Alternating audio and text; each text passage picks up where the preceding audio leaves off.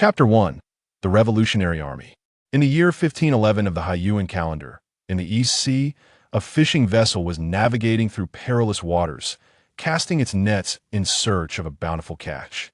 "By ye haul nets, may we be blessed with a good harvest," remarked an elder man, slightly older than the youth.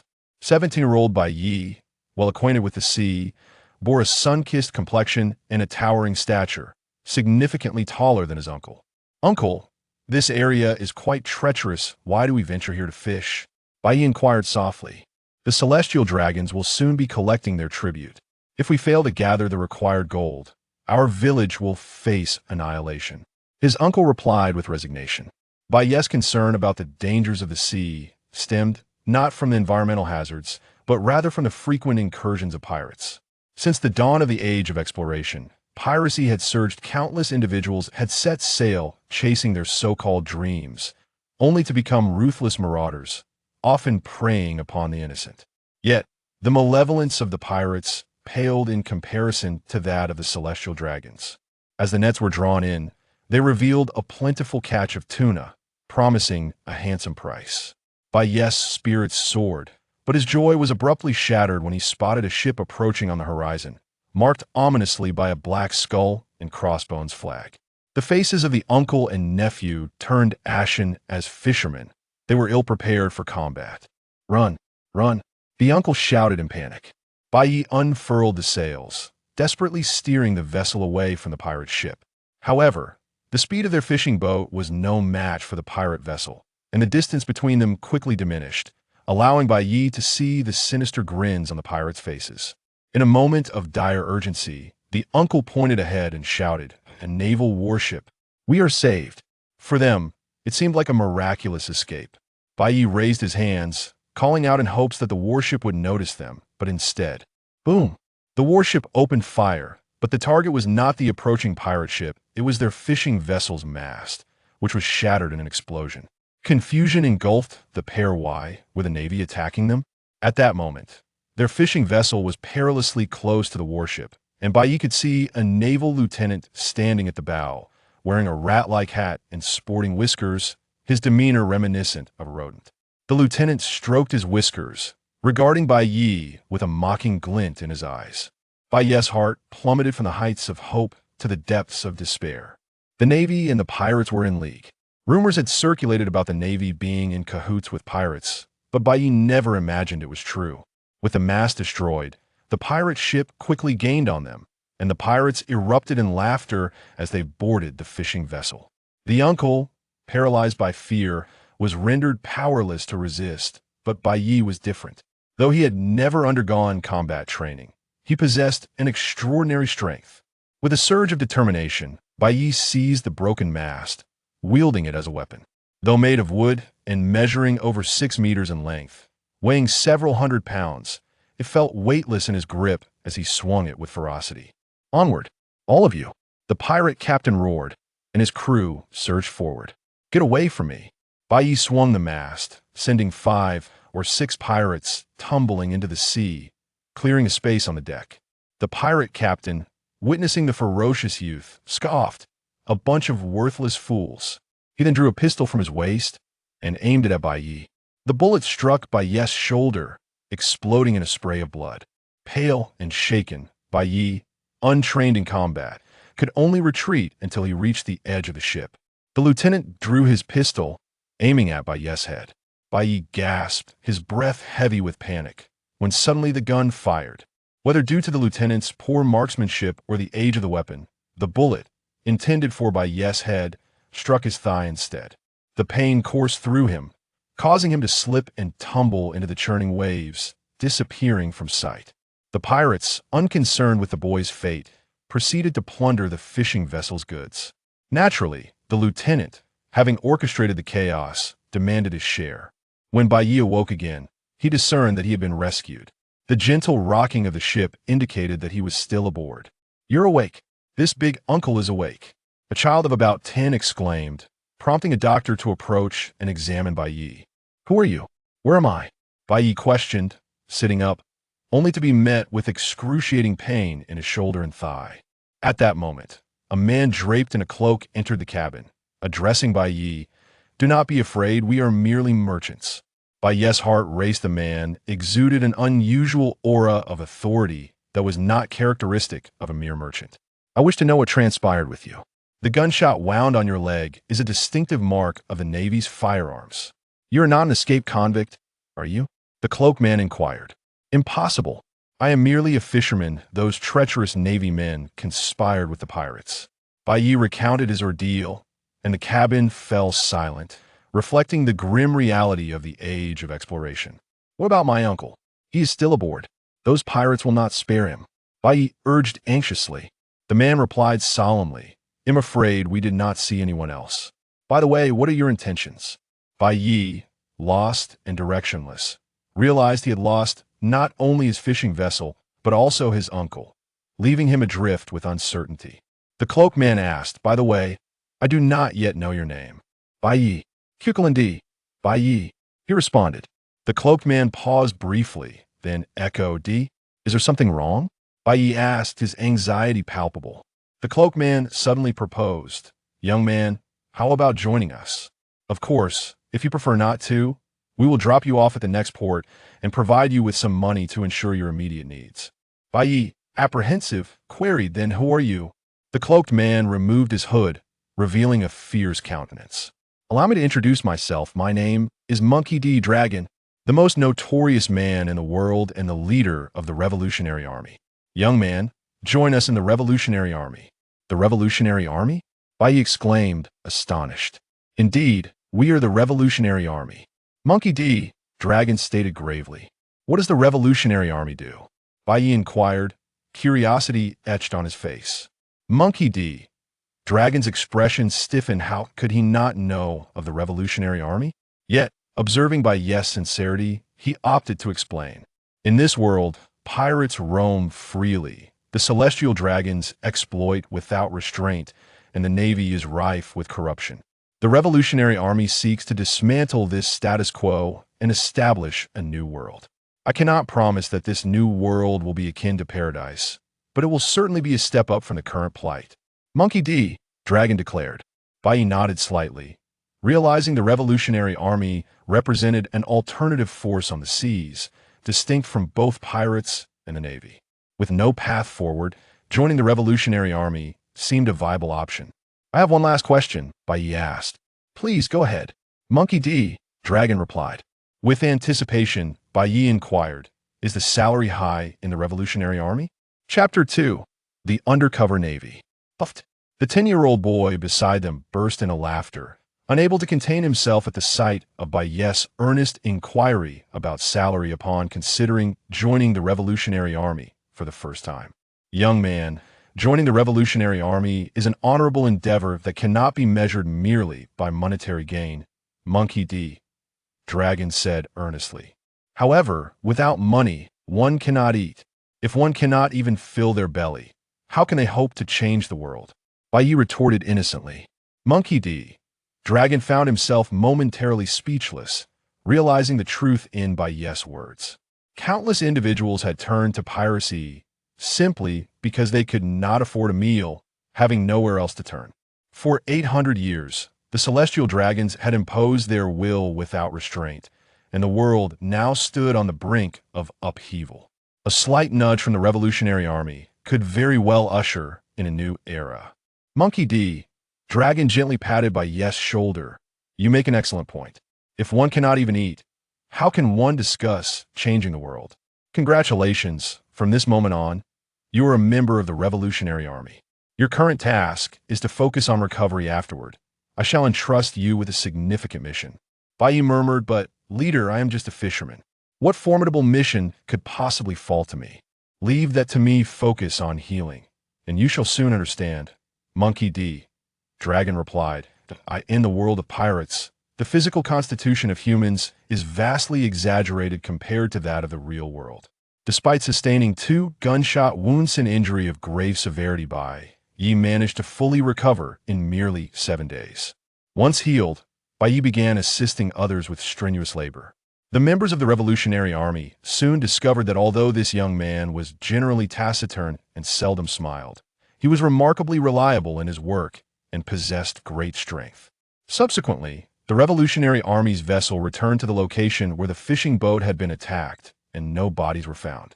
This indicated that Bai's uncle was likely still alive. That night, upon learning of the possibility that his uncle had survived, Bai's spirits brightened slightly, revealing a flicker of youthful exuberance.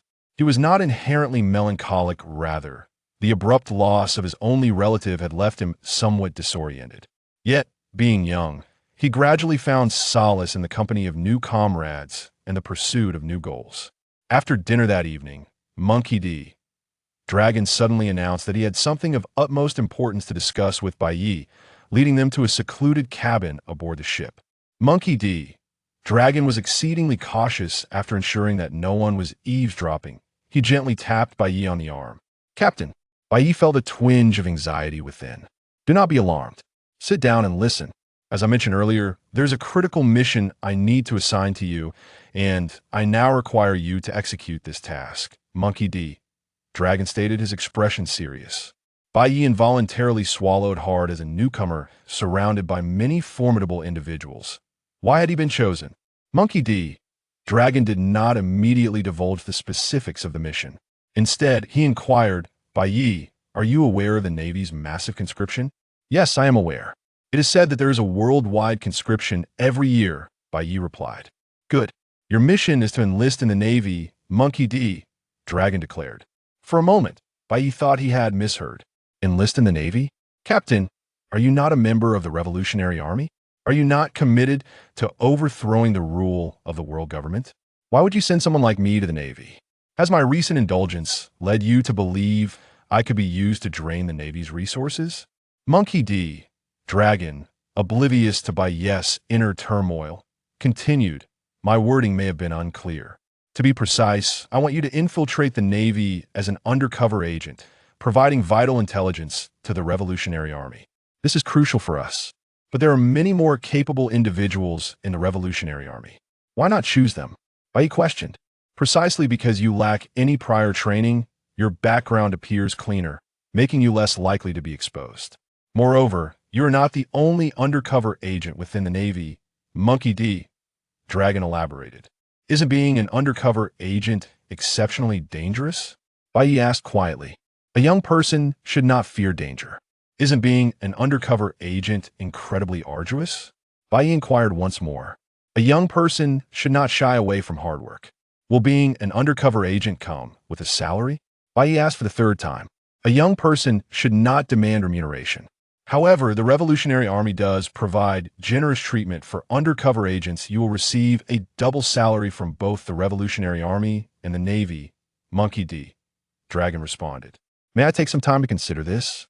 A young person should not be indecisive. By the way, I have heard that this year there is a large influx of female recruits, many of whom are quite lovely. Furthermore, by joining the Navy, you can rightfully combat pirates," Monkey D. Dragon continued. "Do you wish the misfortunes that have befallen you to continue happening to others?" His words struck like a sharp blade, piercing through Bai's heart. Were it not for those detestable pirates and the corrupt Navy, he would be joyfully fishing at sea, and his uncle would not have met such a tragic fate.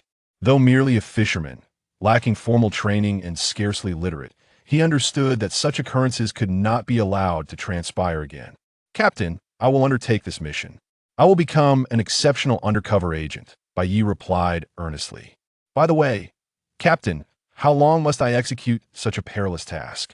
"Addressing me as Captain feels too formal henceforth. You may call me Big Brother. I will not require you to remain in the Navy for long, just 3 years. A mere 3 years will suffice," Monkey D. Dragon declared with sincerity. This matter was known only to Monkey D. Dragon and Bai, with no third party privy to the information. 4 days later, they landed on an island currently conducting a conscription. Monkey D. Dragon unceremoniously deposited Bai on this island, claiming that the young man was unaccustomed to the Revolutionary Army and wished to return home to lead the life of a fisherman. Bai surveyed his belongings, a tattered garment, a handful of bills, and a patched satchel, his entire fortune. "Why do I have a nagging feeling that I have been duped by Big Brother? But if it is just 3 years, then so be it. After 3 years, I can return to the Revolutionary Army," Bai mused. Thus, Bai boldly ventured to the Navy's conscription site. Initially, he assumed that the Navy's recruitment process would be exceedingly stringent, with numerous layers of scrutiny. However, upon arriving at the conscription venue, he found a civilian officer responsible for recording the recruits. Name: Si Chulin. D. Bai. Please lift the weapons over there. Bai glanced over and saw merely an ordinary knife. He lifted it and waved it a couple of times. You've qualified. Proceed over there to register and collect your attire. The process was so astonishingly simple that Bai found himself questioning the essence of life. Is it truly this uncomplicated? Just this easy? As long as one can inscribe their name and wield a weapon, what more is required? The officer in charge of registration shot him a glare. There are numerous individuals waiting behind you. Hurry along. Don't linger here. Under the luminous glow of the midnight sun, Bai seamlessly transitioned into the ranks of the Navy. He began to comprehend the disparity in the caliber of naval personnel. The recruitment process was alarmingly cursory. A soldier's character and capabilities seemed trivial as long as one could wield a weapon. They were merely counted among the ranks. It was no wonder that scoundrels like Colonel Mouse existed. Bai, remember, you are an undercover agent, yet having donned the Navy's uniform. You must resolutely avoid becoming like that wretched Colonel Mouse, he muttered softly to himself. Fortunately, as a mere private, he was spared the scrutiny that might accompany one of greater standing. Luck was indeed on this lad's side. This latest recruitment saw the enlistment of over 200 individuals. Despite the lenient criteria for joining the Navy, serving during this era was far from a commendable endeavor. One was perpetually poised to engage in life-or-death battles with pirates, leading to an exceedingly high mortality rate. Consequently, many opted to remain farmers or fishermen for life rather than risk the perilous life of a sailor. Moreover, Bai realized he had been misled by Monkey D. Dragon. The promise of numerous charming ladies within the Navy had evaporated, leaving him surrounded solely by a sea of rugged men. How do I feel like I've been duped? Bai murmured quietly. Chapter 3. Late on the first day of training among the more than 200 new recruits aboard the ship, Bai was a stranger to all. Some exhibited vibrant personalities, while others were more composed, yet he suspected he was the sole infiltrator among them. Amidst the clamor on deck, an officer adorned with the insignia of a major approached, brandishing a baton which he struck against the deck with a resounding thud. You ruffians! Do you even know the meaning of decorum? Stand at attention immediately, or I shall throw you into the sea.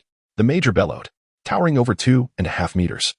The officer's muscular frame exuded an intimidating presence, further amplified by the gleaming insignia on his uniform. The recruits hastily formed a line, eager to comply. With a look of disdain, the major surveyed the newcomers, finding none to his satisfaction. Although the recruitment had been lenient regarding qualifications, the rigors of training would soon eliminate many. Among the throng of recruits, Bai stood the tallest, outstripping even the major.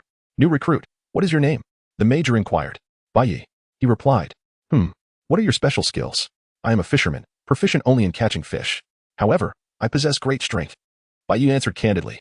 The major scoffed derisively. In this world, battles between the strong relied on the powers of devil fruits and hockey, rendering sheer physical strength rather inconsequential. And just how strong are you? Step forward. Bai stepped forward, gazing at the major before him. Retrieve all the training equipment, the major commanded. Following his orders, several soldiers brought forth numerous barbells. How much can you lift? The major inquired. I have no idea until I try, Bai candidly replied. However, to the major's ears, it sounded like a challenge. Very well, at 500 pounds. If you cannot lift it, then you may leave at once. The major bellowed. Bai had always been engaged in fishing and had never truly tested the extent of his strength. Approaching the barbell, he reached out and gently assessed its weight. It appeared manageable. With a single hand, he effortlessly lifted the 500 pounds of the barbell. Astonishing. The major's eyes nearly bulged from their sockets. That was accomplished with but one hand. Let us add another 500 pounds. Bai attempted the weights once more, feeling a semblance of heft this time. Nevertheless, he still managed to lift the barbell with a single hand. Presently, the weight he hoisted exceeded 1,000 pounds. The major understood that the greater an individual's physical strength, the stronger their bodily resilience. With enhanced resilience comes an increased likelihood of awakening one's willpower. He promptly discarded any notions of underestimation. Add more. I must ascertain your limits. Thus, the weight was increased to 2,000 pounds. Bai's muscles bulged instantaneously, yet he still lifted it with one hand. The major, now drenched in cold sweat, inquired. Have you trained before? Do you have any experience in swordsmanship or martial arts? No, I was merely a fisherman, Bai replied candidly. Add more. The weight was raised to 4,000 pounds. Bai tested it and found he could no longer lift it with one hand, but with both hands combined. He effortlessly elevated the barbell. Eventually, the weight reached 6,000 pounds, at which point Bai experienced a slight strain. The major noticed that the youth's forehead remained devoid of perspiration. Why do you wish to join the Navy? My uncle was slain by pirates. I seek vengeance. Bai proclaimed, his fists clenched tightly, his eyes betraying genuine animosity. This was no facade. He harbored a deep-seated hatred for those nefarious pirates. These brigands lacked the courage to confront the strong, instead directing their wrath and greed upon the weak. Did you not resist? The major asked. I did. I lifted the mast as a weapon, but they had guns, and you Navy personnel are in league with them. This last statement remained unvoiced, despite his self-deprecating thoughts. He was aware of which words were prudent to express. Very well, I understand. You may rest now. The rest of you commence training. After issuing his command, the major retreated to the cabin, retrieving his transponder snail. He was astonished that such an ordinary recruitment could yield a treasure. Vice Admiral Garp would surely be thrilled. Thus, a day later, the warship laden with new recruits returned to Navy headquarters. Baiyu realized that the greatest advantage of joining the Navy was the freedom to eat to his heart's content. His appetite was considerable, previously, as a fisherman. He often found himself unsated, but that was no longer the case. Setting aside the inherent dangers of Navy life, one must ensure that their soldiers are well fed to stand against pirates. Moreover, there were numerous hearty eaters within the Navy. Baiyu's substantial appetite garnered no unusual attention. On the first day of the new recruits at Navy headquarters, many officers came to observe. Baiyu remained composed, not betraying an ounce of anxiety despite his undercover mission. In the distance, an elderly man wearing a cap adorned with dog ears surveyed the new recruits, ultimately fixing his gaze upon Baiyu. However, Baiyu remained oblivious to the old man's presence. The major led the soldiers to a resting area and granted them a reprieve. The following day, all soldiers would be dispatched to a nearby island for basic training. Once all the recruits were settled, the major approached the elderly man with the dog-eared cap. Vice Admiral Garp, you have seen that youth, have you not? Garp displayed no overt surprise in this world. Monstrosities were plentiful. Without delving into distant examples, even at Navy headquarters, giants served as vice admirals, their strength being self-evident. Yet, formidable as they may be, even giants falter before true power.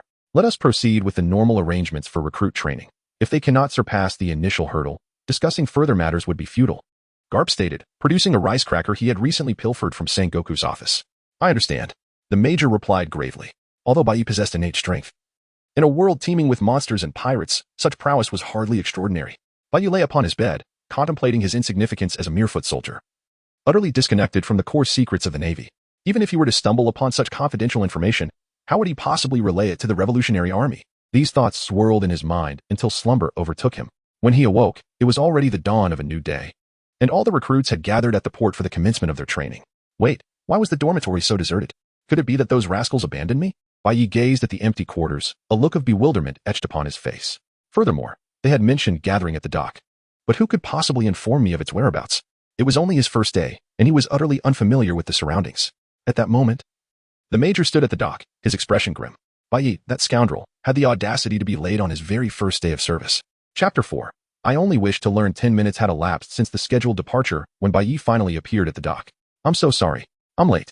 Upon witnessing the major's darkened countenance, Baiyu realized the gravity of the situation.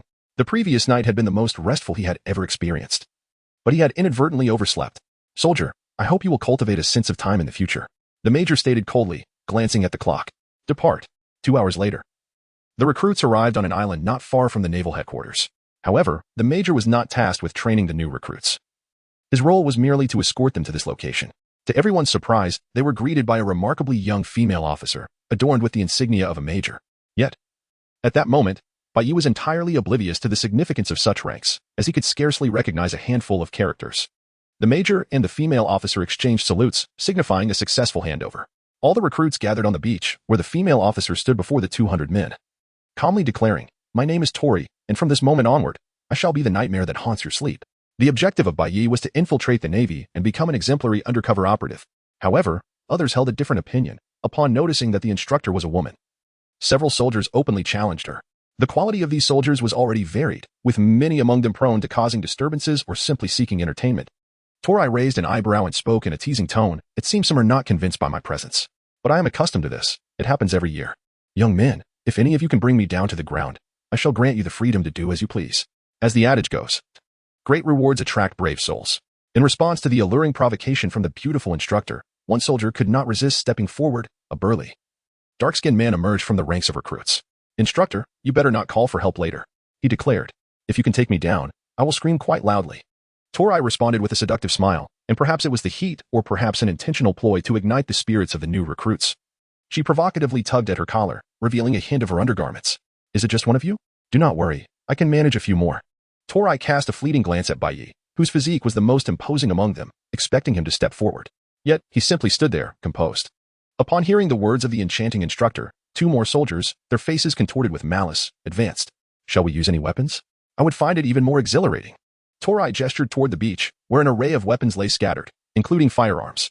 The burly man wasted no time, seizing a spiked club, while one of the other two brandished a dagger, and the last, showing a blatant disregard for fair play, picked up a handgun, albeit with only one bullet. Only 3 of you? I could easily handle more. Torai squinted, ensuring no one else dared to step forward. In an instant, she launched herself forward. Like an arrow released from its bow, the burly man swung his club downward, only for the beautiful instructor to vanish into thin air. With a swift, ghost-like motion, Torai appeared behind the burly man and delivered a powerful kick to the back of his head, rendering him incapacitated. Raging gale. A crescent-shaped shockwave propelled the soldier with the gun far into the sea, leaving his fate uncertain. The last remaining soldier, terrified, charged at her with a dagger. Piercing strike. Torai's precise aim pierced his arm, causing him to clutch his injury and howl in agony on the ground. Baiye's eyes nearly bulged out of their sockets. He had always believed that a gun was the most formidable weapon in the world, but after witnessing the stunning combat skills of the beautiful instructor today, he suddenly realized that these powerful techniques were far more effective than any firearm. Instructor, I wish to learn this. Baiye gazed eagerly at Tori. His eyes, originally filled with a thirst for knowledge, were misinterpreted by the psychologically twisted beauty of the instructor as a longing for her allure. Ah. It seems my charm has not diminished, Torai thought to herself with a hint of delight. Meanwhile, a medic approached, escorting the 3 unfortunate souls away. A chill ran down Baiye's spine. It was evident that this was part of the instructor's scheme, having even prepared the medics to ensure these fools would fall into her trap. Though these 3 were foolish, one could hardly blame them. After all, no one could resist my charm. As for you all, it's pathetic that you lack the courage to pursue me. Go, run 10 kilometers. Torai declared with a stern expression, then added in a voice laced with seduction, whoever finishes the 10 kilometers first will receive a reward. How about spending a passionate night with me? Of course, there will be a punishment for the last place, but that shall remain a secret. Baiye gazed upon the capricious instructor, whose temperament resembled that of a tempestuous goddess. A shiver coursed through him. He dared not provoke this woman. Despite his burgeoning curiosity towards the opposite sex at his age, Baiye remained steadfastly aware of his mission. I am an emotionless, undercover agent. At that moment, Torai waved her hand, and over 200 individuals surged forward with fervor. However, it soon became apparent that Baiye was the swiftest among them. His physical endurance was unparalleled, his stature imposing. Each of his strides surpassed that of others by leaps and bounds, leaving them far behind in his wake. This is not good. This is decidedly unfortunate. Shouldn't an undercover agent exercise caution? If I draw too much attention, I will surely become a target. If my true identity as an undercover agent is revealed, everything will be lost. With these thoughts swirling in his mind, Baiye instinctively slowed his pace. He had assumed that by easing up, others would quickly catch up, yet to his astonishment, a full 15 minutes passed without a single soul closing in on him. Long-distance running differs vastly from sprinting. These individuals, eager to impress the beautiful instructor, had exerted themselves to the utmost from the outset, and now many were left fatigued, collapsing onto the ground. This situation could be attributed entirely to the contrast provided by his fellow competitors. The final stretch was an incline, and Baiye positioned himself at the summit, cautiously surveying for any pursuers. How vexing, no one had yet caught up. However, reflecting on his night spent with the instructor, just as Baiye was lost in his thoughts, a panting figure approached from behind, utterly exhausted, as if it were a lifeless creature. Get away. Clear the way for me. The reward must be mine. As this individual stumbled near Baiye, their foot caught, inadvertently colliding with him. Taken completely by surprise, Baiye let out a cry as he tumbled down the slope, gaining momentum until he burst across the finish line, ultimately rolling to a stop at Tori's feet. As Baiye looked up, he noticed Tori observing him with a rather intriguing gaze. Well, instructor, do you believe me when I say this is an accident? Baiye spoke cautiously. No need to say anything. I understand. Tori replied, lowering her head to gently kiss Baiye on the forehead. Meanwhile, the gentleman behind him wore an expression of utter despair, exclaiming, the first place should have been mine. Baiye fell silent for a moment, pondering what to do that evening. Perhaps fleeing would be the wisest choice. If he inadvertently revealed his identity as an undercover member of the Revolutionary Army, he might very well be torn to shreds by this deranged woman. When Baiye inadvertently glanced back, he discovered that the new recruits charging towards him were all glaring at him with murderous intent. Baiye could only manage an awkward smile. During the meal, he did not restrain his appetite in the slightest. His consumption was nearly equivalent to that of 20 new recruits. Meanwhile, he pondered strategies for the evening ahead. Should he feign sleep? Or perhaps concoct an excuse, claiming an upset stomach? Externally, Baiye appeared somewhat stoic, yet internally, his thoughts were remarkably agile. If the person in question were merely an ordinary girl, he would undoubtedly be elated by her earnest invitation. However, this woman was a naval major, having dispatched 3 men in less than 5 seconds during the day. If he foolishly aspired to court someone beyond his reach, he would surely find himself thoroughly outwitted. Among the 201 soldiers, the remaining 200 shared dormitories of 4, yet, by some twist of fate, Baiye was left alone in a spacious 4-person dormitory, which had become a solitary chamber. Upon returning to his quarters, Baiye promptly locked all doors and windows. using a storage locker to barricade the entrance, ensuring that no unwelcome visitors could intrude. Even after taking these precautions, he remained unsettled and proceeded to nail shut the doors and windows. By the time he finished, it was already past 8 in the evening, and he finally felt a sense of relief. Then, boom, a tremendous roar echoed as the entire dormitory, along with the storage locker, was forcefully hurled aside. Subsequently, Torai entered with an enchanting grace. "Good evening, instructor." Bai Yi quickly saluted. "Humph, you treat me like a thief," Torai remarked, advancing step by step, though with each stride. Bai Yi retreated. "Did we not agree? I have rewards for you." Torai narrowed her eyes, drawing close to Bai Yi, her voice dripping with a seductive charm. "You may make any request, no matter how outrageous, I shall grant it." Torai leaned in closer to Bai Yi. "Really?" Bai Yi's eyes sparkled with intrigue. "Any request at all?" Torai nodded affirmatively. Bai Yi grasped Tori's hand tightly. "Instructor, what techniques did you employ during today's battle? Could you possibly teach me?" Torai stared at Bai Yi, disbelief apparent in her eyes. "Is that all?" "Yes," Bai Yi replied earnestly, his gaze unwavering. "Shall I offer you another opportunity?" Torai inquired. "Instructor, I yearn to learn." Bai Yi looked at Tori with unfeigned sincerity. Chapter 5. Brothers, teach him a lesson. Ugh. What a bore. This is hardly entertaining. Torai abruptly withdrew her hand from Bai Yi's grasp. Of course, if Bai Yi dared to make any unreasonable demands, he would find himself at the mercy of this slightly unhinged female instructor. Whether you are genuinely clever or simply foolish is beyond me, but since you wish to learn, I shall oblige. Tori's demeanor shifted dramatically, transforming from a figure of allure into a stern, no-nonsense instructor. "I knew there are no free lunches," Bai Yi muttered under his breath. His uncle had once imparted wisdom to him. When encountering seemingly advantageous situations, one must remain vigilant, for it may merely be bait waiting for you to take the hook. "Since you are eager to learn, follow me. This place is hardly suitable for practice," Tori declared, leading Bai Yi to the beach outside. Bai Yi followed Tori to the beach. "First, remove your clothes," Torai exclaimed. Bai Yi was filled with confusion, questioning the necessity of undressing. "This is a military order," Torai declared coldly. Bai Yi found himself in a predicament, compelled to shed his outer garment. Although he possessed a tall stature, his musculature was not particularly well defined. After all, he had once been a fisherman. Despite engaging in laborious tasks, he had never undertaken any specialized training. To his dismay, he discovered he lacked abdominal muscles, a rather disheartening realization. Torai boldly reached out to touch Bai Yi's abdomen. "That instructor? There's no need to feel bashful. I shall remove mine as well." With that, Tori proceeded to strip off her outer coat, revealing only her undergarments above the waist. However, illuminated by the soft glow of the moonlight, Bai Yi noticed numerous scars adorning Tori's upper body. Unlike the typical girl, her physique was not delicate. The contours of her muscles were strikingly apparent. "What? Are you frightened? These are remnants from battles with pirates in the past," Torai remarked. Bai Yi was instantly filled with a profound respect, suddenly realizing that the female robe before him seemed to have shed much of her unruly demeanor. "The techniques I employed in today's battle are known as the 6 styles of the Navy. Should you ascend to the rank of major in the future, you will gain access to such knowledge. However, it would not be considered inappropriate to teach you now," Tori remarked. Bai Yi understood that his tenure in the Navy would be limited to 3 years, and whether he could ascend to the rank of major thereafter remained uncertain. Nonetheless, he resolved to master the techniques at hand. Watch closely. In an instant, Tori's figure shifted behind Bai Yi, resembling a specter. This movement technique was known as shave, a method of rapid locomotion. The principle was rather straightforward. By leveraging continuous pushes against the ground with both feet, one could generate a reactive force to achieve swift movement. Subsequently, Tori seemed to tread upon the very air, ascending to the heavens.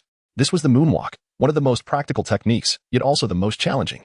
Suspended in midair through the moonwalk, Tori flicked her finger, sending Bai Yi's hat soaring away. This maneuver was termed finger gun. However, she admitted, "I have yet to fully master it. Otherwise, I could unleash a power surpassing that of a true firearm." Then came the storm leg. Torai swept her left leg in an arc, sending a crescent-shaped gust toward the ocean. As she landed gracefully on the ground, she challenged, "Now, it is your turn to attack me." In the pale night, Bai Yi clenched his fist and struck at Tori, only for her body to evade his blow as if it were but a fragile sheet of paper.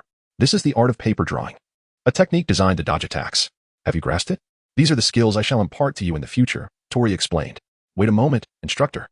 The moonwalk, shave, finger gun, gale kick, and paper drawing. There are only 5 skills, are there not? Is it not said that there are 6 styles within the Navy? Bai Yi inquired. Well, as for the last one, iron block, just look at the injury on my body. Torai retorted, pointing to the most severe wound she bore. That gash extended from her left shoulder to her right rib, a testament to the gravity of her injury.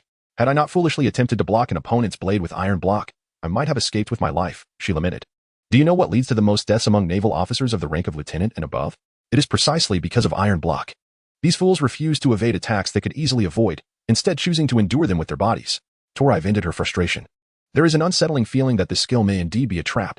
Bai Yi contemplated. All right, now follow me and learn the Navy's 6th style, Sorrow, Tori remarked, tossing her hair. Sorrow is the foundation of the moonwalk. If you do not master sorrow, it will be exceedingly difficult to acquire such a practical skill as the moonwalk. Moreover, in future encounters with pirates, if you can defeat them, then engage, if not, retreat. Do not foolishly throw yourself into battle only to meet your demise. Forget about heroism, Tori instructed. But he did not anticipate that the instructor would impart such lessons to him. To master the art of shaving completely, one must possess formidable leg strength. Henceforth, it is imperative to secure specialized weights to the legs, which must not be removed without my explicit permission. Tori has once again adopted a rather stern demeanor. Bai harbored profound suspicions that his instructor might be suffering from schizophrenia. Otherwise, how could one seamlessly transition between two disparate personalities? The burden on his legs was immense, with each leg bearing a weight exceeding 100 pounds. After a brief walk, Bai felt his legs beginning to ache. Instructor, I cannot continue, Bai exclaimed, drenched in sweat. Astonished that merely adding some weight to his legs could render such exertion. If he could not endure this trivial hardship, it would be best for him to promptly withdraw from the Navy. I wish to return to my slumber. Sleepless nights are detrimental to one's complexion. Should I discover any laziness on your part, I shall break both your legs. Ha ha ha. With that, Tolly departed alone. But you could only drag his heavy legs back to his room, step by painstaking step. The next morning, during assembly, Bai moved slowly, burdened by his load, inching his way to the cafeteria. To outsiders, it appeared as though his legs had given way, provoking both envy and jealousy among onlookers. Bai, how did you feel last night? A curious recruit inquired, leaning in conspiratorially, while others eavesdropped quietly. Last night? Quite exhausting, Bai replied candidly. I hardly slept a wink. Such intensity? Cough, cough. And what about the instructor? The recruit pressed. Talking about me first thing in the morning? Missing me already? Tori suddenly appeared like a specter behind a few of them, startling several soldiers. And no, not at all. They stammered in unison. Tori approached Bai and asked, Are your legs weak? Reporting to the instructor. Indeed, they are. Bai lamented, hoping to elicit sympathy. He had carried the weight all night, leaving his muscles sore. Not acceptable. By the way, last night was quite impressive. Keep up the good work. Tori blew him a playful kiss before dashing off to grab her meal. Bai sighed deeply, exclaiming, It's too difficult. You rascal, how dare you boast? Brothers, let us teach him a lesson. Consequently, chaos ensued in the cafeteria. Chapter 6 I was aiming at the target. The new recruits training primarily focuses on enhancing soldiers' physical abilities and their proficiency in wielding various weapons.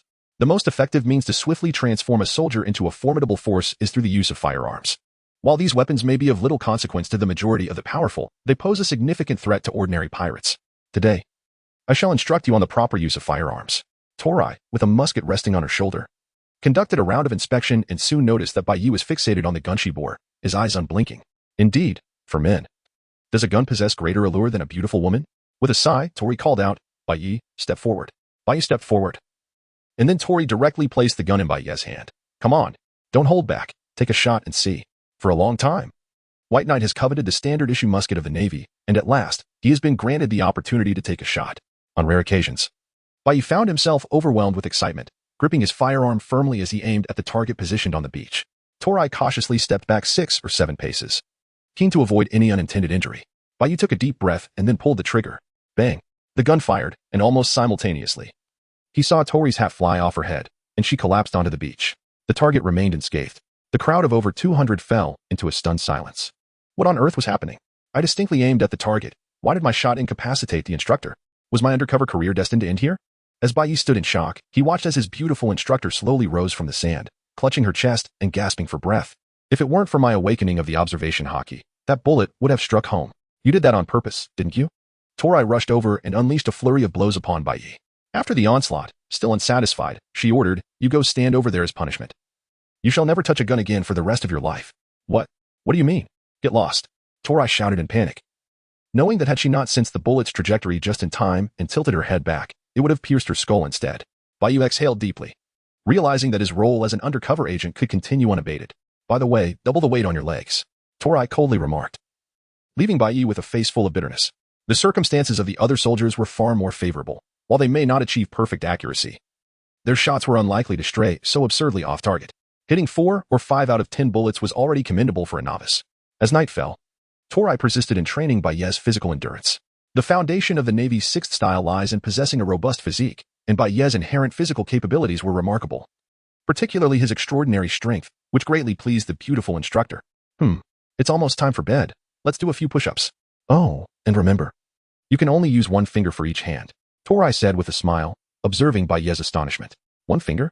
Bai Yi exclaimed, taken aback by his instructor's audacity. He then watched as Tori effortlessly executed push-ups using just 2 fingers. If I, a woman, can accomplish this, there is no reason why you, a grown man, cannot.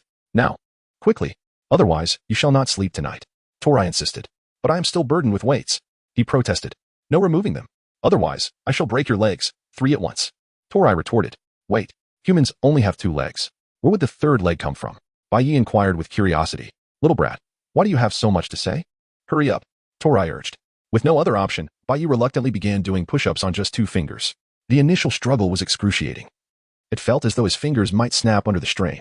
However, after enduring this painful phase, perhaps having become numb to the discomfort, he paid little heed to the agony in his fingers. This torment persisted for half a month. During the day and night, Bai Yi trained diligently alongside everyone, while in the evenings, Tori provided him with private lessons, secretly instructing him in the art of the 6 forms of the Navy. After enduring a fortnight of rigorous training, Bai Yi had noticeably slimmed down, yet appeared more spirited. The excess fat had been replaced by well-defined muscles, and his inherent strength had significantly increased. Concurrently, Bai Yi acquired swordsmanship and hand-to-hand combat skills through his basic training, with firearms being an indispensable component. However, whenever he practiced marksmanship, all his comrades would crowd behind him, especially Tori, who seemed eager to press against his back. After all, despite his abysmal shooting skills, the bullets could not possibly fly backward. Yet, Bai Yi lacked any natural aptitude for firearms. Hitting 1 or 2 targets out of 10 bullets was a remarkable feat for him, while the remaining shots' accuracy was left entirely to fate. Another fortnight passed, and Bai Yi discovered that his weight had increased considerably, despite appearing leaner. Moreover, his strength had surged dramatically, through rough estimation. He could now lift objects weighing around 8,000 pounds with ease. 1 month later, on an evening, Tori finally commenced his instruction in the authentic 6 forms of the Navy. Bai Yi had awaited this day for an interminable duration, to the point where he occasionally forgot his identity as an undercover agent, enduring relentless torment from his alluring instructor daily. Now, I shall teach you how to shave. This rapid pace is of paramount importance in actual combat. Remove all the burdens from your body, Tori instructed. After a full month of arduous training, Bai Yi had longed for these words, and in mere seconds, he shed the weights from his legs, which had been burdened with 200 pounds each. Once liberated, he felt as though he could soar into the heavens. Do your legs feel remarkably light? Tori inquired. Indeed. Look at my legs, Tori exclaimed. Bai Yi gazed intently at Tori's thighs, which were adorned with a sun-kissed hue, robust and rounded, exuding a sense of strength and vitality. The muscular contours were strikingly defined, embodying a unique aesthetic. Yet, before he could fully indulge in his admiration, Tori playfully smacked the back of his head, admonishing, What gives you the right to stare at my thighs? Focus on my calves. Observe closely how I channel my power. Tori then proceeded to meticulously explain the various techniques of the Sara step. Although Bai Yi had only been undergoing combat training for a month, he possessed a remarkable advantage. His physical strength was considerable. With his current might, he could barely perform the Sara, lacking only the finesse required. Tori's diligent instruction filled this gap perfectly. The Navy's 6 forms were, after all, extraordinary techniques, and mastering each one significantly enhanced physical prowess. On the 11th night, Bai Yi finally managed to employ the high-speed movement technique of Sara, albeit clumsily. Nonetheless, Tori was pleased with his progress. Chapter 7. Never use iron blocks. After 2 more nights of rigorous practice, Bai Yi could execute Sara with relative freedom. Indeed, learning comes swiftly, but remember, real combat is paramount. If you wish to grow stronger, seek opportunities to battle pirates. Many appear formidable during training, yet falter in the chaos of battle, terrified by the sight of blood and carnage.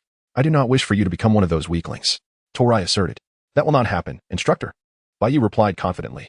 You have nearly mastered this skill. What remains is refining your timing. You must practice diligently. Next, I shall teach you the Shogun. Upon uttering this, Tori pressed her thumb firmly against her middle finger and flicked her hand toward Bai Yi, who felt an invisible force strike his head, causing a sharp sting. Yet, upon touching his head, he found nothing amiss. This is the Shogun. Now, I will impart the technique to initiate it. The Navy's 6 forms are skills derived from immense physical capability, and Shogun follows suit. To explain the principle, it bears resemblance to the vacuum palm found in martial arts literature, utilizing the power of the fingers to strike foes from afar. My strength is limited. Truthfully, if we were to compare raw power, you would surpass me. My advantage lies in my combat experience, Tori continued. Thus, I have not perfected this technique either, but I can teach you the fundamental principles. Your proficiency will depend on your own efforts. Of course, if your finger strength is inadequate at first, you may substitute with other projectiles, such as steel balls or bullets. With a few steel balls in hand, Tori demonstrated, placing them beneath her thumb and flicking them towards a distant coconut tree. The steel ball effortlessly penetrated the trunk. Just like that. Now you give it a try, Tori encouraged. Despite Bai Yi's lack of marksmanship, he demonstrated remarkable accuracy with the steel balls, augmented by his immense strength. Even without mastering the Shurgan technique, his finger flicking could generate more power than a standard firearm. After all, the force of thousands of pounds concentrated into a small steel ball far exceeded that of a gun. Decided, from now on, while others wield guns, you shall have steel balls. Your fingers will be your weapon, Torai declared, patting her student on the shoulder. But guns look so cool. Bai Yi protested, somewhat reluctant. What good is style if one cannot strike? In time, you will understand this truth, Tori replied. The final month flew by swiftly. And by the end of the new recruit training, only 98 out of 200 recruits remained, with a dropout rate exceeding 50%. Bai Yi underwent a remarkable transformation.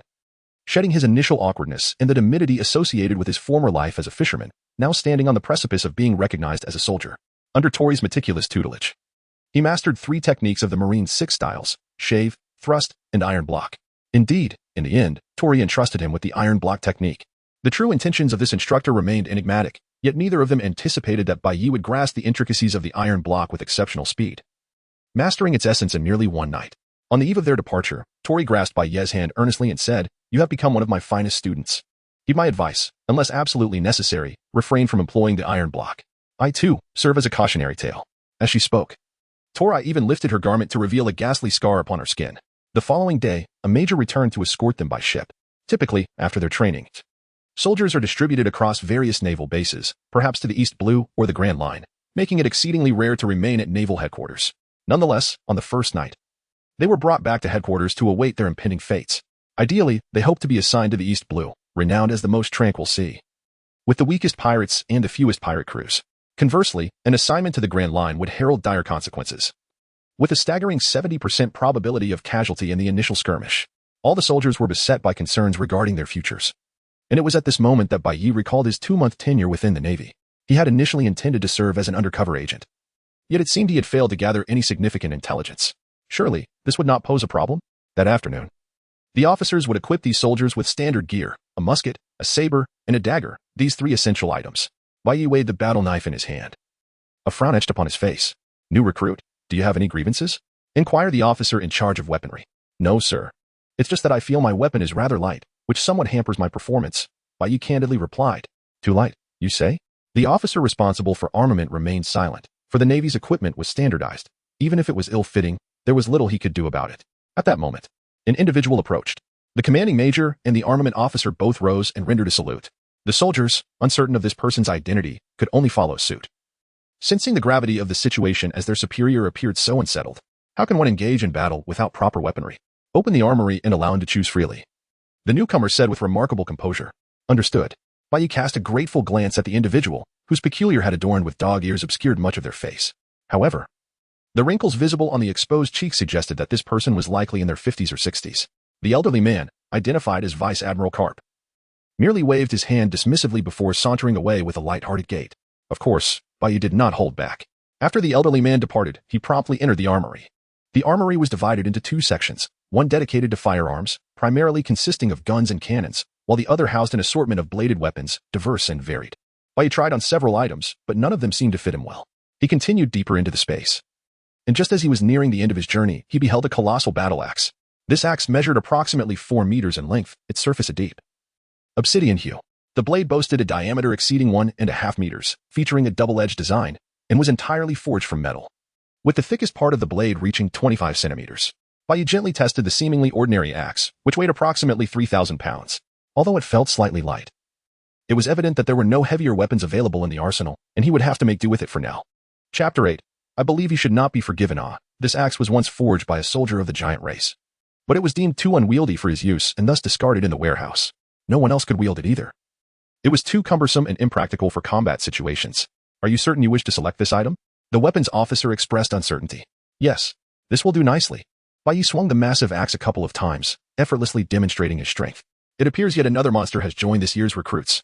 The weapons officer muttered quietly before finalizing the inventory. Once everyone had selected their weapons, they regrouped. The major stood at the forefront and proclaimed, "Although you have endured the rigors of basic training, this merely designates you as recruits. Henceforth, I shall train you to become competent soldiers. Starting this year, I will lead you in patrolling the seas, combating pirates, and rescuing civilians. Should anyone fear the prospect of battle, now is the time to withdraw. I shall not mock you for exercising that right. Tell me, does anyone wish to withdraw?" "No." Everyone shouted in unison.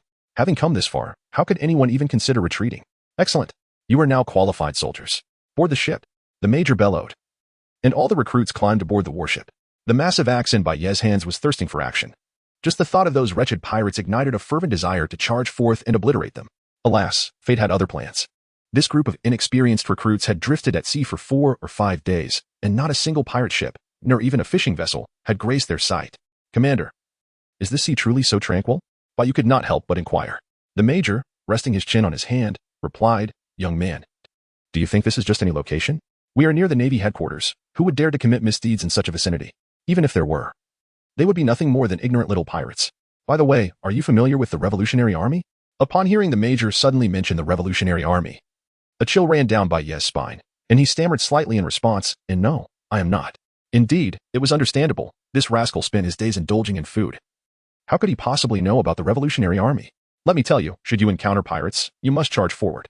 However, if you come across the Revolutionary Army, weigh your chances of victory before proceeding, the major advised, gazing into the distance. The objectives of the Revolutionary Army and pirates diverge greatly. Pirates seek freedom and riches, and unless absolutely necessary, they would refrain from clashing with the Navy. Conversely, the Revolutionary Army aims to overthrow the current world government. Each member is a heinous criminal who will actively assault us, so one must exercise utmost caution. Is that so? Bayou pondered. If he were to reveal his identity as a member of the Revolutionary Army at that moment, he wondered how the major would react. Just then, the communications officer, responsible for relaying messages via the snail phone, rushed over in haste. "Major, we have a grave situation. We've just received word that a supply ship has been attacked by pirates, only 5 kilometers ahead of us. Headquarters has ordered us to provide immediate support." The major was taken aback. Was there truly someone so audacious? "All hands, get to work." With a commanding voice, he ordered all soldiers to arm themselves and prepare for battle. However, as the major approached Baye, noticing the firearm in his possession, his expression darkened suddenly, and he snatched the weapon from Baye's hands. "Instructor Tori has already informed me. You are absolutely forbidden from handling firearms," the major declared with a stern face. In the pallid night, Baye could only forlornly gaze at his own major. Pitying gestures proved futile. All soldiers were thrust into a state of battle readiness. Immediate support was needed for the supply ship ahead. A distance of 5 kilometers is not considered far upon the vast ocean.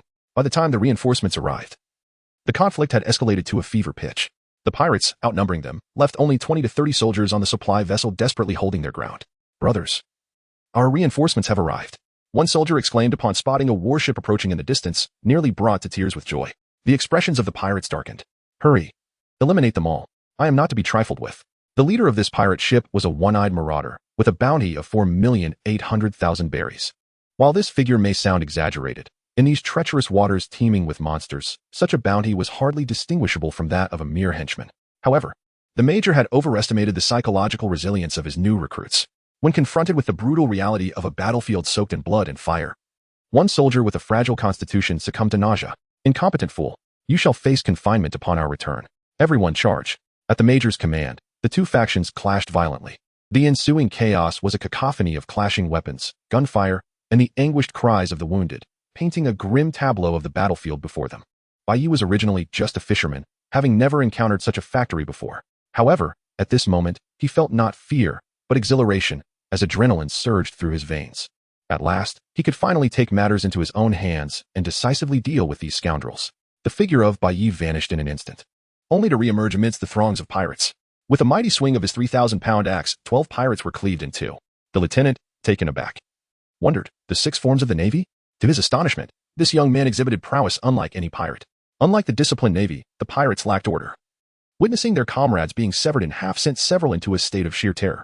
However, Baye harbored no intention of showing mercy. He brought his axe down upon another pirate, splitting him in two. Seeing such formidable strength among their ranks, the morale of the Navy surged dramatically. A mere pirate valued at 480,000 berries dared to display such arrogance. The lieutenant charged forward, and after several exchanges, he forced the one-eyed pirate into a retreat. "Retreat! Retreat!" the one-eyed pirate bellowed, fleeing alone. His bewildered subordinates stood in shock before hastily following their leader in a frantic escape. Baye inhaled deeply, raising the colossal axe in his grasp. With a powerful leap, he soared through the air, bringing the weapon down upon the center of the pirate ship. The immense force cleaved the vessel in twain, rendering it into a V-shaped wreck as it slowly succumbed to the depths, all under the astonished gazes of the pirates. "Is this fellow some kind of monster?" The major's eye twitched. Such extraordinary strength was a rarity even within the Navy. "I surrender! I surrender! Spare my life and imprison me and impel down instead. I surrender!" cried the one-eyed pirate, discarding his weapon, followed suit by his band of subordinates. The major, witnessing this group of surrendering rogues, was about to command the binding of the pirates when, suddenly, a flash of darkness surged forth. The colossal axe descended, severing the one-eyed pirate's head, which spun twice upon the ground, its mouth agape in disbelief at the abruptness of his demise. Soldiers, provide me with an explanation. The major turned to Bai Yi, whose axe still bore the blood of the fallen pirate.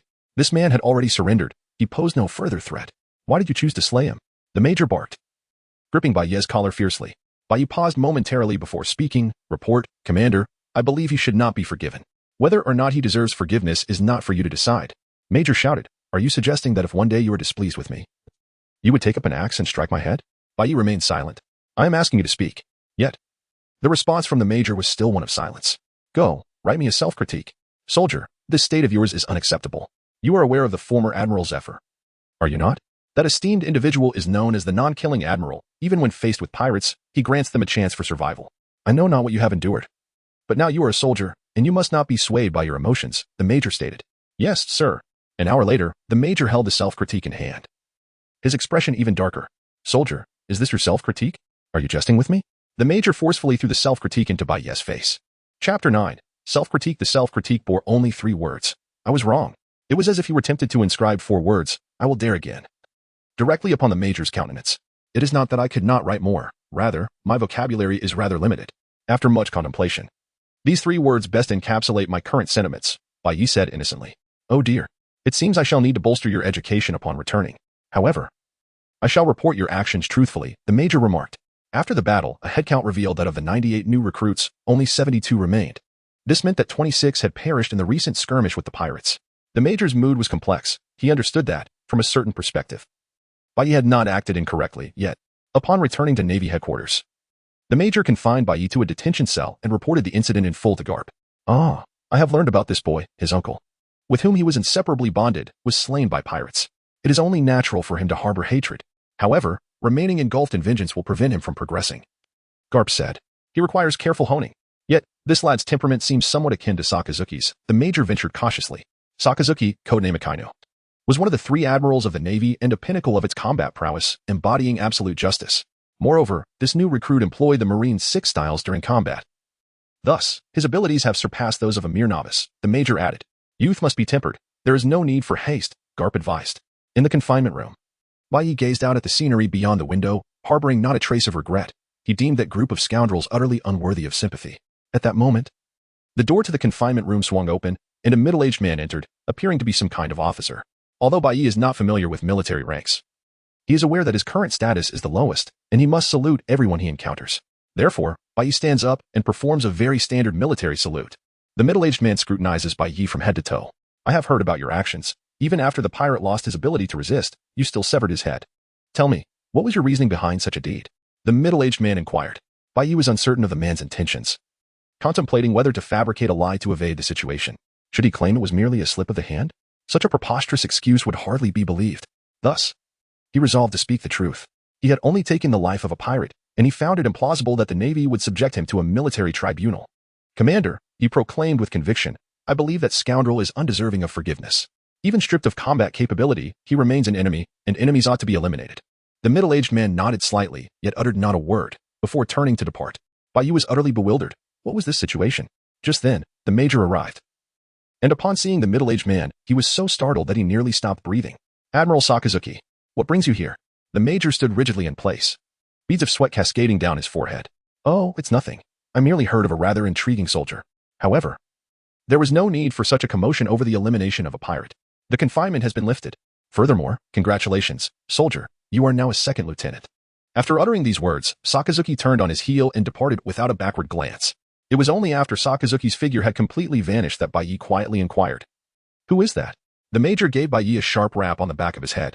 That individual is none other than an admiral of the Navy. An admiral? Do you comprehend the significance of that? Bai Yi is currently quite oblivious to the concept of an admiral in the Navy, but it is undoubtedly a position of great power. Who would have thought that you could earn the favor of an admiral? I am so envious of your swift promotion. The major murmured softly, all right, let us not repeat such mistakes in the future. I am here to inform you of something important. After their training, all recruits will be granted a half-month leave. You should take this opportunity to visit your family or to complete any unfinished important matters, for it will be challenging to secure time off in the future. Bai Yi nodded, still unaware of his uncle's fate. Should his uncle indeed be alive, he would surely return to their former home. In half a month, gather at the Navy headquarters. Remember not to be late, the major instructed. Yes. Bai Yi exclaimed with joy, delighted that he would still have some time off. Now that you are no longer a novice but an officer. Be mindful of your words while at sea. Do not tarnish the reputation of our Navy. Now, let us depart, as it was a personal leave. No warship would accompany them. Bai Yi, along with several new recruits from the East Sea, was escorted to the port and then traveled to their respective destinations aboard a merchant vessel. The abode of Bai Yi is a rather unremarkable little fishing village, devoid of any striking features, where the inhabitants subsist solely on the fruits of the sea.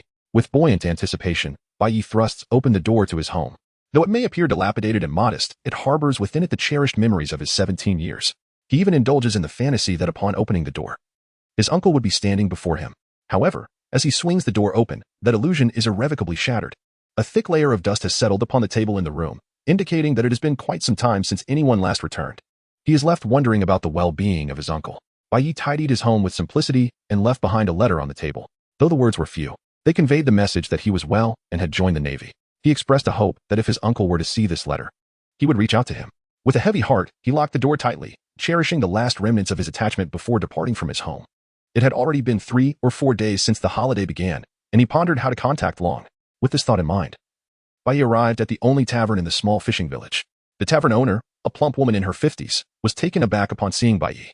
Bai Yi, you've returned. Everyone said you were killed by pirates at sea. Overjoyed, she poured him a glass of wine. This tavern keeper had watched Bai Yi grow up, and to him, she felt like family. You survived the ordeal and even became a Navy officer. Bai Yi recounted the events of the past few days, omitting any mention of his encounters with the Revolutionary Army. Who would have thought that our little village could produce a Navy officer? Wonderful. What would you like to eat? It's on me today. Just then, a small child approached, bouncing along with a basket of flowers. Sir, would you like to buy some flowers? Bai Yi gazed upon the child, a peculiar sense of familiarity stirring within him. Are you Sabo? What brings you here? In an instant, Bai Yi recognized that this child was none other than the one who had been shadowing Long. I have been ordered by the leader to keep an eye on your residence. If you return, I can contact you immediately. Have you received any pertinent intelligence from the Navy recently? Sabo whispered.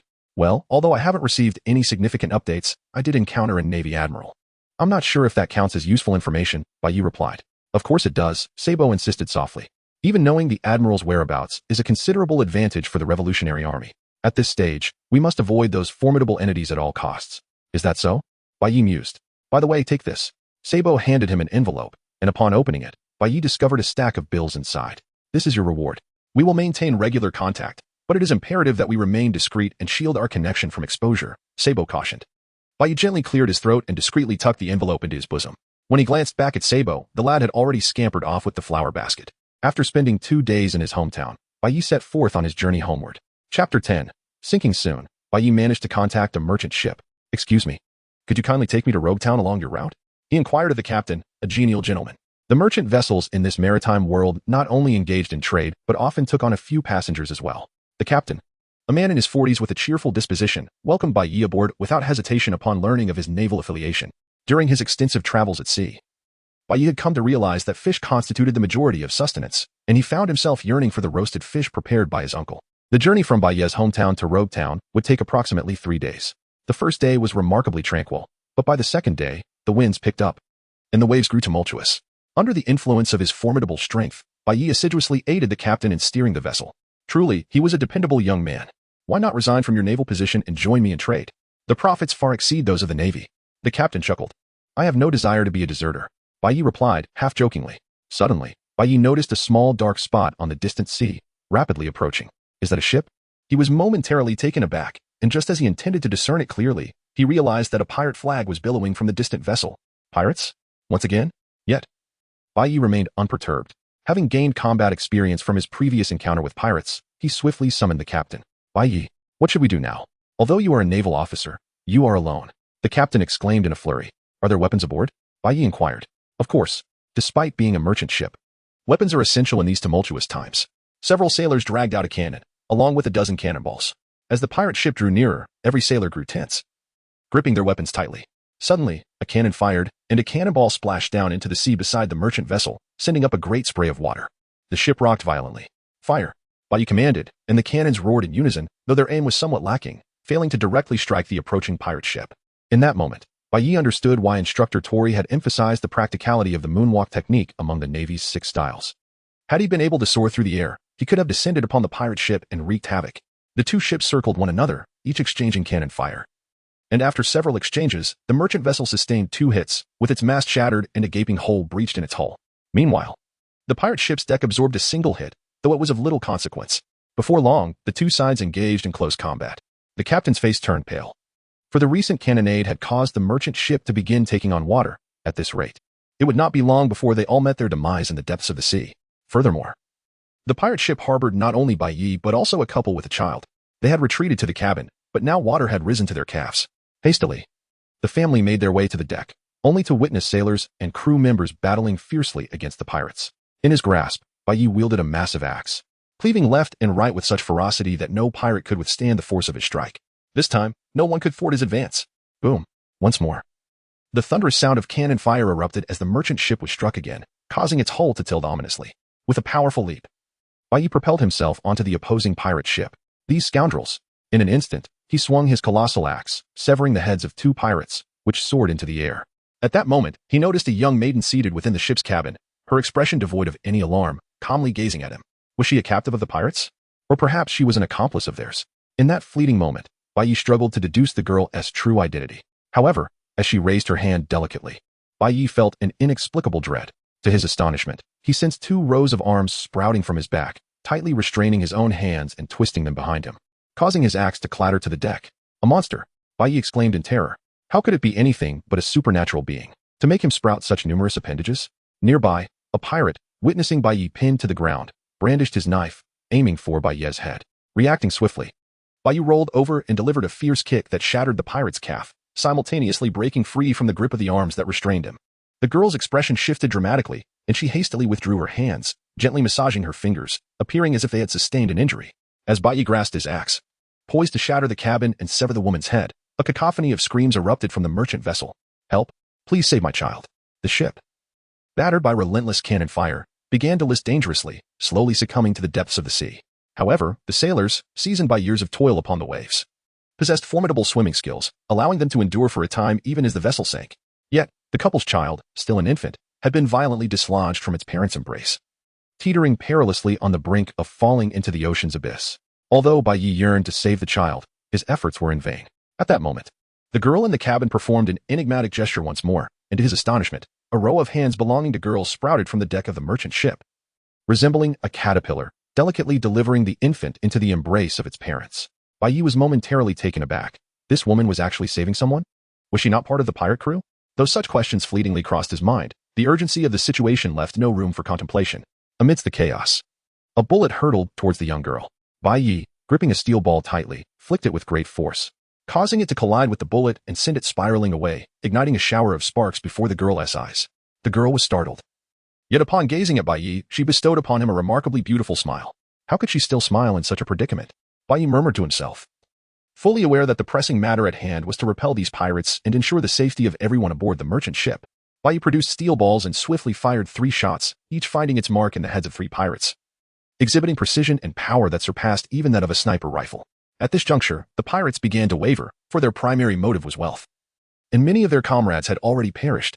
Most significantly, their leader had just been struck down by Bai Yi's steel ball, leaving them leaderless and fragmented like a flock of scattered leaves. Escape was not so simple. A fierce grin spread across Bai Yi's face as he raised his weapon high above him and brought it down hard onto the deck. With the might of thousands of pounds, the pirate ship was reduced to splinters. "You bastard! If you destroy the ship, we'll all perish," shouted one pirate in fury. The response he received was the swing of Bai Yi's great axe, a grim reminder of their fate. Once the hunters, they now found themselves the hunted, gripped by a paralyzing fear. What a pathetic bunch! Bai Yi laughed heartily as he swung his massive axe again, shattering the ship's hull in an instant. The pirates screamed as they plummeted into the ocean, while a girl from the ship's hold also cried out as she fell into the water. "Help! I'm the fruit!" Gurgle. Gurgle! She gasped as she sank beneath the waves. Chapter 11. My knowledge of characters is limited. The merchants had already prepared small boats, and most had transferred to them. The pirates struggled desperately to reach the boats, but the merchants showed no mercy, mercilessly beating back those who fell into the water. Soon, the angry shouts of the pirates transformed into cries of despair and pleas for help, yet no one offered them any compassion. Bai Yi plunged directly into the ocean. Spotting the waterlogged maiden resembling a mythical creature, having grown up by the sea, he possessed exceptional swimming skills. Observing that the girl was on the verge of losing consciousness, He acted without hesitation, delivering a breath directly into her mouth, which allowed her to regain a semblance of awareness. However, fate seemed unwilling to grant them an easy rescue. Just as they were about to surface, a powerful current surged forth, disorienting them completely. Bai Yi instinctively clutched the girl's waist, using his remarkable swimming abilities to struggle free from the current's grasp, finally surfacing to take a deep breath. At that moment, the girl had entirely lost consciousness, her body cold and unresponsive. The current had swept them far from any sight of pirates or merchants, and a light drizzle fell from the sky. Bai Yi scanned the surroundings, spotting a rocky outcrop protruding from the water. He swam with all his might towards the rock, gripping a dagger tightly. Once he had firmly embedded the dagger into the rock, he exerted his strength and, like a floundering fish, hoisted himself onto the outcrop, finally reaching a relatively safe haven. Bai Yi checked for the girl's breath, only to find none. He pressed his hands against her chest with urgency. With a forceful push, a significant amount of seawater erupted from her mouth. Following this, a fit of violent coughing ensued. Supporting her back, Bai Yi pressed down vigorously a couple more times, and the girl expelled another large gulp of seawater before finally opening her eyes weakly. At that moment, her face was ashen, and her body trembled. Having narrowly escaped the clutches of death, Bai Yi gently touched the girl's hand, which felt as cold as ice. After a brief hesitation, he reached out to unfasten her clothing, revealing her undergarments. The girl was taken aback and instinctively attempted to push him away. Do not be afraid. Your body temperature is perilously low. If you remain in wet clothes, it will sap your warmth, and you could find yourself in grave danger. Bai Yi had learned first aid during his military training, and he never anticipated that it would come into play so soon. The girl lacked the strength to resist and could only submit to his actions. If only it were a sunny day, Bai Yi lamented, gazing at the ominous clouds above. After approximately half an hour of rest, the girl regained some strength, yet she continued to shiver from the cold. Her garments were soaked, and putting them back on would only exacerbate her discomfort. If you are too cold, you may lean against my body for warmth, Bai Yi offered. The girl hesitated, questioning. Why are you saving me? You must have seen me with those pirates. If you are indeed a pirate, why would you rescue that child?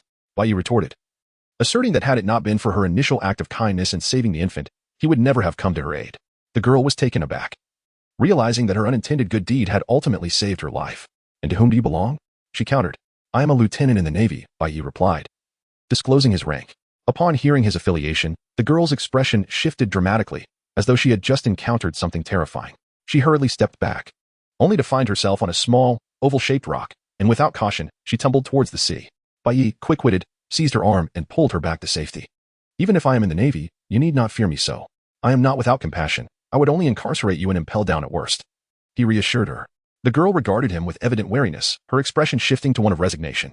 I regret to disappoint you. I am not a pirate. I am an archaeologist, temporarily residing on that pirate ship as I journey to the Grand Line. Living with pirates? Bai Yi was taken aback, questioning the girl's discernment. She waved her hand lightly, and to his astonishment, a row of arms sprouted from the ground, nearly causing Bai Yi to topple into the sea. I possess the means to protect myself. Those ruffians would not stand a chance against me. By the way, this is the power of a devil fruit. You are familiar with the concept, are you not? She inquired, scrutinizing Bai Yi. Devil fruit. Bai Yi pondered this new term, wondering if admitting ignorance would reflect poorly on him. How should he respond? Alas, how did you become a Navy lieutenant? She exclaimed, recognizing his lack of knowledge. Humph, you're clever. Yet here you are, stuck with me in this wretched place. Bai Yi retorted playfully. Observing Bai Yi's demeanor, the girl covered her mouth, stifling a laugh before elucidating. The so-called devil fruit is a unique fruit that embodies the power of the sea. Consuming it grants extraordinary abilities. But it comes with a caveat. One becomes a landlubber, repelled by the ocean. Bai Yi's expression turned somewhat disdainful. Her proficiency in water was exceptional. To relinquish her innate ability for the sake of acquiring a so-called superpower would be akin to severing her own limb. At that moment, the clouds in the sky gradually dispersed, allowing gentle sunlight to cascade through the layers and illuminate the sea. The young girl, cradling her knees, gazed out at the ocean, her eyes reflecting a hint of bewilderment, uncertain of her next course of action, perhaps due to her constitution. Every sanctuary she sought ultimately met its demise in various forms. Some were consumed by rival factions, others obliterated by the Navy, and some succumbed to self-destruction amid civil strife. Where should she go from here? Hey, are you feeling hungry? Bai Yi inquired. Now that you mention it, I am indeed a bit hungry. The girl replied. Bai Yi placed the axe upon the rocky outcrop, biting down on a dagger, and leaped directly into the sea. Within 2 or 3 minutes, he emerged from the water, grasping a large fish, and returned to the rocks. There was neither fire nor seasoning available, leaving only the option of raw fish sashimi. Bai Yi remarked. I have no objections. The girl replied softly. Bai Yi accompanied his uncle for years, fishing at sea, acquiring knowledge of which fish were edible and which were not, and discerning the delectable from the unpalatable. After slicing the fish in hand, the two indulged in a hearty meal. However, even with the issue of sustenance resolved, they could only endure 3 or 4 days at most before succumbing to thirst. Now that the naval officer had addressed their food predicament, I shall devise a solution for their water crisis, the young girl declared. I once encountered a method in a book for converting seawater into fresh water. Little did I expect it would prove useful. Seawater? Transform into fresh water? Have you injured your head? Bai Yi exclaimed, reaching to touch the girl's parents, only to have his pinky gently twisted in the opposite direction by her grip. Ouch! Ouch! Ouch! The naval officer, sometimes strength is not solely derived from muscle. Wisdom can wield formidable power, the girl asserted. Do we have any containers here? After searching thoroughly, they found only the naval-issued water bottle that Bai Yi carried, which, alas, was devoid of fresh water. This will suffice. We can dig a pit here and fill it with seawater. Trust me, the girl instructed. Although Bai Yi felt reluctant in his heart, idleness was not an option. He dug a pit in the rocks and then filled it with seawater. Sir Navy, do you possess any waterproof material, preferably fabric? The young girl inquired. Bai Yi searched his entire body and ultimately discovered that the scabbard of his sword was made of leather, which compelled him to relinquish it. The young girl spread out the leather above the water-filled pit, and under the searing sun, the seawater transformed into vapor, forming tiny droplets that coalesced upon the leather, gradually collecting in the water jug. After nearly an entire afternoon, the two finally managed to obtain a small amount of fresh water. By this time, Bai Yi and the girl were parched. Without hesitation, she lifted the jug and cautiously took a couple of sips, aware of how precious each drop had become. Subsequently, she passed the jug to Bai Yi, who, with a heart full of skepticism, took a sip, only to find it truly was fresh water. How did you accomplish this? Bai Yi exclaimed, his eyes wide in astonishment as he gazed at the girl before him. With a smile, she replied, I merely read a bit more than others. By the way, what kind of books does a naval officer enjoy reading? Bai Yi, feeling somewhat embarrassed, remarked, I don't know many characters.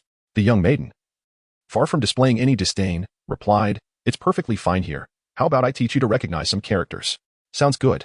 Chapter 12. Have I missed a fortuitous opportunity? During the day, the two gazed out at the vast sea, hoping for a ship to pass by. In their moments of respite, the maiden began to teach Bai Yi the intricacies of literacy and regaled him with tales she had heard over the years upon the ocean, including knowledge of the devil fruits. Those endowed with the powers of the devil fruits are not invincible, aside from the peril of the sea. Every user possesses a critical vulnerability, sea prism stone. This stone harnesses the very essence of the ocean, and upon contact, a devil fruit user is rendered powerless, their strength completely sapped. The maiden diligently imparted this knowledge with great care. Perhaps neither of them anticipated that they would be stranded on this rocky outcrop for a full half-month. Meanwhile, at the Navy headquarters, while the other recruits returned early, Bai Yi had yet to make an appearance, even after a full 5 days had passed since the holiday began. The Major of the White Knight was the first to sense that something was amiss. Despite his habitual tardiness, this young man could not possibly be so careless. Something must have gone wrong. Consequently, the Major promptly contacted Roachtown, only to be informed by the naval personnel there that they had not seen anyone by the name of White Knight. However, a few days prior, several small vessels had arrived from Roachtown, claiming to have encountered pirates at sea. It just so happened that one of their crew was a naval officer. But the chaos of that day had resulted in a fierce battle, during which the officer had mysteriously vanished. The most distinguishing feature of this naval officer was the large axe strapped to his back. Alas, this young man, the Major sighed in resignation, wondering how he managed to find trouble wherever he went. After elucidating the sequence of events, Roachtown immediately dispatched rescue personnel to search for White Knight across the ocean. At that moment, White Knight had already been stranded on the reef for 17 days. On the reef, two individuals were sharing a meal of fish. After considerable effort over the past fortnight, White Knight had finally mastered the art of composing a reflective essay, which filled the young girl with a sense of accomplishment. The following morning, upon awakening, White Knight spotted a ship in the distance, a naval vessel, no less. An overwhelming surge of joy flooded his mind, prompting him to exuberantly embrace the girl beside him and plant a fervent kiss on her cheek. We can finally leave this wretched place. How splendid. Hooray. Over here. We're here. Unbeknownst to White Knight, the girl's expression had turned grim. Upon catching sight of the naval ship, she instinctively shrank behind him, fashioning a makeshift veil from her clothing to obscure her face. You need not be so afraid, White Knight reassured her. I have my reasons, the girl replied, her face marred by a bittersweet smile. As the naval vessel drew closer, having heard White Knight's voice, his heart swelled with emotion upon seeing the sailors aboard. Ensign White Knight, welcome home. Bai Yi hurriedly boarded the warship, and after a moment's hesitation, the young lady followed suit. Who is this lady? The captain inquired with a hint of wariness. Before the girl could respond, Bai Yi interjected, she was a passenger on that merchant vessel. Her face was injured, and she cannot endure the sea breeze. The captain harbored no further suspicions and graciously offered some clean clothes and food. Thank you very much.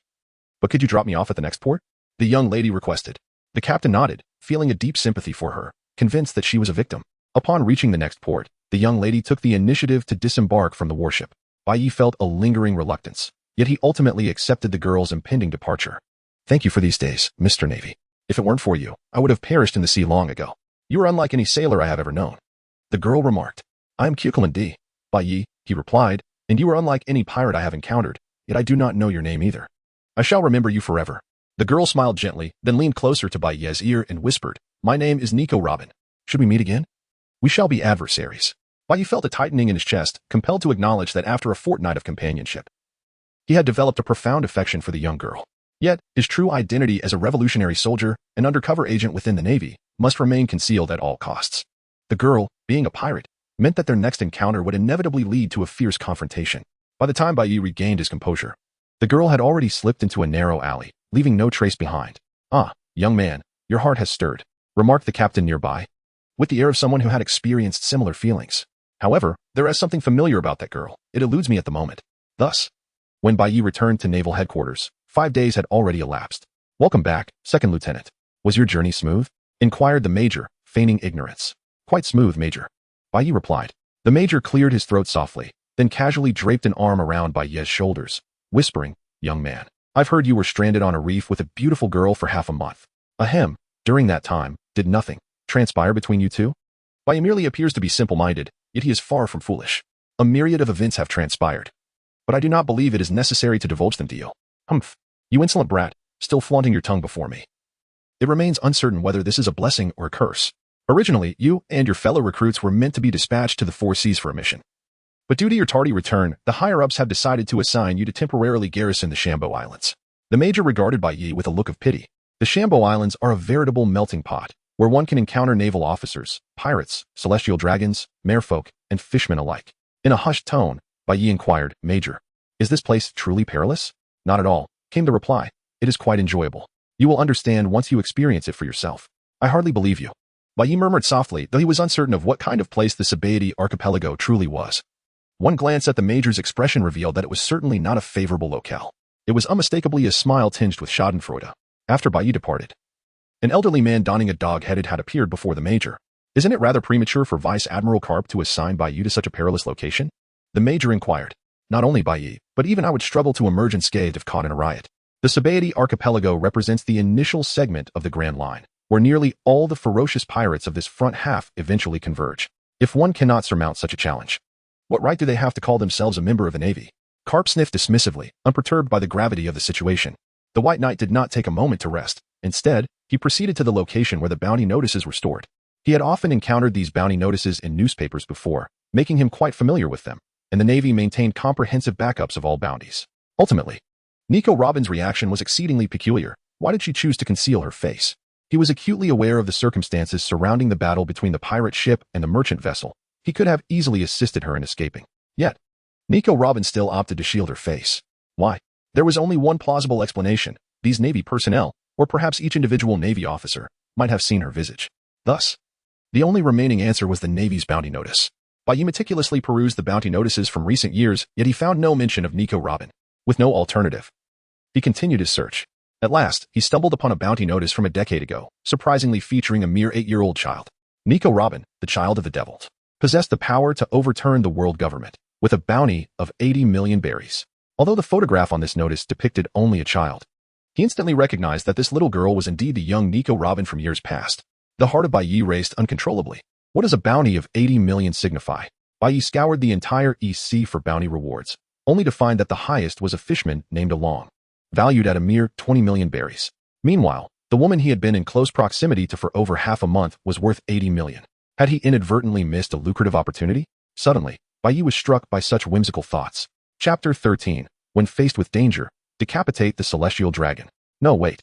Nico Robin was only 8 years old when her bounty was issued. It could not possibly be due to her strength.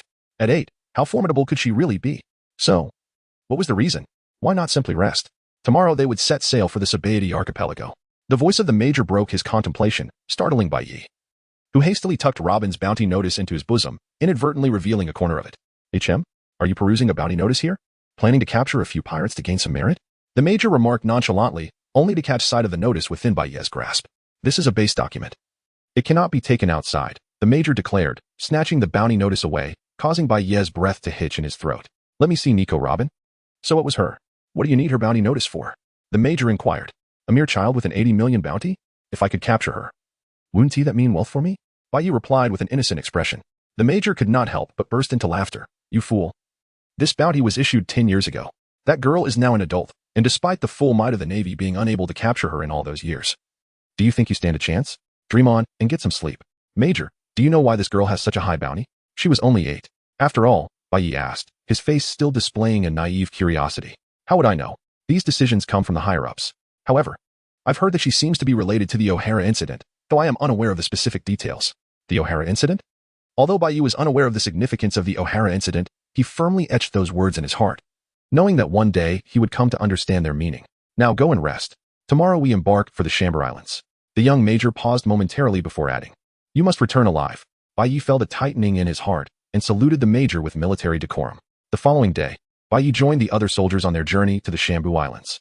However, through casual conversation, it became evident that all his companions were seasoned veterans, with the longest-serving sailor having dedicated a full 5 years to the Navy, leaving Bai Yi as the sole novice among them. Upon discovering that Bai Yi was a mere rookie, the veterans erupted into carefree laughter, remarking, Surely, you must have offended some high-ranking officer to be assigned to the Shambu Islands. Bai Yi felt a twinge of unease. Was the Shambu Islands truly as perilous as it seemed? Would her covert life come to an untimely end? However, rest assured, despite the chaotic mix of individuals on the Shambu Islands, most of the time, life is rather ordinary. After all, the celestial dragons frequently roam these lands. And should anyone inadvertently harm a celestial dragon, a marine admiral would swiftly intervene, as the veteran remarked. Bai Yi was suddenly struck by an audacious thought. If he were to find himself in peril, could he not simply eliminate a celestial dragon to summon an admiral of the Navy? Instantly, the entire cabin fell into a profound silence, with every gaze fixated upon Bai Yi, as this was a course of action they had never contemplated. It seemed, at least superficially, plausible. An old veteran muttered softly. But are you certain that the admiral won't extinguish you first upon arrival? Bai Yi furrowed his brow, pondering whether he might exercise caution. Perhaps a stealthy strike, ensuring no one would discern that he had injured the celestial dragon? When it came to the celestial dragons, Bai Yi harbored no fondness. Had it not been for their tyrannical oppression, he and his uncle would not have been compelled to fish in the treacherous waters frequented by pirates, ultimately leading to their assault by both pirates and the Navy. He secretly filed away his strategy of slaying a celestial dragon to summon an admiral, contemplating the dire circumstance that might necessitate such extreme measures. With these thoughts in mind, Bai Yi and his companions arrived at the Sabaody archipelago. The veteran cautioned Bai Yi that the usual tactics would not apply here. In this place, the Navy, pirates, and fishermen coexisted under a tacit agreement of non-aggression. Provided the pirates did not commit particularly egregious acts, the Navy would turn a blind eye to their presence. After all, the Sabaody archipelago marks the terminus of the first half of the Grand Line, where the most notorious of pirates congregate. If every pirate arriving at the Sabaody archipelago were to clash with the Navy, it would necessitate relocating the Navy headquarters. Before long, the soldiers encountered their new commanding officer, a naval colonel by the name of Snake. Upon seeing the newly arrived soldiers, Snake exhibited an air of indifference, stating, The rules are clearly delineated. Read them for yourselves, and do not bring me displeasure. Everything else is inconsequential. The primary mission of the Navy at the Sabaody archipelago is to patrol the area and maintain order, yet the dangers are formidable. In this chaotic era, many pirates are undeterred by peril. In pursuit of fame, honor, or gold, these individuals often resort to reckless actions, leading to a mortality rate among Sabaody soldiers second only to that of the latter half of the Grand Line. Each squad, comprising 5 soldiers, is assigned to patrol different streets, with their leader being the veteran, given his extensive experience and rank of lieutenant. Bai Yi, with his imposing axe slung across his back, drew attention wherever he went. From time to time, pirate ships could be spotted docking at the harbor, with groups of pirates brushing past him. Each encounter with these marauders made Bai Yi instinctively grip his axe tighter. The seasoned veteran, maintaining an air of calm, retrieved a cigarette from his pocket and remarked, Newcomer, do not be so tense, otherwise your mind may falter. These are mere minor characters, not worth our effort. He gestured towards the pirates who had just passed by, saying, That one has a bounty of nearly 36 million. He is hardly a threat. And the one over there, with a bounty of just 19 million, is the weakest of the weak. Bai Yi inquired quietly, if we were to confront them, could we prevail? To this, the veteran delivered a swift slap to the back of Bai Yi's head, exclaiming, Are you dreaming? How could we possibly stand a chance? A bounty in the tens of millions marks one as a formidable pirate across the seas. What can a second lieutenant and a first lieutenant do against them? If we ever find ourselves in dire straits, remember this. First safeguard yourself, and then consider how to vanquish the enemy. But you could not help but recall the words of Instructor Tori. If you encounter an enemy that you cannot defeat, do not foolishly rush in to meet your demise. From now on, you must memorize every bounty notice. As mere foot soldiers, we must steer clear of notorious pirates with bounties exceeding hundreds of millions. Otherwise, we may not even realize how we met our end. Everything I have taught you is the essence of survival in these treacherous waters. Remember it well? The veteran spoke while taking a drag from his cigarette. Captain, what is the bounty on that pirate? Bai Yi inquired, gesturing towards a flamboyant pirate swaggering towards them. This individual was dressed in an ostentatious pink feathered coat and donned sunglasses, striding with a brazen demeanor, flanked by a group of subordinates. The veteran swiftly turned to Bai Yi, exclaiming, "That is Don Quixote da Flamingo, one of the 7 warlords of the sea. He is not a foe to be trifled with by mere underlings." "Why?" Bai Yi asked, filled with curiosity. "Isn't a pirate just a pirate?" In a hushed tone, the veteran explained, "The 7 warlords of the sea are recognized by the world government as legitimate pirates, granted the freedom to plunder at will. Yet they are also obligated to obey the commands of the world government." Upon hearing this revelation, Bai Yi felt utterly incredulous. Could it be true that there exist lawful pirates in this world? Surely this was a jest. Da Flamingo, sensing he was the subject of discussion, glanced over but merely scoffed upon spotting the 2 lowly Navy personnel, dismissing their presence without a second thought. He was here on important business that could not afford any missteps. In future encounters with such notable figures, simply feign ignorance. "They are adversaries far beyond our capacity to confront," the veteran advised earnestly. Bai Yi nodded reluctantly. Chapter 14, Don Quixote da Flamingo. Da Flamingo paid no heed to the 2 soldiers, confident that they lacked the audacity to provoke him. From a distance, Bai Yi observed with astonishment that Don Quixote da Flamingo was personally carrying a box, an utterly unreasonable sight. As the leader of a vast organization, it was inconceivable for him to engage in such menial tasks. Even if the contents were of utmost value, it still defied logic. The veteran gently tugged at Bai Yi, cautioning him against meddling in affairs that could bring trouble upon them. A figure of such formidable stature, one that even the Navy dared not provoke, was beyond their reckoning. "Come, allow me to treat you to a drink," the veteran urged, leading Bai Yi to a tavern. Upon reaching the tavern's entrance, a loud thud resonated as an individual was unceremoniously ejected from within. "Daring to drink without paying? You should consider yourself fortunate to have escaped with just this," the impatient tavern owner remarked, preparing to deliver a kick to the fallen drunkard. "What is the matter?" Bai Yi inquired. The tavern owner, upon recognizing the presence of the Navy, instantly lost his bravado. "Sir, this man consumed alcohol without settling his bill," he stammered. Bai Yi cast a glance at the drunken man, who appeared to be in his 50s, his hair a mix of gray, adorned with a pair of spectacles that suggested he resembled an intellectual. Despite his advancing years, he possessed a robust physique. At that moment, he lay on the ground, utterly inebriated, simply chuckling foolishly. "Let him be," thought Bai Yi. Such individuals are plentiful. A good thrashing and leaving him by the wayside would suffice. The seasoned veteran strode into the tavern without a backward glance. Bai Yi presented a banknote to the hotel owner, saying, "Forget it, do not trouble him any further." The hotel owner, hesitant to voice any objections, accepted the money and returned to the tavern. In the pale night, Bai Yi dragged the inebriated man to the foot of the wall. "Wake up, wake up." The drunken man slowly opened his bleary eyes. "Isn't it better to find a decent job? Why waste your money on alcohol? Today it's me, tomorrow it could be someone else. Be careful, or you might end up as someone's slave," Bai Yi remarked with irritation. "Hick, I do have a job, but, haha, the money I earn barely covers my drinking habit." The drunkard chuckled. "All right, you stay here and sober up before heading home. I have work to do," Bai Yi said, steadying the man's posture before turning back toward the tavern. Suddenly, the drunken man called out to Bai Yi's retreating figure, "Young man, there aren't many good people like you left in this vast world. I advise you, don't be so kind. It will only lead to your misfortune. I certainly don't need lessons from a drunken fool like you." Bai Yi replied without looking back. "You little rascal." The drunkard laughed and then collapsed into a slumber by the roadside. The veteran had already ordered 2 large mugs of beer, and the 2 began to drink together. Bai Yi seldom indulged in alcohol, yet he found the taste rather pleasant. As he finished his drink, it was nearly time for the shift change, after which he would retire for a long slumber. The veteran, at ease, took the opportunity to relax. Just as Bai Yi and the veteran were enjoying their drinks, the tavern's door was abruptly flung open, and a towering man cloaked in a dark mantle strode in, his expression obscured. Following closely were a dozen henchmen. Bai Yi discreetly tugged at the veteran's sleeve, only to discover that the veteran had already surreptitiously reached for his firearm. Though he was a seasoned rogue, his combat experience was equally formidable. The moment the group entered, the veteran sensed something amiss and swiftly assumed a state of alertness. The man cast a glance at 2 Navy personnel seated in the corner but made no overt moves, merely ordering a drink. This man was named Gilder Tezelo. Presently an obscure figure, yet soon he would forge an empire of his own. "Boss, the bill," the veteran called out, tossing a handful of coins with his left hand while his right remained firmly on the grip of his weapon. Bai Yi, on patrol, had left his axe behind, armed only with a military knife and a handful of steel beads. However, the newcomers paid no heed to the pair, perhaps dismissing them due to their insignia, second lieutenant and lieutenant. In the 4 seas, they might have evoked a modicum of fear, but here, at the terminus of the first half of the Grand Line, where billion-dollar pirates roamed freely, only the arrival of an admiral could instill any semblance of order among these lawless marauders. As they exited the tavern, another group approached. led by a one-eyed man wielding a knife, exuding an aura of ferocity. The pirate One-Eyed Rocky, with a bounty of 45 million, the veteran murmured. Bayou curiously gazed at the veteran and whispered, "Can you recite the bounty of every pirate?" The veteran disdainfully replied, "This is the fundamental skill necessary to survive at sea. In battles upon the ocean, one must understand the disparity in strength between oneself and the adversary. And bounties serve as the most direct representation of that. Although a bounty does not necessarily equate to actual prowess, it does signify the level of danger."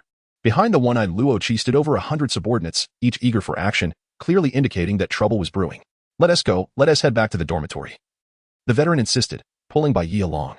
Upon entering, Luo Qi immediately spotted Taizaro, feeling irritated by the sight of the man occupying the central position of the tavern.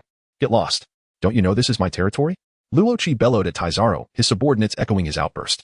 The expressions of Taizaro's dozen or so lackeys darkened, ready to strike, but Taizaro raised a hand to halt them. He had significant matters to attend to and could not afford to reveal his presence over such trivialities. "I finished my drink anyway. Let us leave," Taizaro declared, grasping his leather case and turning to depart. "Stop right there. Hand over your cash, gold, and anything of value, or else, ha ha ha." Dozens of pirates around him brandished their weapons, casting menacing glares at Taizaro. Taizaro cast a sidelong glance at the foolhardy pirate and suddenly inquired, "What is your bounty?" Luo Qi paused momentarily, then proudly proclaimed, "My bounty is 45 million berries." "Indeed. Just a small fry," Taizaro remarked, turning away. "Handle it cleanly and don't expose us." "What nonsense are you spouting?" Luo Qi shouted, but in the next instant, his arm was violently twisted by one of Taizaro's subordinates and forcefully shoved into his mouth before he could utter a scream. Simultaneously, Taizaro's other lackey sprang into action. And within moments, nearly 100 men lay incapacitated. "Killing you here would be bothersome, so consider yourself fortunate that I have pressing matters today," Taizaro said, patting Luo Qi's face before striding away towards the auction house on Sabadi Archipelago. Meanwhile, Doflamingo had arrived at an auction house on Sabadi Archipelago, managed by his family's affiliates. "Young master, you have arrived." The manager greeted with utmost respect. Viewed from a divine perspective, the warlords of the sea may seem unimpressive. But in this tangible world, who are the warlords? They straddle both the underworld and the surface world, representing nearly the highest combat power on the seas. Second only to the four emperors and the admirals of the navy, especially the formidable Don Quixote Doflamingo. "Behold what treasures I have brought," Doflamingo proclaimed, placing a box before the manager. Upon opening it, the manager's eyes widened in astonishment. "Is this a devil fruit?" "No. If it were merely an ordinary devil fruit, it wouldn't warrant the young master as personal visit." The manager hastily consulted the catalog and finally discerned the true nature of the fruit. "This is the gold fruit. Its power allows for the control of gold. And if awakened, even surrounding materials could be transformed into gold." "Young master, do you truly intend to sell this fruit?" the manager asked in shock. Doflamingo laughed heartily. "How could that be? This is merely a ploy. I intend to utilize the gold fruit to announce to the world the wealth and power of Don Quixote Doflamingo, thereby attracting more followers to my cause. Rest assured, no matter the price this fruit fetches, I will ultimately reclaim it at an even higher cost, if utilized wisely." This devil fruit could ensure the prosperity of the Don Quixote family for decades to come, compelling Doflamingo to tread carefully.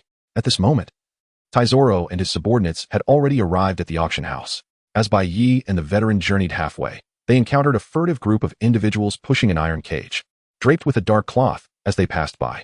These were slave traders, and the merfolk, being the most exquisite race in the world, had naturally become targets for these merchants, who viewed them as living gold.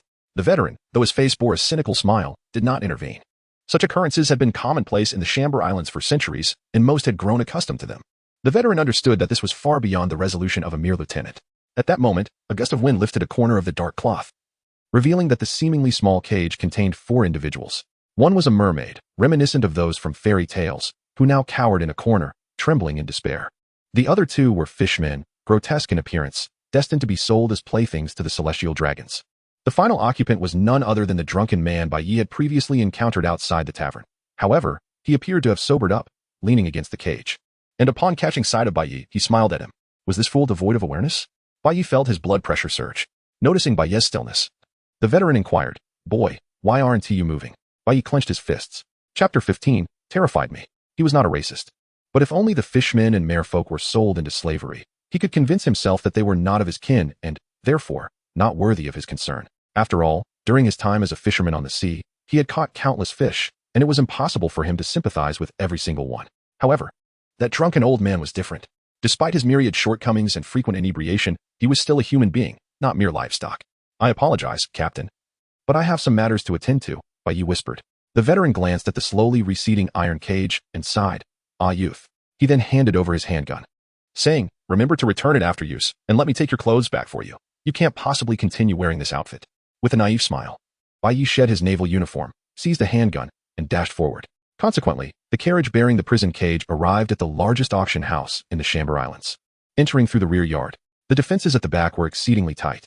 Bai Yi was acutely aware of his limitations and realized that a forceful breach would likely prove futile. A cunning strategy was required. Perhaps he could blend into the chaos? After a moment's contemplation, Bai Yi discreetly followed behind one of the auction house's guards, seizing the opportunity to incapacitate him when he was momentarily distracted, and then donned the guard's attire. Although it felt somewhat constricting, he managed to fit into it. Upon reaching the auction house's back entrance once more, Bai Yi took a deep breath. At this moment, he could not afford to bow his head or waver, for hesitation would undoubtedly unveil his disguise. He strode in with his head held high and chest out, though his heart raced with trepidation. Hey, where did you come from? I don't recall seeing you before, queried a guard, eyeing Bai Yi with suspicion. Oh no, has my cover been blown? Thoughts raced through Bai Yi's mind as he suddenly contorted his expression into a menacing grimace. You don't recognize me? Still lingering around here? With that, he delivered a swift slap, sending the questioning guard sprawling. I am your new commanding officer. If you doubt my words, feel free to inquire with Don Quixote da Flamingo. Bai Yi invoked a name he had only just learned that day. Why, you know the young master? You dare to speak his name so freely? Could it be that you are one of the Don Quixote family's operatives? Several guards stood at attention, their demeanor shifting to one of respect. Only the core members of the Don Quixote family could address Da Flamingo so casually. You possess keen insight, Bai Yi remarked, not glancing back as he strode further inside. All the guards maintained a position of respect, as if facing an inspection from higher-ups in the Navy. Once out of their line of sight, Bai Yi leaned against the wall, clutching his racing heart. That nearly scared me to death. I thought I'd been exposed. Finally, he had infiltrated. But where had that old man been taken? The auction house's rear courtyard was expansive. After only a few steps, Bai Yi realized he was lost. Why was this courtyard so vast? Which way was north? Was there truly no map? He lamented in despair, feeling that poverty had constrained his imagination. Hey, what are you doing over here? Shouldn't your security detail be outside preventing others from entering? A staff member from the auction house approached, inquiring. Bai Yi hurriedly responded, well? Cough cough. The young master mentioned that there is a particularly unique slave and instructed me to come and have a look. Where is the recently delivered slave? The individuals at the entrance referred to Da Flamingo as the young master, so this should be correct. I see. It's inside. You may go and take a look. The staff replied without lifting their head.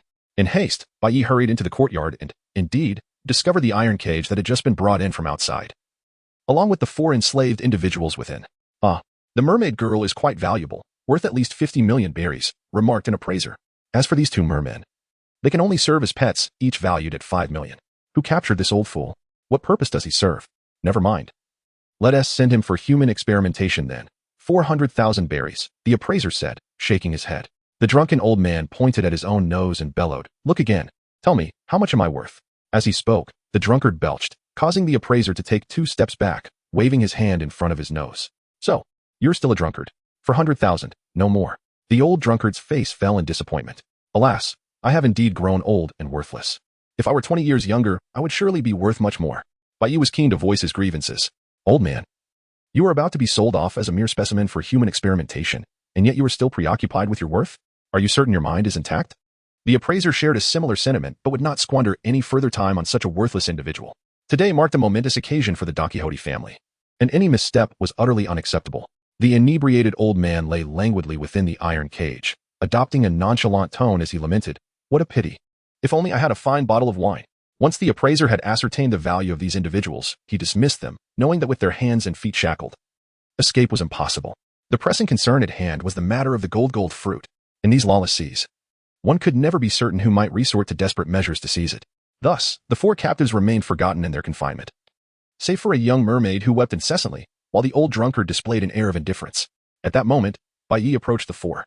The 2 fishmen and the mermaid girl exhibited expressions of terror upon seeing a human, while the old drunkard remained utterly unfazed. Be quiet. I am here to get you out, Bai Yi whispered. The old man finally opened one eye and immediately recognized Bai Yi. Ah, it's you. What brings you to the back of the auction house? Surely you haven't come to rescue me after witnessing the old man being captured? Ha. The old drunkard erupted into laughter, as if he had heard the most amusing of jokes. And you don't even have the keys to set us free. You imbecile. Bai Yi, as I twitched in irritation. I came to save you, yet you find amusement in this. Keys are unnecessary, Bai Yi proclaimed, gripping the iron bars of the cage. With a swift motion, a cacophonous sound of twisting metal resonated as he effortlessly snapped the thick iron bars, creating an opening large enough for all 4 to escape. He then proceeded to break the shackles binding their hands and feet.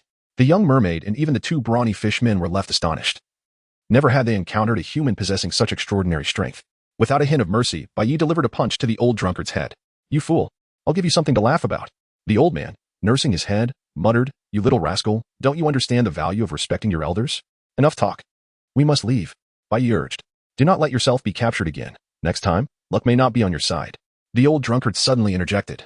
"You're with the Navy, aren't you? Don't you recognize me? Why should I know you just because you're Navy? Who are you, anyway? Have you found yourself on a wanted poster?" Bai Yi retorted dismissively as he led everyone toward the exit.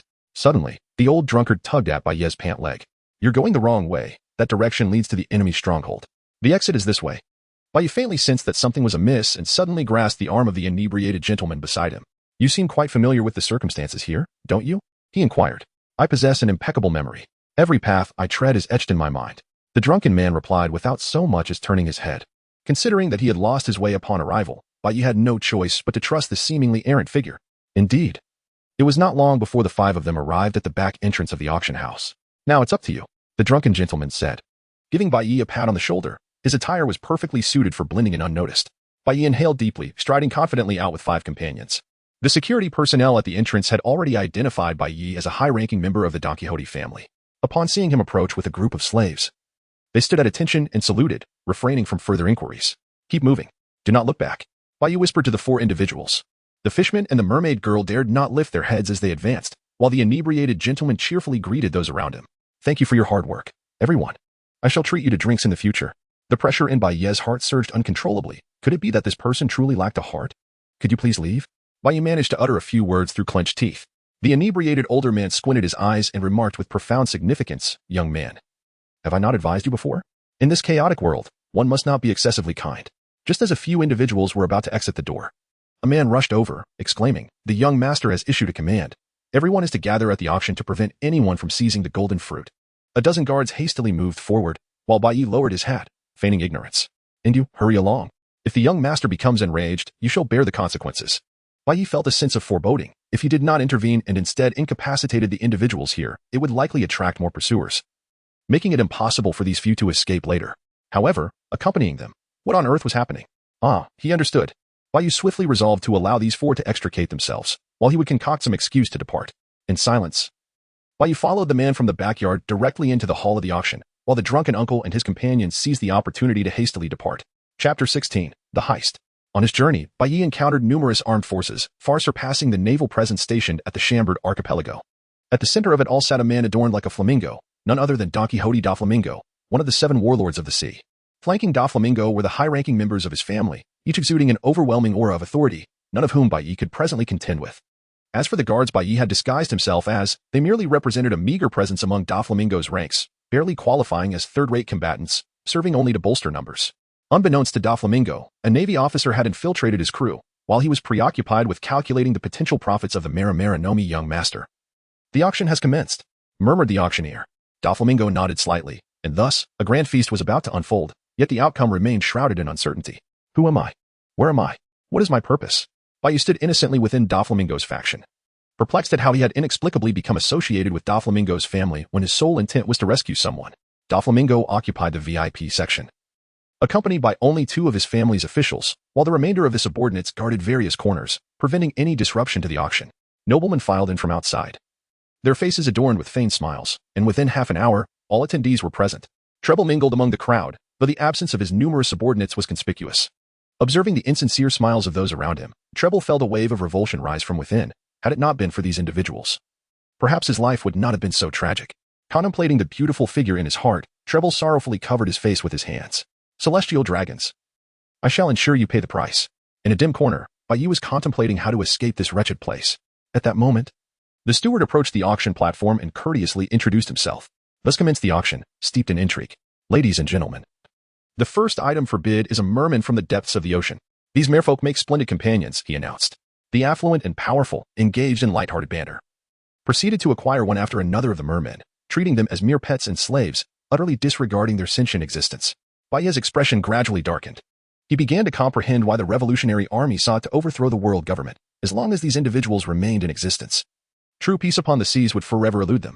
The slave trade constituted the primary source of profit for the auction house. with over 70% of the commodities being slaves. Among them were humans, fishmen, merfolk, and other life forms that Baiyi could not identify. Illuminated by the auction house's lights, the powerful and affluent in the shadows emitted harsh, jarring laughter, as if reveling in paradise. While the slaves beneath the glaring lights wore expressions of despair, many having lost all hope of survival, resembling beings trapped in hell. Moreover, Baiyi's misfortune ultimately stemmed from the celestial dragon's insatiable greed, had it not been for the need to fulfill their avarice. Baiyi's uncle would never have brought him to such perilous waters. What lay ahead was a rare treasure. The auctioneer concentrated all the lights on the next item, revealing a fruit. A devil fruit, its abilities and attributes unknown, with a starting price of 100 million berries, the auctioneer proclaimed loudly. Such an item held immense significance for pirates, yet for ordinary individuals, it was virtually worthless. 150 million, suddenly exclaimed Tizolo from the corner. As he prepared to establish his own faction, the more devil fruits, the better. 250 million, Doflamingo sneered. This devil fruit was undeniably his. He merely wished to inflate its price. 350 million berries, Tizolo stated nonchalantly. As for the ultimate treasure of this auction, the gold fruit, it could not merely be measured in currency. Tizolo had resolved to acquire it through unconventional means.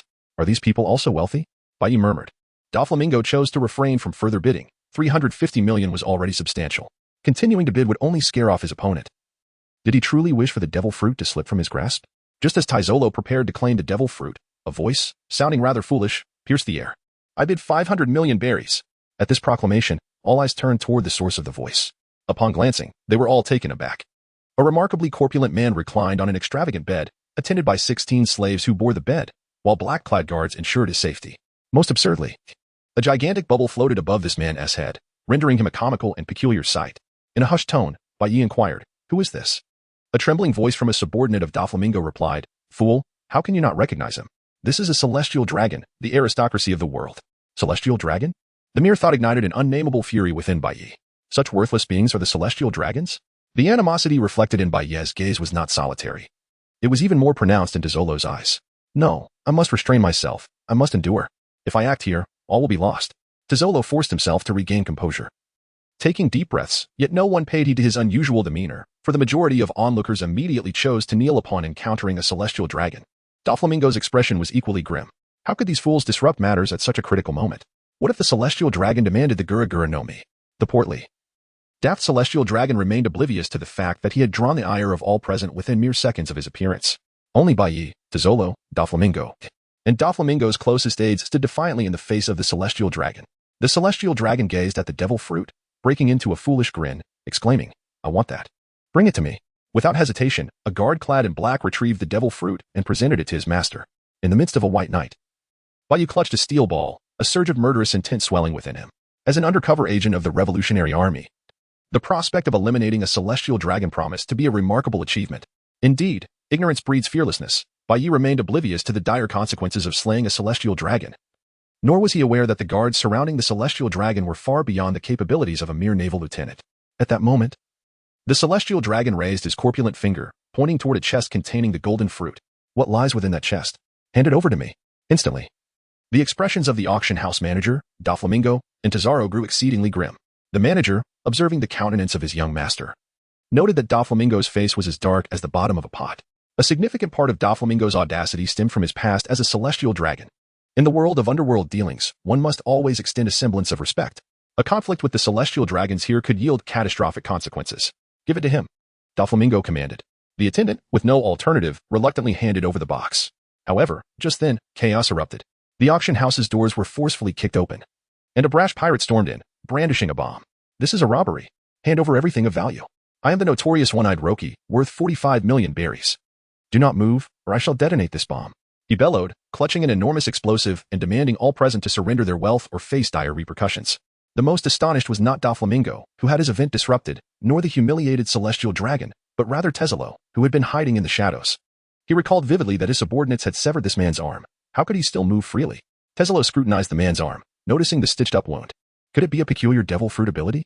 He adjusted his hat, striving to conceal any signs of concern, while White Knight, lurking at a distance, contemplated whether to seize the moment amidst the turmoil to eliminate the celestial dragon. Doflamingo, however, found joy in the intrusion, for it meant safeguarding the Midas fruit. Everyone present harbored ulterior motives, yet the celestial dragon, appearing utterly oblivious, was the most transparent. "You scoundrels, do you not realize I am a celestial dragon?" he exclaimed. drawing his pistol, only to be swiftly halted by his black-clad bodyguards who feared the ignition of the bomb would doom them all. Stay calm, my lord, remain composed. He merely seeks some money. The bodyguards, too, were human and valued their lives, unwilling to accompany their foolish master to his demise. Money? So you're just a beggar? Scoffed the celestial dragon, pinching his nostrils. One-eyed Roki snarled, I am a great pirate. How dare you insult me? I do not care if you're a so-called celestial dragon. You will die. He drew his pistol, aiming it at the celestial dragon. Yet his bodyguards were no mere pushovers. If their master perished, they would not live to tell the tale. In a flash, a black-clad bodyguard appeared before Roki, kicking the weapon from his grasp. At the same moment, another bodyguard rushed in to seize the bomb from him. Do not underestimate me. Roki brandished a knife, waving it in the air. Though it seemed harmless, threads of black materialized from the blade, effortlessly stitching the two bodyguards together. They screamed in terror, seemingly fused as conjoined twins. Now you understand my prowess. I am a user of the stitch fruit, capable of sewing anything in this world. Roki declared triumphantly. Chen Zhao finally comprehended why Roki could move without hindrance after having his arm broken. If such power were employed in surgery, it would be nothing short of miraculous. Nevertheless, Chen Zhao refrained from attempting to seize the Midas fruit, directing his gaze toward Doflamingo, acutely aware that he was no match for him at present. The last individual, White Knight, remained in the shadows, unnoticed by all, although he might not possess the physical prowess of the prominent figures present. Who could fathom the intricate identity of this seemingly ordinary pawn? What to do? Should he eliminate the celestial dragon? White Knight was all too aware of his limitations. Should he dare to kill a celestial dragon, his chances of escape would be virtually non-existent, yet he felt an insatiable urge to act. Just as he wrestled with his dilemma, an unexpected event transpired. Chapter 17, The Midas Fruit. Suddenly, a fire erupted in the auction house's rear courtyard, billowing smoke that enveloped the air. It appeared the flames had been raging for some time, yet amidst the earlier tensions, no one had noticed the rising temperature and smoke. By the time they became aware, the fire had spiraled out of control. Doflamingo's expression shifted. He now realized that, beyond the immediate threats of Roki and the celestial dragon, a third party was vying for his attention. Trouble. The Midas fruit. Doflamingo swiftly grasped that their adversary was after the coveted fruit. After Roki dispatched the two bodyguards, he grew overconfident, believing he had the situation under control. Ha ha ha. It seems our fruits are quite similar, Doflamingo mused. Though he could easily dispatch Roki, he had to consider how to protect the Midas fruit from the celestial dragon after neutralizing the threats. The fire served as an ideal cover, once Doflamingo dealt with everyone. He could claim the Midas fruit had been lost amidst the flames, leaving even the celestial dragon with no grounds for complaint. In that moment, White Knight resolved to aim the steel ball in his hand at the celestial dragon's forehead, the earlier spectacle by Roki having drawn everyone's focus toward him. As Doflamingo prepared to act, White Knight flicked his finger, propelling the steel ball toward the celestial dragon's head. His animosity toward the celestial dragon ultimately overpowered his rationality. Yet, in the instant the steel ball was launched, the celestial dragon's bodyguard detected its trajectory. An assassin. Be cautious. Winleg. One bodyguard kicked at the steel ball. And to White Knight's astonishment, his shot, comparable to that of a sniper, was effortlessly deflected. The bodyguard merely redirected the steel ball to ensure it would not harm his master, entirely oblivious to where it would land. With a sharp sound, the steel ball struck the auction house wall, ricocheting erratically until it fortuitously hit Roki's wrist, where he held the bomb. Ouch. That hurts. Roki cried out, instinctively throwing the bomb away, its trajectory aligning with the spreading flames. The events unfolded with astonishing speed. Even Chen Zhao or Doflamingo could not intervene in time. All eyes were fixed on the bomb as it fell into the inferno. Roki, now teary-eyed, exclaimed, I'm sorry, I didn't mean to. In the next instant, a blinding explosion engulfed everyone's vision, obliterating the opulent auction house and burying all beneath the rubble. Surrounding structures were also affected, with half of the buildings in Sabaody archipelago shattering under the blast shockwave. Those at the epicenter lost consciousness, hurled away by the force. Realizing the heavy security behind him, White Knight understood his limitations. A direct confrontation would be futile. What strategy could he employ? Perhaps he should seize this opportunity amidst the chaos? Why, he pondered momentarily before stealthily trailing behind an auction house guard. Seizing an opportune moment when the guard was distracted, he struck him down and donned his attire. Though somewhat snug, he managed to fit into the garments. Upon returning to the rear entrance of the auction house, Bai took a deep breath. He knew he could not falter or hesitate, lest he reveal any telltale signs. With his head held high and chest out, he strode confidently inside, though his heart raced with trepidation. Hey, where did you come from? I've never seen you before, one guard questioned, his brow furrowed in confusion. Alarm bells rang in Bai's mind. Had he been exposed? He quickly adopted a fearsome countenance and retorted, Do you not recognize me? Are you still lingering here? With that, he delivered a resounding slap, sending the inquisitive guard sprawling. I am your newly appointed commander. If you doubt my words, feel free to inquire with Don Quixote Doflamingo. Bai invoked the name he had only just heard that day. You know the young master? And you dare to speak his name so freely? Could it be that you were a cadre of the Don Quixote family? Several guards stood at attention, their demeanor transformed by the mention of Doflamingo, a name only uttered by the family's core members. Your discernment is commendable, Bai Yi replied, not bothering to look back as he advanced further inside. The guards maintained a rigid stance, akin to soldiers undergoing inspection by their superiors. Once he had distanced himself from their sight, Bai Yi leaned against the wall, clutching his racing heart. That nearly frightened me to death. I thought I had been exposed. At last, he had infiltrated the premises. Yet, he pondered, where had that older gentleman been taken? The courtyard of the auction house was vast. And after only a few steps, Bai Yi realized he was utterly lost. Why is this courtyard so expansive? Which direction is north? Is there no map? He lamented in despair, as poverty had indeed stifled his imagination. Hey, what are you doing over here? Shouldn't your security department be outside preventing unauthorized access? An auction house staff member approached him, inquiring with a puzzled expression. Bai Yi hurriedly replied, well, cough cough. The young master mentioned that there is a rather peculiar slave and instructed me to come and take a look. Where is the recently escorted slave? The person at the entrance had referred to Doflamingo as young master, so it seemed there was no mistake. I see. It's inside. You may go and check. The staff member said without raising their head. Bai Yi hurriedly made his way into the courtyard, where he indeed discovered the iron cage that had just been brought in from outside, along with the 4 enslaved individuals contained within. Ah, the mermaid girl is quite valuable. Worth at least 50 million berries, remarked an appraiser. These 2 fishmen can only serve as pets, each valued at 5 million. Who is this old fool that captured them? What use are they? Never mind, let us send them off for human experimentation. 500,000 berries, the appraiser declared, shaking his head in disapproval. The tremendous explosion raged for a full 5 minutes before finally subsiding. Don Quixote, Doflamingo, and Tizarro, who were at the epicenter of the blast, were swept away by the shockwave. Though it was unlikely they would meet their demise in such a cataclysm. How infuriating! Bai Yi exclaimed as he rose from the ground, realizing he had been thrown several hundred meters away from the explosion center, landing in a nearby forest. He had never anticipated that a mere steel ball in his possession could provoke such perilous consequences. Fortunately, he had been far enough from the epicenter during the explosion to escape serious injury, though his skin burned with a searing pain. And he discovered that his eyebrows and hair had been completely singed away. Bai Yi sat on the ground, exhaling deeply. How much gunpowder had that despicable pirate packed into this bomb to unleash such terrifying destructive power?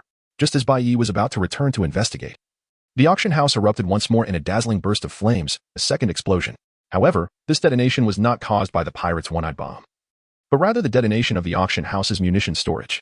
It was not surprising that Doflamingo's primary business was arms dealing, and that he would stockpile a considerable amount of weaponry within his own auction house. Yet now, all of this had turned to naught. The horrifying shockwave swept through again, sending Bai Yi tumbling head over heels. As he struggled to regain his footing, he suddenly spotted a dark object hurtling towards him. Bai Yi instinctively raised his hand to shield himself, only to find that the object had become exceedingly hot under the intense heat of the explosion. He promptly discarded it onto the ground. What on earth is this? Upon lowering his gaze, he was astonished to discover a box that appeared somewhat familiar. Is this not the very auction item that Doflamingo showcased as the grand finale? Bai Yi exclaimed in shock, although he was uncertain about the true nature of this object. It was evident that it must be extraordinary, given that it was held in such high regard by Doflamingo, one of the 7 warlords of the sea. Bai Yi swallowed hard, casting a glance around him, but the inky darkness rendered it impossible to discern whether anyone was present. On the count of 3. If no one speaks, this treasure shall be mine. Bai Yi murmured softly, 1, 2, 3. With that, he eagerly opened the box. As the flickering light danced before him, Bai Yi finally discerned the object within. It was a golden fruit, resting serenely in the box. Bai Yi is no longer the naive novice he once was. Through Robin's guidance, he has evolved into a more seasoned beginner, capable of recognizing the items before him as the fabled devil fruits. However, he quickly lost interest. For consuming a devil fruit renders one unable to swim. Had he and Nico Robin both been fruit users during their last encounter, they would have perished in the depths of the sea. Bai Yi had no intention of relinquishing his remarkable aquatic prowess for the sake of an unknown power. Humph. Is that all? He casually tossed the golden fruit into the air, playing with it like a ball. Just then, a faint voice echoed through the air. Who? Who is there? Bai Yi was taken aback. It appeared that someone was calling for help in this desolate place, likely swept over by the shockwave from the recent explosion. Bai Yi followed the direction from which the sound emanated, and his brow furrowed instantly upon witnessing the sight of the seemingly dim-witted celestial dragon sprawled on the ground, drenched in blood. Save me. I am a celestial dragon. If you rescue me, I shall reward you handsomely, the celestial dragon lamented. Even a celestial dragon, when confronted with the specter of death, experiences fear. After all, they are still human. A surge of loathing rose within Bai Yi from the depths of his heart. What should he do? Should he take his life? As for the celestial dragons, Bai Yi harbored not a shred of affection. In fact, his disdain for them surpassed even that for pirates. What are you planning to do? Although the celestial dragon was dim-witted, he quickly sensed something amiss in Bai Yi's gaze, one that was not filled with the intent to save, but rather, brimming with murderous intent. What are you? As the pale knight gradually raised his fist, he knew that once it descended, the scoundrel before him would undoubtedly meet his demise. Do you know who I am? I am a noble of the world, a celestial dragon.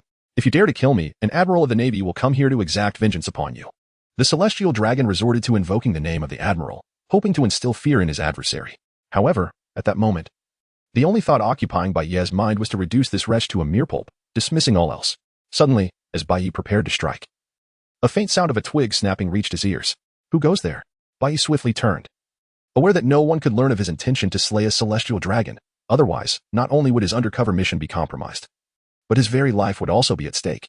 From the darkness, the sound of applause echoed. In the grip of the night, Bai Ye clutched a steel ball, resolute in his intent to obliterate anyone who dared to reveal themselves. There was no need for trepidation. I too am but a wretched soul, victim of the celestial dragons. My life shattered. From the shadows emerged another man, seemingly in his late 20s, his gaze turning icy as he beheld the fallen celestial dragon. My name is Gilder Tizolo. Though I am currently an obscure figure, I shall soon rise to prominence. Tizolo stepped forth from the darkness. Bai Ye would not believe his deceptive words. Heaven knows what manner of person he truly is. My singular objective is the golden fruit in your possession. I am aware that my request is absurd. Yet before Tizolo could finish speaking, Bai Ye raised his hand and tossed the golden fruit over without hesitation. Chapter 18. A major event. Tizolo had prepared numerous arguments and was even ready to engage in a life-and-death struggle with this unknown adversary. However, he never expected that the opponent would simply hurl the golden fruit in his direction. This unexpected act disrupted all of Tizolo's subsequent plans. Do you comprehend the significance of this fruit? Tizolo exclaimed, his face a mask of astonishment as he gazed at Bai Ye. And what of it? Bai Ye replied coldly. Even if this fruit is worth 100 billion berries, it cannot bring back my lost loved ones. Tizolo was momentarily taken aback. Then he shielded his face with his hat, unable to contain his tears. Indeed, what does wealth matter when the most cherished individuals one has lost can never return? However, Bai Ye continued, my relinquishing of this fruit comes with a condition. He pointed at the trembling celestial dragon on the ground and coldly commanded, eliminate him. In the present moment, Bai Ye operates as an undercover agent for the Revolutionary Army. Should the revelation of his intent to eliminate the celestial dragons come to light, it could potentially wield devastating repercussions for the Revolutionary Army. Thus, it would be wiser to eliminate this threat through the hands of an outsider. A sinister grin spread across Tizolo's face as he proclaimed, agreed. My friend. Beneath the explosion-lit night sky, the celestial dragon trembled in fear. As the discussion between the two men seemed less about the fate of world aristocracy and more akin to the survival of a mere rodent. Consider this carefully. If you take my life, the entire world will hunt you down. The celestial dragon attempted to reason with them. Regrettably, neither Tizolo nor Bai Ye exhibited the slightest inclination to alter their stance. Drawing a dagger, Tizolo sneered coldly at the celestial dragon. Surely, there will be no melodramatic rescue for you. The celestial dragon wished to plead for his life, but Tizolo denied him any further opportunity to prattle on. Just as Tizolo prepared to strike, gunfire echoed through the forest, prompting him to roll on the ground to evade the bullets. What do you scoundrels intend to do to a world noble? An injured black-clad bodyguard, having mysteriously arrived, brandished a smoking handgun. Bai Ye and Tizolo exchanged startled glances, surprised by the swift arrival of this rogue's protector. Continue. I will handle the others, Bai Ye commanded in a hushed tone. Resolute that the celestial dragon would meet his demise today, no divine intervention could save him. With remarkable speed, the black-clad bodyguard charged toward Bai Ye. In the midst of the tumult, Bai Ye expertly unleashed his technique, leaving the black-clad bodyguard utterly astonished. The 6 powers of the Navy. Are you a member of the Navy or CP? Why harm the celestial dragons? Tizolo was momentarily taken aback. He had felt a sense of familiarity with this individual from the very beginning, yet could not place him until now. Narrowing his focus to the Navy, he suddenly recalled the young naval officer from that inconspicuous tavern upon his arrival at the Sabaody archipelago. A grave expression crossed Tizolo's face as he realized the true identity of his adversary was indeed a Navy officer. But why would one seek to assassinate a celestial dragon? With a swift motion, the black-clad bodyguard delivered a kick aimed at Bai Ye's neck. Bai Ye refrained from resisting, fully aware that his opponent's overall strength surpassed his own. If the fight could not be resolved swiftly, it would prove detrimental to him. You know too much. The bodyguard growled, aiming a finger jab at Bai Ye's throat. Did this young man intend to perish alongside him? The bodyguard had no desire to meet his end here. He had wagered his life to protect the celestial dragon, hoping for a better existence. Should the celestial dragon die, none of them would survive. With a resounding thud, the bodyguard's foot struck Bai Ye's shoulder, sending a jolt of pain coursing through him. Yet, to the bodyguard's surprise, Bai Ye smiled. His true weapon was not the half-hearted finger jab, but rather the concealed pistol hidden within his sleeve, a parting gift from a veteran. With the entirety of Instructor Tori's undergarments at stake, may she grant me her blessing. Bang! The gun fired, simultaneously, at Navy headquarters. Tori was preparing to put away her freshly laundered undergarments, humming a cheerful tune, blissfully unaware of the unfolding chaos. Just as she grasped the first piece of lingerie, a sudden gust of wind swept through, sending all her garments soaring into the sky. That evening, A peculiar spectacle graced Navy headquarters. As onlookers beheld girls' undergarments dancing through the air, forming shapes such as S and B curves, Torai stood there, clutching the last piece of lingerie, overwhelmed with emotion. Questioning why this had happened, Kapu, seated in Sengoku's office, marveled at the bizarre sight before him. I never imagined that Tori had a penchant for bear-themed lingerie. Quite fierce indeed. Somehow, this remark reached Tori's ears, leaving Kapu with a chilling sensation along his spine, often turning to find Tori glaring at him with icy disdain. Had he truly hit his mark? Tazolo's promising apprentice, Bai Yi, felt a surge of joy upon realizing he had struck the bodyguard with his gun. Although the bodyguard was still alive, he was gravely injured. Die, you lackey of the celestial dragons, Bai Yi exclaimed as he seized the bodyguard's wounded form, hurling him high into the air before violently slamming him onto the ground. The bodyguard exploded upon impact, transforming into a vivid blossom of crimson. With his last line of defense now obliterated, the celestial dragon sat helplessly on the ground, consumed by despair and uncertainty. In the next moment, Tazolo's blade pierced the celestial dragon's body. So, your blood is red as well, Tazolo sneered. Yet, this was merely the beginning. The debt owed to him by the celestial dragon was far from settled. Without hesitation, Tazolo bit into the golden fruit, the flavor reminiscent of crispy, delectable meat, barely managing to suppress his urge to vomit. However, a single bite of a devil fruit sufficed. What is your name? I shall remember this favor and repay you in the future, Tazolo declared, fixing his gaze upon Bai Yi. The White Knight cannot reveal his true identity. When the time comes that I require your assistance, I shall seek you out. Tazolo gazed at the figure, aware that this individual must possess a multitude of tales. He removed a pocket watch from around his neck and placed it in White Knight's hand. Hold this watch. And whenever you encounter difficulties, simply seek me out with it in hand, and I shall offer you my utmost support. In the twilight, Bai Yi concealed the pocket watch within his bosom, while Tazolo departed without a backward glance. The bestowal of the gold fruit and the opportunity to avenge himself against the celestial dragons marked this youth as an invaluable benefactor. Yet, Bai Yi remained oblivious to the true nature of what he had forsaken. Once Tazolo's figure faded from sight, Bai Yi pinched his cheeks, adopting an expression of innocent fear, akin to that of a victim. Help! Help! The celestial dragon has been slain. Someone, come quickly, he cried, his voice laced with panic and dread, as though he had witnessed an unimaginable horror. Soon, his cries reached attentive ears, and upon encountering the lifeless body of the celestial dragon, the onlookers turned pale with shock. Meanwhile, Bai Yi had discreetly slipped away. At that moment, Doflamingo and the One-Eyed were locked in confrontation. Doflamingo, seething with resentment towards the novice before him, exclaimed, Do you have any inkling of the magnitude of the plans you have disrupted? You fool! The knuckles of his fingers cracked ominously, instilling fear in the hearts of those present. You are merely a warlord of the sea, just Doflamingo. I, the One-Eyed, shall ascend to become the Pirate King. Surpassing you all, the One-Eyed, unaware of the peril he faced, roared defiantly like an ant challenging a dragon. Doflamingo's expression twisted malevolently, despite the One-Eyed's lack of strength. His audacity was palpable, and in an instant, they clashed. However, the battle concluded swiftly, with Doflamingo effortlessly subduing the One-Eyed, the outcome devoid of suspense. Who summoned you here to wreak havoc? He demanded, incredulous that such a fledgling could dare disturb his domain, yet, inexplicably, it had succeeded. What nonsense are you spouting? There exists no one in this world capable of commanding me, the One-Eyed bellowed. Doflamingo's laughter echoed ominously, reminiscent of a demon from the abyss. If this is your final proclamation, then prepare to perish. Just as he prepared to strike, a ragged member of Doflamingo's crew rushed in, exclaiming, It's dire, brother. The celestial dragon has been killed. Veins throbbed on Doflamingo's forehead. The celestial dragon was dead? If it were merely the loss of the gold fruit, the repercussions would be significant, yet manageable. However, the gravity of the situation escalated drastically with the celestial dragon's demise occurring on his territory.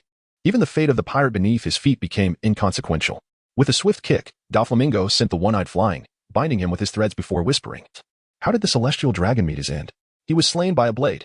The celestial dragons had made too many enemies upon the sea, once isolated. Their chances of survival plummeted to nearly 100%. Disguise the body to appear as though it was killed by an explosion. This scoundrel shall serve as our scapegoat. Doflamingo turned to the One-Eyed, only to be met with the shocking realization that he had vanished, leaving behind only his own threats. Why has this occurred? Scoundrel! Find him at once. Doflamingo seethed, akin to a volcano on the verge of eruption. Unbeknownst to him, the One-Eyed stitching fruit had inadvertently influenced Doflamingo's string fruit. The essence of the stitching fruit lay in binding two objects together. To his astonishment, the One-Eyed discovered that his powers had, to a degree, impacted Doflamingo's abilities, allowing him the opportunity to escape while Doflamingo appeared preoccupied with his own troubles. As he rounded a street corner, the One-Eyed collided with a figure dressed in tattered garments, hair and eyebrows absent, resembling a large egg. Hey, do you dare to bump into me? Are you seeking death? The One-Eyed bellowed. He had recently engaged Doflamingo in a standoff, believing that his bounty would soar following the encounter. The figure slowly raised his head, revealing a youthful visage. I recognize you as a pirate. The young man inquired. And what of it? I shall soon be renowned across the seas. Would you care for an autograph? The one-eyed boasted, yet before he could finish, the towering figure vanished, only for a voice to emerge from his left. Marine 6 styles, sorrow. Darkness enveloped the one-eyed, followed by excruciating pain. My eye, he screamed in torment. But he understood that if the opponent regained his composure, his enigmatic powers could pose a significant threat. Thus, he acted swiftly, blinding the one-eyed soul eye. Scoundrel! Scoundrel! The one-eyed shouted, wielding his blade as black threads darted forth, stitching various items together. Yet Bai Yi had already distanced himself. You believe you have triumphed, do you? Dream on. Let me tell you, I have planted bombs throughout the corners of Sabaody Archipelago. With a mere press of this remote, you shall all be sent to the heavens. The one-eyed produced a remote control from his pocket and pressed it gently. A thunderous explosion erupted from the opposite side of Sabaody Archipelago. Chapter 19. The Admiral arrives. Bai Yi gritted his teeth, realizing with a mix of disbelief and horror that the scoundrel was indeed telling the truth. He had planted explosives in every corner of the Shampoo Islands. Ha. This was merely the first. Then came the second. Ha. The one-eyed man pressed the button for the second bomb, and a tremendous explosion erupted at a nearby street corner. The shockwave tearing through Bai Yi's already tattered clothing. The cacophony of the blast roused many slumbering souls, and a little girl, no older than 7 or 8, emerged onto the street, weeping and utterly bewildered. The one-eyed man let out an even more piercing laugh. The next bomb is right on this street. He waved his knife erratically, his laughter echoing with a sinister edge. As the adversary's finger descended, Bai Yi had no time for contemplation. He activated his shave technique, instantly appearing beside the little girl. In that moment, no technique could possibly allow them to escape the impending explosion, and in the next instant, flames engulfed Bai Yi's vision. A searing pain coursed through his skin, yet he could only shield the child clutched in his arms, just as he resigned himself to the certainty of death. An indescribable force enveloped his body, abruptly insulating him from the searing heat. This was not Bai Yi's own power but an external force. Shortly thereafter, he sensed someone clasping his waist, moving with extraordinary speed, swiftly carrying them both out of the blast radius. That was close. I almost didn't make it. Hic. The person exclaimed, punctuating their words with a hiccup. Bai Yi opened one eye, confirming his continued existence, and beheld the man who had rescued him from the inferno. To his astonishment, it was none other than the inebriated uncle. Why is it you? Bai Yi weakly inquired. The drunken uncle glanced at the little girl nestled in Bai Yi's arms, assured that she had merely fainted temporarily, and without looking back, he addressed Bai Yi. How many times must I tell you? In this vast ocean, do not be overly benevolent. You refuse to heed my words. Bai Yi, lacking the energy to engage in discourse with the inebriated man before him, posed a question that weighed heavily on his mind. Sir, may I inquire as to your identity? I am Rayleigh. The drunken uncle replied, relishing the moment of admiration. Rayleigh, is that name particularly renowned? Bai Yi asked, his brow furrowed in confusion. Cough. The Pirate King's first mate, Rayleigh. Surely, you must be aware of that? Rayleigh reiterated. I've never heard of you. Bai Yi responded earnestly. You must have heard of the Pirate King, Roger? Rayleigh's eyes twitched in disbelief. Do today's young Navy officers not pay attention to bounties anymore? Roger? I think I've heard of him, Bai Yi admitted. I am the first mate of that very Roger, the Pirate King, Rayleigh. So, now you must comprehend my formidable prowess. Bai Yi shook his head in bewilderment, questioning why all the names were unfamiliar to him. Who on earth are you? Rayleigh observed Bai Yi's puzzled expression and shook his head in resignation, thinking to himself that this ignorant young lad had never even heard of his name. Sir, was that your power just now? When the explosion occurred, it felt as though I was clad in armor. Is it the power of a devil fruit? Bai Yi inquired. Certainly not. I am a bona fide non-devil fruit user. What you witnessed earlier is known as haki, but you are not yet ready to grasp it. Once you become a vice admiral, you will be able to learn it. Rayleigh replied, then turned his attention to the little girl before asking. Aren't you part of the Navy? Why aren't you trying to capture me? I am a pirate, after all, a notorious one at that. Yet, I feel you are not a bad person. Besides, I doubt I could defeat you. Bai Yi candidly admitted. Listen well, young one, when discerning the nature of people. Do not rely solely on your eyes. Rather, look with your heart. Furthermore, appearances do not define character, Rayleigh advised earnestly. Sometimes, pirates are not necessarily villains. And the Navy does not always consist of good people. This boundary must be measured with the heart. Do you understand? Previously, Bai Yi had believed that all pirates were wicked and that the Navy had few virtuous individuals. However, after experiencing the events surrounding Robin, he realized that not all pirates were irredeemable scoundrels. Sir, may I ask you something? Do you know of O'Hara? Bai Yi cautiously inquired. Given his current abilities, he could not uncover any information regarding this matter from the Navy, which had deliberately concealed the truth of those events. Even if he could find records, they might not be accurate. This older gentleman, claiming to be formidable, might possess knowledge of the truth. O'Hara? Why do you ask about that? Rayleigh looked at Bai Yi with curiosity but still provided a vague response. I recall it involved a group of historians attempting to investigate the lost century of history, which ultimately led to their demise. In the end, both the commoners and historians were exterminated, with only an 8-year-old girl managing to escape. Is that so? Just because a group of historians studied history, they faced total annihilation? Bai Yi was incredulous, even doubting his own hearing. Rayleigh took a sip from the bottle he had drawn from his waist and remarked, "The world government conceals a darkness far more terrifying than that of pirates. That is why I advise you, do not be excessively kind-hearted. It could cost you dearly." Bai Yi finally comprehended the profound resentment Robin harbored towards the Navy. Her hometown was a fishing village. How would one feel if their home were annihilated by the world government under the pretext of fishing? Do not dwell too deeply on the hidden truths that elude your current understanding, Rayleigh advised. At that moment, the young girl beside them, who had been unconscious, awoke and began to wail inconsolably. However, upon hearing her cries, Bai Yi felt a sense of relief, realizing that she seemed to be in no grave danger. The eyes of that little pirate have been blinded by your hand. Return him to claim the bounty. Rayleigh continued, moreover, with the death of the celestial dragon, the Navy headquarters will undoubtedly send personnel to investigate. Exercise caution, my friend. The White Knight felt suffocating. And the old man couldn't help but wonder if he had witnessed the demise of the celestial dragon himself. By the time he regained his composure, Rayleigh had already vanished from sight. Damn it, damn it, damn it. How could this happen? A celestial dragon has perished in my jurisdiction. Sneck bellowed in a fit of rage. As a Navy colonel stationed at Sabaody Archipelago, he had enjoyed a few peaceful years, only to be blindsided by the recent news of a celestial dragon's death within his territory. Gather all forces. Seal off every port. No one is to escape, he commanded vehemently.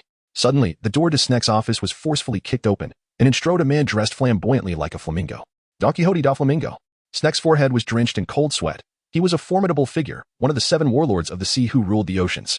I assume you are already aware of the celestial dragon's demise. If we do not present a united front, we shall both face dire consequences, Da Flamingo murmured. I had my men examine the celestial dragon's wounds beforehand. He was stabbed with a dagger, while his bodyguard bore gunshot wounds inflicted by a Navy-issued pistol. Sneck's heart nearly stopped. Could it be that the Navy was responsible for the celestial dragon's death? Yet, such details mattered little. The priority was to conceal the incident.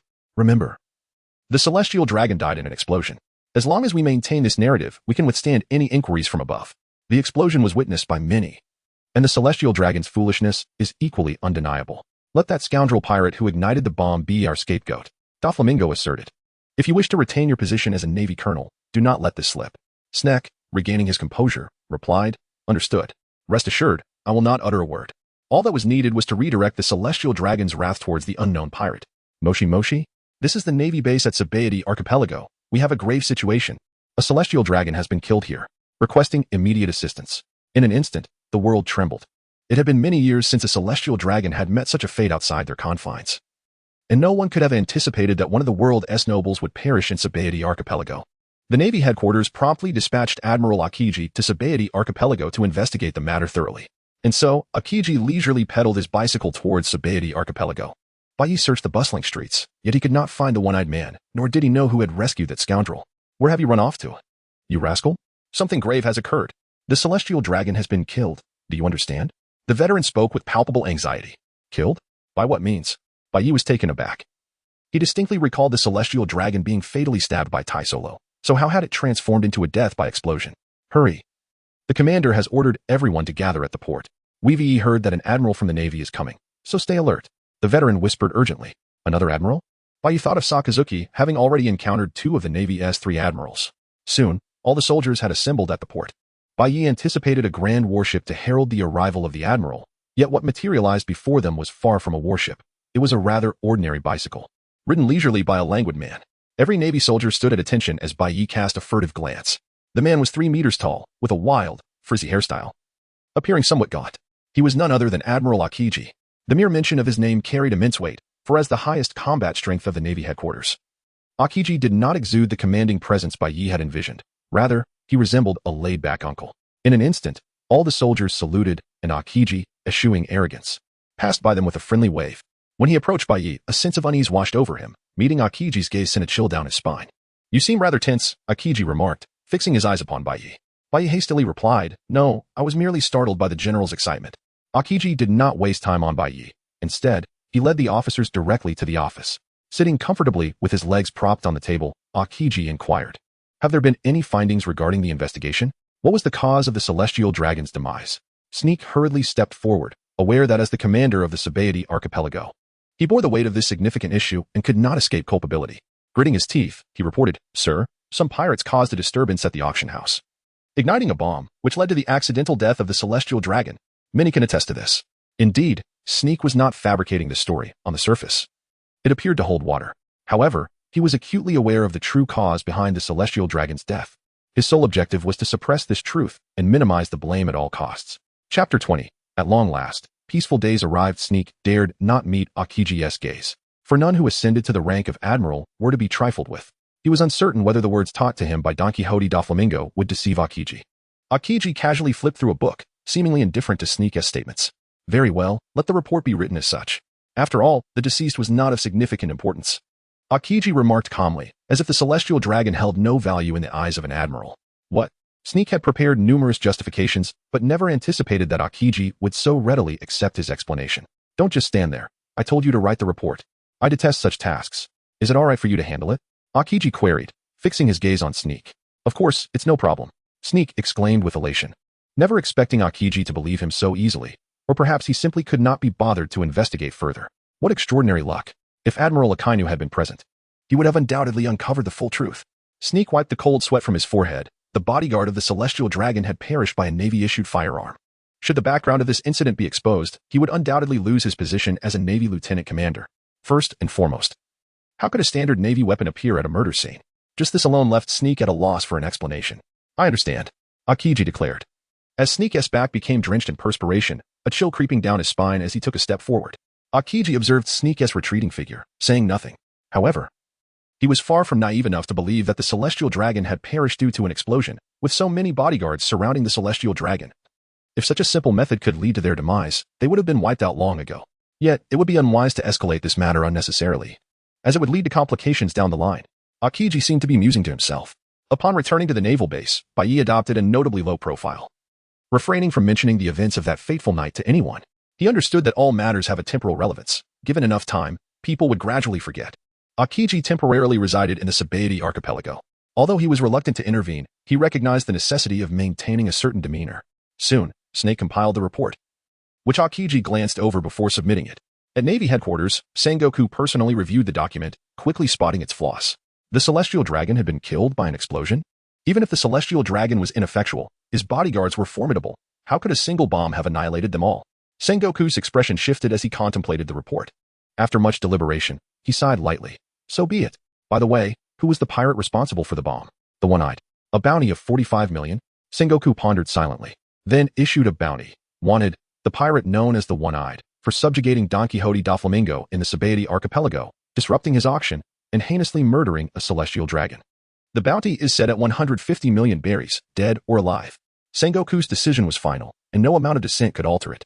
However, he continued, Lieutenant Colonel Snake of the Sabaody Archipelago Navy, for dereliction of duty leading to the death of a celestial dragon, shall be demoted to Navy Major and reassigned to Navy headquarters.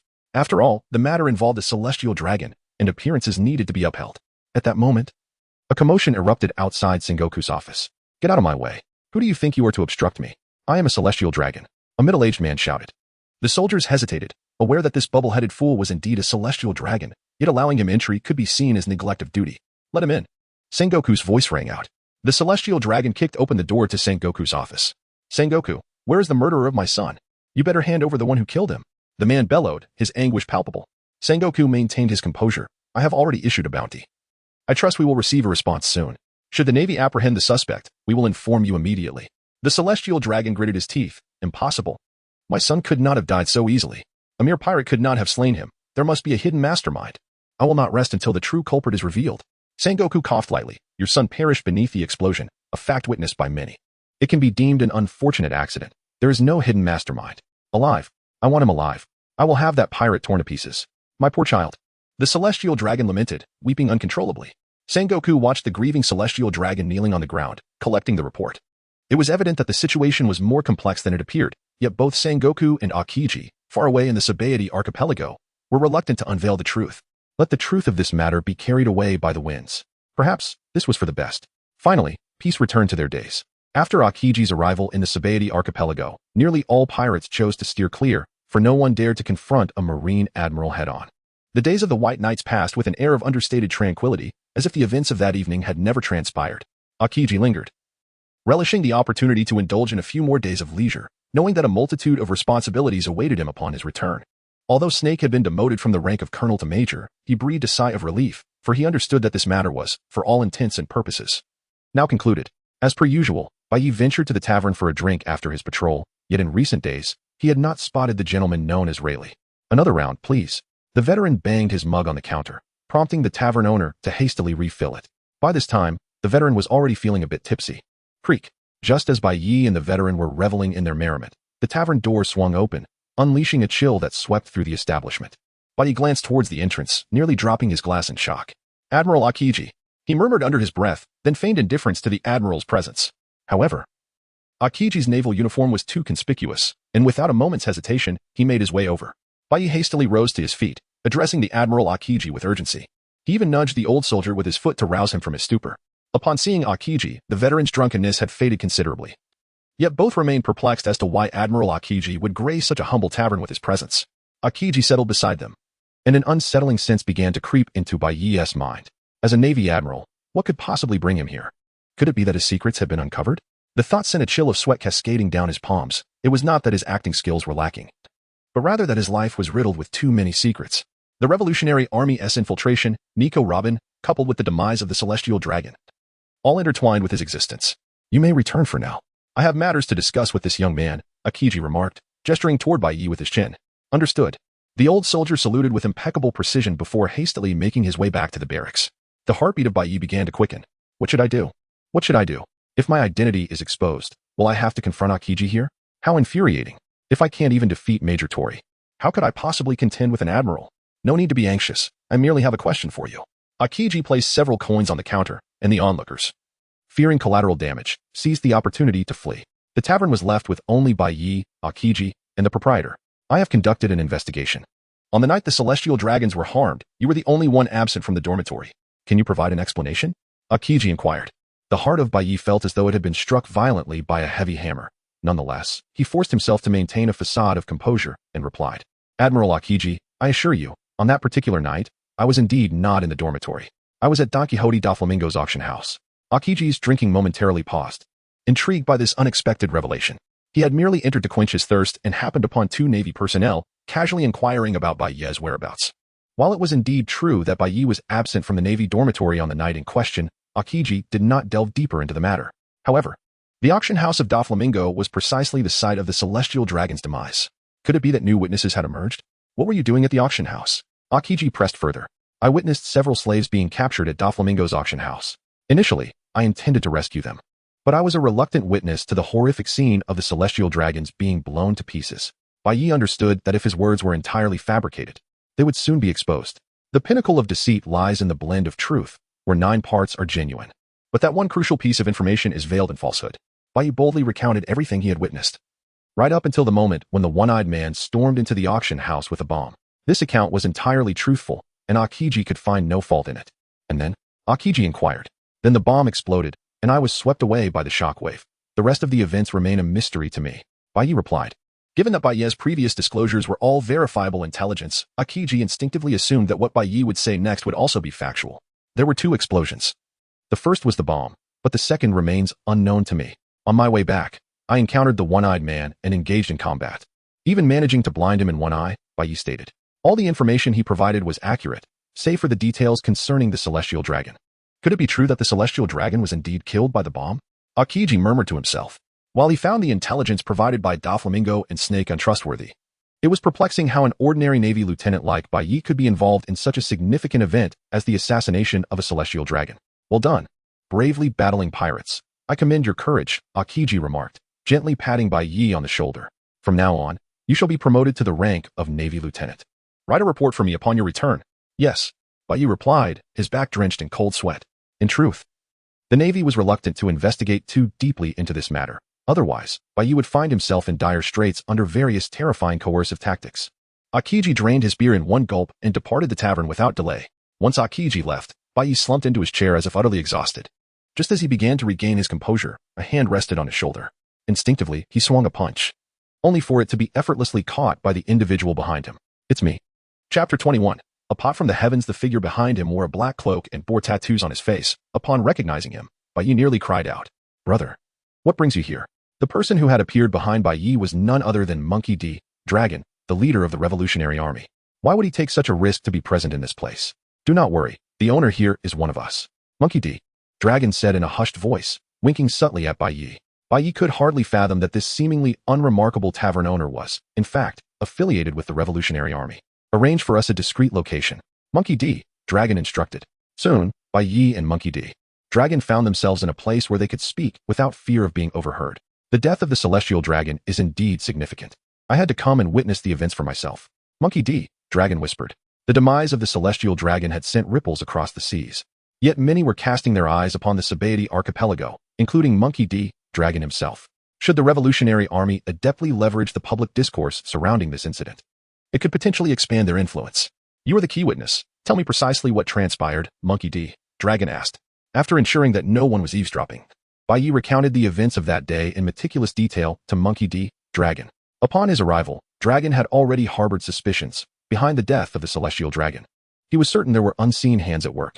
However, he never anticipated that the true mastermind would turn out to be the seemingly naive youth before him. To his astonishment, upon closer examination, the boy's true nature was as dark as the depths of night, with all suspicions meticulously cleared away. The celestial dragon's demise remained shrouded in mystery, and intriguingly, the boy had orchestrated it without direct involvement, instead entrusting the task to others. It was not that the Navy had any desire to investigate. Even if they dug to the very depths, they might never uncover the truth. Ultimately, they could only trace the matter back to a pirate known as Taizolo. Strikingly, the architect of this entire scheme was merely a naval lieutenant, who appeared so unassuming and honest that he posed no threat whatsoever.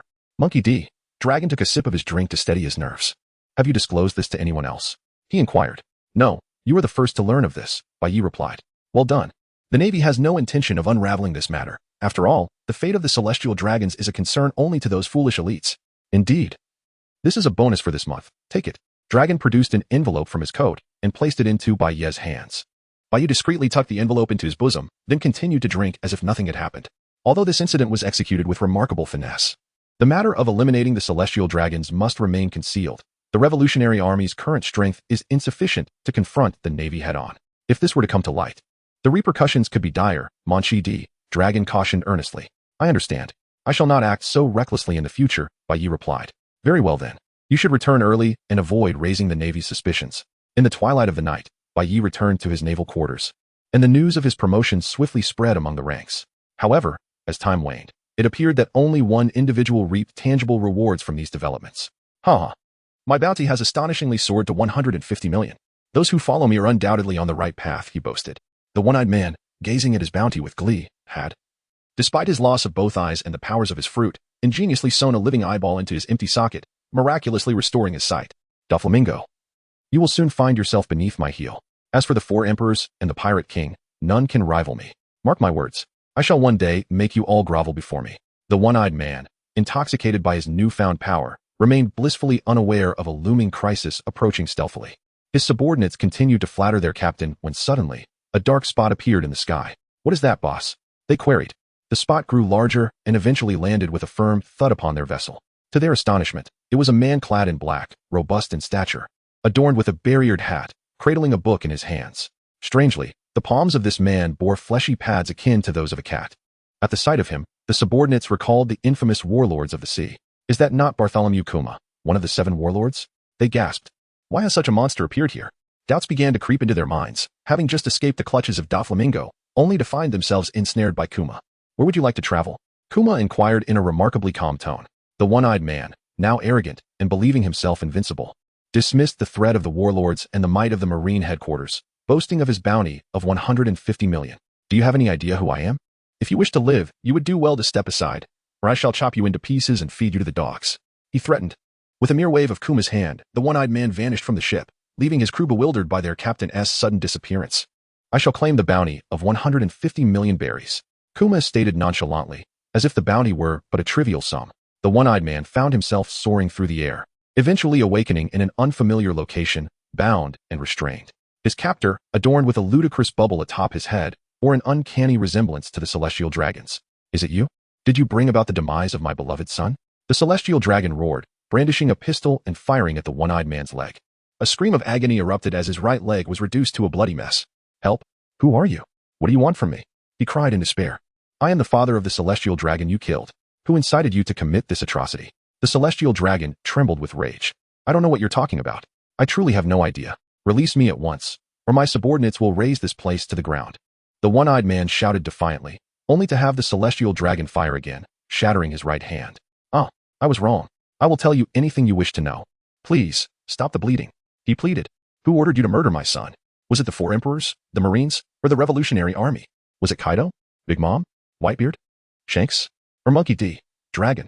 The celestial dragon was incredulous that this coward would dare slay a celestial dragon, suspecting there was a mastermind behind him. "I truly do not know," the one-eyed man lamented. "It seems you will not weep until you see the grave." The celestial dragon leveled his gun at the one-eyed man's left hand. Please, I will tell you everything you want to know," he howled in desperation.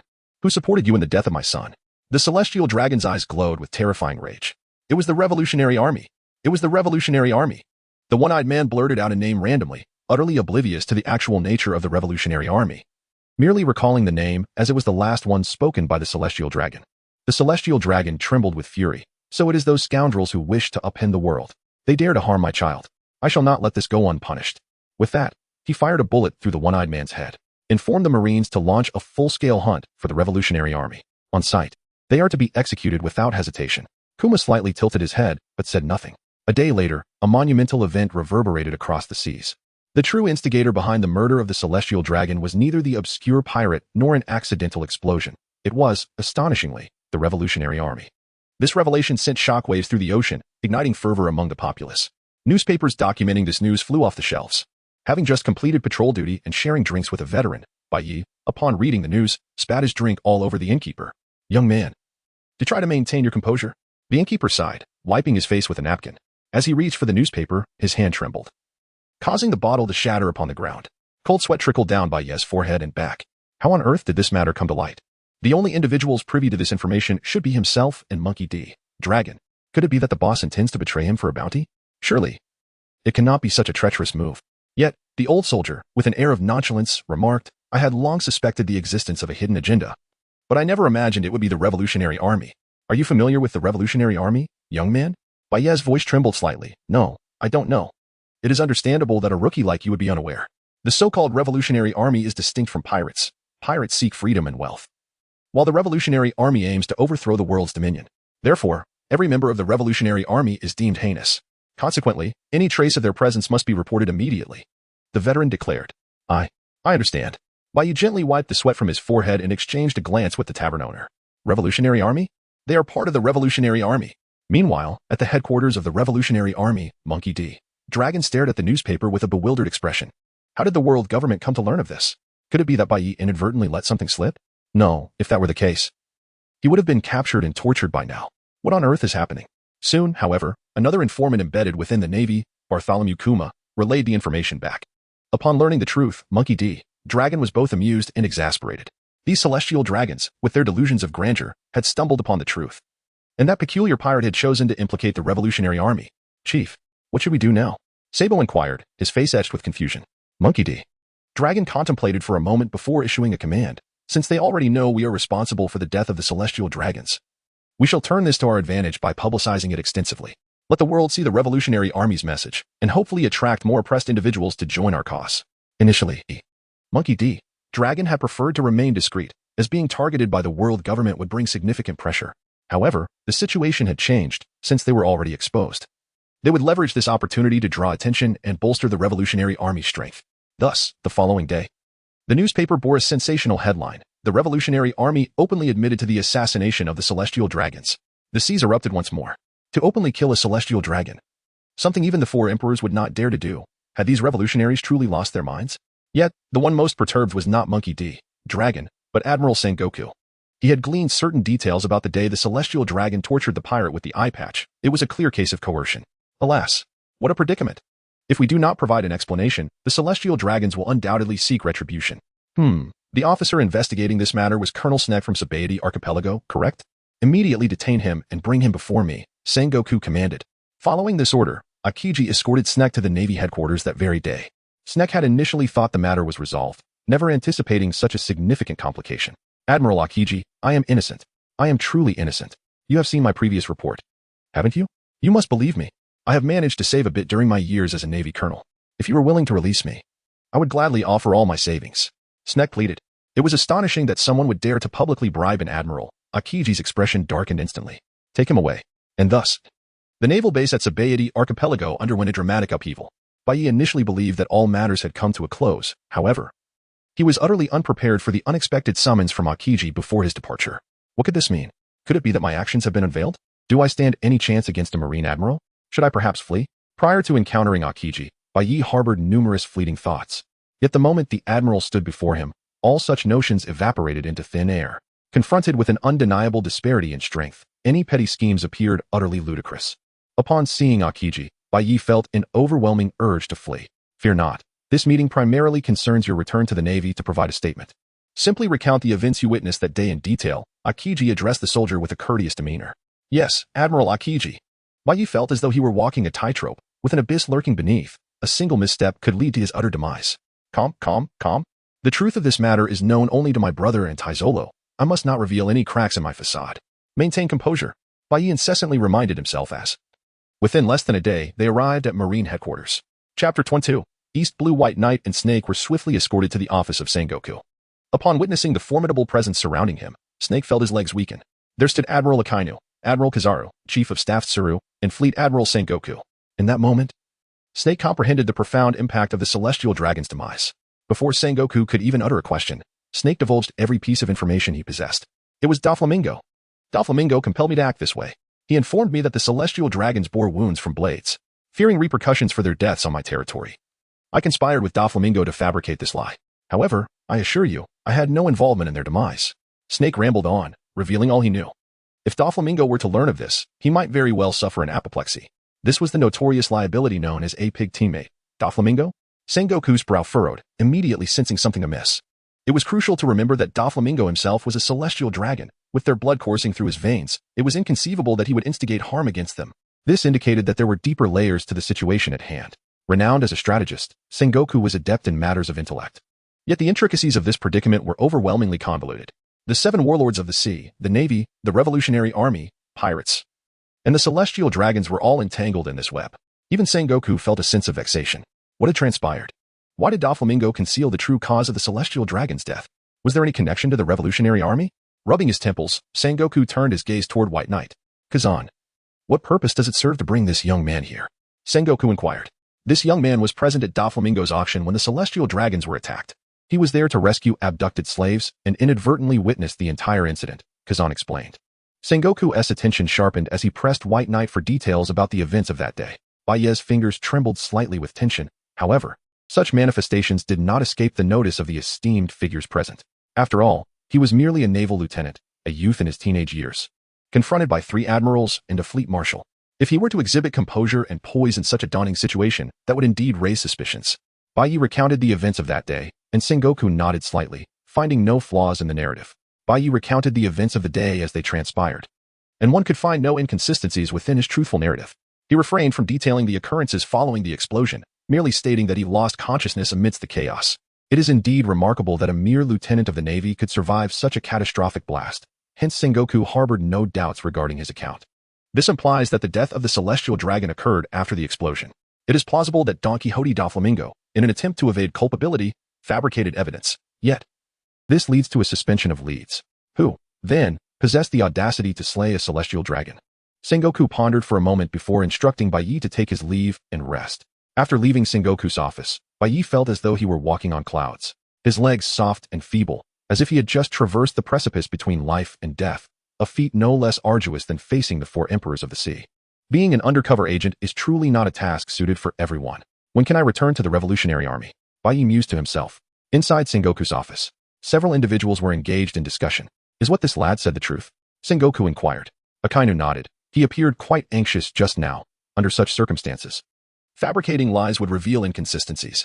However, he exhibited no signs of deceit, suggesting that what he stated was indeed truthful. This implies that the death of the Celestial Dragons is indeed linked to the explosion, but it was not this explosion that claimed their lives. I believe we should summon Don Quixote Doflamingo for questioning. That is out of the question. Doflamingo himself is a Celestial Dragon and, at present, a warlord of the sea. To summon him without evidence would be exceedingly difficult to manage.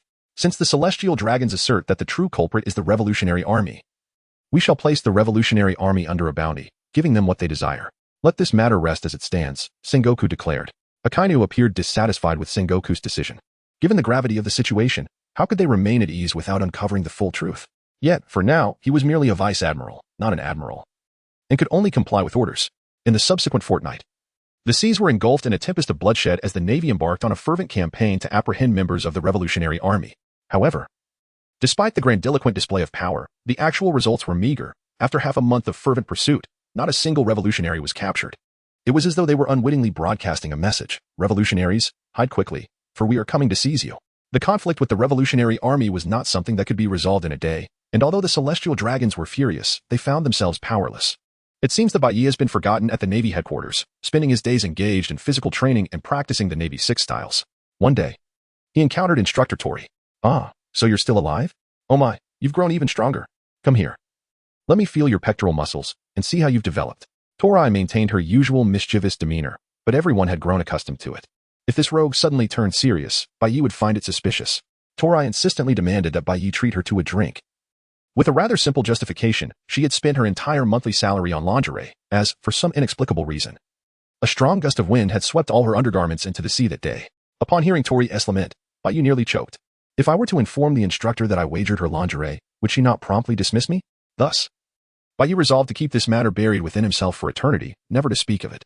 By the way, didn't you just say you felt forgotten at the Navy headquarters? Coincidentally, I have a task for you. I need you to make a trip to the East Sea.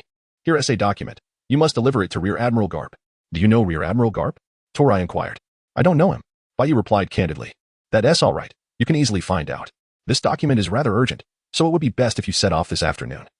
Aiming to deliver it to Rear Admiral Garp within half a month, Tori instructed. With a perplexed expression, Bai Yi inquired, but don't we have a fax machine? Why not send these documents directly? Tori coughed lightly and replied, who knows what that old man is thinking? Perhaps this is just the mindset of the elderly, untrusting of newfangled things. In any case, consider it a leisurely trip, a casual jaunt. Indeed, Bai Yi responded. After all, idling at the Navy headquarters was rather dull, and he wondered if he might encounter Robin during his journey to the East Sea. The mere thought of the girl's plight felt like a thorn in his heart. That afternoon, after a fortnight of recuperation, Bai Yi set sail. Yet he could not suppress his discontent upon seeing the small boat assigned to him. Why must it be rowed by hand? Doesn't the Navy headquarters possess warships? Aren't these documents of utmost importance? What if I encounter pirates along the way? Couldn't you have considered this more thoroughly? Bai Yi vented his frustrations. Beside him, Tori scratched her ear and remarked, enough with the rambling. Let us get moving. If you fail to arrive on time, just wait and see how I deal with you. By the way, your former superior seems to be in the East Sea as well, the Major. If you happen to run into him, please extend my regards. Bai Yi nodded, guiding his small boat steadily towards the East Sea. Fortunately, the journey remained relatively calm, and he continued on his way to the East Sea. He even made a special trip to the small island where Robin had disembarked, hoping to encounter the girl once more. Alas, Bai Yi was unable to catch a glimpse of that vibrant figure. Perhaps they would only meet again on the vast ocean, in a grove of orange trees. 2 girls were hiding. The girl with orange hair was named Nami, the younger sister, and the girl with purple hair was named Nojiko, the elder sister. Wow. So much money, exclaimed Nami, her eyes transforming into dollar signs upon discovering the cash on the naval officer. We've struck it rich this time. Nojiko hesitated and said, Nami, we should return the wallet. Mother will be angry if she finds out. Mother won't know, Nami replied confidently, pulling out several bills from the wallet and placing them in her sister's hands. Since you saw me take it, I cannot afford to leave without some traces. Nojiko, anxious, stared at the money, uncertain of what to do next. You said it yourself. Mother would be furious if she knew. But as long as we keep it from her, it will be fine, Nami reasoned, considering herself quite clever. She believed that if she silenced her sister, no one would ever learn of their misdeed. However, the 2 girls remained oblivious to the fact that Bai Yi was already waiting at their doorstep. Knock, knock, knock. Hearing the knocking sound, their mother, Belmir, opened the door just a crack, only to find a young naval officer standing outside. Belmir's face revealed confusion. What could the Navy want with her? Hello. May I ask what brings you here? Belmir inquired, recalling her own past as a naval officer. Having lost all her comrades in battle and subsequently finding her 2 daughters amidst the storm, she had since resigned from the Navy to care for them at home and had never remarried. Is this Nami's residence? I apologize for disturbing you at such a late hour, but your daughter may have taken my wallet, Bai Yi explained politely. Belmir's expression darkened immediately. Nami, get out here. Nami and Nojiko, still debating what gift to buy for their mother with the newfound money, froze at their mother's furious call. The 2 sisters exchanged worried glances and obediently approached their mother. Upon seeing Bai Yi in his naval uniform, Nami instantly realized the gravity of the situation. Without a moment's hesitation, Belmir seized her daughter by the collar and shook her, causing an unfamiliar wallet to fall to the ground. Nami, you should explain where you got this wallet, Belmir demanded, her gaze piercing into her daughter. Feeling guilty, Nami mumbled, I found it on the street. But the look on her mother's face made it clear that her scheme had been uncovered, prompting her to confess. I'm sorry, I was wrong. I want to do it again. Seeing Nami's expression, Belmir felt a mix of amusement and exasperation. Naval officer, how do you intend to handle this situation? Belmir inquired. In the end, it is impossible for Bai Yi to genuinely sulk with a 7 or 8-year-old girl. He gently flicks Nami's forehead and says, I shall forgive you this time, but there will be no next. Chapter 23. The menace of the evil dragon. Nami glared at Bai Yi with an indignant expression. Yet she dared not display her displeasure too overtly in front of her mother, rendering her pout quite endearing. Belmir let out a sigh of relief. As a token of gratitude, allow me to treat you to a meal. By the way, I have a spare room at home. If you are seeking accommodation, I can offer it free of charge. That seems rather inappropriate, Bai Yi murmured. It feels rather presumptuous for a woman to stay at someone else's house with 2 young girls. Haha, no need for concern. I was once a naval officer myself. It is only natural to extend a helping hand to my juniors. Nami, go tidy up the room, Belmir said cheerfully. Nami huffed reluctantly under her breath. Then led Bai Yi to the guest room. What a miser. You merely took your wallet, yet you had to chase me all the way home. Aren't the Navy supposed to earn their keep easily? Nami grumbled. The Navy is indeed divided into various factions, Bai Yi replied. Although his monthly salary was considerable, it certainly could not be deemed abundant. But I have heard that the Navy in the East Blue seems to collude with pirates, allowing them to act with impunity. And in return, the pirates share a portion of their spoils with the Navy, Nami said. In that instant, Bai Yi felt as though struck by lightning. The wound on his right leg, which had healed, began to throb anew. Had it not been for the alliance between the Navy and the pirates that day, he would still be merrily living as a humble fisherman on the sea. Could you elaborate further? Bai Yi implored, eager to extract more information from the girl. However, Nami admitted that what she knew was merely hearsay and she could not ascertain its truth. Indeed, what could such a small child possibly know? Bai Yi wiped the sweat from his brow. By the way, why did you attempt to steal my wallet? I perceive that your family is relatively well off. Nami spoke softly. But it is Mother's birthday soon, and my sister and I wanted to prepare a gift for her. However, she works so hard and would surely hesitate to spend any money. Even with noble intentions, one cannot impose such a burden on others. What if the person you stole from was not me, but someone else, whose money was meant for their mother's medical treatment? What would you do then? Bai Yi asked. Nami lowered her head. In this chaotic world, there are few who can genuinely consider the needs of others. Bai Yi took 2 banknotes from his wallet and placed them in Nami's palm. Use this to buy your mother a decent birthday gift. And from now on, refrain from stealing from others, Bai Yi remarked. Nami's face lit up with joy as she playfully slapped Bai Yi on the back, exclaiming, I never expected you to be quite a decent person. I might have to reconsider my views on the Navy. Bai Yi silently scoffed at her words, wondering if her earlier sadness had been feigned. Can I have the money back now? He thought. Get some rest. I'll wake you up for breakfast tomorrow morning, he added. With the banknotes in hand, Nami left happily. On a remote island, a group of pirates was indulging in merriment. However, these pirates were not human, they were fishmen, each with peculiar appearances. At the forefront was a fishman resembling a tuna, the captain of the Arlong pirate crew, Arlong. Beside him was Octopus Hachi, who had lost one of his tentacles in a previous battle, leaving him with 7.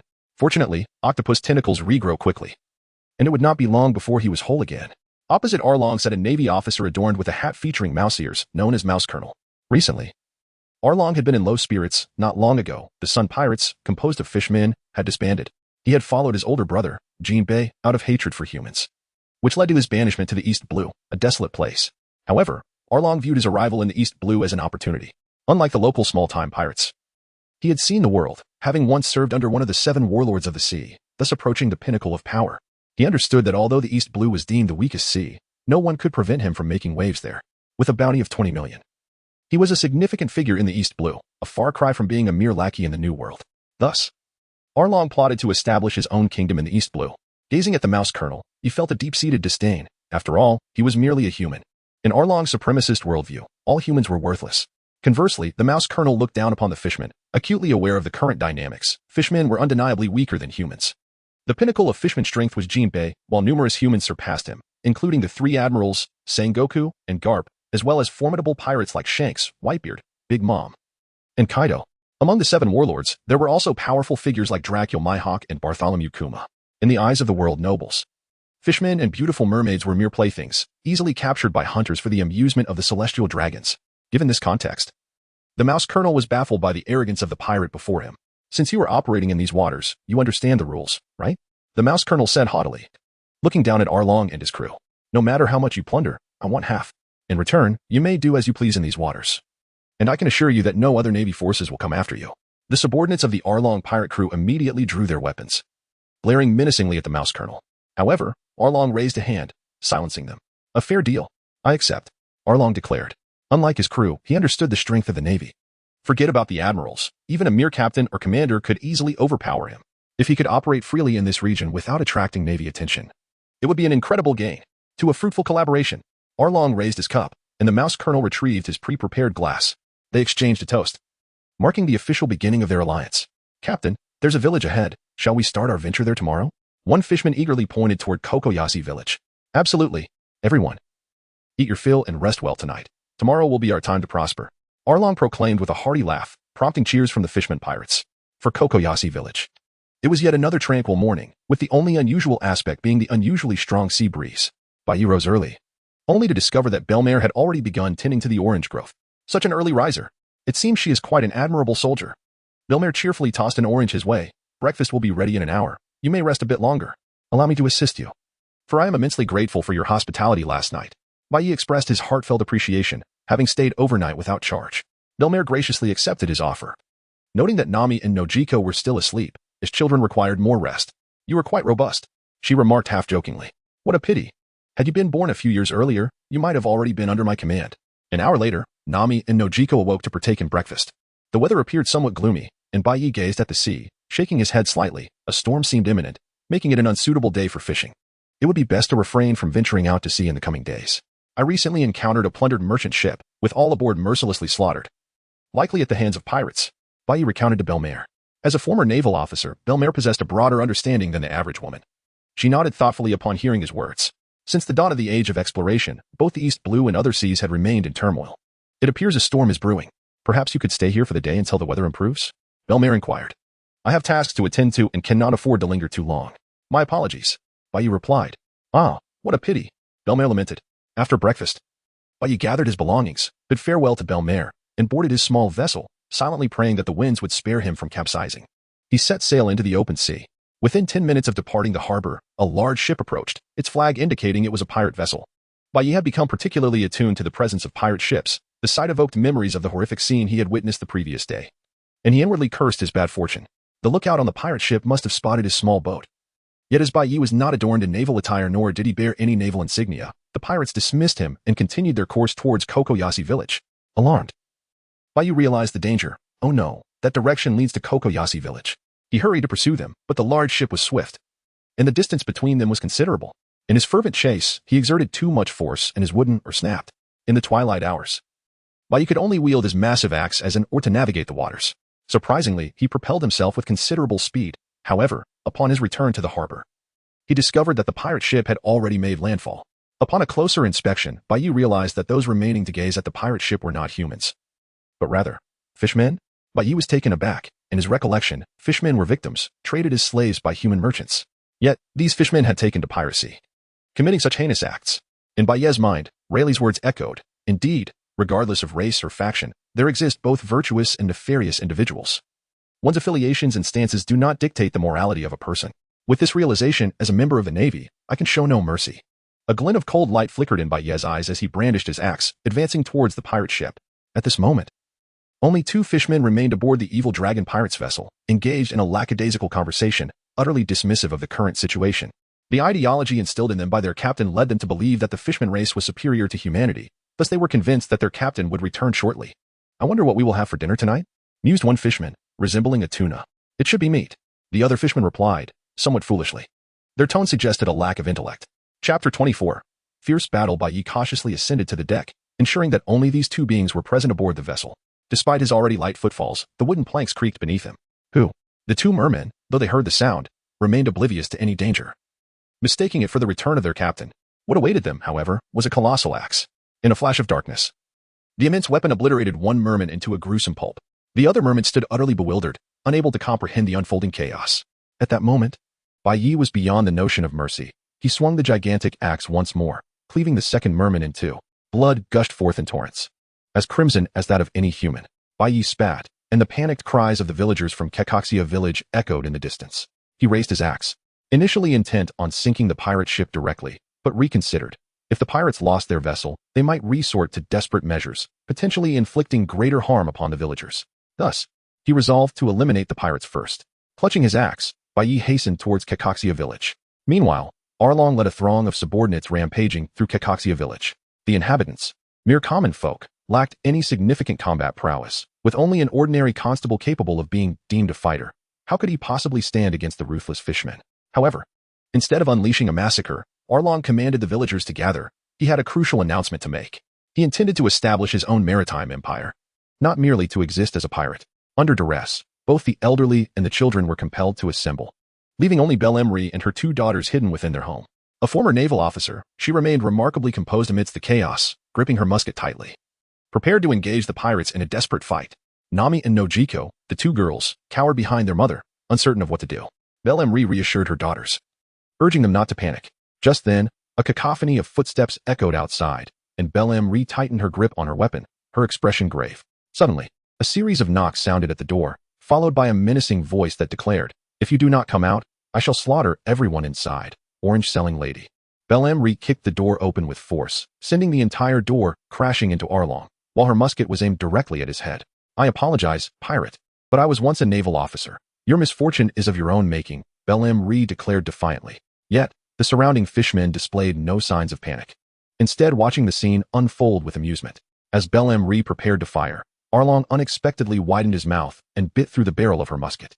Though Belle-Emery had military training, she found herself utterly unprepared for such an exaggerated foe and was swiftly overpowered, her neck seized by Arlong and pressed to the ground.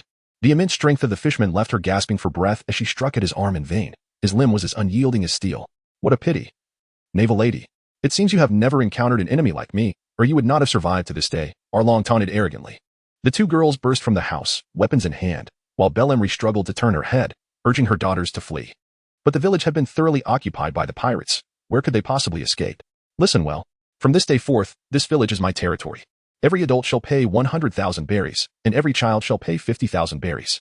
Anyone who fails to comply will meet the same fate as this woman," Arlong announced slowly, raising his iron fist, a sinister grin spreading across his face as he prepared to strike Belle-Emery. As a member of the elite fishman race, his strength far surpassed that of an ordinary human. A blow to Belle-Emery's head would surely be fatal. Just as his fist descended, another voice rang out, "Stay down." In an instant, a dark flash swept towards Arlong like a waterfall. Sensing danger, he instinctively leaped into the air, narrowly avoiding the strike as the shadow passed over him and Belle-Emery. A massive axe sailed perilously close to Belle-Emery's nose, shattering a multitude of trees behind them. Confused and bewildered, Arlong found a figure appearing before him like a specter. Shave. Arlong's pupils dilated as he saw a fist rapidly approaching his line of sight, growing larger and larger. Boom. The fist of the White Knight infused with the entirety of his strength struck Arlong's face, leaving even the elite fishman momentarily dazed. Broken teeth, blood, tears, and mucus were all expelled by that singular blow, accompanied by ominous sounds emanating from his neck and spine. Arlong was propelled like a cannonball, soaring several dozen meters before crashing into a series of buildings. The villagers of Kokosia were not the only ones left in shock. Even the pirates of the Dragon crew were taken aback. What kind of jest is this? Arlong was actually sent flying by a mere human? Xiaoba, with his 8 arms, exclaimed in astonishment. Bai Yi retrieved 10 steel balls from his bosom, a finger gun, with all 10 fingers firing in unison. The steel balls surpassed the initial velocity of sniper bullets, piercing through the bodies of the 10 nearest pirates, who collapsed at once. Observing the effectiveness of his attack, Bai Yi cast another 10 steel balls, causing yet another 10 fishmen to fall. The dragon pirates were not numerous, and in the blink of an eye, half of their ranks had been decimated. The remaining members began to panic. After all, pirates are ultimately pirates, and upon sensing the shift in their fortunes, their first instinct was to flee. Among the remaining 20 or 30, a significant portion dashed towards their pirate ship, while a few lingered, still concerned about Arlong. "Kid. Haha, your return is most timely," Belmere said with a coarse tone. "Take the villagers to a safe place. I will handle the rest." Bai Yi declared. These villagers were of no use in battle. Remaining here would only hinder their efforts, prompting Belmere to organize their retreat. At that moment, Arlong, who had been sent flying, slowly rose to his feet, cracking his neck with a series of creaks. "Who exactly are you?" Arlong's gaze revealed a hint of trepidation. The sudden loss of half his dragon pirates incited both rage and fear within him. "I am merely an unremarkable marine," Bai Yi retorted, donning his uniform with a flourish. Arlong's expression darkened considerably, and he bellowed through clenched teeth, "That bastard. You promised there would be no other marines to meddle in this affair. Yet on the very first day, you accepted payment and failed to fulfill your duty." Bai Yi did not hear the words spoken, but by observing the expression on Arlong's face, he discerned that an imminent battle was inevitable. This rascal had withstood a punch from him and still remained standing. Could the physical prowess of a fishman be so formidable? The young man mused that ultimately, humans were merely humans, incapable of triumphing over fishmen. Arlong slightly bent down, and in the next instant, propelled himself off the ground like a cannonball, hurtling towards Bai Yi. He was convinced that he had merely been ambushed. For in terms of true strength, Bai Yi was undoubtedly no match for him. What astonished Along was that his opponent displayed no intention of evasion whatsoever. Instead, he spread his arms wide, preparing to confront Along's assault head-on. The moment of surprise was fleeting as the two collided. Along's expression shifted from fury to terror, for he sensed that he had not struck a mere human, but rather a mountain. The youth stood immovable in the face of his full-force charge. Could this truly be a human? This thought flashed through Along's mind, and in the next moment, his body was lifted high into the air and then slammed down onto the ground, coughing violently. Along felt as if his dinner from the previous night was on the verge of being expelled. Why did this man possess such extraordinary strength? It defied all logic. In this scene, the relentless White Knight demonstrates no mercy, swinging his iron fist directly at Arlong's head. Arlong, boasting a long and sturdy nose, often utilizes it as a weapon or even as a can opener in his daily life.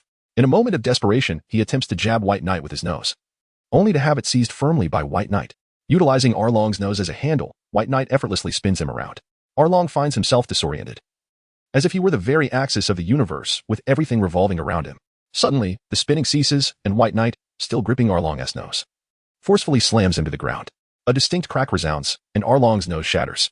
Sprawled on the ground, Arlong lies in disarray, although the assault was not fatal. He is left dazed, particularly humiliated by the loss of his prized nose. Who is this bastard? He thinks, realizing that while the Navy harbors many formidable warriors, it is absurd for one to emerge so effortlessly powerful. He acknowledges the grim truth that he is no match for this opponent on land. The adversary's strength surpasses his own. However, he contemplates the possibility that the tides may turn in the water. His gaze shifts to the side, landing on Bellemri, and then on the two children behind her, Nami and Nojiko. If you are a Navy officer, surely you wouldn't abandon a child in peril? He muses, a cunning plan forming in his mind to defeat the Navy officer before him. In an instant, he rushes towards Bellemri at breakneck speed. Although she assumes a defensive stance, her abilities are no match for Arlong's might. White Knight, moving with incredible swiftness, charges toward Arlong but arrives a fraction too late. With one hand, Arlong shoves Bellemri aside and seizes Nami. Mommy! Nami screams in terror. Get your hands off my daughter! Bellemri shouts defiantly. Arlong, his immense frame dwarfing the young Nami, grips her as if she were but a mere doll. Navy, if you wish to save this girl, then follow me, he declares, turning to flee towards the sea. Without a moment's hesitation, Bai Yi followed closely behind, with Bayermeyer trailing shortly after. Within a few minutes, the trio arrived at the seashore, where a sly grin spread across Aaron's face. You, the naval brat, aren't you quite the fighter? What good is your prowess now? If you wish to rescue this young lady, come and meet me in the depths of the sea. With that, Aaron turned and leaped into the ocean. Chapter 25. Ooh-la-la, ooh-la-la, ooh-la-la. As White Knight was about to leap into the water, he was abruptly halted by Bellemere. No, you mustn't. The strength of a fisherman in the water is tenfold that of a land dweller. No matter how formidable you may be, it is impossible to vanquish a fisherman in their aquatic domain. Bellemere spoke these words with an unwavering resolve that belied the weight of her determination. Bai Yi cast the axe aside onto the shore, clenching a dagger between his teeth. Without a moment's hesitation, he leapt into the water. You, Bayermeyer, gasped in alarm. The girl's lung capacity was limited. If she could not rescue him within a minute, peril would ensue. Bai Yi grew up by the seaside, possessing exceptional swimming skills, capable of holding his breath underwater for more than 10 minutes. However, he underestimated his opponent. Upon entering the water, Along truly resembled a dragon entering the vast ocean, moving with remarkable speed. Yet, beneath the surface, neither his strikes nor his techniques could manifest their true power. The White Knight had descended into the depths of the water, where a shadow could be faintly discerned racing towards him with astonishing speed. It was Along. Upon entering the water, Along's strength transformed entirely, akin to a once dormant salted fish metamorphosing into a fearsome dragon, stirring the surrounding waters like an underwater torpedo. How careless of you! You dare to follow me into the depths. This expanse of ocean shall be your grave. Along surged towards him at an unimaginable velocity, and Bai Yi felt an immense force collide with his abdomen. It was Along's head striking against him. The body of Bai Yi was thrust askew into the depths of the sea, surrounded by an absence of leverage, rendering his skills utterly ineffective. We, the merfolk, possess the ability to breathe underwater, but you do not, do you? In merely a few minutes, you would suffocate and perish. Save you? What a farce. Haha. Indeed. The merfolk are the most exquisite race in this world, Along chortled. Bai Yi pressed his thumb firmly against his index finger, observing that Nami was still held captive by the adversary, though the girl was now nearly unconscious. Finger gun. Utilizing the flow of water, Bai Yi's finger gun struck Arlong's wrist, causing him excruciating pain and forcing him to release his grip. At this moment, Bai Yi's feet had already touched the seabed, and a surge of confidence surged through him. He exerted force through his legs, wrapped his arms around Along's neck, and with a swift motion, urged Along to propel him forward, rising to the surface with Nami in tow. The instant they broke free from the water, Bai Yi took a deep breath. Although his swimming skills were exceptional, he was, after all, human and not a fish, unable to breathe underwater. Moreover, the relentless battles had imposed a tremendous strain on his body. In the midst of the tumultuous waters, Bai Yi cradled the unconscious Nami, treating her as a projectile as he hurled her towards Belmir. With a swift motion, Belmir extended her arms to catch her daughter, whose face had turned a ghastly white from drowning. In a flurry of urgency, Belmir commenced resuscitation, just as Bai Yi prepared to ascend to the surface. A sudden force gripped his ankle with an unyielding strength, dragging him back into the depths. Through the murky water, he could distinctly perceive the malevolent grin of Arlong. Since you refuse to let me pass, I shall remain here today. Bai Yi held his breath, vigilance heightened against Arlong's onslaught. The underwater environment was undeniably Arlong's domain, his strength amplified tenfold, and his agility in the water far surpassed Bai Yi's capabilities. Fortunately, at that moment, Arlong's nose had been broken, depriving him of his most formidable weapon. Nonetheless, the disparity between them underwater remained stark. Arlong circled behind Bai Yi, launching a surprise attack. Bai Yi managed to pivot and intercept Arlong's charge, yet was still propelled several meters away by the sheer force. Humans are truly foolish, Arlong sneered, to risk their lives for a mere stranger. On land, Bai Yi's strength could easily overpower Arlong, but submerged, the tables turned dramatically, with Arlong gaining the upper hand in speed and power. However, the most critical issue for Bai Yi was the air. He could only hold his breath for a maximum of 5 minutes. Arlong was well aware of this vulnerability and had no intention of granting Bai Yi the opportunity to surface for air. This ocean will be your grave, Arlong declared, seizing Bai Yi's thigh and flinging him into the deep sea. Fortunately, the waters here were not excessively deep. After descending over 20 meters, Bai Yi's legs touched the seabed. At that moment, Arlong charged at him once more, mouth agape, ready to deliver a lethal bite. Should Bai Yi fall victim to Arlong's jaws, the fishman could simply wait for him to bleed out. Faced with the gaping maw reminiscent of a man-eating shark, Bai Yi exerted all his strength to brace against Arlong's formidable jaws. However, the biting force of the fishman was astonishing. Bai Yi could not withstand the assault with mere hands. His fingers were pierced by Arlong's razor-sharp teeth, crimson droplets mingling with the seawater. Shave. Bai Yi exerted force through his legs, twisting his waist to thrust Arlong's head beneath the surface of the sea. At that moment, Bai Yi was nearing the limit of his breath-holding capacity, desperately yearning for a breath of fresh air. He forcefully propelled himself off the sea floor, striving to ascend to the surface. However, Arlong had already regained his composure. A sinister smile etched upon his face as he lunged towards Bai Yi. Boy, do not presume that only you humans possess skill. Fishman karate. Arlong struck a martial arts pose underwater. Bai Yi was on the verge of suffocating, while Arlong's speed far surpassed his own. What was he to do? Was it truly his fate to perish here? Before Bai Yi's mind could fully process the situation, Arlong had already arrived before him, his colossal fist enveloped in a torrent of water, crashing upward towards Bai Yi. At this moment, Bai Yi became remarkably composed. With the situation reaching this critical juncture, only one method remained. Thank you, Instructor Tori, for imparting to me the Navy's 6 styles. Though you had advised me to refrain from using the iron block unless absolutely necessary, I find myself with no other options, betting everything on your undergarments. This one-time use of the iron block must succeed, Bai Yi's inner self shouted fervently, as he faced the oncoming Aaron. Bai Yi summoned forth the name of that divine skill, iron block.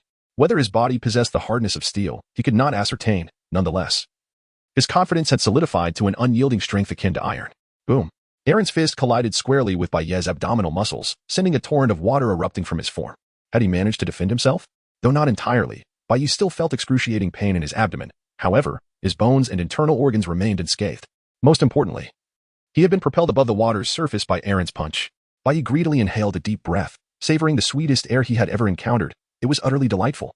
Suddenly, a splashing sound erupted beneath his feet as Arlong emerged from the water, relentlessly pursuing Bai Yi. He was convinced that Bai Yi had been struck head-on by his fishman karate, and that he must now be gravely injured.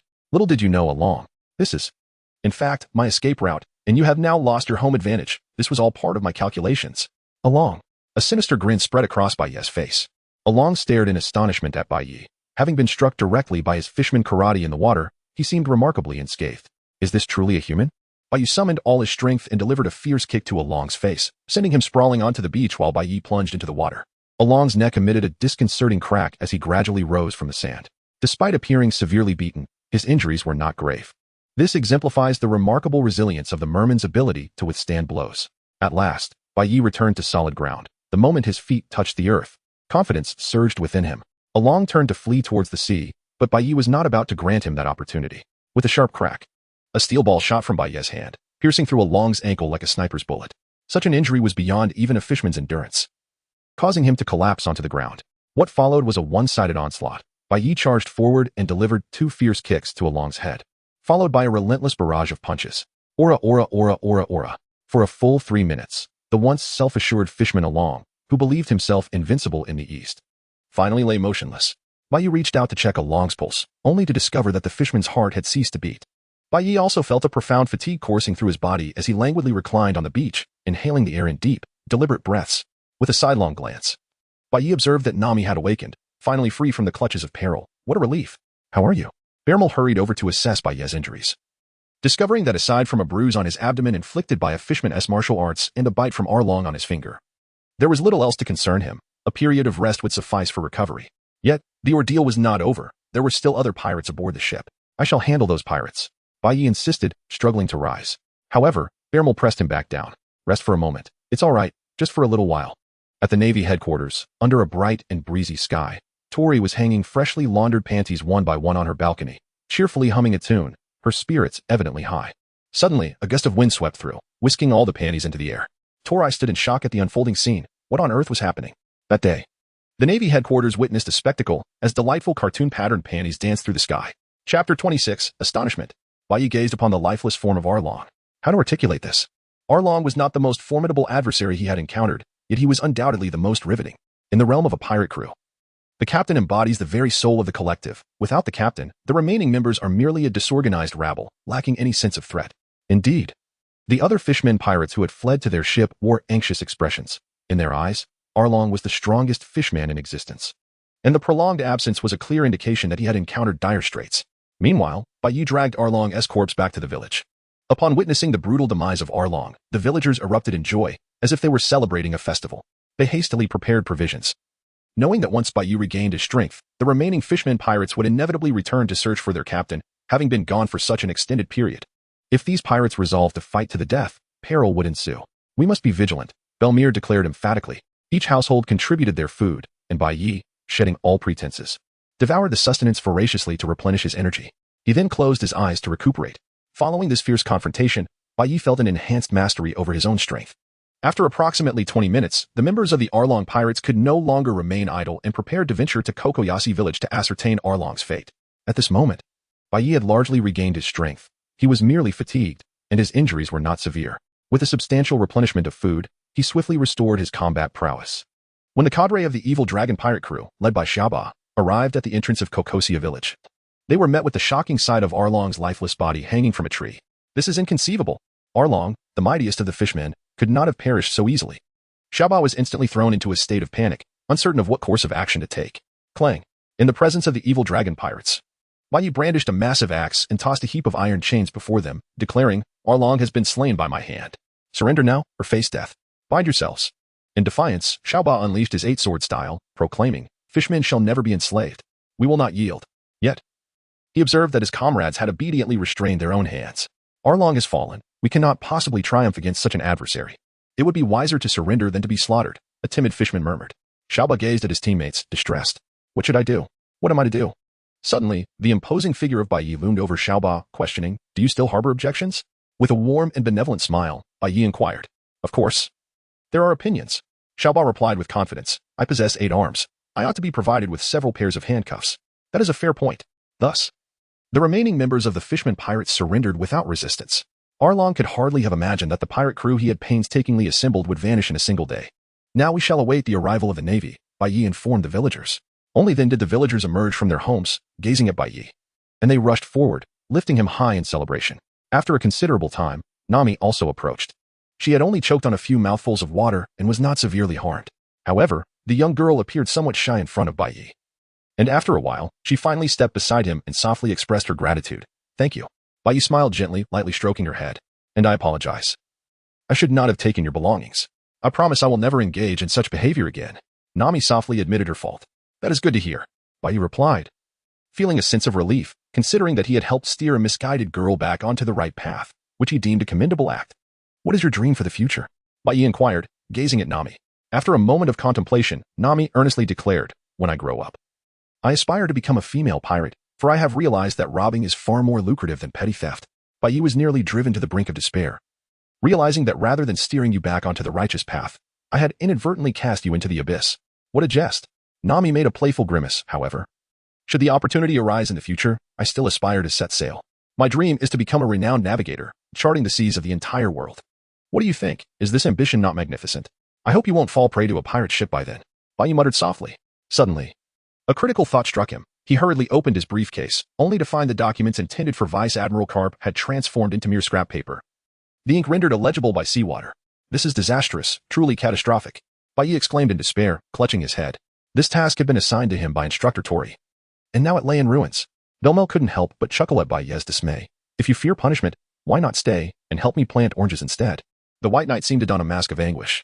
What should one do now? Even if one had perused the orders, it would still be possible to forge a document. However, the content remained an enigma, rendering the effort largely futile. At that moment, when Aaron had seized Nami and plunged her into the sea, her life was perilously at stake within mere seconds. In that frantic instant, White Knight could think of nothing else. His clothes still on, he leapt into the ocean, utterly forgetting about the documents. Just then, a villager rushed from the dock. Shouting loudly, a warship, a naval vessel approaches from the distance. As the spirit of the White Knight surged, he found himself at a loss regarding how to deal with these pirates. Just then, a military vessel arrived. Oh, what a commotion! An officer clad in a navy uniform approached White Knight with an air of indifference. Upon seeing the officer before him, White Knight's mind momentarily froze.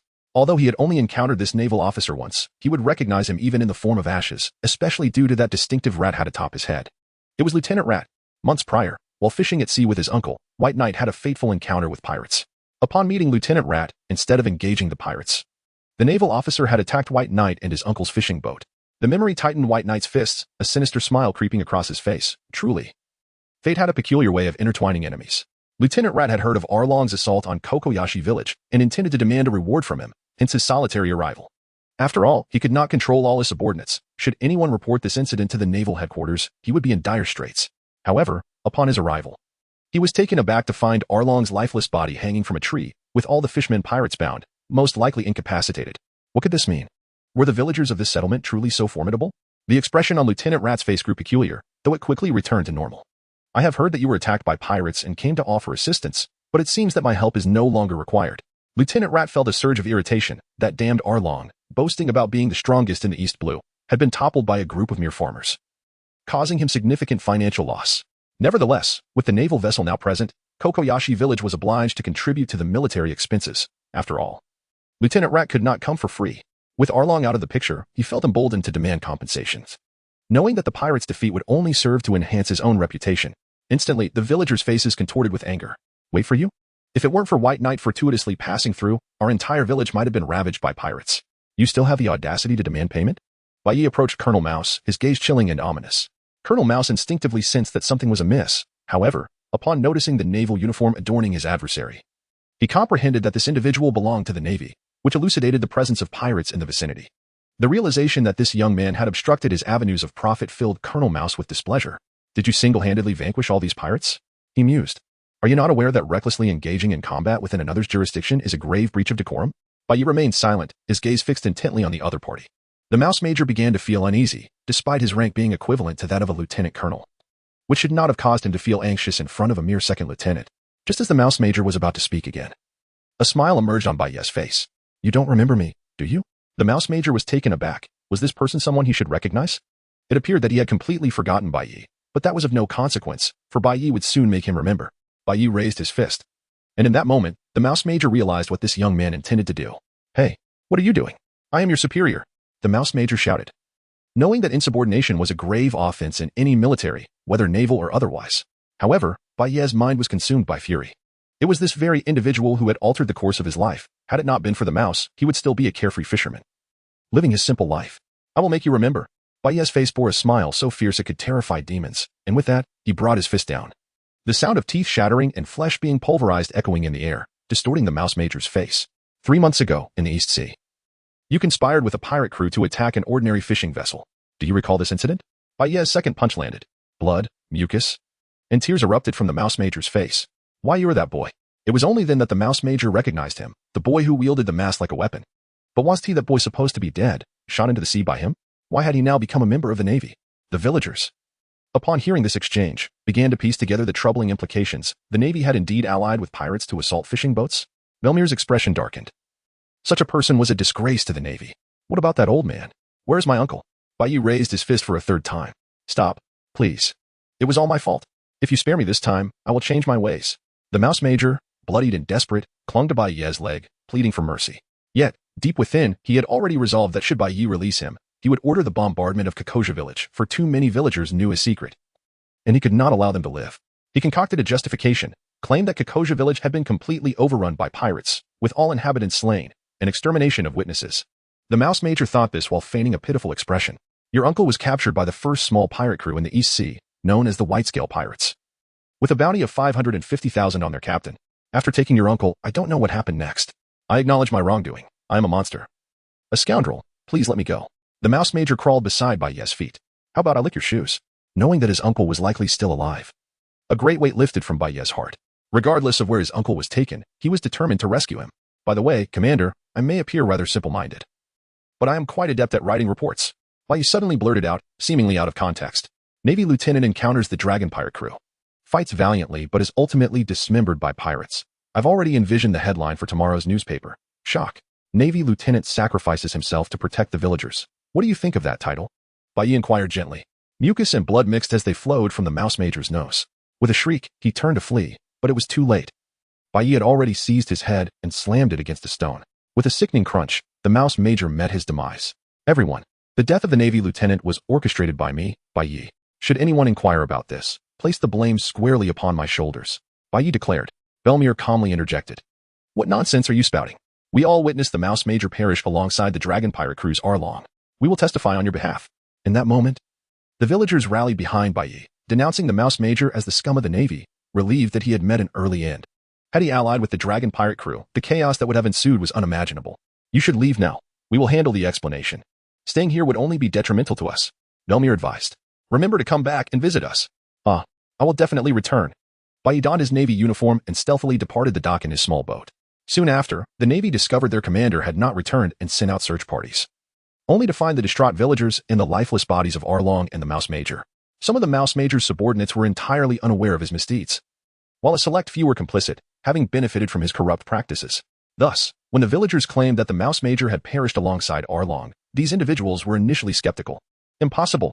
The major and Arlong had a deal. No matter how much treasure Arlong acquired, half was to go to the major. How could they both die? They suspected foul play. However, upon reflection, they realized that the mouse major's actions would eventually come to light, and none of them would escape unscathed. With the major dead, there would be no evidence against them. If they pursued the matter further, their own incriminating secrets would be exposed, leading to inevitable retribution from the Navy headquarters. It was better to let the matter rest. After some discussion, they resolved to report the incident as is. After all, with the mouse major dead, they remained Navy personnel, receiving their salaries as usual. They were not family nor friends, and there was no need to risk their own safety for a dead mouse. Someone, please calm the villagers. We will report this to Navy headquarters and leave the rest to them. Thus, by a twist of fate, Bai Ye remained unscathed, while the Navy headquarters seized the opportunity to promote the narrative that the mouse major was a hero, having fought valiantly to protect the villagers from pirates, ultimately defeating the entire pirate crew. Of course, that was a tale for another time. Bai Ye sat in his boat, departing from the enchanting village of Kikishiya, en route to his next destination. However, the thought of the confidential order in his possession, rendered illegible by the sea's embrace, soured his mood. Never mind, he mused. Taking each step as it comes, at worst, he could admit his mistakes. Surely, he would not face execution. A sense of trepidation lingered within him. During his hasty departure from Kikishiya, he had neglected to stock his small vessel, leaving him with scant provisions and dwindling fresh water. He pondered the necessity of replenishing supplies at the next village. Why is every visit to the East Sea so exhilarating? Bai Ye lamented, perplexed. As fate would have it, midway through his journey, rain began to fall from the skies, escalating into a tempest. Bai Ye exerted every ounce of strength to prevent his fragile boat from being swept away by the storm, arriving at the dock utterly exhausted.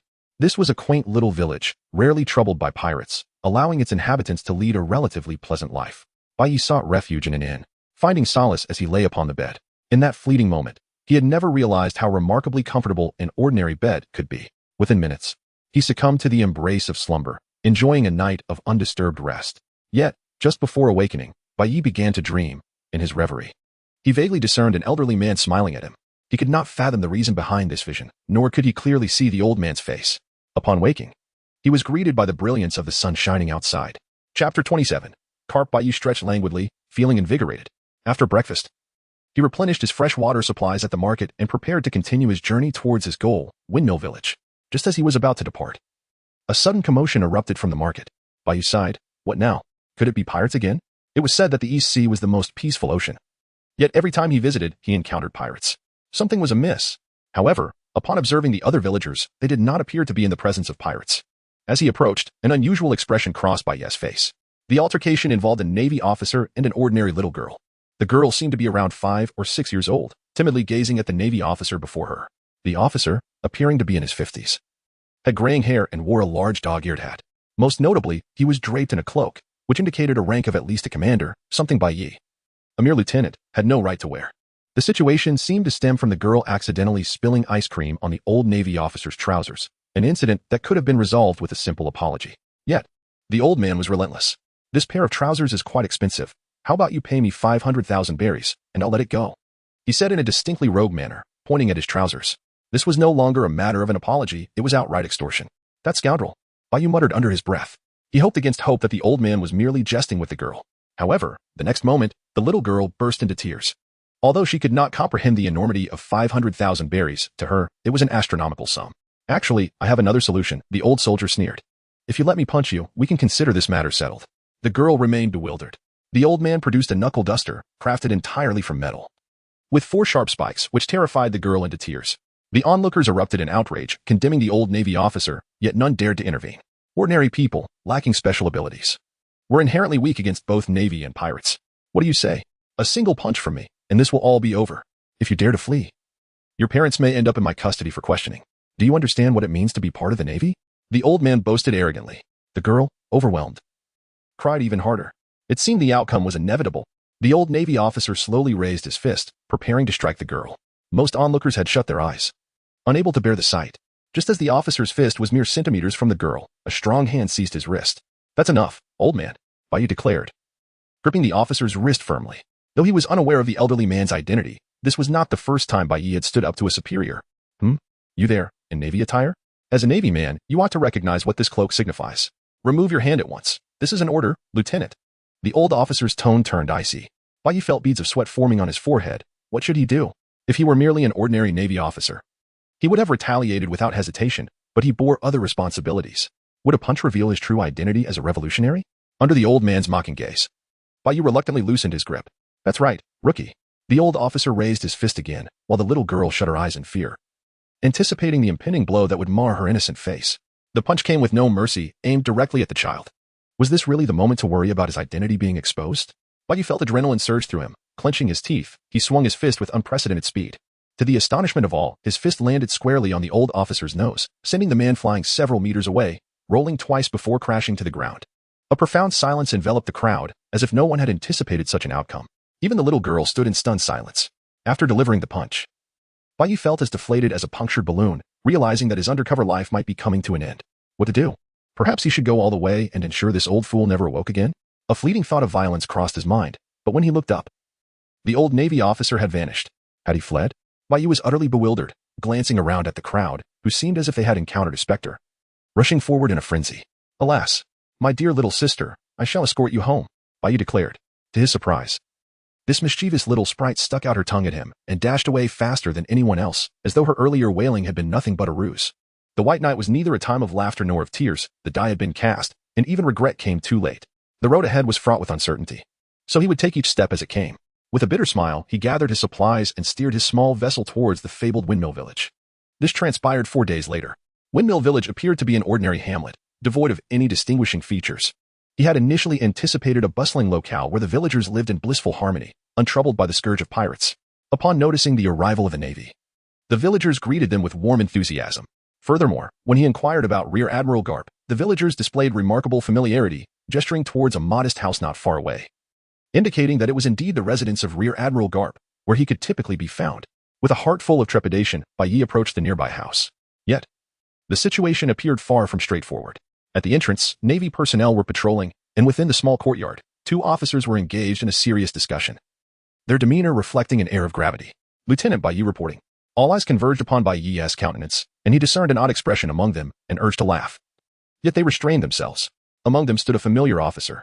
Major, what brings you here? Bai Yu inquired, astonished, as this officer had been his superior since his very first day as a seaman. We are here to deliberate on a crucial military operation plan. You are looking for Admiral Garp, correct? The small house over there, proceed. The major instructed. Bai Yu adjusted his naval uniform and approached a nearby house, gently rapping on the door. "Come in," beckoned an elderly voice, which, curiously, sounded somewhat familiar, as if he had encountered it somewhere before. Upon opening the door, Baye's expression transformed into one of sheer astonishment. Before him stood an elderly man, likely in his 50s, with an imposing muscular build. He wore a cap resembling dog ears that obscured much of his face, and as he slightly tilted his head, one could discern a band-aid adorning his nose. Baye's mind buzzed. Could it be? Was this not the very Navy officer he had once bested in a confrontation? With a grin, the man removed his cap, revealing a familiar smile. "Youngster, it seems fate has brought us together once more." Baye remained motionless, uncertain of how to articulate his thoughts. What on earth is happening? A lieutenant has assaulted a rear admiral. What punishment should be administered within the Navy for such an offense? With a sinister glint in his eye, Karp retrieved a set of brass knuckles from his drawer and slipped them onto his fist. Goodness gracious. Baye inwardly cursed, bewildered by the unfolding situation. At that moment, the major approached with a stack of documents, noticing the awkwardness between the two parties and scratching his head in confusion. "Vice Admiral Karp, what exactly happened?" Karp, without uttering a word, merely pointed to the injury on his nose, stating, "Do you see this wound? This rascal did it." The major nearly lost control, exclaiming, "What on earth did you do, you scoundrel? Why would you strike Vice Admiral Karp?" The mind of the White Knight was in utter disarray. However, Karp gradually approached, remarking, "As a member of the Navy, that punch was executed splendidly. Had you refrained from striking, I would have been exceedingly disappointed in you." The lieutenant's mind nearly short-circuited upon hearing this. Could it be that Vice Admiral Karp harbored a masochistic inclination? Did he possess knowledge of secrets that were not meant to be unveiled? Just as the White Knight was engulfed in a sea of questions, a young girl dashed in from outside. She was the very one who had been threatened 4 days prior. "Are you in league with them?" The White Knight instantly deduced the truth. "It's not just the two of us. There are numerous Navy officers surrounding us," Karp continued, placing a hand on the White Knight's shoulder, urging him to take a seat. "The Navy has a crucial plan in place, and we require a trustworthy individual to carry it out. Thus, this serves as a test for you. Should you fail to rise to the occasion and assist this young girl, you may continue in your role as a lieutenant." In a hushed tone, Baye suddenly murmured, "Admiral Karp, there is one more thing I neglected to inform you about.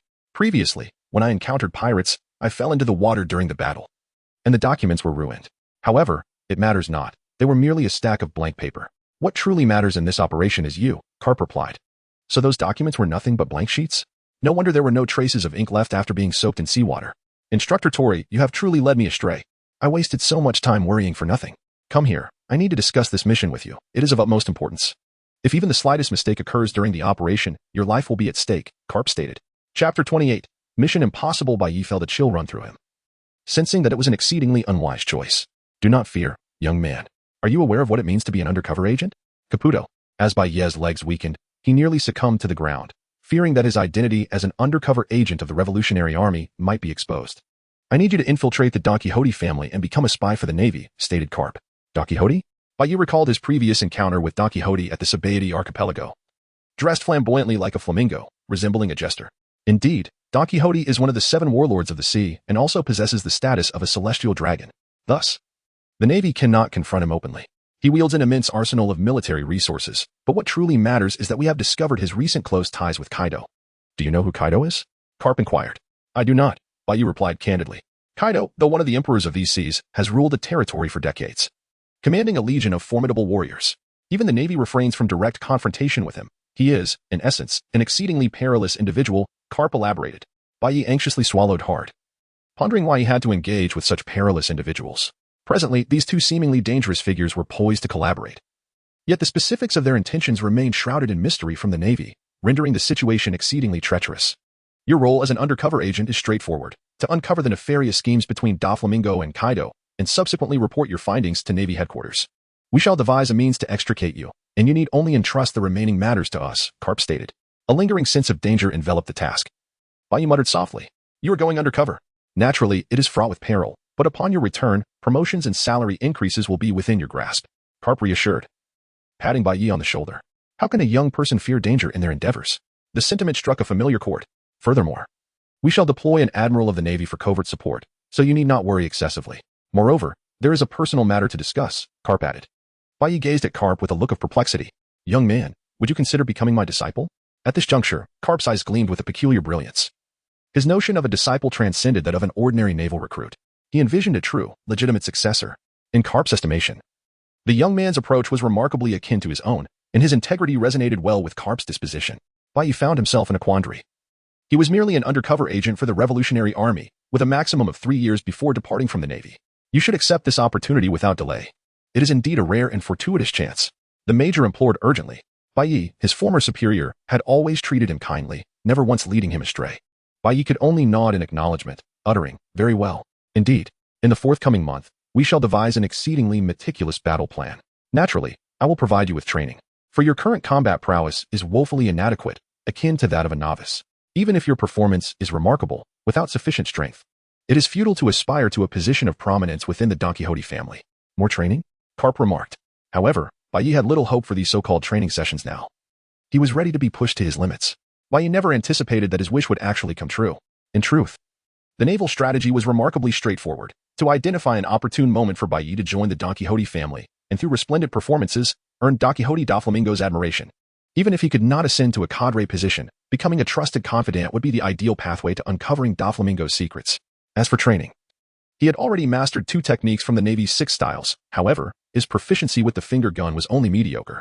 Over the course of the next month, I would impart all my knowledge to him, though the extent of his learning would ultimately depend on his own efforts. Karp had no qualms about sharing his teaching methods. Yet Bai Yi could never have imagined the intensity of this old man's training regimen. The first day involved running with a stone as heavy as a small mountain on his back. Infuriatingly, the old man perched atop it, mocking him relentlessly. "Is this pace a joke? Are you a woman? Even women run faster than you.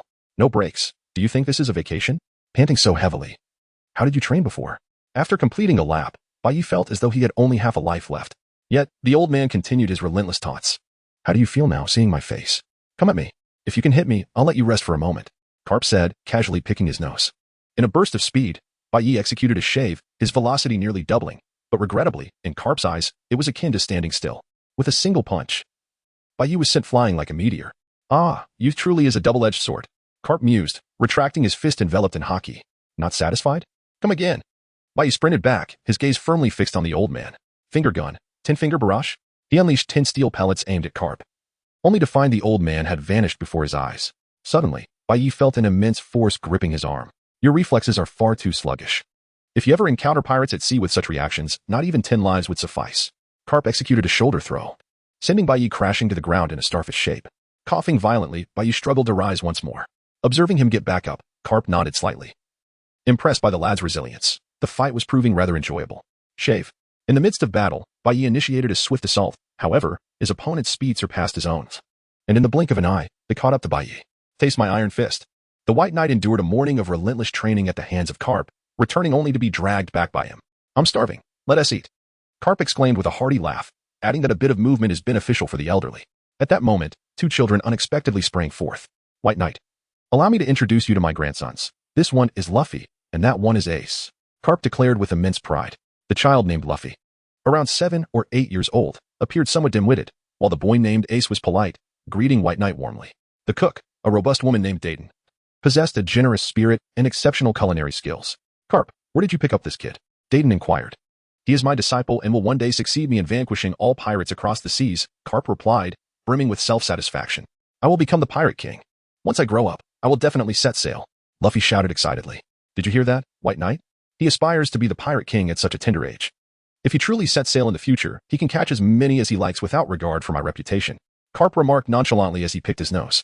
Observing the 2 youngsters, White Knight dismissed their words, recognizing that as the grandsons of a marine vice-admiral, their futures likely lay within the Navy rather than as pirates.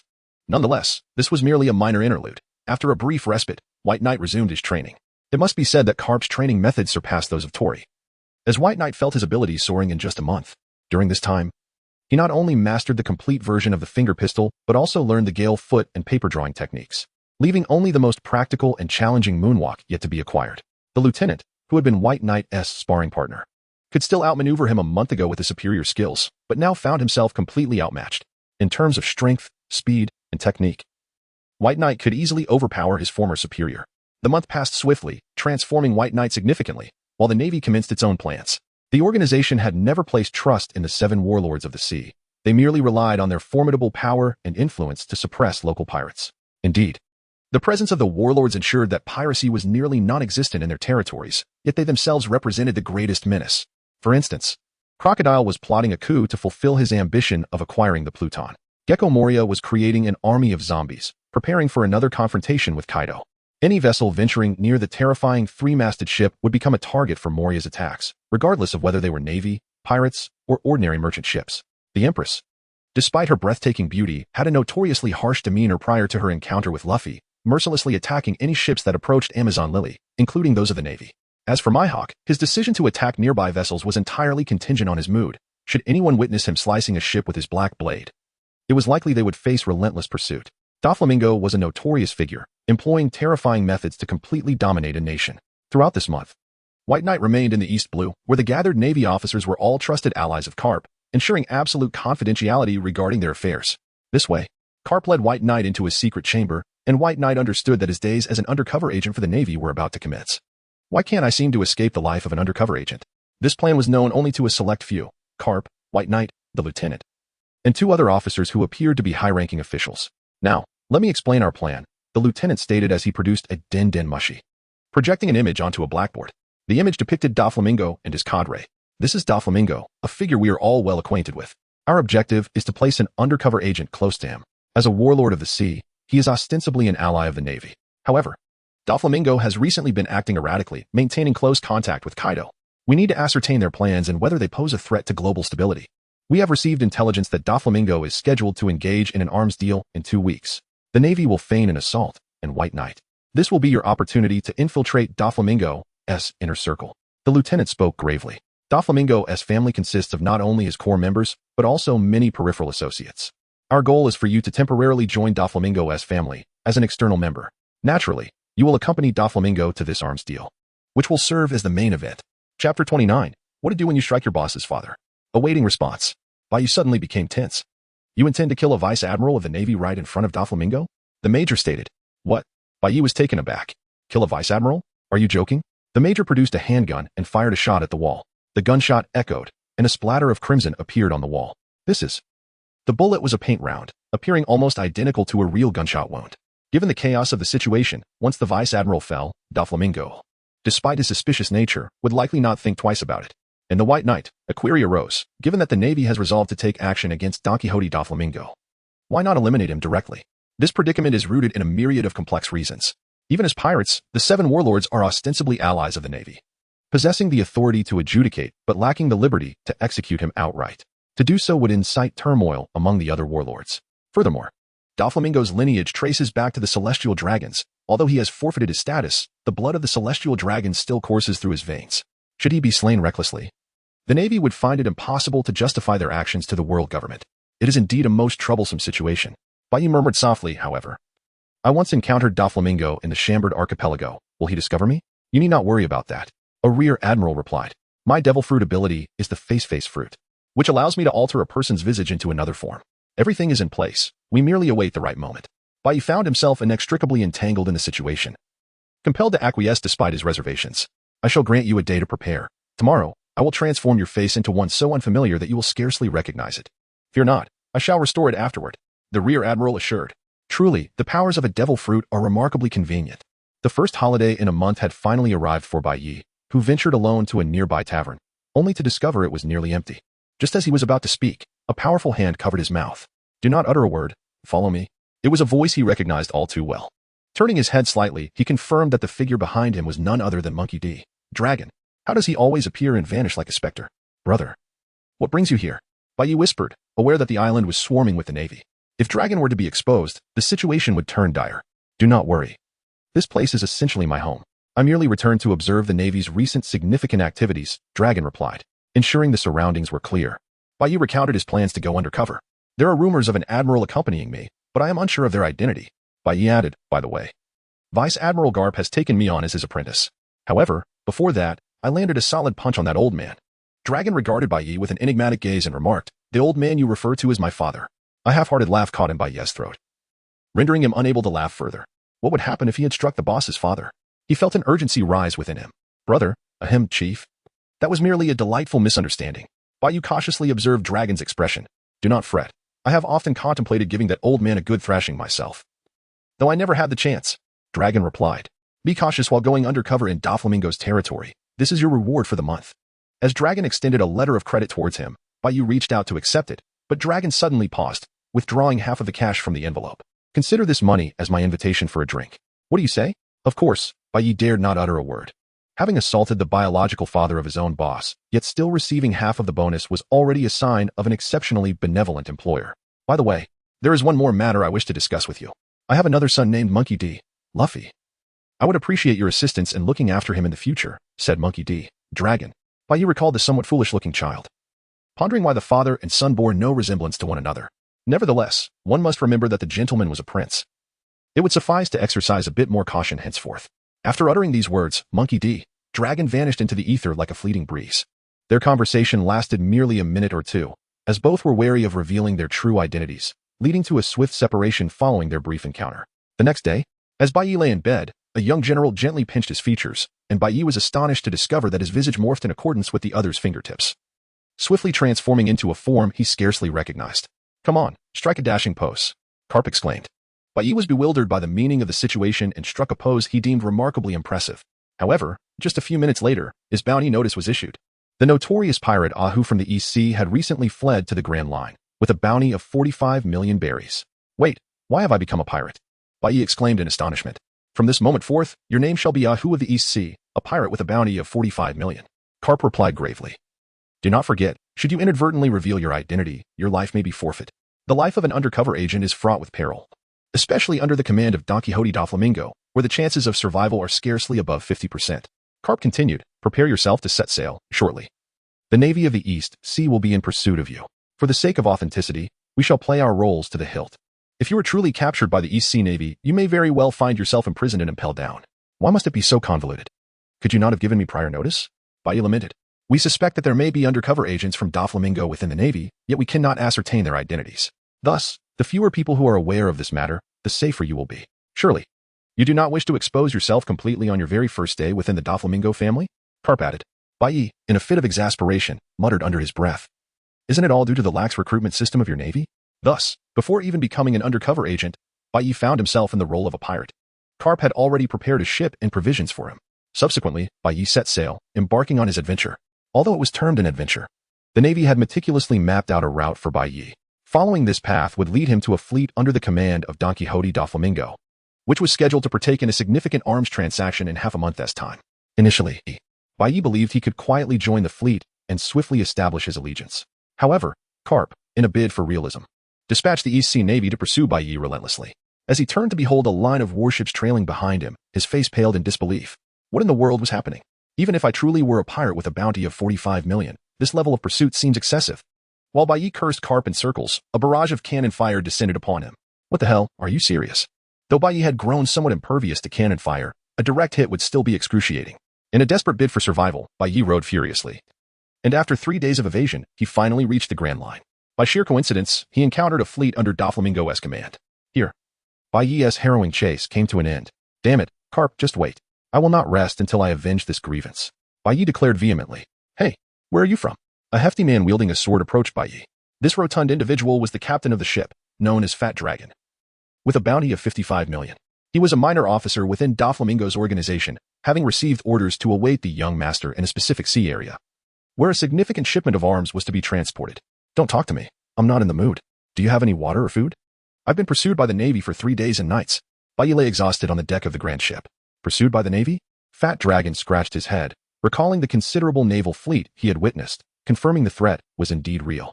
"I have nowhere else to go. Why not take me in? After all, I'm a pirate worth 45 million. Bai Yi spoke candidly, aware he could not squander much time here. "Humph. Joining the Don Quixote family is not that simple." The other displayed a disdainful expression. "You'd have to defeat 10 of our men. Can you take on 10? The upper echelons of the Don Quixote family were meticulously organized, leaving little room for error, yet the lower ranks were often comprised of desperate pirates. What discipline could one expect from such individuals? Huh? You dare call yourself a great pirate with a bounty of 45 million? My young master's bounty was already in the hundreds of millions before he became a warlord of the sea."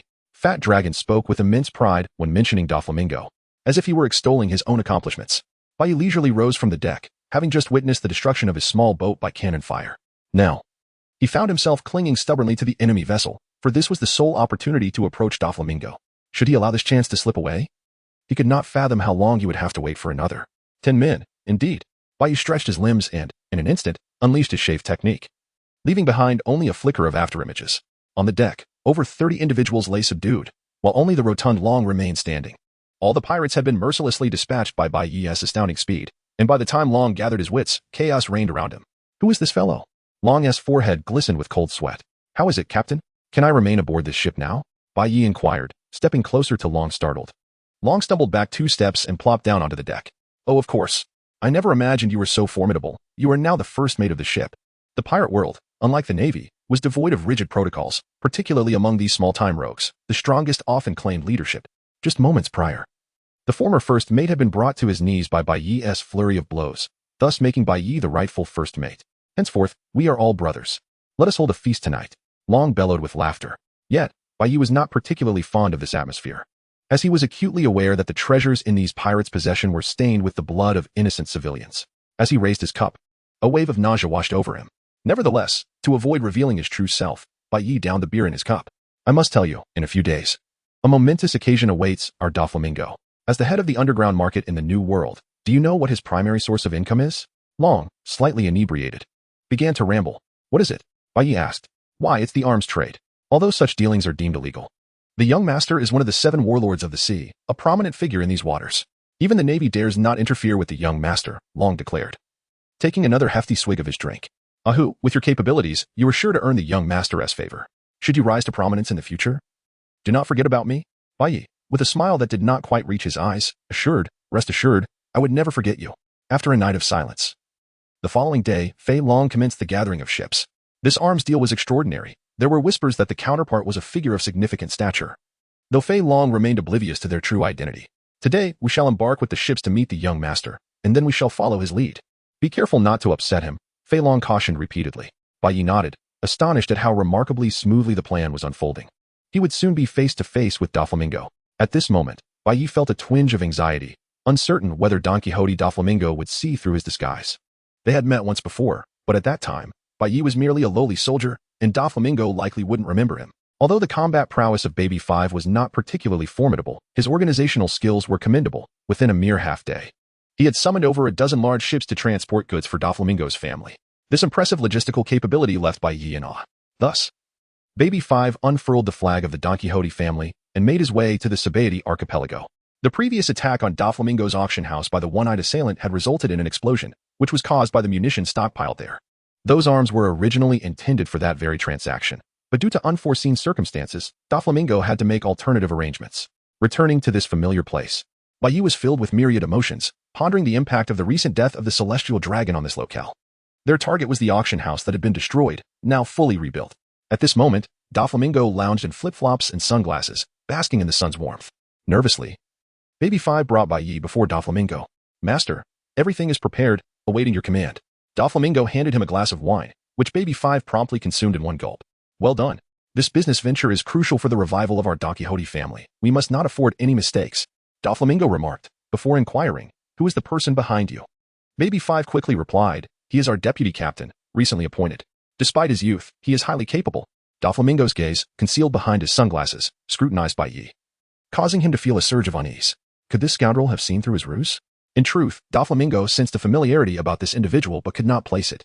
However, he chose not to investigate further. After all, there were many who bore a resemblance in the vastness of the ocean. And this was merely a person who bore a striking similarity. Bai Yi cast a discreet glance at the 2 individuals beside Don Quixote Doflamingo. One was a rather disheveled man, visibly unkempt, with mucus dripping from his nose, presenting a rather repulsive sight. However, Bai Yi recognized him from the Navy's records. He was indeed a core member of the Doflamingo family. Treble, a user of the sticky fruit, appeared exceedingly untidy, yet he possessed formidable combat prowess, far beyond what Bai Yi could contend with at that moment. The other individual resembled a child, approximately 7 or 8 years old, adorned with a hat resembling bear ears, exuding an undeniable cuteness. This girl was named Sugar, a wielder of the hobby fruit, and also a crucial member of the Doflamingo family. Although she appeared youthful, her true age belied her childish appearance, a consequence of her devil fruit powers. She was, in fact, a fully qualified young lady. Treble seemed to notice Bai Yi's gaze upon him, and a strange smile spread across his face, sending chills down Bai Yi's spine. Doflamingo, shall I accompany you on this transaction? Treble inquired. No, your task is to protect Sugar. If anything were to happen to her, the situation in Dressrosa would collapse. Doflamingo replied coolly. Pound, prepare yourself. We shall depart tonight. Understood, Pound answered eagerly. Once Bai Yi and Pound had departed, Treble quietly questioned. Can we trust that little brat who appeared behind Pound? His arrival seems rather suspicious at this juncture. Doflamingo, however, dismissed the unnamed youth entirely, considering him merely an unawakened brat whom he could easily dispose of with a single blow. It matters not, even if the Navy discovers my arms dealings. What can they do? I possess the dual identities of a warlord of the sea and a celestial dragon as my insurance. The Navy dares not act against me. No. What I mean to say is, could he be someone sent by our partners? Treble whispered cautiously. Doflamingo fell silent for a moment before responding. No? If they intended to engage in underhanded dealings, there would be no need for such complexity. Do not forget their identity. If they wish to eliminate me, Don Quixote Doflamingo, it would require far less effort. Indeed, the party involved in this transaction was not one to be trifled with, which was precisely why Doflamingo took such personal care in the matter. Chapter 30. The Tiger's Fury upon returning to the ship's cabin. The crew docked at the port of the Sabaody archipelago, working tirelessly through the night to fill the hold with supplies. However, they did not set sail, instead awaiting the young master's command. In the dead of night, Bai stealthily entered the restroom and discreetly retrieved his Den Mushi, clearing his throat 3 times, a prearranged signal indicating readiness to commence their operation. However, they were left waiting for 3 long days until a pirate ship from the New World appeared off the coast of the Sabaody archipelago. Upon sighting the flag unfurling from the vessel, every pirate present took to their heels, for it bore the emblem of Big Mom. Prior to this, Carp, in his role as mentor, had imparted a wealth of knowledge about the vast seas to Bai, including the insignia of the current Sea Emperor. Although Bai has never truly confronted these so-called emperors of the sea, he gleaned from Carp's fragmented words that each of these formidable beings is remarkable in their own right. Whitebeard hailed as the strongest man in the world, Kaido, the strongest creature, and the natural destroyer, Big Mom, also known as Charlotte Linlin. What is happening? Why has Big Mom's ship appeared in the first half of the Grand Line? This time, even the usually composed Bai could not maintain his calm. He swiftly retrieved the transponder snail to notify the Navy, who were preparing for action. The situation is dire. Big Mom's ship has been sighted in the Sabaody archipelago. Bai relayed the intelligence he had gathered to the Navy headquarters without delay. Upon receiving the news, the expressions of those coordinating the operations at Navy headquarters shifted dramatically. Why is Big Mom involved in this matter? Once entangled with these notorious sea emperors, the severity of the situation escalates entirely. Sengoku's countenance darkened as he looked at Carp. Old friend, what shall we do? Should we halt the operation? After all, which one of them is your disciple? Do not regret it if something goes awry, Sengoku remarked. Carp responded without hesitation. The operation continues. On the first day wearing this Navy uniform, one must be prepared to die on the battlefield. Bai. Ascertain who is present on their side. Do not act recklessly. If it is confirmed that Big Mom herself has arrived, do not engage under any circumstances. She is not an adversary you can contend with. If Big Mom is not present, act according to the situation. Bai nodded, discerning the gravity in Carp's tone. He could surmise the sheer terror that this legendary figure, Big Mom, instilled. The pirate ship, emblazoned with her banner, surged forward with reckless abandon, forcing all other vessels to yield. The timid crew aboard had no courage to provoke her wrath. Upon learning of this development, Don Quixote Doflamingo was elated, for his esteemed client had finally arrived. During this period, Big Mom was in dire need of augmenting her forces. Her stockpile of weapons had proven insufficient, compelling her to procure a substantial quantity of arms from Doflamingo. Reporting back to headquarters, Bai remarked, "We did not encounter Big Mom. Instead, we were met by a member of a peculiar fur-covered race." This implied that Big Mom had merely dispatched one of her subordinates. Carp breathed a slight sigh of relief. And then Sengoku issued the battle orders. Everyone, prepare for action. Bai placed the transponder snail into his pocket, now hesitating to take it out carelessly. The lion of the fur tribe who disembarked from Big Mom's ship was named Bournemouth, a formidable character with a bounty of 300 million and 20 million. Doflamingo. Is the cargo ready? Bournemouth inquired upon first sighting Doflamingo, bypassing any pleasantries, showing no regard for the former celestial dragon. For a powerhouse like Big Mom, he embodied the very rules, rendering the status of celestial dragons irrelevant. Doflamingo remained unfazed. In the underworld, it was strength that mattered, and power superseded status. Big Mom possessed not only terrifying strength but also a vast and formidable influence, far beyond what Doflamingo could contend with at present, making his cautious demeanor entirely understandable. Do not rush, my friend.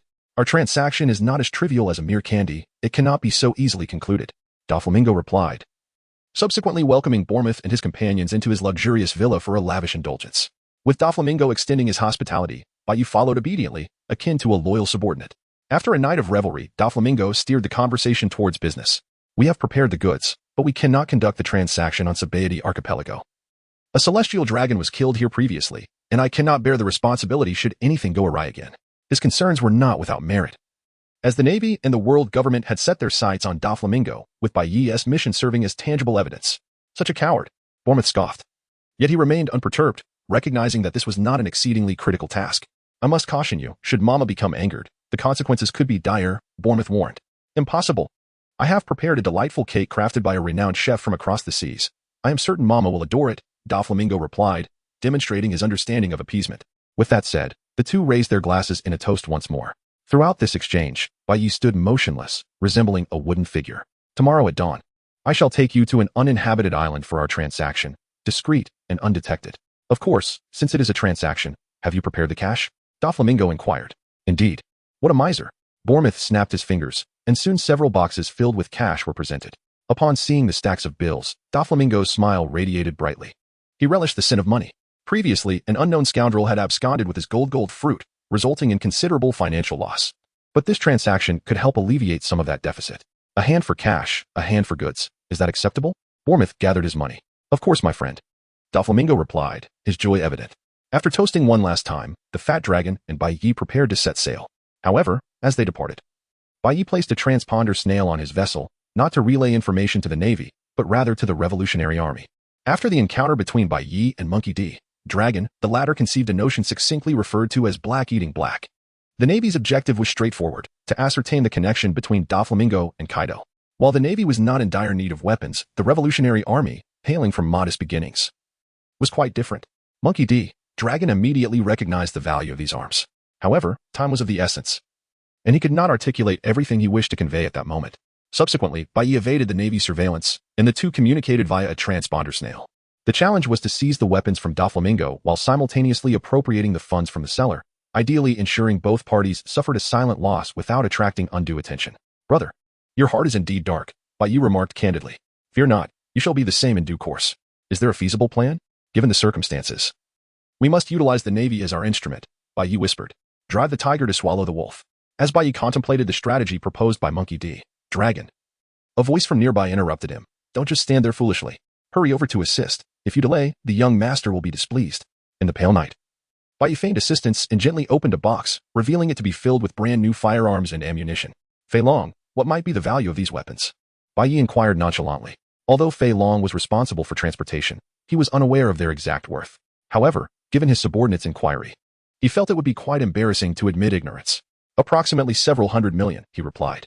Bai Yi was slightly taken aback. No wonder Monkey D. Dragon had set his sights on these arms. Subsequently, while pretending to work, Bai Yi discreetly sent the vessel's location to the Revolutionary Army. As for the Navy, he had his own plans. Whether he could infiltrate the core of the Don Quixote family rested on his ability to perform convincingly. Chapter 31. A promising undercover agent, Fei Long himself was oblivious to the vessel's destination, waiting for Don Quixote Doflamingo's instructions. Soon, the directives arrived, and Fei Long's expression turned grave as he assured Doflamingo via the transponder snail that the cargo would be delivered safely. Fei Long, where are we headed? Bai Yi pretended to inquire casually. To the rocky cove, where reefs abound. One misstep could lead to shipwreck, but for me, it's a trivial matter. I could navigate it with my eyes closed, Fei Long boasted, thumping his chest. Although he was ostensibly a pirate, his role was more akin to that of a navigator, as he was intimately familiar with all the waters around the Sabaody archipelago. Oh, I see. The rocky cove. Bai Yi's voice inadvertently rose slightly. In truth, he possessed a listening transponder snail in his possession. When activated, the Navy headquarters could overhear everything said. Of course, he dared not use it in front of Doflamingo, who was exceptionally powerful and possessed formidable observation haki. However, these individuals were different. They were rather naive. At Navy headquarters, Sengoku and Garp nodded slightly, acknowledging Bai Yi's commendable performance as a potential undercover agent.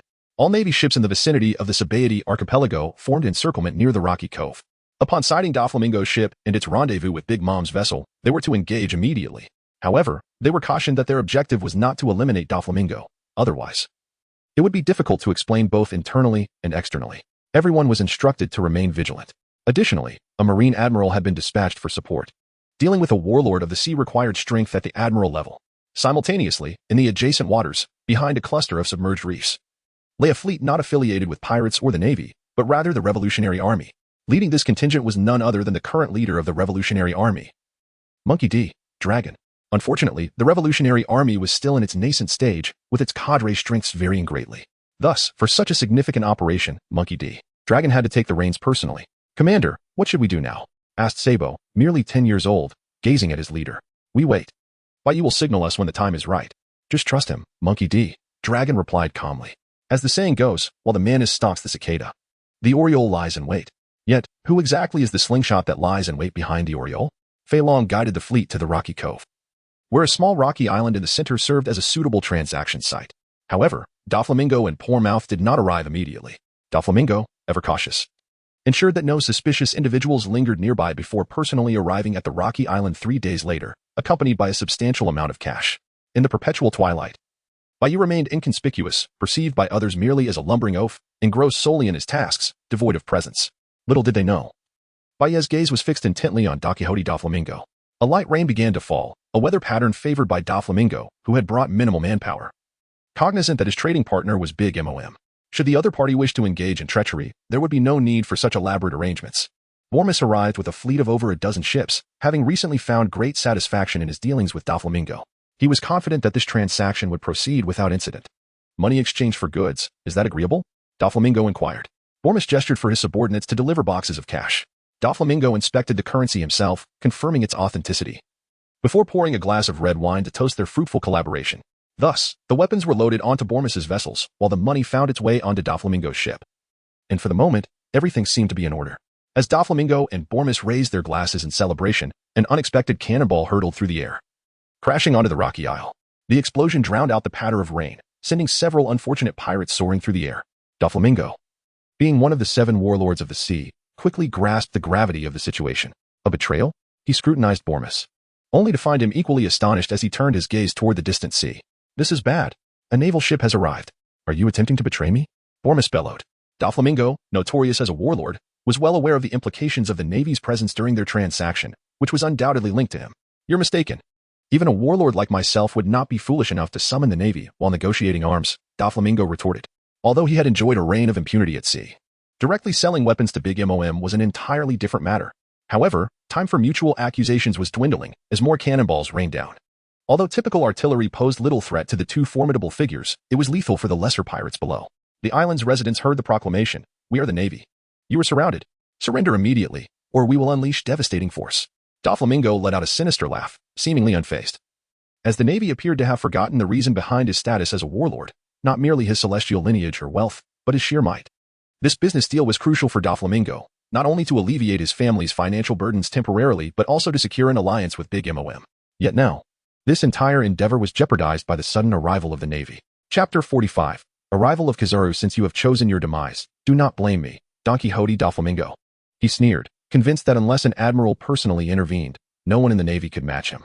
Meanwhile, the Navy commenced their landing, engaging in close-quarters combat with the pirates. This time, the Navy was comprised entirely of officers and commanders, easily overpowering the hapless pirates. Doflamingo quickly realized this was a conspiracy aimed directly at him. He had been targeted from the outset. Doflamingo, surrender! A rear admiral soared towards him, initiating a fierce battle. Yet, even a typical rear admiral stood little chance against someone of Doflamingo's caliber, managing to last only a few exchanges.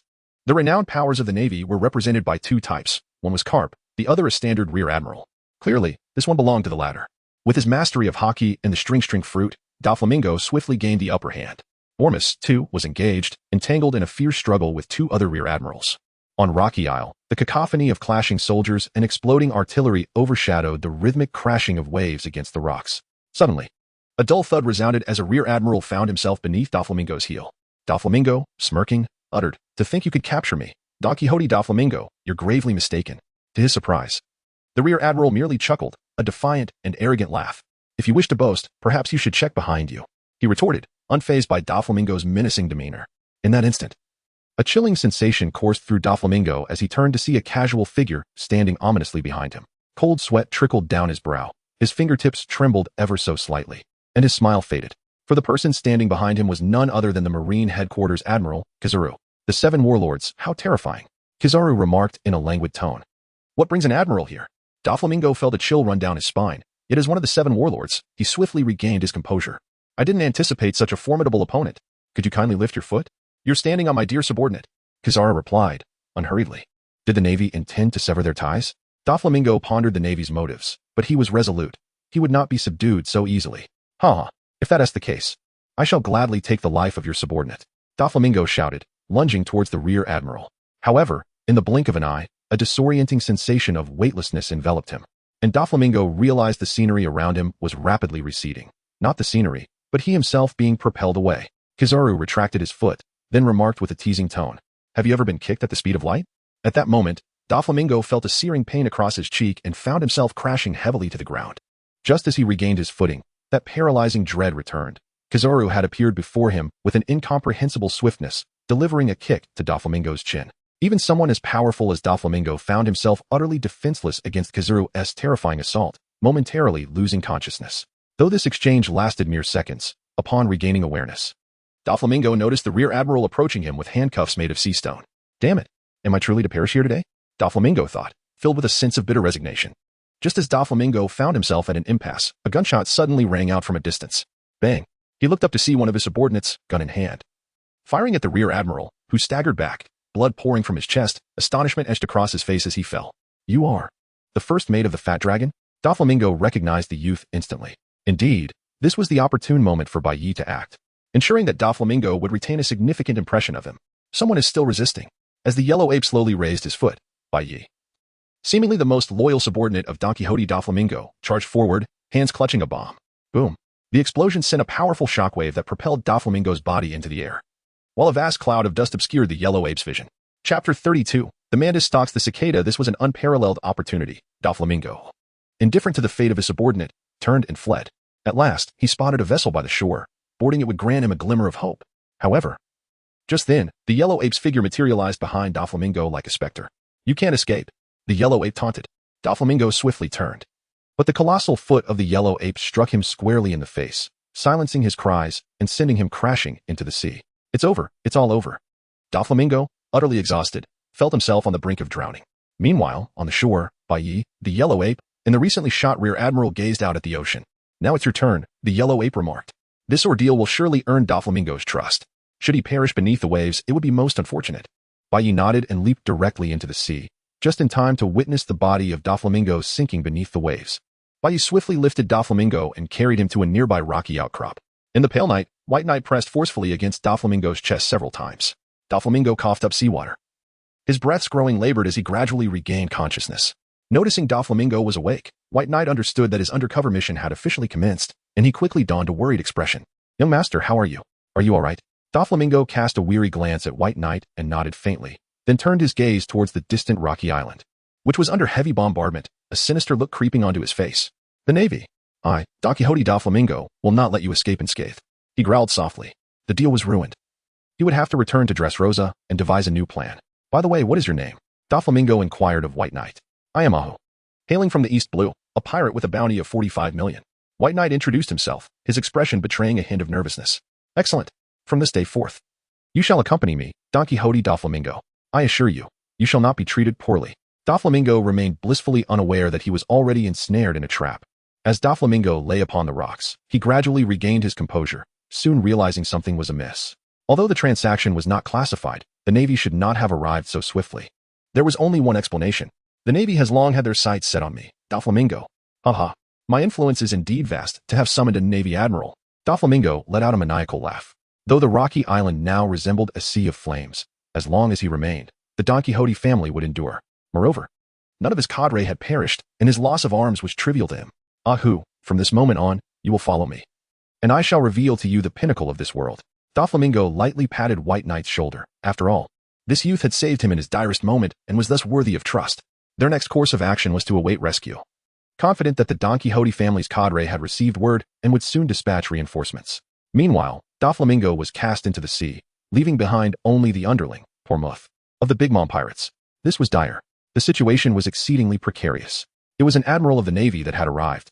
Pormuth fully understood what those 4 words represented, an almost invincible force on these seas.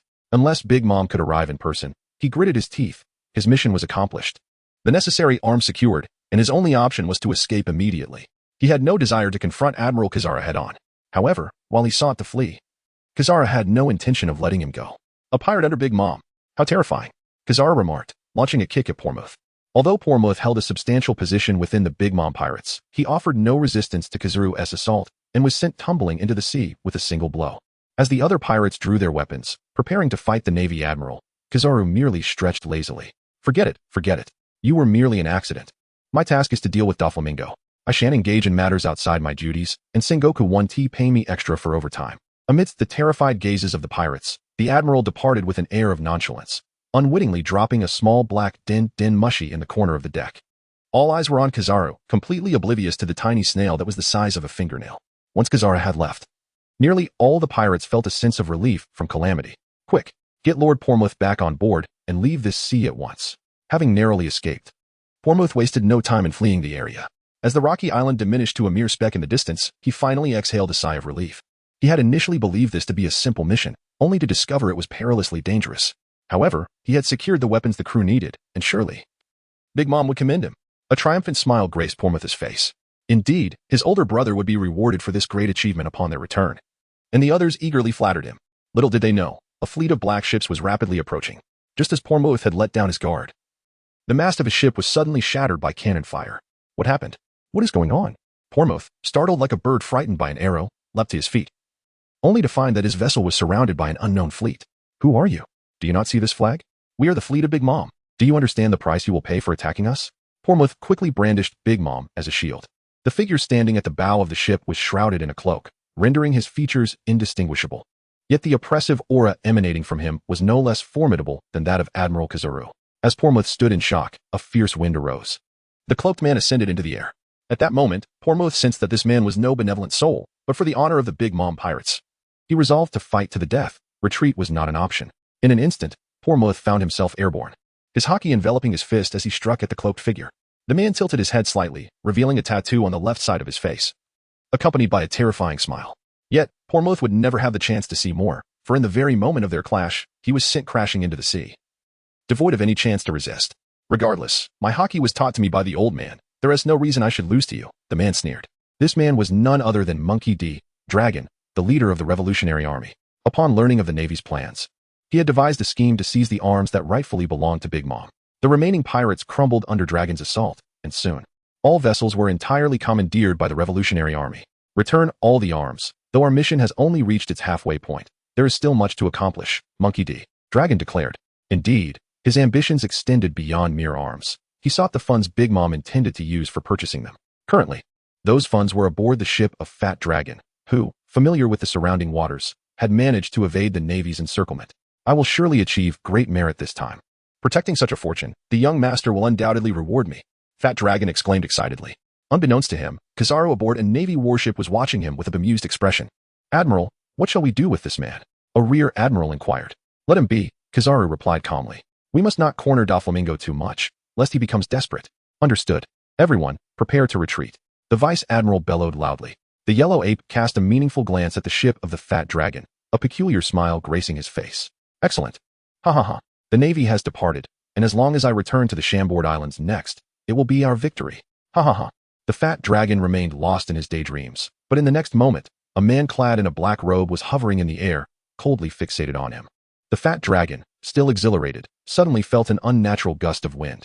He hurriedly looked up and saw the man in the black robe staring intently at him. Although the Fat Dragon's strength was feeble, he had navigated these seas for decades and possessed a keen eye. Upon seeing the man for the first time, he immediately understood that this was not an adversary he could contend with.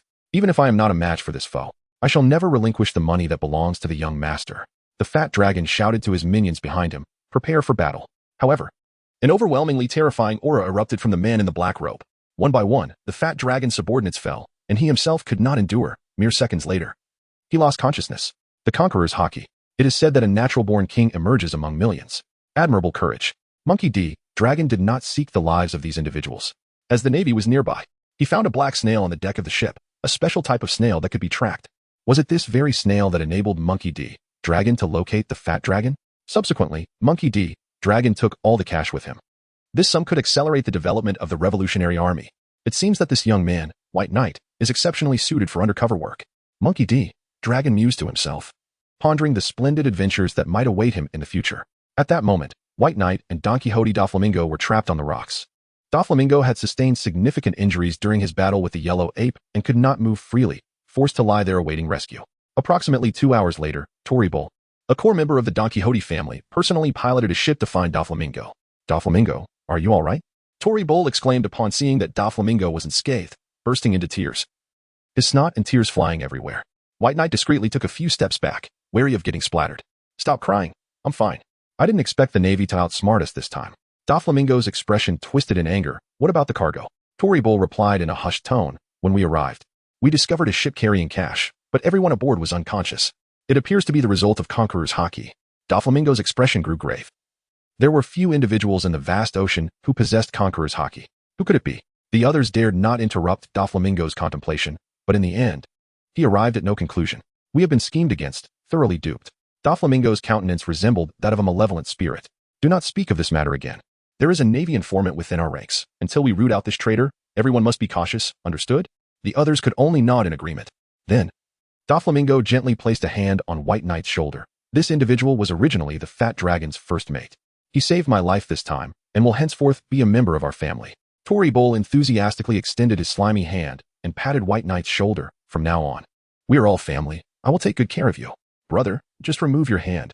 Are you not aware of how disgusting you are? The pale knight revealed a smile more grotesque than tears. How's the sugar? Inquired Doflamingo. I have placed the sugar in a most secure location, replied Treble.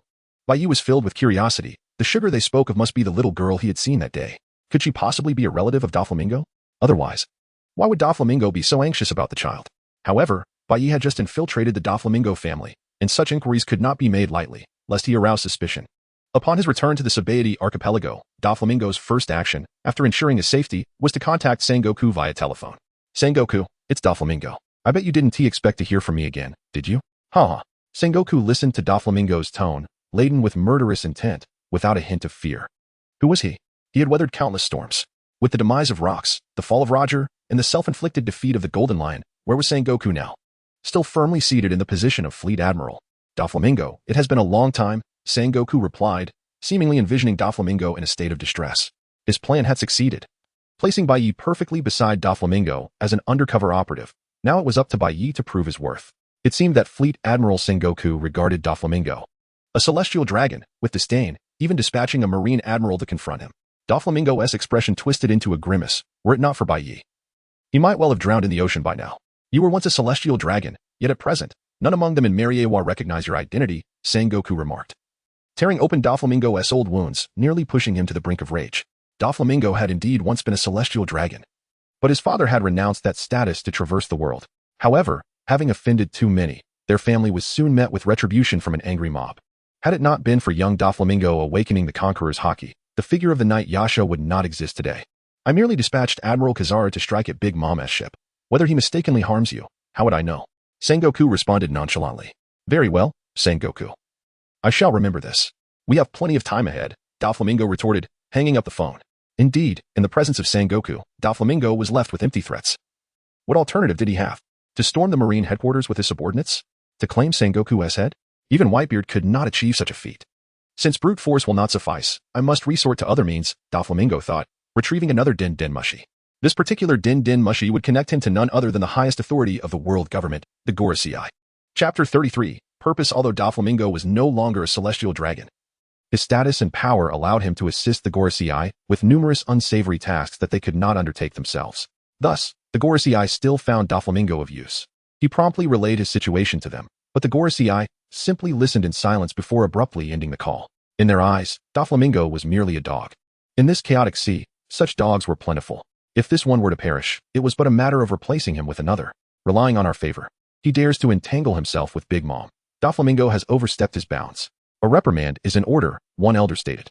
And what of Sengoku's actions? He knows full well that Doflamingo is our dog, yet he still sends troops against him. The sentiment echoed that neither side was virtuous. Both required a lesson. Let it be so. Doflamingo remained unaware of the Gorosei's decision, but he was in dire need of recuperation. After suffering 2 significant losses, his reputation in the underground market had undoubtedly been affected. It was entirely possible that some foolish individuals would soon emerge to challenge him. Thus, Doflamingo convened a family meeting, summoning all his officers before him. Fat Dragon, although you have lost a considerable sum of money this time, I recognize that it is not your fault. Our family is in a precarious situation, and I am promoting you to the position of Chief Overseer of the Sabaody Archipelago Auction House. Hoping you will bring greater benefits to our family, Doflamingo declared. Young master. Fat Dragon's eyes brimmed with tears of gratitude. He had feared punishment for his financial losses, yet Doflamingo not only forgave him, but rewarded him instead. Doflamingo was acutely aware that someone had been scheming against him, likely the Marines. Although Fat Dragon's abilities were average, he was undeniably trustworthy, hence the promotion. Next, I wish to introduce someone. Ahu, please come forward. Doflamingo beckoned to Baiyi.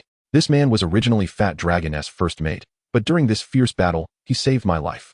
I have exceptionally promoted him to a position within the Doflamingo family. Bai Yi wore a bashful and guileless smile, appearing as a simpleton, utterly devoid of any menace.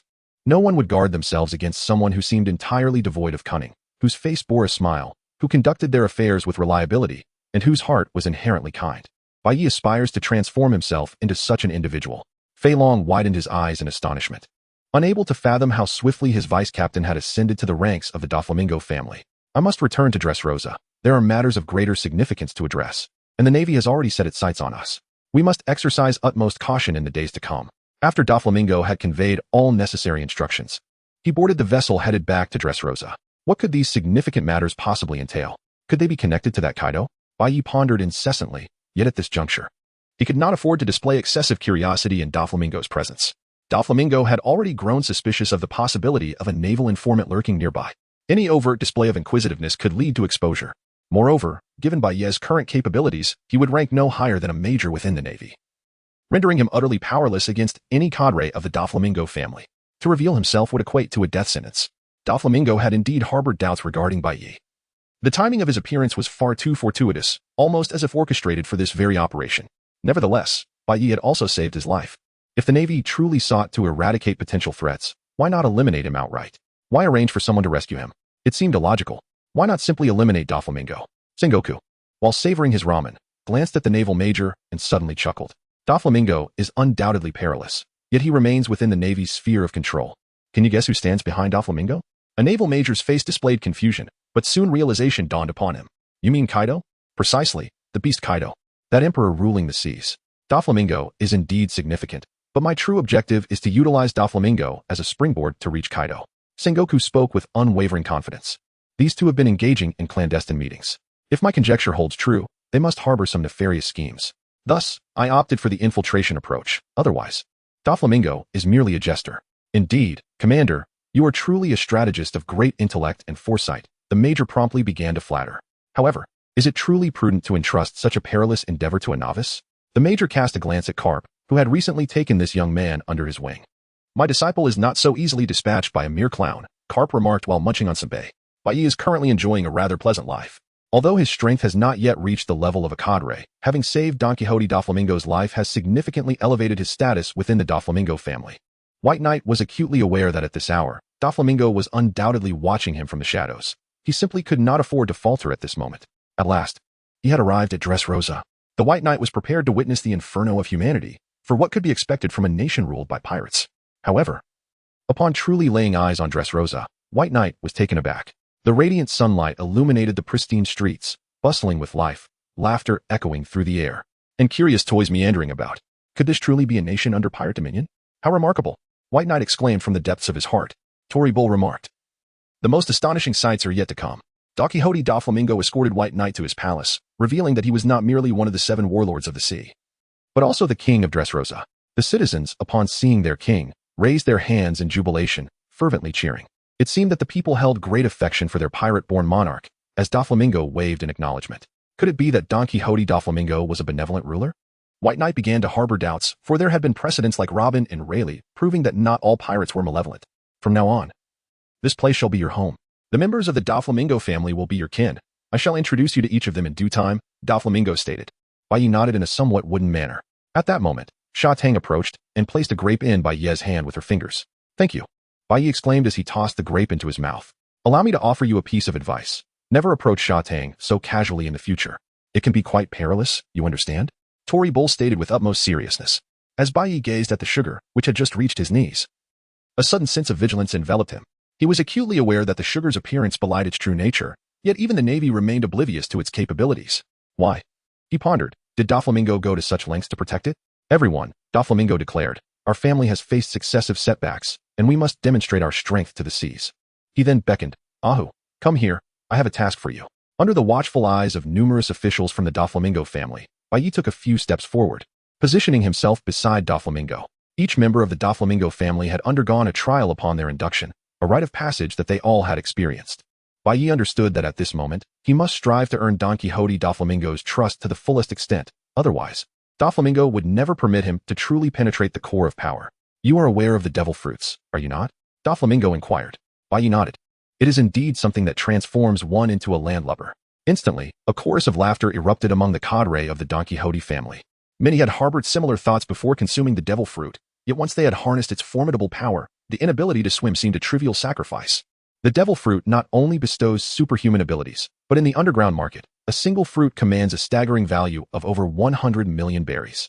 Previously, one of my subordinates reported that he discovered 2 devil fruits in the first half of the Grand Line and was preparing to bring them back. You are to assist him and ensure these 2 fruits are delivered to my side. I have full confidence in your ability to accomplish this task. Don Quixote gently patted Baiye's shoulder. Yes, young master. Baiye replied without a trace of hesitation. This is a transponder snail. Contact me immediately should any issues arise. As the seas are currently fraught with peril, Don Quixote placed the transponder snail into Baiye's palm. Baiye held the telephone bug in his hand and then turned to depart, while Doflamingo had already prepared his ship for departure. Once Baiye had left, Doflamingo's gaze grew exceedingly enigmatic. Torpole whispered, Mingo, do you harbor doubts regarding this young man's identity? After all, his appearance was rather abrupt. Could he be an undercover agent sent by the Navy or another faction? It is difficult to say. Doflamingo, a formidable figure of his era, did not immediately place his trust in Baiye. He remained observant. If this individual were indeed loyal to him, then he would undoubtedly be favored. Yet if he were truly an infiltrator, Doflamingo would show no mercy, even if the man had saved his life. He resolved to observe for a period. Should any signs of deceit emerge, he would eliminate him without hesitation. A shadowy glint appeared in Doflamingo's eyes. He had suffered grievously in recent encounters, as though an unseen force were subtly conspiring against him. When had Doflamingo ever faced such a significant setback? Rest assured, Mingo, Torpole reassured him. If one were to inquire who in the Doflamingo family he trusted most, it would undoubtedly be Torpole, for this man had pledged his loyalty to Doflamingo since childhood. Decades had passed, yet the initial loyalty remained unaltered. I hope my instincts prove erroneous. When Baiye departed from Doflamingo's side, his back was drenched in cold sweat. The experience had been exceedingly intense. Had he revealed even the slightest hint of vulnerability, he would have been swiftly dismembered by the enforcers of the Doflamingo family. At the dock, Doflamingo had already prepared the vessel, and Baiye made his way directly towards the first half of the Grand Line. With his current strength, he could barely manage to navigate this initial segment, but in the latter half of the Grand Line, where formidable monsters abound, his present capabilities were woefully inadequate to traverse these treacherous waters. Baiye directly dialed the telephone bug. At that moment, in a certain sea area in the first half of the Grand Line, a man answered the call. This man was also an underling of the Don Quixote family, though he was not responsible for combat. Rather, he was tasked with collecting various types of devil fruits. Should a powerful fruit be discovered, the Don Quixote family would ensure it was consumed to bolster their combat strength. If it were an ordinary fruit, they would find a way to sell it for profit. Moshi Moshi, I am a newly appointed cadre of the Don Quixote family, dispatched by the young master to assist you. Please report your location, Baiye stated. This matter had been previously communicated by Don Quixote, who assured him that a family cadre would come to his aid. The man, not overly concerned, promptly divulged his location. Understood. Setting sail, Baiye commanded, and the ship unfurled its sails. Gradually distancing from Dressrosa, Baiye felt a sense of relief wash over him. Being away from Don Quixote provided a liberating sensation. Remaining in proximity to that man was undeniably perilous, as he was, without a doubt, one of the most formidable figures in these waters. As for the crew members beside him, Chapter 34, Black Eats Black, he could trust none of them. Don Quixote likely still harbored doubts regarding his loyalty, and it was entirely possible that one of these individuals was sent to surveil him. In the stillness of the day, Baiye remained silent, feigning an air of profundity, resolutely abstaining from any drink, fearful that intoxication might betray his true identity. Yet, no matter how hard Doflamingo racked his brain, he could never fathom that Baiye was not an undercover agent dispatched directly by the Navy, but rather a covert operative of the Revolutionary Army who had infiltrated the Navy, embedded within Doflamingo's ranks. Today was a splendidly sunlit day. Baiye stood at the bow of the ship, gazing out at the vast ocean. Above, a carrier pigeon soared gracefully, releasing a newspaper from the heavens. Baiye tossed a few coins into the air. Initially, he believed it to be an unremarkable day, but upon seeing the headline of the newspaper, he was utterly taken aback. The title read, "The Rise of the Revolutionary Army? 3 nations liberated overnight. Is Monkey D. Dragon truly the world government's most formidable adversary? You certainly have a knack for resourcefulness." In a hushed tone, Baiye murmured that after acquiring the formidable weaponry, Monkey D. Dragon unleashed a powerful offensive, swiftly dismantling the regimes of 3 nations and liberating them from the clutches of the world government. The report was accompanied by numerous photographs, the authenticity of which remained uncertain. Following this was a second, weighty news item. The Navy had seemingly turned against the 7 warlords of the sea. Was this a sign of moral decay or a distortion of humanity? The very title hinted at some underlying machinations. It was well known that the 7 warlords were sanctioned pirates, allowed to plunder the seas at will, and yet the Navy had chosen to act against their allies. an action that defied both reason and sentiment. It was evident that the five elders were orchestrating events from behind the scenes, applying pressure on the Navy. Bai speculated softly. The third piece of news, in contrast to the previous two, bore a semblance of reliability, as it presented a bounty notice featuring a man in his 20s with an arrogant expression. Tesoro? How has he become a pirate? Bai muttered quietly. Furthermore, the bounty was substantial. Tesoro had once proclaimed his ambition to become a globally renowned figure, and it appeared that he was on the verge of fulfilling that promise. Setting aside the newspaper, Bai and his companions had now reached the first half of the Grand Line. Though the pirates here were fierce, most possessed a degree of cunning, often steering clear of the Don Quixote family's flag. However, there remained the occasional reckless individual seeking fame by targeting formidable foes. As Bai placed the newspaper down and sipped his tea, he suddenly detected a faint burnt aroma. Something seemed to be smoldering. Has breakfast been burnt? Bai inquired. His brow furrowed. The cook shook his head, indicating that breakfast had yet to be prepared. Instinctively, as a Navy officer, Bai reacted swiftly, ascending to the lookout and using his telescope to scan the surroundings. Indeed, not far off, he spotted a vessel billowing black smoke, and most alarmingly, it bore the flag of the Don Quixote family. Is that our rendezvous? This is bad. Something has gone awry. Set sail immediately, Bai urged. His mission was straightforward, to accept 2 devil fruits in the first half of the Grand Line and deliver them to Don Quixote da Flamingo. However, the ship designated for the exchange was now engulfed in smoke. What could have transpired? The others on board also sensed that something was amiss and hastily navigated towards the vessel. Yet, upon arrival, it became evident that they were too late. Bodies lay strewn across the deck, and the flag of the Don Quixote family was trampled into the dirt, a clear indication of a recent fierce battle. Help! Over here! As Bai lamented the absence of survivors, a distant cry for help reached his ears, the very individual responsible for the rendezvous. What happened? Bai inquired urgently. Where are the devil fruits? The man, wounded by a gunshot yet fortunate enough to have avoided a fatal hit, replied simply, the devil fruits were stolen. Someone, knowing we are associated with Da Flamingo, dared to strike at us. Everyone else has been killed. We must capture him or we will have no explanation for the young master. Which direction did they go? Bai pressed. The man pointed towards a nearby small island. They likely headed that way. Please, if I perish, I cannot face the young master without answers. Bai understood that to earn Don Quixote da Flamingo's trust, he must unconditionally fulfill all of Da Flamingo's tasks. I comprehend. You rest well here, and leave the remaining matters to me, Bai declared. He then addressed his subordinates, saying, you are to take good care of him. Provide me with a small vessel. I shall pursue this myself. However, one of them interjected, but, Lord Ahu, what if you sustain an injury? We would be unable to account for it to the young master. At this juncture, Bai could no longer afford to concern himself with such matters. Before Da Flamingo, he had to demonstrate his unwavering loyalty, ensuring that the latter would trust him without reservation, thereby gaining access to the core of power. Under the pale light of the night, Bai embarked on a small vessel, relentlessly pursuing his target. The small boat's speed surpassed that of the larger ship significantly. After approximately half an hour of navigation in that direction, Bai spotted a pirate ship not far ahead, undoubtedly the one that had plundered the ships of the Don Quixote family. The air on board was filled with raucous laughter and jubilant voices. To their astonishment, the Don Quixote fleet had proven utterly vulnerable, easily vanquished, and they had acquired 2 devil fruits. Ha ha ha, splendid, exclaimed the captain, brandishing the fruits in his hands. Though he himself was already a user of a devil fruit, each fruit was worth over 100 million berries, making their endeavor undeniably profitable. Lads, once we sell these 2 devil fruits, I shall treat you all to a grand feast. Let us celebrate tonight. The captain raised the fruits high, almost as if to flaunt his spoils, eliciting cheers from his crew. Yet, in a corner, a girl quietly sipped her tea, engrossed in a book, remaining silent. To offend the Don Quixote family and still wish to thrive in the new world, how ignorant must one be to undertake such folly? The girl shook her head slightly, having already resolved to seek refuge elsewhere, for she knew she could not linger in this place for long. At that moment, she noticed a small boat approaching rapidly across the sea. The girl blinked in surprise and raised her arm. Captain, is that person coming towards us? The captain, caught up in his merriment, glanced at the sea upon hearing her words. Indeed, a small vessel sped toward them, and most alarmingly, it bore the flag of the Don Quixote family. The captain's heart sank. His motive for attacking the Don Quixote fleet had been greed. For not everyone could resist the allure of the devil fruits. Yet, he had not anticipated that they would arrive so swiftly. It is truly a member of the Don Quixote family. Crew, prepare for battle. We have already defeated them. This time, it is merely one individual. Do not be afraid. The captain rallied his men. Just then, the small boat closed in rapidly, and its occupant leapt onto the deck. The newcomer was none other than Bai, who immediately spotted the 2 devil fruits on the deck, letting out a sigh of relief.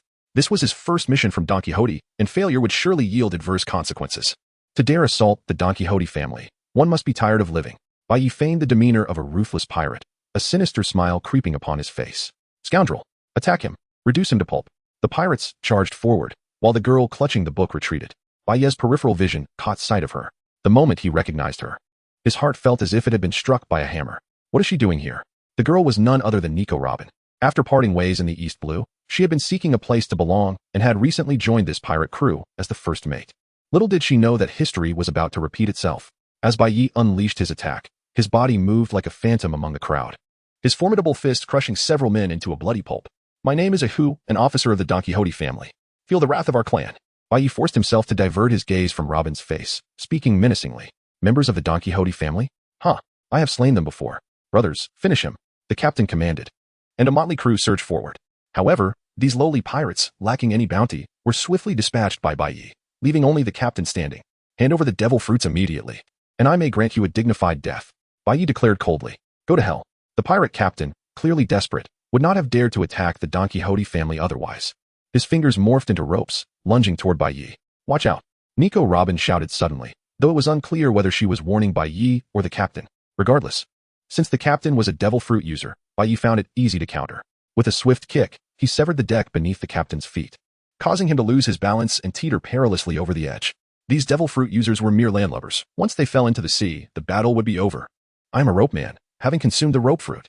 Any part of my body can transform into rope. Such trivial techniques cannot defeat me. The pirate captain's other hand transformed into rope, securing itself to the mast, swinging him across to the opposite side of the deck. However, just as he regained his footing, a steel bullet pierced his chest, and Bai Yi slowly retracted his finger. How ostentatious! Blood erupted from the captain's wound, and he fell lifelessly into the sea. Whether he lived or died was now beyond Bai Yi's concern. At this moment, only Bai Yi and Robin remained aboard the ship. Yet, Bai Yi's visage had morphed to mirror his original appearance. He retrieved the fallen devil fruits from the deck, ensuring he could report back to Don Quixote without fail. Bai Yi endeavored to avert his gaze from Robin, fearful that once his eyes met hers, he would be unable to look away. Yet, Robin fixated on the silhouette of the man before her, speaking in a tone laced with uncertainty. Navy officer? Bai Yi shuddered, realizing he had been exposed. You have mistaken me for someone else. He hastily protested, yet Robin revealed a gentle smile. It seems I was correct in my assumption. You truly are a naval officer. Confidence radiated from Robin's face. Although your appearance has altered, your voice and physique remain unchanged, particularly that remarkable skill of yours with the steel balls. It is a rarity among those who traverse the vast ocean. Bai Yi revealed a bitter smile of helplessness on his face. Why is this woman so astute? Truly, I am in awe of you. What brings you aboard this pirate ship? Bai Yi turned and inquired. Since the pretense has been shattered, continuing the charade holds no significance. Naturally, I am in search of a refuge, yet I never anticipated that this group would be so foolish as to provoke the Don Quixote family without cause. Now, they have met their demise. However, dear Navy officer, why have you transformed into a cadre of the Don Quixote family? Could it be that you are an undercover agent? Before Robin could finish her sentence, Bai Yi grasped her mouth firmly. Thus, it seems that an overly clever woman may find it difficult to marry. Judging by your expression, I believe I have hit the mark. A smug smile, characteristic of youth, graced Robin's face. However, you have ruined my new sanctuary, and now I must seek another refuge. I am truly sorry. Bai Yi sincerely apologized. No, there is no need for apologies. Your current predicament must be quite perilous, no? Robin said gently.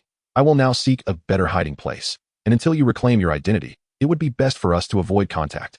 Gazing at the graceful and considerate girl before him, Bai Yi felt a surge of emotion, almost moved to tears. Your story. I know a little about it. I am sorry. Bai Yi murmured softly. Robin tilted her head in confusion. If you are referring to the events concerning my hometown, O'Hara, there is absolutely no need for you to apologize, for it was not you who ordered its destruction. I will not harbor hatred towards all the Navy simply because it was they who obliterated my home. I possess enough rationality for that. At that moment, a ship slowly approached from the distance. Nico Robin picked up a hat from the deck and placed it upon her head. Reunions are always so fleeting. Your identity must remain concealed, so I must take my leave. I hope we may have the chance to meet again in the future. Bai Yi felt an abundance of words he wished to share with Robin. However, when faced with the girl in reality, he found himself utterly speechless, merely watching her gradually drift away. As Bai Yi cast his gaze towards the distant ship, he quickly realized that it was not a vessel belonging to the Don Quixote family, but rather an ordinary pirate ship. The captain of this ship, upon peering through his telescope, was startled to see the Don Quixote emblem flying from a small boat nearby. His expression shifted to one of alarm as he commanded, change course. I have no desire to become entangled with the Don Quixote family. At that moment, the two ships were approximately 100 meters apart, yet neither party exhibited any intention of aggression. Bai Yi, clutching a devil fruit, cautiously approached his small boat. Maintaining a wary eye on the pirate ship, after confirming that they were merely passing by, he turned to depart. Just then, a diminutive middle-aged man aboard the pirate ship, who had been diligently scrubbing the deck, stood up to rest and caught sight of the small boat adorned with the Don Quixote flag, as well as the youth aboard it. Suddenly, the man trembled with excitement, rushing to the edge of the deck and shouting towards the small boat, "Bai Yi! Bai Yi! It's your uncle! Bai Yi!" However, a wave crashed against the ship, drowning out his voice, and Bai Yi remained oblivious to the calls. "Bai Yi! Bai Yi!" The middle-aged man cried out again, but the distance proved too great, and the roar of the waves rendered his pleas inaudible. "What is it, Zhao Bo?" the captain inquired. "That is my nephew, my only family. I cannot believe he is still alive," Zhao Bo exclaimed with fervor. On that fateful day, the two had been besieged by both pirates and the navy, with Bai Yi gravely injured and lost to the sea, while Zhao Bo had been captured by pirates. Yet, unexpectedly, within half an hour, the very ship that had taken him captive was vanquished by another pirate crew, and Zhao Bo, utilizing his exceptional culinary skills, had subsequently become the cook and part-time sailor on this new vessel. Though he could not see Bai Yi's face, Zhao Bo recognized him by the silhouette alone. Having spent over a decade together. How wonderful. He is alive. He is alive. Tears of joy streamed down Zhao Bo's face. Overcome with happiness at the sight of his nephew, he declared, "Tonight, I shall treat everyone to a grand feast." Meanwhile, Bai Yi was already aboard his small boat. Drifting away, Zhao Bo gazed longingly at his nephew's retreating figure. Though he had once had a wife, she had died young, leaving only him and Bai Yi to rely on one another. He had thought they would never meet again, yet here was the unexpected chance for reunion. However, as the saying goes, joy often leads to sorrow. Just as Zhao Bo reveled in his elation, they inadvertently sailed into the attack range of a navy warship. As a warlord of the sea, Don Quixote was afforded protection from the navy, but this pirate ship was fair game. In an instant, cannon fire erupted. "You are surrounded. We will count to 3. Surrender immediately," a naval lieutenant bellowed through a megaphone. The pirate captain's expression turned to one of dread, and he quickly ordered a retreat, only to be pursued by the navy. The sound of cannon fire echoed as their mast was swiftly shattered. "It's over. We're finished," the pirate captain lamented. A figure of some renown in the East Blue, yet utterly powerless in the Grand Line.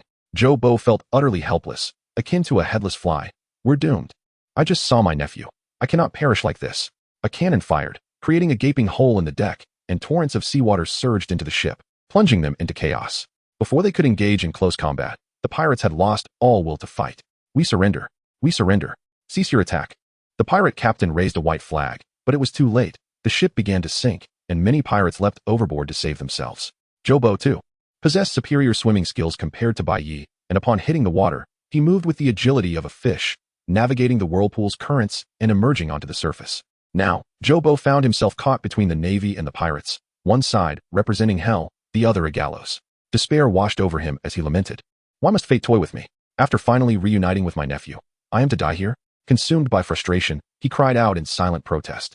At that moment, an extraordinary aura erupted from within him, sweeping across the sea, rendering both struggling pirates and advancing navy personnel unconscious, save for the lieutenant, whose eyes widened in shock. "Conqueror's Haki. It is Conqueror's Haki." The lieutenant gasped, searching the now empty sea for the source of this overwhelming power. Exhausted from unleashing such a force, Zhao Bo collapsed into unconsciousness, only to awaken later, washed ashore on a deserted island. Unlike his nephew, though the island was uninhabited, it offered fresh water, vegetation, and wildlife, suggesting survival was possible. With no other options, he gathered fruits from the forest to stave off hunger, unaware that among them was a peculiar fruit, adorned with spots and intricate patterns. Starving and lightheaded, he bit into it without a second thought. Cough, cough, cough. As he swallowed, he realized, "What on earth is this fruit? It tastes horrendous." Little did he know that his body was undergoing a transformation, and from that day forth, his once prized swimming prowess would vanish, replaced by something entirely different. On the third day stranded on the island, a passing pirate ship happened upon Zhao Bo. "Though this is rather sudden, could you take me in? I can do any task, cleaning, cooking, laundry," Zhao Bo pleaded humbly. The ship's captain, a kind-hearted young man with red hair, appeared somewhat clumsy and wore a straw hat. After tasting Zhao Bo's grilled fish, he exclaimed, "I never expected such culinary talent from you, uncle. From now on, you shall be the head chef aboard my ship. By the way, my name is Shanks." Bai Yi returned to the ship with 2 devil fruits in his possession. Upon seeing Bai Yi successfully bring back both fruits, the man who had rendezvoused with him let out a deep sigh of relief, for this meant that the young master would not hold him accountable. "Lord Ahu, I am profoundly grateful for your assistance this time." The contact expressed his heartfelt thanks, knowing that under Doflamingo's temperament, losing the devil fruits while in his custody would surely incur severe punishment. In the twilight of the white night, he returned to Dressrosa. bearing the devil fruit before Don Quixote Doflamingo. With a booming laugh, Doflamingo exclaimed, "Splendid. I am well aware of your recent endeavors. Henceforth, you shall be a true member of the Don Quixote family." In the presence of Doflamingo, Bai Yi appeared remarkably candid and straightforward, resembling an earnest simpleton, leaving no room for suspicion. After offering a few words of praise for Bai Yi, Doflamingo led him into a concealed chamber. Bai Yi suddenly felt a surge of tension. What could Doflamingo be planning? Surely he wouldn't resort to murder to silence someone. The last incident where the Navy attacked my Doflamingo family left me infuriated, and I am determined to make the Navy suffer a significant defeat in the Sabaody archipelago. Bai Yi, I need your assistance in this matter. And it is imperative that we keep this between the two of us. Absolutely no third party must be informed. You may retire for now. Should I require your help, I will summon you, Doflamingo declared. Bai Yi's heart trembled at the audacity of Don Quixote Doflamingo, who dared to strike against the Navy. While he outwardly acquiesced to Doflamingo, he was internally resolved to relay this information to the Navy, alerting them to be vigilant. Upon returning to his quarters, Bai Yi meticulously searched the room to ensure no surveillance snail was monitoring him before cautiously retrieving his own communication snail. Just as he was preparing to inform Garp, a sudden realization struck him. No, that couldn't be right. While Doflamingo was indeed audacious, he had not yet reached the point of openly opposing the Navy. A single admiral, Kizaru, could annihilate Doflamingo's forces, let alone the numerous other powerful figures within the Navy. Should the warlords of the sea confront the Navy directly, they would undoubtedly lose their positions, placing Doflamingo in grave danger. Why, then, would he divulge such information to Bai Yi? Could it be that Doflamingo was already aware of his undercover identity? The thought sent a chill down Bai Yi's spine. No, if Doflamingo had known of his true identity, he would already be dead, unable to stand here contemplating. Or perhaps, this was merely a test? Yes, a test from Doflamingo, aimed at him. The prior dealings between Doflamingo and Big Mom had likely been shrouded in secrecy, yet if the Navy had gotten wind of it, it implied that a Navy spy had been embedded among Doflamingo's ranks. Bai Yi's timely appearance was almost as if he were a savior sent by the heavens to rescue Doflamingo. Thus, even though he had saved Doflamingo's life, Doflamingo would not fully trust him. This situation was indeed a trial. However, Doflamingo had miscalculated one aspect, while Bai Yi's public persona was that of a Navy officer. His true allegiance lay with the Revolutionary Army. The Navy was also his adversary, an unexpected twist indeed. What did Doflamingo's vendetta against the Navy have to do with him as a revolutionary? With this thought, Bai Yi fell into a peaceful slumber. Chapter 36. A banner to guard tranquility. Although this scheme was Doflamingo's test of Bai Yi, he genuinely intended to act against the Navy in the Sabaody archipelago. The tenuous facade between him and the Navy was on the verge of being completely torn asunder. Do not let our subordinates attack Sabaody archipelago, Doflamingo instructed his followers. Hire a band of outlaws, ensuring that the Navy cannot seize upon our weaknesses, and keep the noise to a minimum. Otherwise, it would be detrimental to us. Doflamingo cautioned his subordinates. If the Navy in Sabaody prepared in advance, it would confirm Bai Yi's status as an undercover agent, indicating that saving Doflamingo's life had been premeditated. Conversely, if there was no reaction from the Navy prior to the attack on Sabaody, it would suggest that Bai Yi was not a spy, thereby eliminating his suspicion. Meanwhile, the Navy personnel in Sabaody were utterly oblivious to the unfolding events. These seasoned veterans continued their languid daily routines, awaiting the end of their shifts to indulge in drinks at the local taverns, returning to their dormitories inebriated only to repeat the cycle the following day. Unbeknownst to them, a group of outlaws had quietly arrived at Sabaody with a singular purpose: to kill. In this vast ocean, pirates often held no fear of the righteous Navy, readily engaging in fierce battles even when caught in the act. Yet, every individual harbors fear of something, and these outlaws were particularly wary of even more ruthless and savage pirates. For instance, Fishman Island had joined the World Alliance, recognized as a legitimate nation. However, due to the exorbitant price of mermaids, many pirates risked their lives to capture and sell them. Jinbei had become a warlord of the sea to protect his kin. Nevertheless, all of this was resolved under a singular banner, that of Whitebeard. From today onward, this is my territory. A single proclamation, a flag, could safeguard an entire region's peace. In terms of power, the Navy was undoubtedly mightier than Whitebeard, yet in the New World, the words of these sea emperors held greater weight than Navy commands. The pirates arriving at Sabaody might have been unruly, but when confronted by the even more brutal Doflamingo, they had no choice but to submit to his authority. These individuals were of the type that spoke little yet acted decisively. Upon sighting the Navy, they wasted no time in launching an assault. The Navy personnel in Sabaody were taken aback. It was the first time they had encountered such audacity, assaulting the Navy without hesitation. Were they out of their minds? However, the stationed Navy was no pushover, quickly arming themselves and entering combat mode. The critical factor was that, at that moment, Sabaody lacked a commanding officer. Sneck had been punished and imprisoned, and the new officer had yet to arrive, allowing Doflamingo to seize this opportunity for vengeance. Doflamingo had anticipated some resistance to his plan, yet to his surprise, it unfolded with remarkable ease. After an hour of chaotic skirmishes, over 20 Navy soldiers had perished, while the pirates suffered only a handful of casualties, the remainder fleeing the scene. Soon, the news reached Sengoku, who wore a frigid expression. Doflamingo, do not think I am unaware of your little schemes. I will not let this slide easily. Ensure all fallen soldiers are given a proper burial. Moreover, why has Bai Yi not informed us about this incident? Sengoku contacted Bai Yi, but upon the call being answered, it was abruptly disconnected. A sense of foreboding gripped Sengoku. Could something have happened to Bai Yi? Had Doflamingo uncovered Bai Yi's undercover identity? That seemed implausible. Sengoku held his breath and dialed Bai Yi again. Bai Yi? It's me, Sengoku began. But Bai Yi swiftly interjected, lowering his voice. Doflamingo has begun to suspect me. Do not contact me during this time. With that, Bai Yi hung up, leaving Sengoku gasping in shock, his expression stiffening. He had not anticipated that his fears would manifest into reality. Doflamingo truly harbored suspicions regarding Bai Yi's identity. Was this incident in Sabaody merely a trial from Doflamingo? Though the turmoil had escalated, it bore no significant repercussions. The higher-ups would not forsake Doflamingo for the sake of a mere 20 ordinary soldiers. Doflamingo, what a clever maneuver. I concede this round to you. But you could never have anticipated that my true objective is not you, but rather Kaido, who stands behind you. Bai Yi is indeed wise. Sengoku mused. Those soldiers, who remained steadfast in their duty until their last breaths, could never have imagined that their recent sacrifice would become pawns in a greater game played by the elite. Whether it be the world government or Admiral Sengoku himself, who showed no intent of avenging them. Bang! The office door of the Admiral was kicked open, and an irate veteran, Garp, stormed in. What is with all this fury? What has happened? Sengoku feigned ignorance. You are aware of the situation in Sabaody, aren't you? How do you intend to handle it? Garp inquired. Sengoku sighed lightly. In these waters, death is an everyday occurrence, is it not? He is an admiral, and one must not solely consider individual interests. Rather, it is imperative to adopt a broader perspective. If the Navy were to sever ties with Don Quixote Doflamingo, it would be detrimental rather than beneficial. Garp scoffed, remarking, what on earth is that brat Bai Yi doing? Such a significant incident has occurred, yet not a whisper of news has returned. Had he indeed relayed any information, we might very well be witnessing his head displayed upon a flagpole. This is a trap set by Doflamingo. I surmise that the anguish within that young man must be profound, witnessing his comrades perish before him while feeling utterly powerless. Sengoku spoke solemnly. Garp fell silent, vowing, when that rascal returns, I shall surely give him a good thrashing. Meanwhile, at that very moment, Bai Yi was indulging in a lavish feast within the domain of the Doflamingo family, relishing in exquisite delicacies and fresh seafood, welcoming all delights.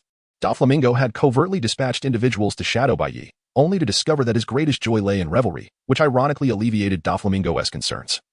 This lad hardly appeared to be an undercover agent of the Navy. Who else could it be, if not Bai Yi? Might it be someone in his immediate vicinity?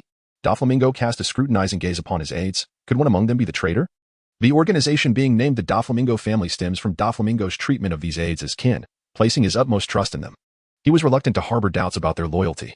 At this juncture, Bai Yi was compelled to feign ignorance and indifference, should Doflamingo's suspicion fall upon him. His demise would be inevitable.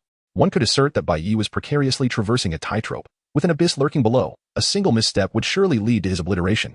In this moment, Bai Yi finally grasped the perilous nature of being an undercover agent. In stark contrast to the Doflamingo family, the Navy seemed a veritable paradise. Chapter 37. Delivering the message. 3 days had elapsed since the events at Sabaody Archipelago, and Bai Yi wandered the streets of Dressrosa as per usual. Whenever a member of the Doflamingo family encountered him, they would greet him with a respectful, big brother. To these ordinary pirates, who was Bai Yi? He was the savior of Doflamingo, an esteemed officer of the Doflamingo family, fiercely loyal to Doflamingo, and undoubtedly destined to be a favored confidant by his side in the future.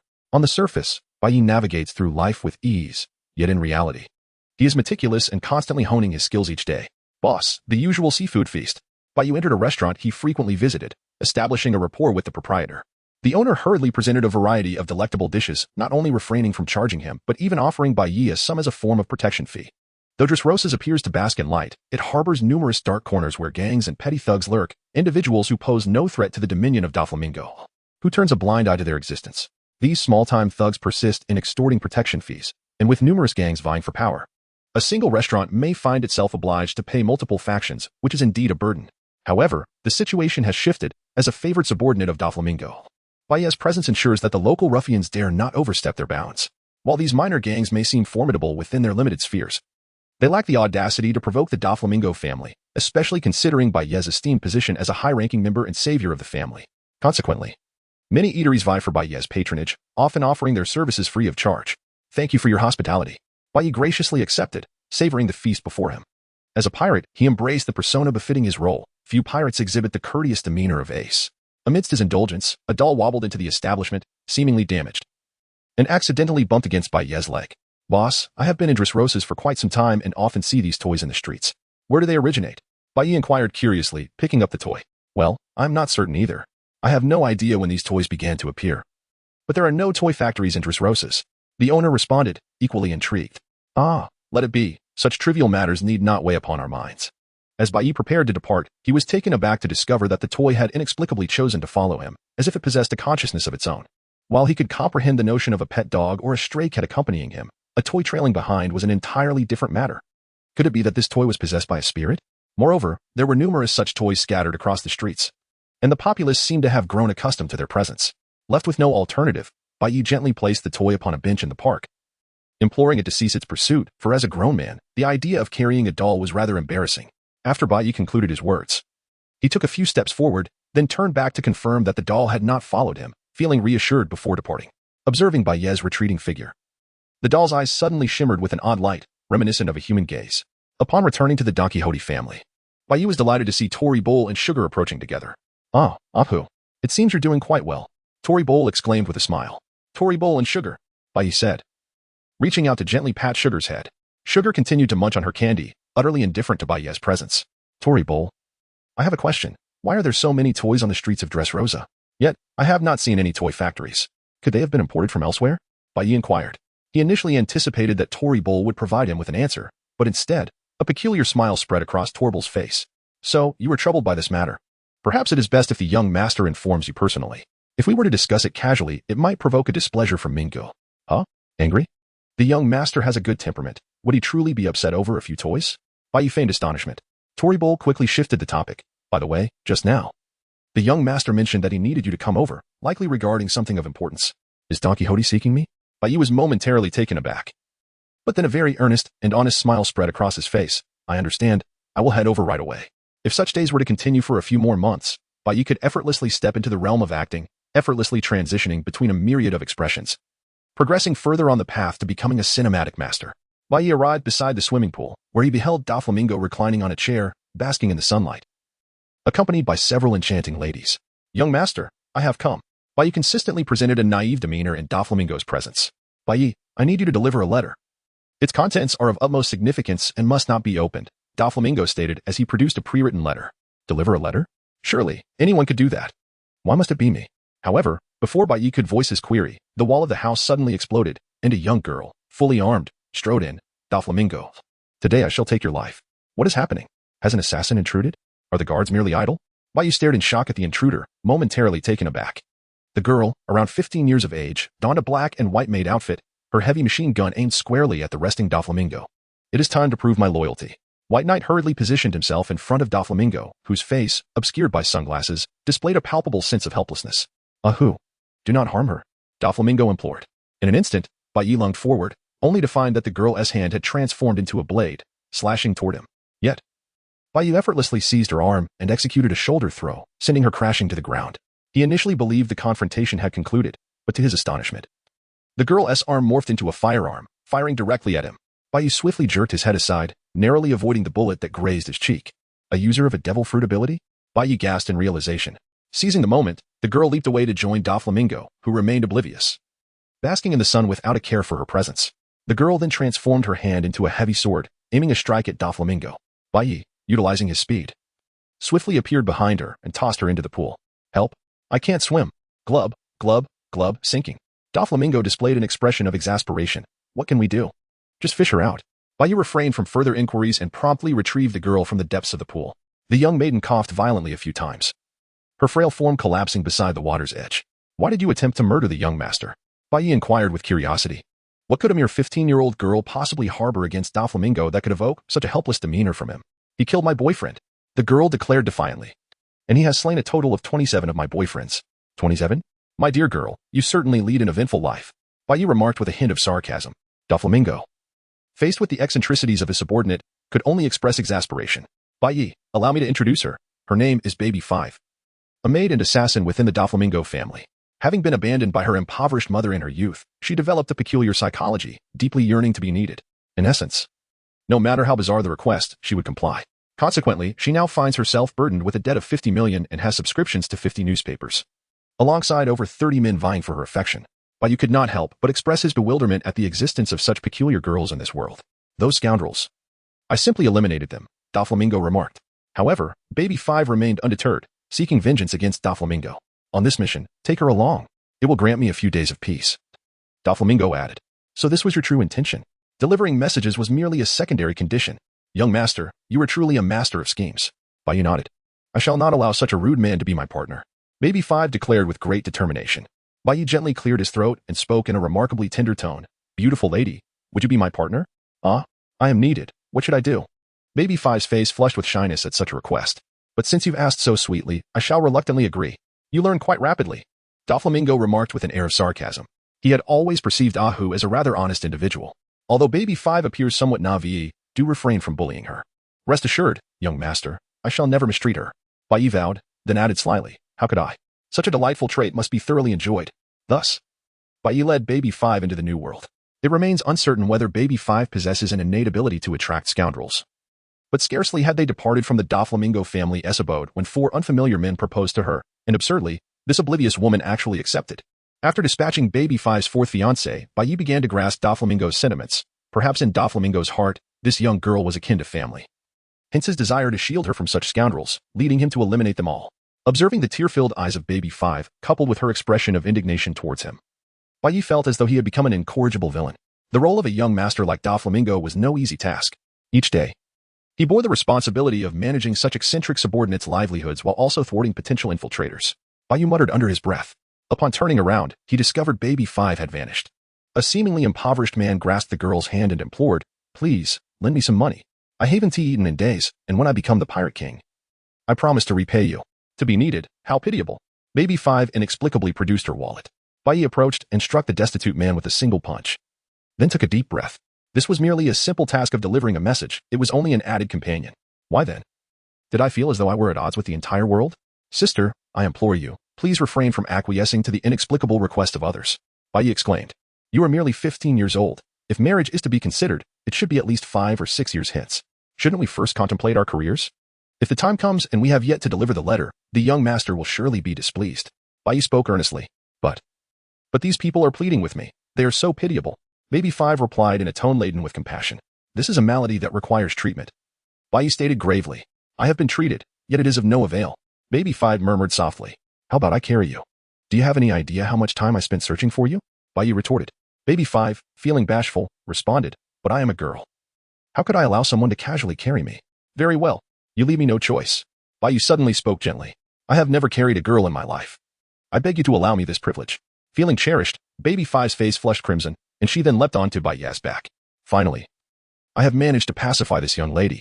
Bai Yu casually regarded Baby 5 as a mere accessory, securing her to his back, thus enabling a more rapid pace. How did you come to develop such a disposition? Are you not aware of the troubles it brings?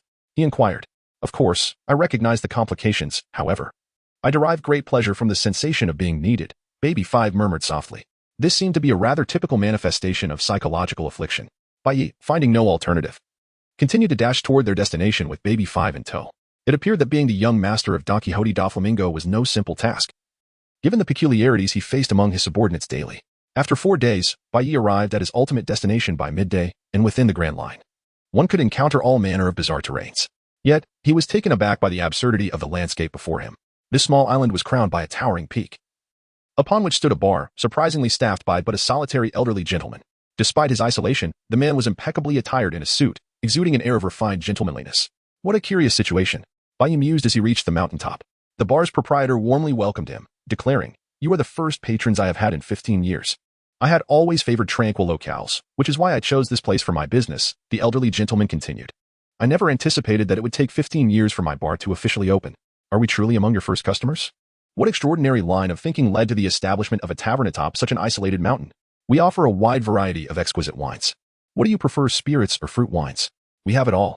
Ahem, sir, we are curious to know if, aside from the two of us, anyone else has visited this bar recently, Bai Yu inquired, his curiosity piqued regarding how Doflamingo had discovered such a hidden gem. No, as I mentioned. You are the first guest in 15 years. How could there be others? You may drink freely and without reservation. Should you become inebriated, I also offer lodging here," the elderly proprietor assured them. Bai Yi gazed at the letter in his hand, a missive from Doflamingo instructing him to deliver it to a certain individual. However, could he clarify exactly to whom it was meant for? Chapter 38. No grudges overnight. Furthermore, what was the content of this letter? Should he dare to open it? Yet, Baby 5 was nearby. This girl, despite her usual conflict with Doflamingo, would undoubtedly side with him should any disagreement arise between them. Thus, it was imperative that he seize the opportunity to open the letter while Baby 5 was absent or slumbering. Baby 5, I've yet to witness a girl inebriated. Today, I shall treat you. Drink as you please, Bai Yi feigned generosity. Unaware of the underlying trap, Baby 5 boldly began to indulge in alcohol, and within mere minutes, she was thoroughly intoxicated. It was no wonder Doflamingo harbored concerns about leaving her alone. If she ventured out on her own, she would likely fall prey to exploitation within an hour, only to later count her own worth in monetary terms. Boss, kindly prepare a room for us. Bai Yi flashed a bright smile. The proprietor graciously provided them with a chamber. Observing the utterly unconscious Baby 5, Bai Yi stealthily reached into his pocket and retrieved the letter bestowed upon him by Doflamingo. He first brought it close to his nose, inhaling gently, then pinched it carefully to ascertain that it was merely a letter, devoid of any other contents. He scanned the room, ensuring that aside from himself and Baby 5, no one else was present. With a gentle rip, he opened the envelope, revealing a single sheet of white paper, which bore only a terse message: the plan has changed. Postponement. Nothing more. The plan has changed? Postponement? What plan could this refer to? What alterations had transpired? Why the delay? Bai Yi felt as if he had stumbled upon an extraordinary secret, yet with merely these 8 words, he was unable to decipher the true nature of the plan. Just as Bai Yi contemplated whether there might be a hidden compartment within the letter, the inebriated Baby 5 suddenly sat up, startling Bai Yi to the point where his heart nearly ceased its rhythm. Restroom, restroom. Baby 5 mumbled drowsily as she stumbled towards the bathroom. Bai Yi swiftly returned the letter to its envelope. Subsequently, Baby 5 returned to her bed and fell asleep. Although the letter contained merely 8 brief characters, Bai Yi sensed that it concealed a significant secret, the nature of which remained unknown to him. Observing the carefree Baby 5, Bai Yi felt a twinge of envy towards the girl. How wonderful it would be to live so simply. Alas, since he chose this path, there was no turning back. After tucking Baby 5 in, Bai Yi gazed out at the breathtaking scenery. The tavern was perched on a mountain at an elevation of 500 meters, offering a magnificent view. If one were to regard this place as a tourist destination and view this mission as a journey, Bai Yi mused that it would indeed be quite a splendid trip.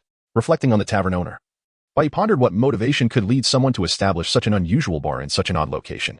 As the sun descended, the fiery orb appeared to be caught at the horizon, casting the entire sea in a brilliant crimson hue.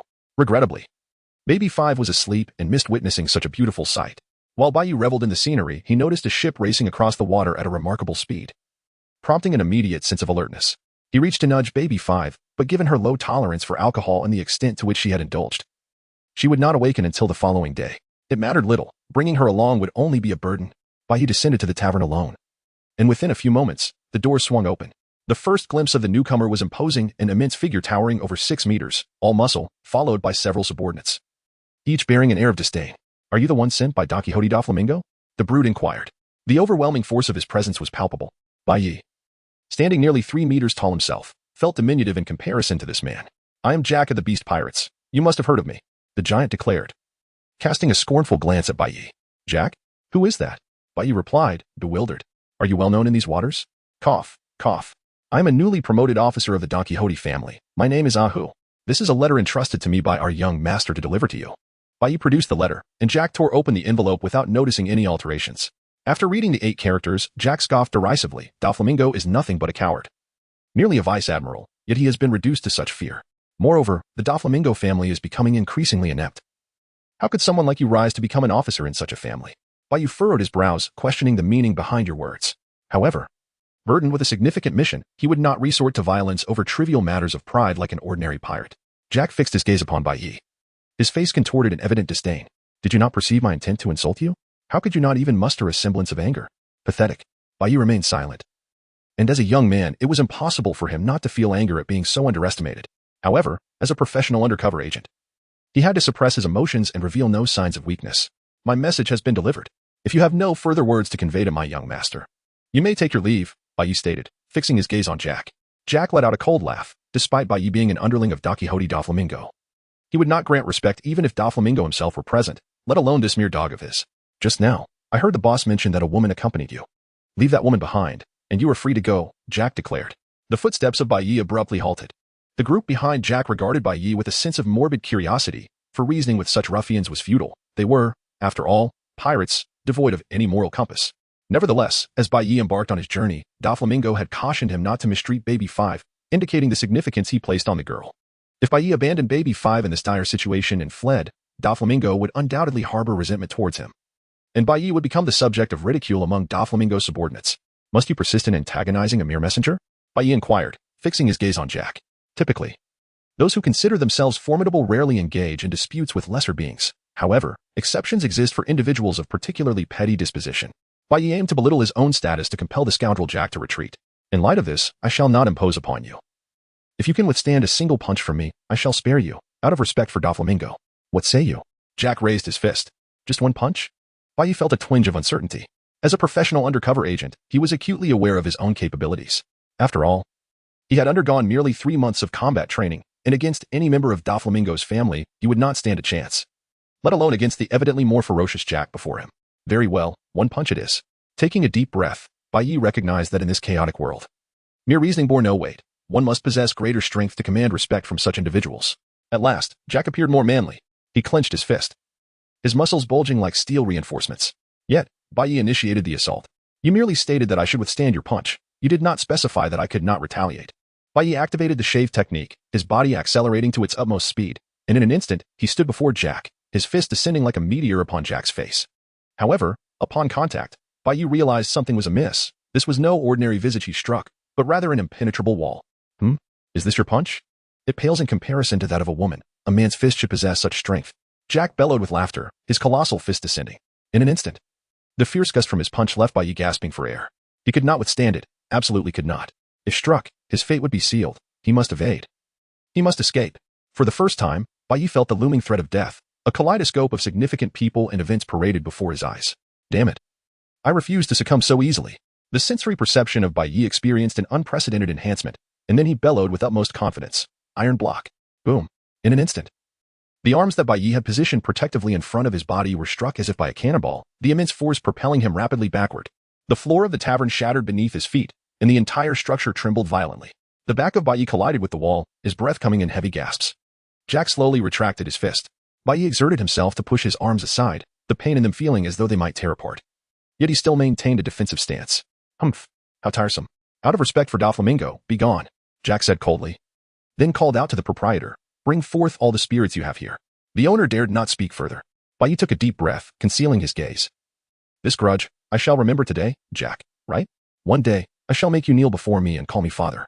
The White Knight has never before experienced such an immense yearning for power. It seems that the strong truly possess the ability to act according to their desires. Bai Yi returned to the bedroom, cradling Baby 5 in his arms, and leaped directly from the windowsill. By the time Baby 5 awoke, it was already the dawn of the following day. The two found themselves on a small boat, where Bai Yi's arms were tightly wrapped in bandages. Seated in a corner of the vessel, his countenance dark and brooding. My head aches terribly. I detest the torment of a hangover. Baby 5 clutched her head and remarked, What's wrong? You look quite unwell. Are you injured? Upon noticing Bai Yi's bandaged arms, he forced a faint smile, replying, It's nothing. By the way, I would like to inquire about someone. Do you know a person named Jack? Who exactly is he?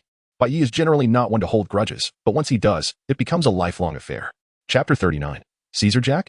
You must be referring to Jack the Drought. Right? He is one of the 3 prominent leaders of the beast pirates, and quite formidable, with a bounty soaring to 1 billion, Baby 5 remarked. 1 billion? Bai Yi's lips twitched slightly. No wonder he carries himself with such arrogance, even among the warlords of the sea. Their bounties were not so exaggerated before they ascended to their current status. Why do you ask about him? Baby 5 inquired curiously. Oh, it's nothing. I merely had a scuffle with him, Bai Yi replied, feigning nonchalance. What? You fought with him? Baby 5 looked at Bai Yi in astonishment, then glanced at the injuries on his arm, seemingly piecing together the situation. Though you are now an officer of the Don Quixote family, you are rather overestimating your abilities. Aren't you? That is Jack the Drought, one of Kaido's most trusted subordinates. What prompted you to engage him? Baby 5 questioned. Why? Isn't it because of you? Bai Yi gazed gloomily at Baby 5, a thought lingering unspoken. It hardly qualifies as a fight. Both sides merely exchanged a few blows, and this is the result. Baby 5, observing the wounds on Bai Yi's arms, seemed to ponder something. Pirates are notoriously unreasonable, and after spending a few days with Bai Yi, she recognized that this man never instigated trouble. If he had clashed with Jack, it was likely the latter who initiated the conflict. Nonetheless, it appeared that Jack had no intention of killing her. Otherwise, that punch would have been insurmountable. Reflecting on Jack's terrifying strength, Bai Yi realized that if the intent to kill had existed, He certainly would not have survived that blow. Merely injuring his arms would have been the least of his concerns. Regardless of the circumstances, our mission has been accomplished. We must return to the family and report to the young master immediately, Bai Yi declared. All right, understood. Baby 5.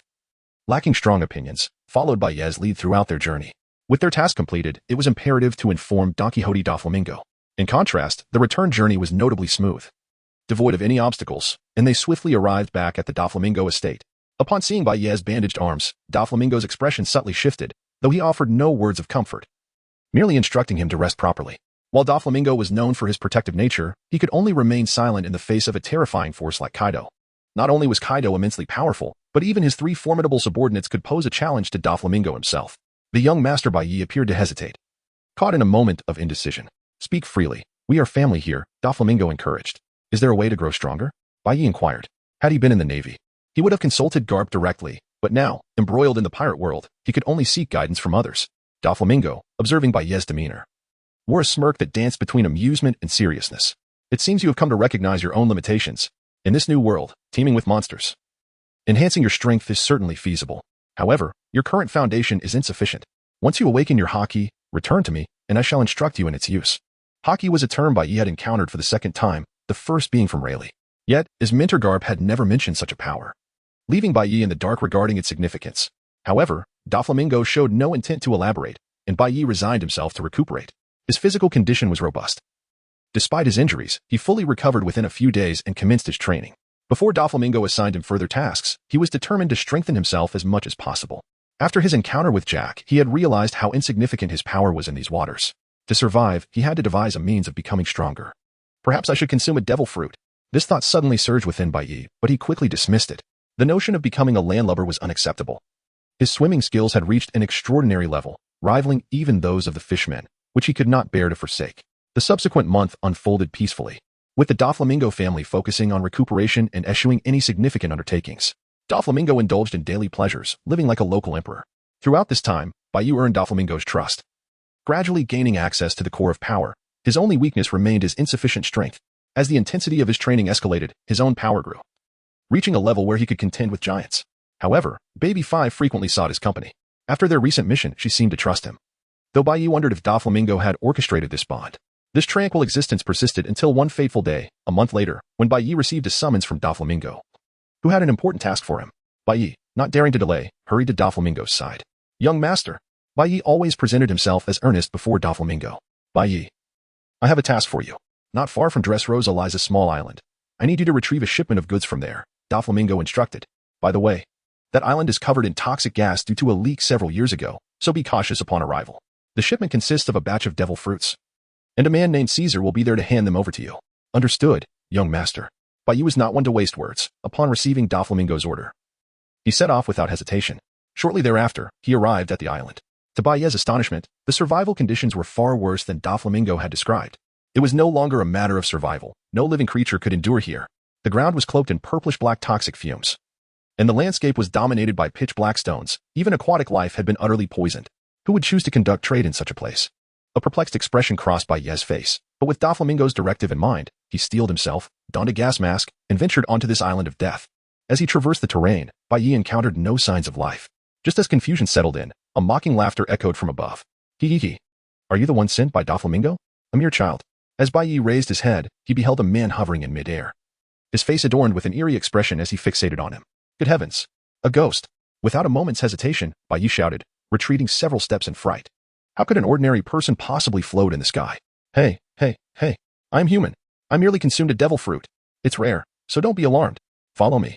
Bai Yi scrutinized the man before him, whose overall appearance was exceedingly unsavory, resembling a specter drifting aimlessly through the air, feet unseen, clad in an ill-fitting white lab coat. My name is Caesar, he proclaimed, a scientist engaged in a collaborative research project with Da Flamingo. I shall soon unveil the fruits of my labor. Caesar spoke with an air of pride, as if he were the most formidable scientist in the world. He guided Bai Yi to an underground facility, a stark contrast to the outside world, where the air was pristine and others were actively engaged in work, appearing as ordinary staff members. Curiosity piqued within Bai Yi. Why would Da Flamingo collaborate with a scientist? What was he truly researching? It had been a while since he had communicated with the Navy. After this matter was resolved, he intended to relay all gathered intelligence to Sengoku. The young master instructed me to procure a batch of fruits, not some scientific contraption. Are you attempting to deceive me?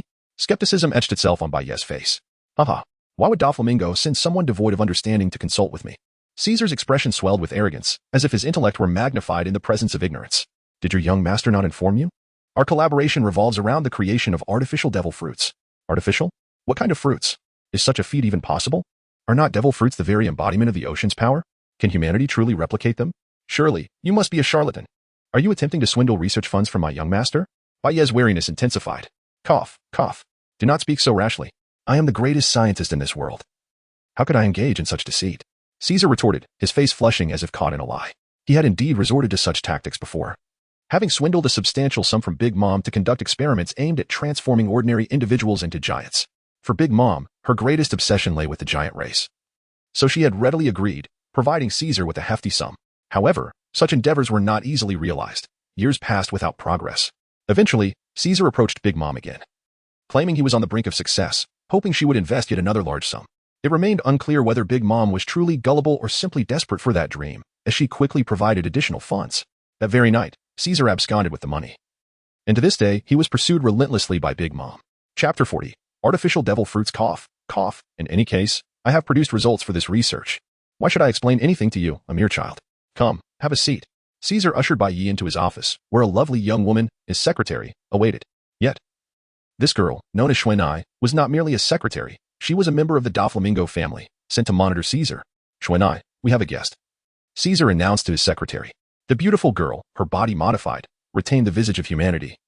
Yet her arms had been transformed into wings and her legs into those of a bird. Despite her appearance, she seemed to revel in her condition.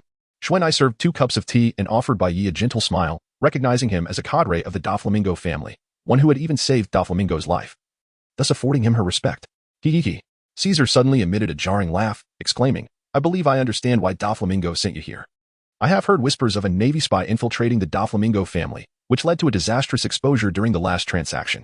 Sending you indicates that there are no trustworthy individuals left by Doflamingo's side.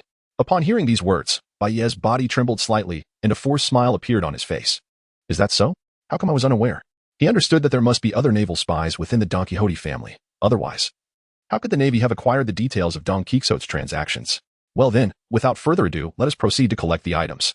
However, you must inform Don Quixote in advance that these items are merely semi-finished products, not yet suitable for consumption. If he insists on serving them, he should exercise caution, Caesar remarked. Xuanai playfully winked at Bayi, her expression quite mischievous. Thank you for saving the young master's life. Should you ever require my assistance in the future? Do not hesitate to ask. I shall do my utmost to help you, as long as it is within my capabilities. Upon hearing the conversation, Bayi immediately discerned that the girl must be an ardent admirer of Don Quixote Doflamingo, and such individuals were best kept at a distance. Soon, Bayi arrived at Caesar's laboratory, initially oblivious to the dire consequences of creating artificial devil fruits, until he stumbled upon a peculiar amusement park. Within this park, he noticed many children, but these were no ordinary children. They were abnormally large, akin to the descendants of giants. Caesar, where did you find so many giant-like children? Are you not afraid the giants will come after you? Bayi inquired. Although his knowledge of the giants was limited, he was aware of their historical strength. Over a century ago, a giant pirate crew roamed the seas, invincible until their captain mysteriously vanished, leading to the crew's disbandment. If the giants were weak, Big Mom would not go to such lengths to ally with them. However, as soon as Bayi uttered this question, Caesar burst into a smug laughter. Giants? How could they possibly be giants? These are merely ordinary children, abducted from various places. Some are orphans without parents. We don't need to conduct human experiments to transform them into this state. Before he could finish his sentence, Bayi felt a surge of blood rush to his head. Human experiments? Though he had not read extensively and his vocabulary was limited, he was not a fool. He could easily imagine the agony a mere child would endure to become a giant-like being. Initially, he had perceived Caesar as a comical fool, but now he recognized him as a despicable wretch. Caesar, entirely oblivious to the murderous intent emanating from Bayi, continued with a sense of pride. I deceived Big Mom out of a substantial amount of research funding using these children. Once my technology matures, I can legitimately request another large sum from her. Listening to Caesar's repugnant laughter, Bayi clenched his fists tightly, his eyes radiating a murderous glare. Perhaps it would be best to eliminate this scoundrel right here and now. However, he took a deep breath, realizing that if he killed Caesar now, he would have no explanation to offer. Doflamingo would undoubtedly suspect him, and judging by Caesar's demeanor, it seemed he had consumed a Logia-type devil fruit, which Bayi currently had no means to counter. You see, my invention is truly remarkable. Caesar rambled on, asking a nonsensical question after a slew of technical jargon that Bayi could hardly comprehend. Indeed, you are quite impressive. Bayi gritted his teeth, managing a stiff smile. Yet Caesar remained oblivious to Bai Ye's discomfort, continuing to beam with pride. While Bai Ye had long recognized the malevolence of Doflamingo and his subordinates, he had not anticipated the extent of their depravity. Using children for human experimentation was an unforgivable crime. Doflamingo, Caesar, wait for me. One day, I will personally sever your heads. At that moment, Bai Ye's desire for power intensified. If only he possessed invincible strength, he would no longer need to regard the faces of others. He could act with impunity, directly extracting Doflamingo's intestines and stuffing them into his own mouth. Just as Bai Ye was lost in these dark thoughts, Caesar's voice broke through. Kid, this is the merchandise from our transaction. Take these back to Doflamingo. Your task will be complete. It was a briefcase containing 4 neatly arranged artificial devil fruits. Tell Doflamingo that while these fruits are usable, they come with significant side effects. He must consider whether to use them carefully. Caesar said with a sense of responsibility. Having been cast out by the Navy and having offended Big Mom, Caesar had very few places to seek refuge on the open sea. If he could firmly attach himself to Doflamingo's leg and subsequently connect with Kaido, no one would dare pursue him. Thus, he was particularly meticulous about the matter of the artificial devil fruits, fearful of any missteps. In silence, Bai Ye grasped his suitcase and departed quietly. Upon seeing the 4 artificial devil fruits, he felt an overwhelming wave of nausea. As the thought of countless innocent children sacrificed for their creation surged within him, a tempest of anger and helplessness ignited in his heart. If only he possessed immense power. If only he were an admiral of the Navy, he would have swiftly dealt with Don Quixote, Doflamingo, and Caesar, displaying their corpses upon the sails for a month, before subjecting them to further indignities. Yet, reality offered no such. If he was merely an ordinary naval lieutenant, surrounded by formidable monsters of the sea, more numerous than the stars. Without delving into distant threats, he knew he could not triumph over any of Doflamingo's subordinates, save for Sugar, who was virtually defenseless in close combat. He recalled his previous encounter with the drought-causing Jack, and the current threat posed by Caesar, who had consumed a Logia-type devil fruit. Thus, all Bai Ye could do was endure until he could genuinely grow stronger, attending to the tasks within his limited capacity. Having ensured he was alone aboard the ship, he quietly made his way to a rocky outcrop, uncertain of any surveillance devices Doflamingo might have installed. Confirming he was not being followed, Bai Ye dialed Sengoku. The phone rang just once before Sengoku answered with remarkable speed. Bai Ye, you rascal. You finally got in touch. How are you faring? Not well. But I reached out primarily because I have uncovered some secrets regarding Doflamingo. Previously, as a representative of the Don Quixote family, I met with the drought-causing Jack of the Beast pirates and narrowly escaped with my life. According to their correspondence, the 2 parties are engaged in a clandestine transaction. Bai Ye recounted. Sengoku pondered the implications. As a warlord of the sea, Doflamingo typically operated under the radar, as long as he did not overstep. But what kind of dealings could he be conducting with Kaido that warranted such secrecy? Bai Ye continued. I then arrived at an abandoned island, where I discovered a factory owned by a man named Caesar. At the mere mention of the name, Bai Ye sensed Sengoku's tension. Caesar was a name laden with danger. Once a subordinate of Vegapunk, he had inexplicably severed ties and established his own operations. Who would have thought he had allied himself with Doflamingo? Our transaction does not involve ordinary weaponry, but rather devil fruits, specifically, artificial devil fruits. Bai Ye dropped this bombshell, noting the grimace that spread across Sengoku's face. Artificial devil fruits? Do you comprehend the gravity of what you're saying? Sengoku hissed, his voice low. Devil fruits embody the most extraordinary powers of nature. I have never heard of such powers being artificially created. It's preposterous. Admiral, I too wish this were false. Yet I currently possess 4 artificial devil fruits. Might we use these as evidence to apprehend Doflamingo? Bai Ye inquired softly. That is not sufficient. Although Doflamingo and Caesar collaborated on these artificial devil fruits, this alone cannot incriminate him. You must hold on a little longer. Sengoku reassured him. I understand your perilous situation and the immense pressure you bear, but for the sake of justice, retreat is not an option. Bai Ye tightly clutched the phone bug, yearning to convey everything she had witnessed to Sengoku. However, she understood that as the fleet admiral, Sengoku had to consider the greater picture and could not abandon all plans for the sake of a few children. It would be futile to voice her concerns. Bai Ye remained silent for a prolonged moment, finally uttering the words, as you command. After hanging up the phone, he took 2 deep breaths to calm the tumult within his heart. Chapter 41. The undercover agent returning to the Don Quixote family with a heavy heart. Bai Ye felt an overwhelming sense of reluctance. Yet, upon catching sight of Don Quixote himself, he could not help but don a foolish grin. As he felt the smile stretch across his face, he even contemplated giving himself a good thrashing to obliterate that foolish expression. Have you brought back the items?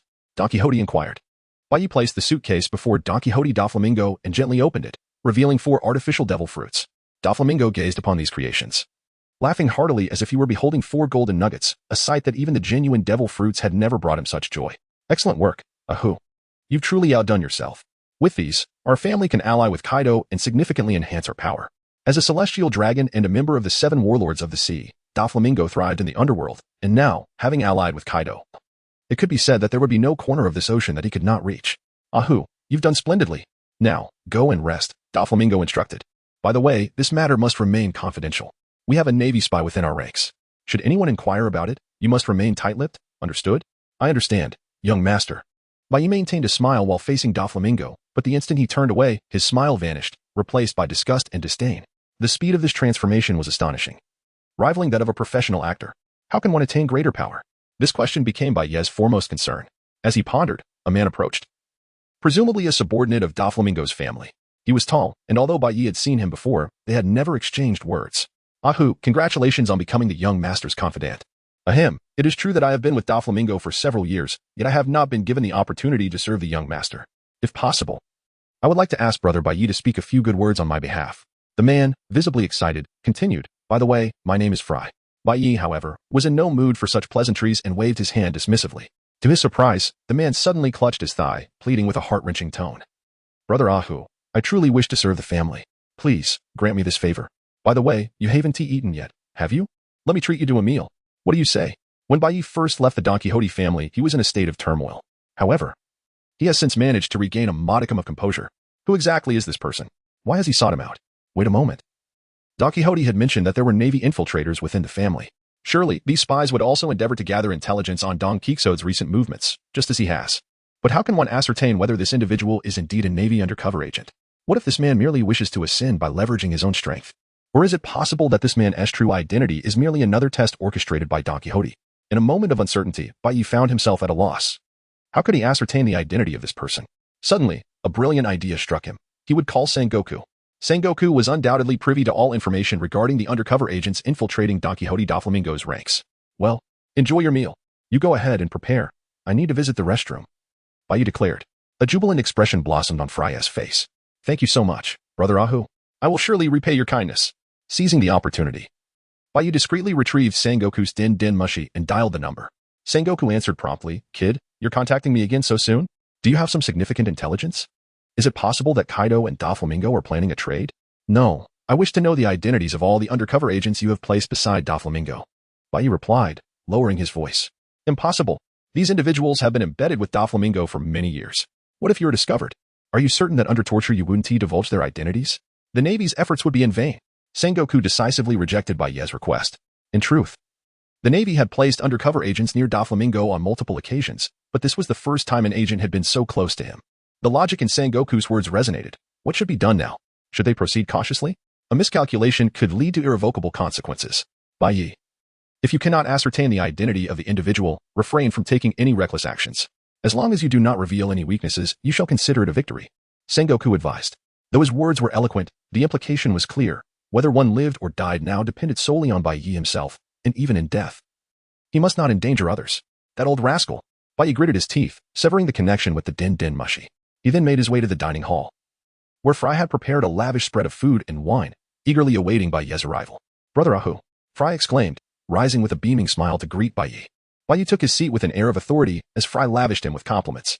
Had Bai Yi not been prepared, he might have succumbed to this onslaught of flattery. Bai Yi suddenly realized the reason this man before him sought to engage with him. Ever since he had joined the Don Quixote family, he had consistently portrayed himself as a simple and honest individual. He had not only deceived Don Quixote Doflamingo, but had also misled the majority of Doflamingo's subordinates, who mistakenly believed him to be merely a docile, simple-minded giant with a low intellect. If he were an undercover agent of the Navy, he would undoubtedly target someone like himself for infiltration. In this light, his performance had proven remarkably successful. He had heard that Brother Ahu, as the trusted aide of the young master, had secretly undertaken numerous missions. He wondered if Brother Ahu could share a few stories to broaden his horizons. Fry hastily poured a large glass of wine for Bai Yi. Bai Yi drained the contents of his cup in one gulp, exclaiming, are you interested in stories? I have assisted the young master in numerous endeavors. Sharing a few tales to enlighten you little ones should not be an issue. Fry hastily poured another drink into Bai Yi's cup, adopting a sycophantic demeanor, ready to quietly listen to the stories. However, just as Bai Yi was about to begin his boastful narrative, a look of suspicion crossed his face. Why are you so curious about these matters? The young master mentioned the possibility of a naval spy within the family. You wouldn't happen to be one, would you? Fry broke into a cold sweat at once. Good heavens, who suggested this person lacked intellect? Have I inadvertently revealed my true identity? Indeed. The man named Fry was a naval spy, yet unlike Bai Yi, his fortune had not favored him, having spent years as an infiltrator within the Doflamingo family. He remained merely a subordinate, with no prospects for advancement. What are you saying? Haha, how could I possibly be a spy? I have been working within the Doflamingo family for several years, and many can vouch for me. Bai Yi, hailing from a fishing background, possessed no formal education in psychology. Nor could he decipher the subtle nuances of human expressions. Yet, the moment he insinuated that the other party was a naval undercover agent, he sensed an overwhelming tension. Akin to a miscreant caught red-handed. Could it be that this seemingly foolish lad was merely feigning ignorance? Was he, in fact, astute? Fry felt as though his heart might leap from his chest. What was once a certain endeavor suddenly became shrouded in ambiguity. Reminiscent of a chess match where a mediocre player unexpectedly executed an exquisite move, leaving one baffled by the player's true capabilities. Ah, so that was the case. Bai Yi feigned inebriation, clutching a piece of meat, which he shoved into his mouth, chewing thoughtfully before proclaiming, "If you are not an undercover agent, then do take heed in your usual conduct. After all, an undercover agent would never willingly expose themselves. Should you acquire any intelligence, report it to me immediately." Of course. Fry hastily poured Bai Yi another generous glass of wine, aiming to further intoxicate him. "By the way, Brother Ahu, what significant tasks have you undertaken recently?" Fry inquired cautiously, his heart racing at the audacity of his question. The risk was immense. If any members of the Doflamingo family discovered his true identity, his fate would be sealed. "Recently, I assisted the young master in returning the synthetic devil fruit." Bai Yi dropped this weighty revelation deliberately. Frey's heart, which had been racing, suddenly slowed. Synthetic devil fruit? Does such an illogical thing truly exist? He knew of devil fruits, yet had never encountered the notion of them being artificially created. If such fruits could be mass-produced, one could only imagine the devastation that could ensue from the likes of Admiral Akiji's ice fruit, Akainu's magma fruit, and Kazara's light fruit. All proliferating could spell the end for the world. Unbeknownst to them, the so-called synthetic devil fruits could only replicate Zoan-type fruits, while the creation of other types remained beyond reach. That truly is an extraordinary task. Brother Ahu, I never imagined the young master would place such trust in you for such a significant undertaking. I envy you immensely. Come, let us drink more. Fry filled Bai Yi's glass to the brim. By the way, Brother Bai Yi, do you know where the young master has stored these devil fruits? Securing even one would grant him merit and liberate him from the perilous existence of an undercover agent. How could Bai Yi possibly know where Doflamingo had hidden the artificial devil fruit? He casually remarked, such an important item must surely be placed in the young master's room. It is the safest place in the world. Ah, so it is Doflamingo's room? A glimmer of determination sparkled in Fry's eyes. He was resolute to acquire the artificial devil fruit. After indulging in a sumptuous meal, Fry escorted Bai Yi back to his room for rest and then embarked on his own scheming. He had been with the Doflamingo family for several years, and this was the first time he had the opportunity to achieve something so significant. He could not afford to let it slip away. Throughout his time with the Doflamingo family, he had witnessed too much darkness, and his spirit had become somewhat disturbed. His foremost desire was to escape from this cursed place as swiftly as possible. This was to be his final night within the Doflamingo family. Taking a deep breath, Fry donned his black stealth attire and stealthily navigated towards Doflamingo's chamber in the cover of night. Chapter 42. Silencing witnesses. Doflamingo was inexplicably absent from his own quarters. Yet that was of little consequence. Fry dared not breathe loudly as he cautiously ventured deeper into Doflamingo's room. However, after searching every nook and cranny, he could not locate the box Bai Yi had mentioned. Cursed be this fate. Could it be that Doflamingo had already relocated the box containing the artificial devil fruit? Surely not. Was he destined to remain in the Doflamingo family any longer? Gritting his teeth, Fry muttered in frustration. Wait a moment. Could there be a hidden chamber in Doflamingo's bedroom? Such a crucial item should not be carelessly placed. Taking a deep breath, he began his second, more meticulous search. He had no idea when Doflamingo would return, so every second spent searching was fraught with peril. Finally, after 3 agonizing minutes, Fry discovered a mechanism installed in the wall. He gently activated it, revealing a secret room within Doflamingo's bedroom, where a leather case lay quietly on the floor. Fry was nearly beside himself with joy. This was splendid. Truly splendid. He had finally found the artificial devil fruit, and he could finally escape the Doflamingo family. However, as he opened the case, his elation evaporated in an instant, for it was completely empty. His mind went blank. Why was this happening? It made no sense. Just then, a man's laughter echoed from outside the door. Ha ha ha. So it is you, the undercover agent I have been watching all along. Fry stiffly turned to face the voice, and indeed, there stood Doflamingo at the entrance, coldly staring at him. Doflamingo. Fry was drenched in cold sweat, suddenly realizing the trap he had fallen into. Bai Yi, though loyal, was not particularly astute, and Doflamingo had taken advantage of that to set this trap. To his astonishment, he had truly been ensnared. Doflamingo regarded Fry with a menacing expression. You are the one who disrupted my dealings with Big Mom, aren't you? You scoundrel. Though exposed, Fry felt an unusual calmness wash over him. Since my cover is blown, Doflamingo, you shall perish. With lightning speed, Fry lunged toward Doflamingo, employing the Navy's 6 forms technique. Shave. Yet, a swifter figure intervened, blocking Doflamingo and delivering a powerful blow that sent Fry crashing to the ground. Young master, I am so sorry. This is all my fault. Bai Yi's expression was still naive, but now his face was etched with guilt. Of course. This display of remorse was also meant for Doflamingo's observation. It matters not, Bai Yi. If it were not for you, I would not have uncovered the traitor in my midst. I shall not hold you accountable. Doflamingo bellowed with laughter, feeling immense satisfaction at having exposed the traitor who had troubled him. Young master, I have one small request. May I be the one to eliminate this scoundrel and reclaim my honor? Bai Yi's face was filled with ferocity. By all means, Doflamingo replied with mirth. At that moment, Fry produced a smoke bomb and hurled it to the ground, instantly enveloping the area in smoke, his last glimmer of hope. Under the cloak of night, Dressrosa was shrouded in impenetrable darkness when suddenly a flurry of hurried footsteps shattered the silence of the night. Fry, panting heavily, was fleeing for his life from the pursuing forces of the Doflamingo family. He had been utterly deceived, falling victim to Doflamingo's cunning trap, which had exploited Bai Yi's lack of wit. Within seconds, a multitude of pursuers closed in, led by none other than Bai Yi. You scoundrel, stop right there. You have betrayed the young master's trust, and I shall see to it that you pay for it. Bai Yi shouted, accompanied by Baby 5, who chimed in, You fool. How could you have revealed such critical information? Thankfully, the young master anticipated your unreliability. Otherwise, we would be in grave trouble. Baby 5, with a cigarette dangling from her lips, had inexplicably taken up smoking. Exhausted and gasping for breath, Fry pressed on, but the relentless pursuers were hot on his heels.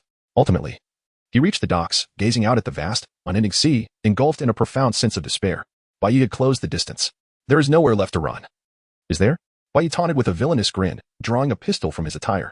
Frey's face paled. He realized his demise was imminent. Bang! The gun fired, the bullet striking Frey's chest. Almost simultaneously, he heard a faint voice whisper, Lie down, play dead.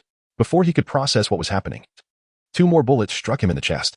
Blood flowed freely, yet Fry felt no pain. Though he was unaware of the unfolding events, he complied and lay down, pretending to be lifeless. Everyone present witnessed Bai Yi personally execute Fry, a narrative that would hold up before Doflamingo. Bai Yi approached Frey's lifeless body, picked up the pistol, and fired several more rounds into the corpse until the weapon was completely expended. How ruthless! Baby 5 murmured softly. Subsequently, Bai Yi kicked the body into the sea and coldly remarked to Baby 5, The man is dead.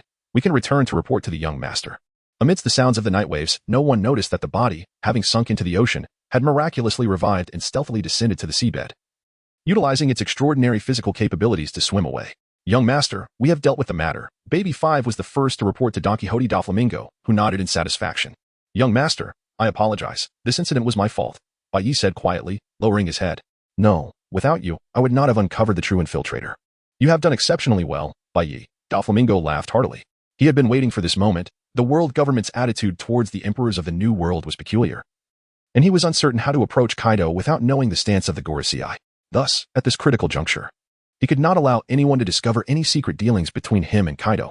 With the infiltrator now revealed, it was time for him to showcase his talents. Haha, Sengoku. You must not have anticipated this. The infiltrator you placed beside me has been so easily eliminated. What will you do next? Doflamingo laughed uproariously, relishing a rare moment of joy. Everyone, return and rest. Tomorrow will bring significant changes. All nodded in agreement, eagerly awaiting the upheaval Doflamingo had alluded to. On a rocky outcrop in the deep night sea, Fry gasped for breath, grateful for his unexpected survival. Touching the red paint on his face, he realized it had been part of his plan all along. He could hardly believe that Sengoku had placed such a character beside Doflamingo. Ha ha, Doflamingo. I can hardly wait to see your face when you realize. Fry laughed at the night sky. Indeed, the bullets Bai Yi had fired were filled with paint, a tactic he had employed when infiltrating Doflamingo's family. He never imagined this method would save his life. The following morning, Doflamingo rose early, feeling that the day's scenery was exceptionally enchanting. In his hand was a din mushi, and on the other end was Kaido.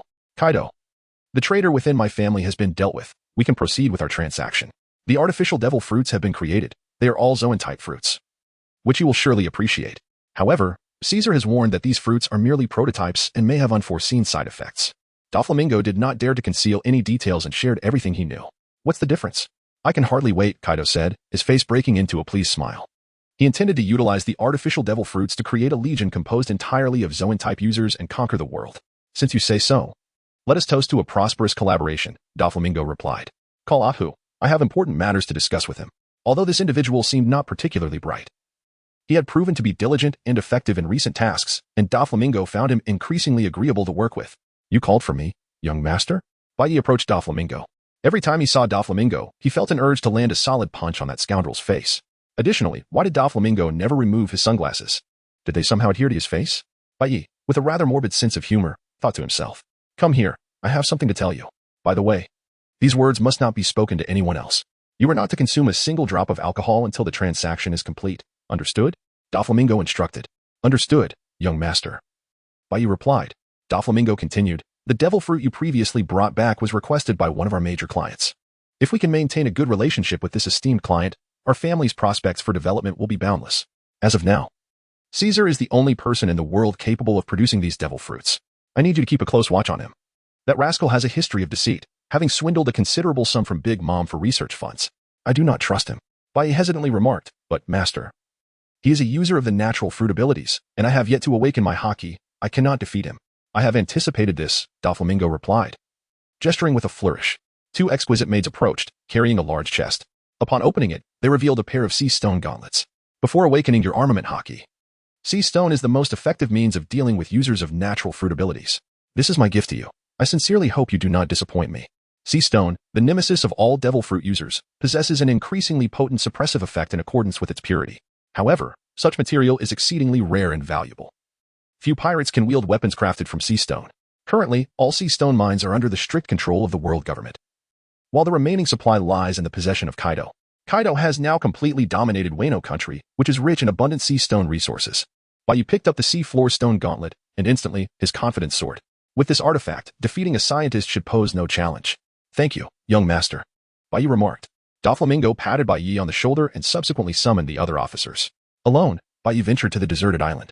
Chapter 43, Sugar. According to Doflamingo's instructions, as long as Caesar produced 10 devil fruits, Bai Yi was responsible for bringing them back, while other matters were not to concern him.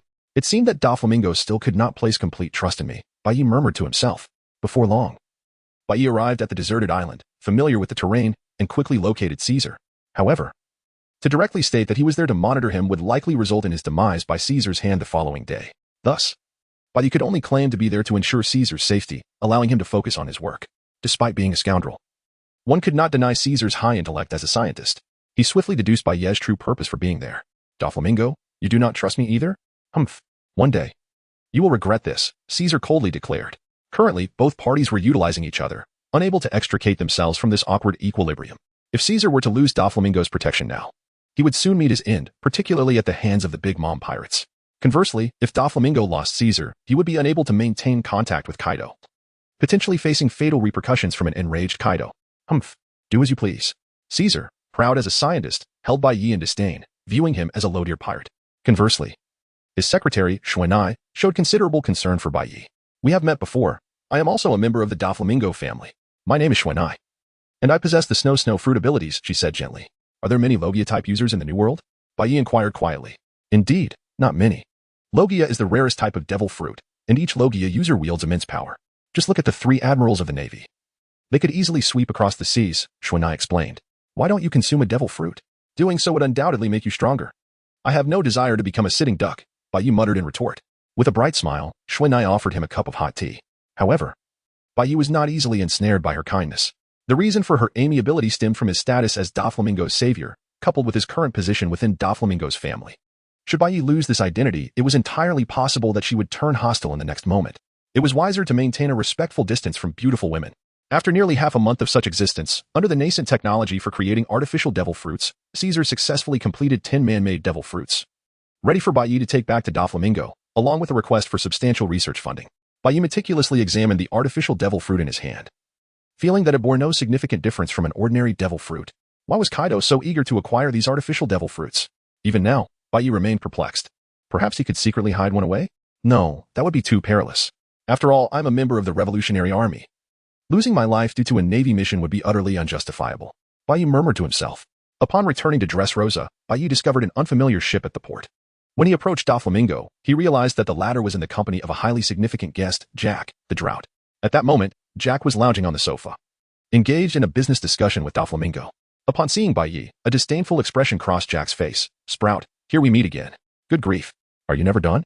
Bai Yi suppressed the fury within him, revealing a rigid expression. Young master, I have returned. When Bai Yi came back from his last mission, his arms were grievously injured, and it was at that moment that Doflamingo and Jack had clashed. However, Doflamingo chose to feign ignorance, for Jack was one of Kaido's men, and it was not within his power to confront Kaido directly. Moreover, Bai Yi was his trusted subordinate. If he failed to stand up for him while he was being wronged, he risked losing the loyalty of his followers. Thus, the wisest course of action was to pretend that he was unaware of the incident. Jack, clutching a barrel of wine, was gulping down the rich liquid, while Bai Yi placed the artificial devil fruit on the table. Just as he was about to leave, Doflamingo instructed him to stand behind him. In the pale night, Bai Yi found himself unable to do anything but stand behind Doflamingo. A thought crossed his mind. If he were to capture this moment with a transponder snail, could it serve as evidence of Doflamingo's collusion with Kaido? Would it allow him to return to the Navy? However, he was acutely aware that both individuals before him were among the rarest of formidable powers upon these seas. Any hint of movement from him could lead to his swift demise at their hands. This is the artificial devil fruit? Jack picked one up, scrutinizing it closely before summoning a subordinate to conduct an immediate experiment. The pirate gulped nervously, mustering his courage to take a fierce bite. Although it was an artificial devil fruit, the taste was utterly repugnant, nearly causing him to regurgitate it. After considerable effort, he managed to swallow it, feeling a transformation within his body. Suddenly, he clutched his abdomen, appearing to be in great agony, and when he opened his mouth, a jet of fire erupted forth. Simultaneously, scales began to emerge on his body, but rather than those of a dragon, they resembled those of a lizard. Could it be that this was truly successful? It's a fire lizard, Jack exclaimed in astonishment. He had assumed that the so-called artificial devil fruits were merely a farce, yet he could hardly believe their existence. However, shortly thereafter, the pirate's gaze shifted, as if he had completely lost his sanity, and he spat fire directly at Jack. Jack remained unfazed, calmly grasping the man's face and slamming him to the ground with a decisive move, eliminating him in an instant. Indeed, it was merely a half-finished product, but it was certainly not without potential utility. Jack declared, "We are the beast pirates. We possess methods to train ordinary beasts." A cold smile crept across Doflamingo's face, revealing his astonishment at the mercilessness of the beast pirates, even towards their own. Bai's back was drenched in cold sweat. These scoundrels treated their comrades with utter disregard, subjecting them to inhumane experiments. Despite knowing the inherent flaws of the artificial devil fruits, they still compelled their subordinates to consume them. "I shall report this to Kaido. When shall we convene for our next transaction?" Jack inquired. Doflamingo gently swirled the wine in his glass, replying, "That depends on how many artificial devil fruits you require and whether you can wield this power with full mastery. I believe Caesar will continue to enhance the fruits. Perhaps by the time you procure them again, the side effects will have been entirely eradicated." "Very well, let us await the outcome," Jack said, clinking his barrel against Doflamingo's wine glass before departing from the Doflamingo family estate. Once Jack had completely taken his leave, Doflamingo slowly remarked, "Ahu. What do you think of these artificial devil fruits? I feel that compared to these fruits, Jack and Caesar resemble the true demons of this world," Bai candidly expressed. Doflamingo erupted in laughter upon hearing this. "That is because you have yet to encounter the real demons. There are many who are far more terrifying. Some dwell in lofty positions, adorned in grandeur, yet engage in the most vile and horrifying acts. If you ever come across them, keep your distance." Doflamingo seemed to be reminiscing about the past. White Knight comprehended that Doflamingo was referring to the celestial dragons. Indeed, the peril posed by the celestial dragons is unparalleled by mere pirates. Their policies act as a malignant tumor, perpetually endangering the entire ocean. White Knight had once been a victim of their tyranny. During this period, there is no need for you to exert yourself by running back and forth. Return only when Caesar has completely eradicated the side effects of the artificial devil fruits, Doflamingo remarked. Kaido is no fool. He is undoubtedly dissatisfied with such artificial devil fruits, and we hope Caesar can swiftly produce an improved version. Concerning scientific research, White Knight was utterly clueless, merely nodding in agreement. "The next transaction will coincide with your imprisonment, Doflamingo." White Knight had resolutely decided to spare no effort in ensuring Doflamingo's incarceration. "I have heard that the food at Impel Down is quite commendable." Suddenly, White Knight recalled something and was uncertain whether to broach the subject with Doflamingo. "What? Is there something else?" Doflamingo inquired. "Feel free to ask whatever you wish. After all, we are family, and there is nothing that cannot be discussed." Bai displayed an innocent expression and remarked, "It's really nothing of great significance. While I was out shopping today, a few toys unexpectedly bumped into me. I don't recall seeing a toy factory in Dressrosa. Why are there so many toys on the streets?" Upon hearing Bai's inquiry, Doflamingo let out a triumphant laugh and said, "Ahu. Would you like to know why there are so many dolls in Dressrosa? I can certainly enlighten you. You have encountered Sugar, haven't you? Can you guess how old she is this year?" Bai reminisced about Sugar's appearance and, with a hint of hesitation, remarked, 10 years old. In truth, it was far from accurate. She was already 18 this year. The fruit she consumed was known as the childhood fruit, which, despite her advancing age, kept her physique in a perpetual state of youth. Furthermore, she possessed a remarkably unique ability that aided the Don Quixote family in their dominion over Dressrosa. At this juncture, Don Quixote had placed considerable trust in Bai. Otherwise, he would not have confided in him regarding the artificial devil fruits. As for Sugar's powers, they were no secret among the higher echelons of the Don Quixote family. Anyone who fell under her touch would be transformed into a puppet, subsequently forgotten by all. This was the essence of Sugar's true ability. It was this power that allowed me to maintain a firm grip over Dressrosa. effortlessly converting all the sinners into puppets and relegating them to the underground market for labor. Should a puppet malfunction, it would simply be disposed of, after all. There were always ample replacements available. Don Quixote stated this with an air of indifference. The back of Baiyi felt as though it were being pierced by 1,000 needles. He suddenly recalled the day when the toy had incessantly followed him during their meal. That was not the behavior of a mere toy. It was an act of a person, a plea for help directed at him, yet he remained oblivious. Baiyi's palms were drenched in cold sweat, and he found it impossible to articulate his emotions. Was it anger? Or perhaps a sense of control? Or was it despair? A profound disappointment in this seemingly endless abyss of darkness? None of these. Baiyi was consumed by a singular desire for violence. Wishing to tear the face of the wretch before him to shreds, and then shove it where the sun does not shine. Calm down, he reminded himself. Acting in haste would only expose everything. In an instant, Baiyi transformed his furious countenance into one of astonishment, while Doflamingo remained oblivious to the expression of his subordinate. How impressive. Sugar possesses such capabilities? Baiyi muttered through clenched teeth. Therefore, regardless of the circumstances, whenever the family engages in conflict with other factions, the utmost priority must be to safeguard sugar. Otherwise, the very foundation of the Doflamingo family will be jeopardized. Do you understand? Doflamingo asserted. I have taken note, young master. Given the opportunity, I shall ensure that little wretch meets her end. Now, return to Caesar's side. Keep a vigilant watch over him.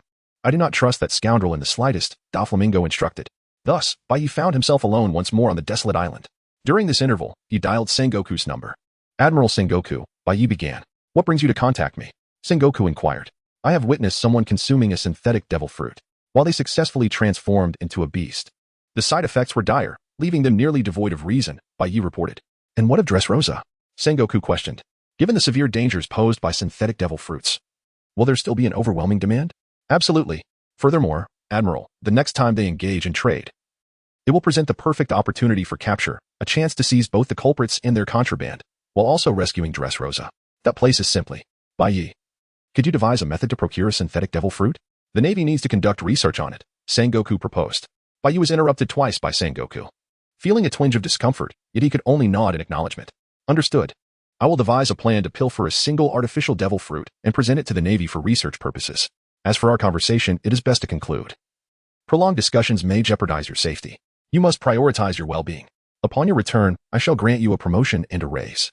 Thus, I shall terminate our call for now, Sengoku stated. Chapter 44. Misconception until the very end. White Knight was unable to reveal the truth about Dressrosa. Why did Sengoku, that old rascal, always interrupt him at the most critical moments? Or perhaps Sengoku was already aware of everything that had transpired with Dressrosa. He simply chose to remain indifferent. Don Quixote Doflamingo, with his dual identities as a warlord of the sea and a celestial dragon, presented a formidable challenge for the Navy, especially in the absence of direct evidence against him. Thus, the pressure from public opinion and higher authorities proved to be quite detrimental for the Navy. Were you truly willing to abandon those suffering souls of Dressrosa for such trivial matters? With his hands hanging low, White Knight contemplated casting the transponder snail into the sea. Those two characters on your cloak, do they truly signify justice? Hence, the Navy is utterly unreliable. Indeed. White Knight had begun to surmise that Sengoku's true objective did not lie with Doflamingo, but rather with Kaido, the formidable force behind him. Yet, what purpose would it serve to apprehend every pirate in the world if the most vulnerable citizens were left to suffer? In this moment, Baiyi finds himself ensnared like a sausage nestled between two slices of bread, and he cannot afford to offend either side. Each possesses the power to extinguish his existence with a mere flick of a finger, awakening within him a profound yearning for strength. If he were to wield the might of an admiral, would Sengoku still disregard his words? Would Doflamingo continue to summon him at will? Were he endowed with such formidable power, there would be no need for subterfuge. He could effortlessly dispatch Doflamingo with a single kick and make an example of Sugar. Yet, there are no ifs. He remains a mere lieutenant of the Navy, incapable of withstanding even a single blow from Jack. Without strength, there is no capacity for resistance. Leaving him no choice but to assume the role of an undercover agent, Baiyi gently tapped his cheek, striving to adjust his mood. He resolutely refused to allow such feelings to interfere with his duties. His role as an undercover operative demanded utmost discretion. Any slip could prove fatal. Although he had often considered himself lacking in intellect, the current predicament compelled him to think independently, for there was no one around he could trust. He retrieved a small notebook and began chronicling the unfolding events. The most pressing matter at hand was Sugar. Without a viable solution for Sugar, he could not claim to have truly salvaged Dressrosa. However, the formidable guardians surrounding Sugar rendered him ill-equipped to confront them alone. As a seasoned powerhouse of the Don Quixote family, he knew he stood no chance against Treble by himself. Then there was the matter of the artificial devil fruits. That scoundrel Caesar had conducted inhumane experiments on children. He deserved to die.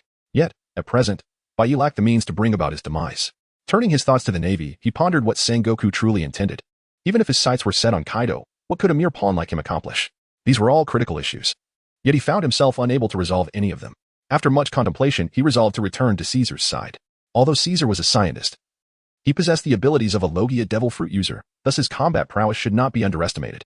Furthermore, Sheena, the girl who generally treated him kindly, did so only because of his affiliation with the Don Quixote family. Should he act against the family's interests, she would undoubtedly turn against him in an instant. The pain and helplessness were overwhelming. He was acutely aware of the problems, yet solutions eluded him.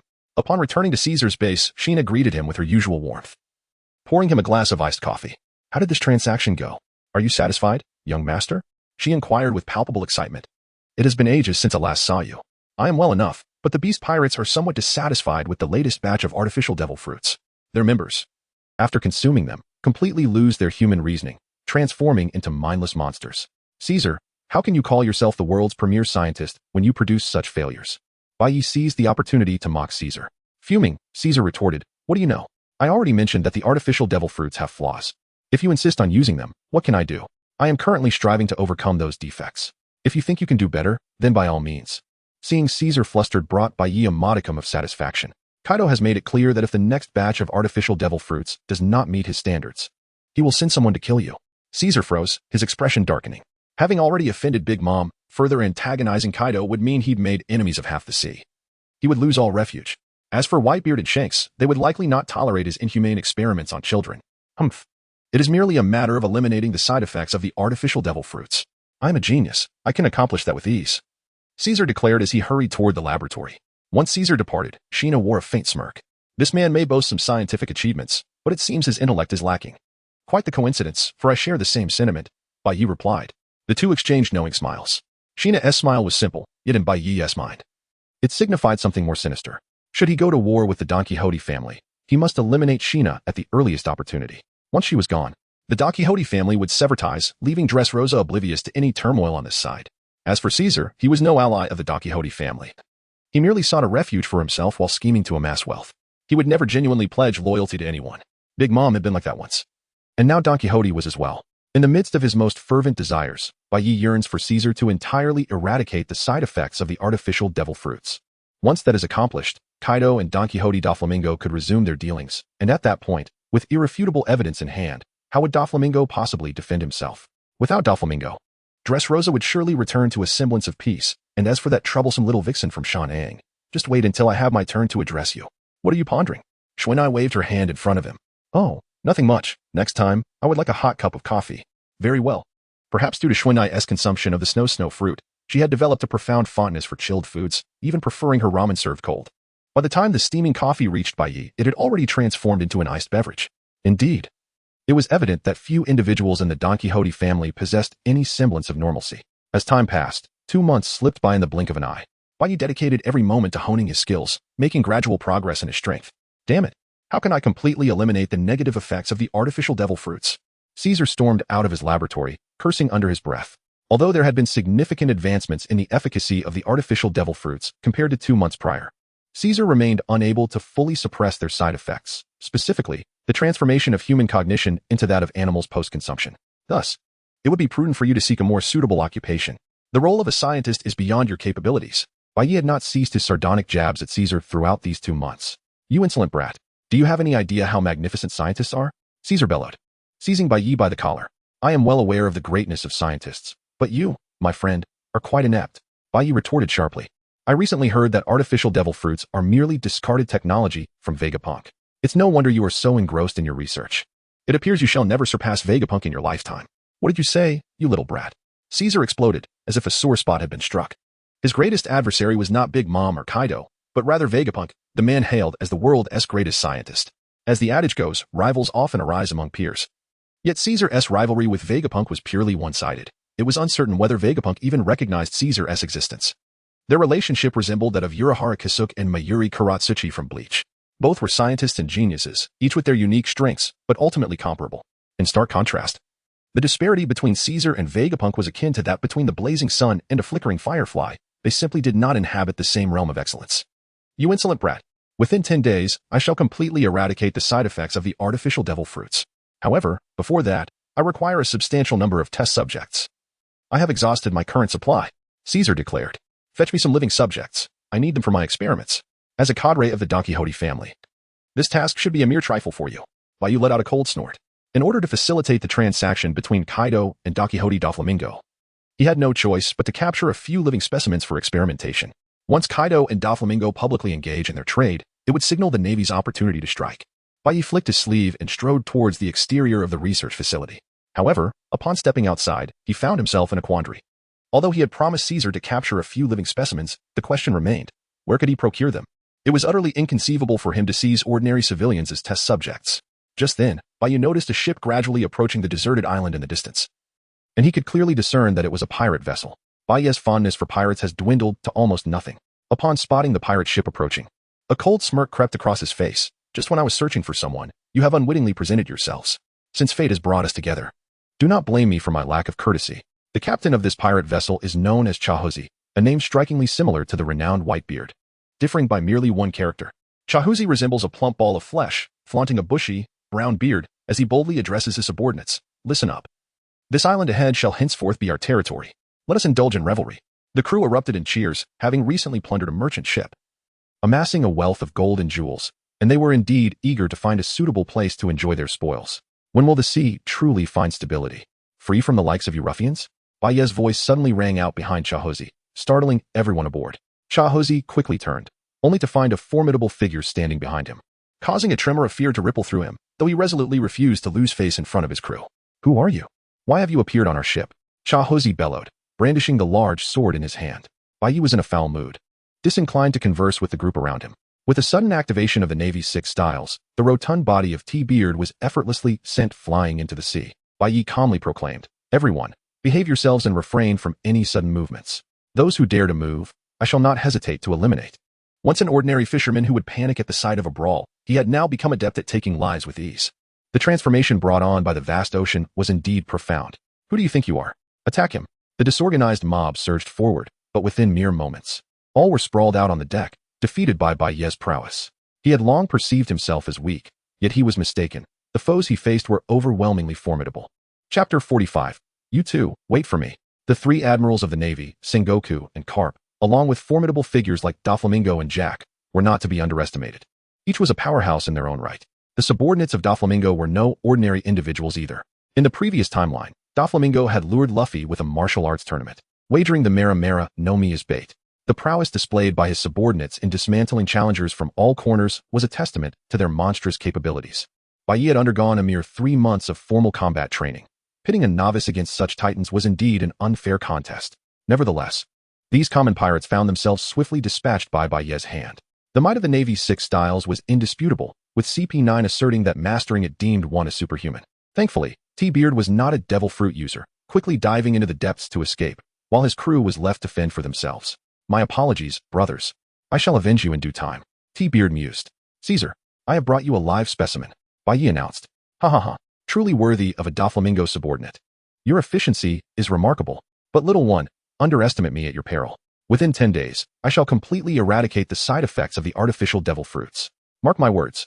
Caesar sneered, retreating to his office to commence his experiments, leaving Bayou uncertain of the outcome. At the Navy headquarters, Sengoku was enjoying a bowl of noodles while Carp munched on rice crackers, treating the marshal's office as a dining hall. Has that lad sent any significant intel recently? Carp inquired. Though his time with Bayou had been brief, Carp had grown fond of his disciple. He has become Doflamingo's trusted confidant, acquiring crucial intelligence. I am contemplating whether to tighten the net. Once Kaido's dealings with Doflamingo commence, we will have the evidence needed to apprehend him. As a Navy ally, conspiring with Kaido, the enemy of the world government, could lead to Doflamingo's utter downfall. Sengoku stated. Yet, I remain reluctant. Capturing only Doflamingo feels trivial when my true target is Kaido. Carp took a sizable bite of his rice cracker. You are being overly ambitious. If Kaido were so easily vanquished, he wouldn't have stood against the world government for so long.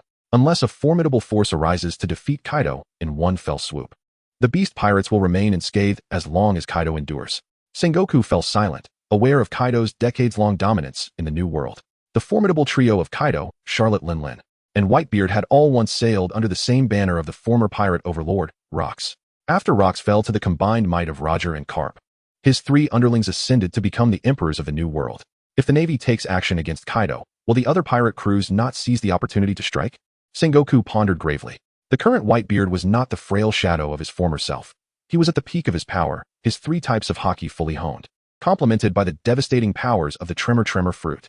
In any direct confrontation, no one, be it a Navy Admiral or Kaido, could match the might of Whitebeard in his prime, especially with his 13 formidable commanders by his side.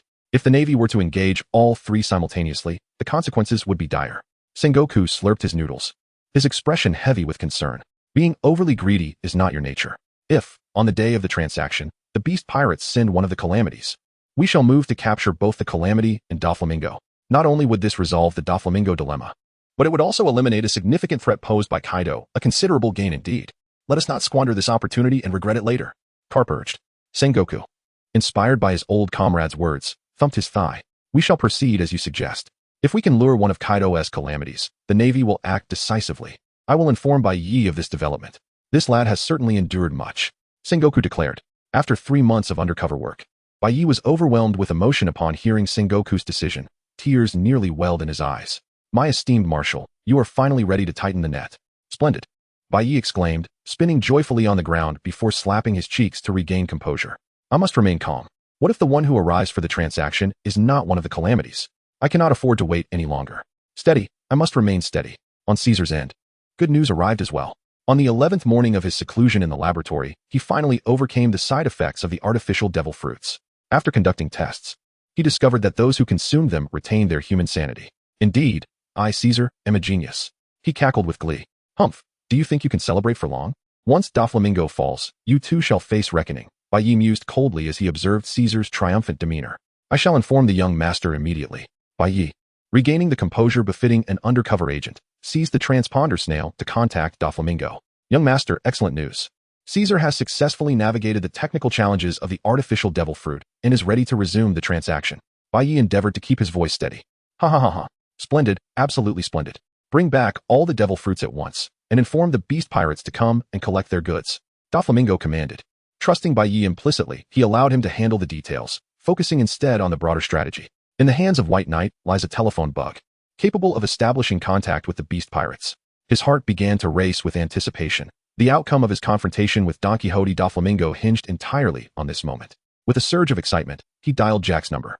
Initially, he presumed he would be greeted by someone of greater stature, only to find it was merely Bean Sprout.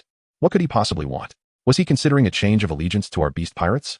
Jack's tone was devoid of any respect, yet at that moment, White Knight was too preoccupied to dwell on such matters. I have crucial news to relay to you. Our young master has successfully overcome the adverse effects of the artificial devil fruit, and I hope that, as one of the calamities, you will come to collect the goods. He exclaimed eagerly. This batch of devil fruits is substantial, numbering in the dozens. Should it fall into the wrong hands or be leaked, it could spell disaster. In truth, Doflamingo had merely instructed the beast pirates to retrieve the goods without specifying who should come. White Knight had taken it upon himself to insist that Jack personally come to collect them. Bai Yi initially believed that Jack would hesitate and resist. Yet he was unaware of the profound significance this plan held for Kaido. Without a moment's contemplation, Jack unexpectedly acquiesced, stating, for the sake of Don Quixote Doflamingo, I shall personally retrieve the goods. I trust you will not let me down when the time comes. In the stillness of the night, Bai Yi inhaled deeply. Jack had already taken care of matters on his end. He picked up the phone once more to contact Don Quixote Doflamingo. Master, Jack from the Beast Pirates has stated he will personally come to collect the goods and hopes you can designate a location. Let it be at the Sabaody Archipelago, the very site of our previous defeat. The Navy would never suspect that I would use the same location twice. Ha ha. Doflamingo's laughter resonated with confidence. I understand, Master. A cold smile graced Bai Yi's face as he deftly manipulated the information disparity between Doflamingo and Jack, holding both in the palm of his hand. Yet, it felt akin to dancing on a tightrope. A loss of balance could lead to irrevocable consequences. Ultimately, Bai Yi reached out to Caesar, stating, Kaido demands 200 artificial devil fruits. If you cannot procure them within 10 days, your fate is sealed. With that, Bai Yi abruptly ended the call, leaving Caesar on the other end to erupt in furious curses. Without the slightest hesitation, White Knight hung up the phone, leaving Caesar in a state of exasperation on the other end. How infuriating. Do these filthy pirates even grasp the concept of science? 200 individuals for a devil fruit? In merely 10 days? Are you jesting? It is utterly impossible. Not even I, nor even Vegapunk himself, could accomplish such a feat.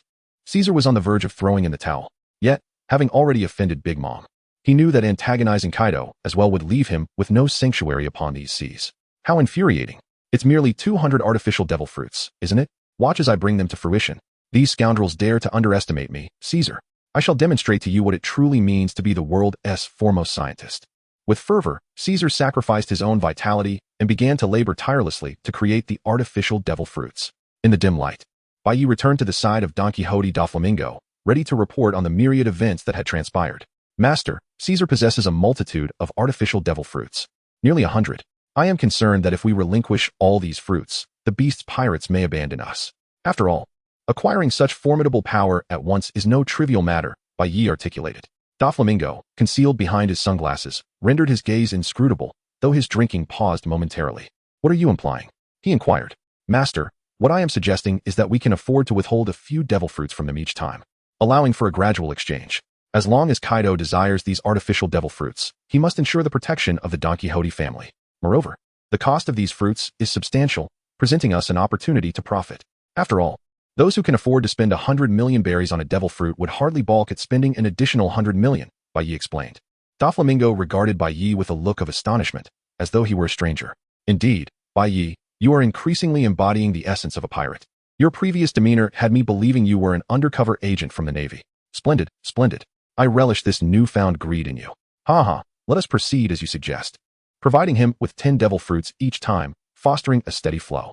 Yes, master. Bai Yi's eyes glimmered with a chilling light. Chapter 46. Bear Doflamingo, Jack. You two had better be prepared. 10 days passed swiftly, and Bai Yi once again found himself in Caesar's laboratory, where the latter appeared utterly exhausted.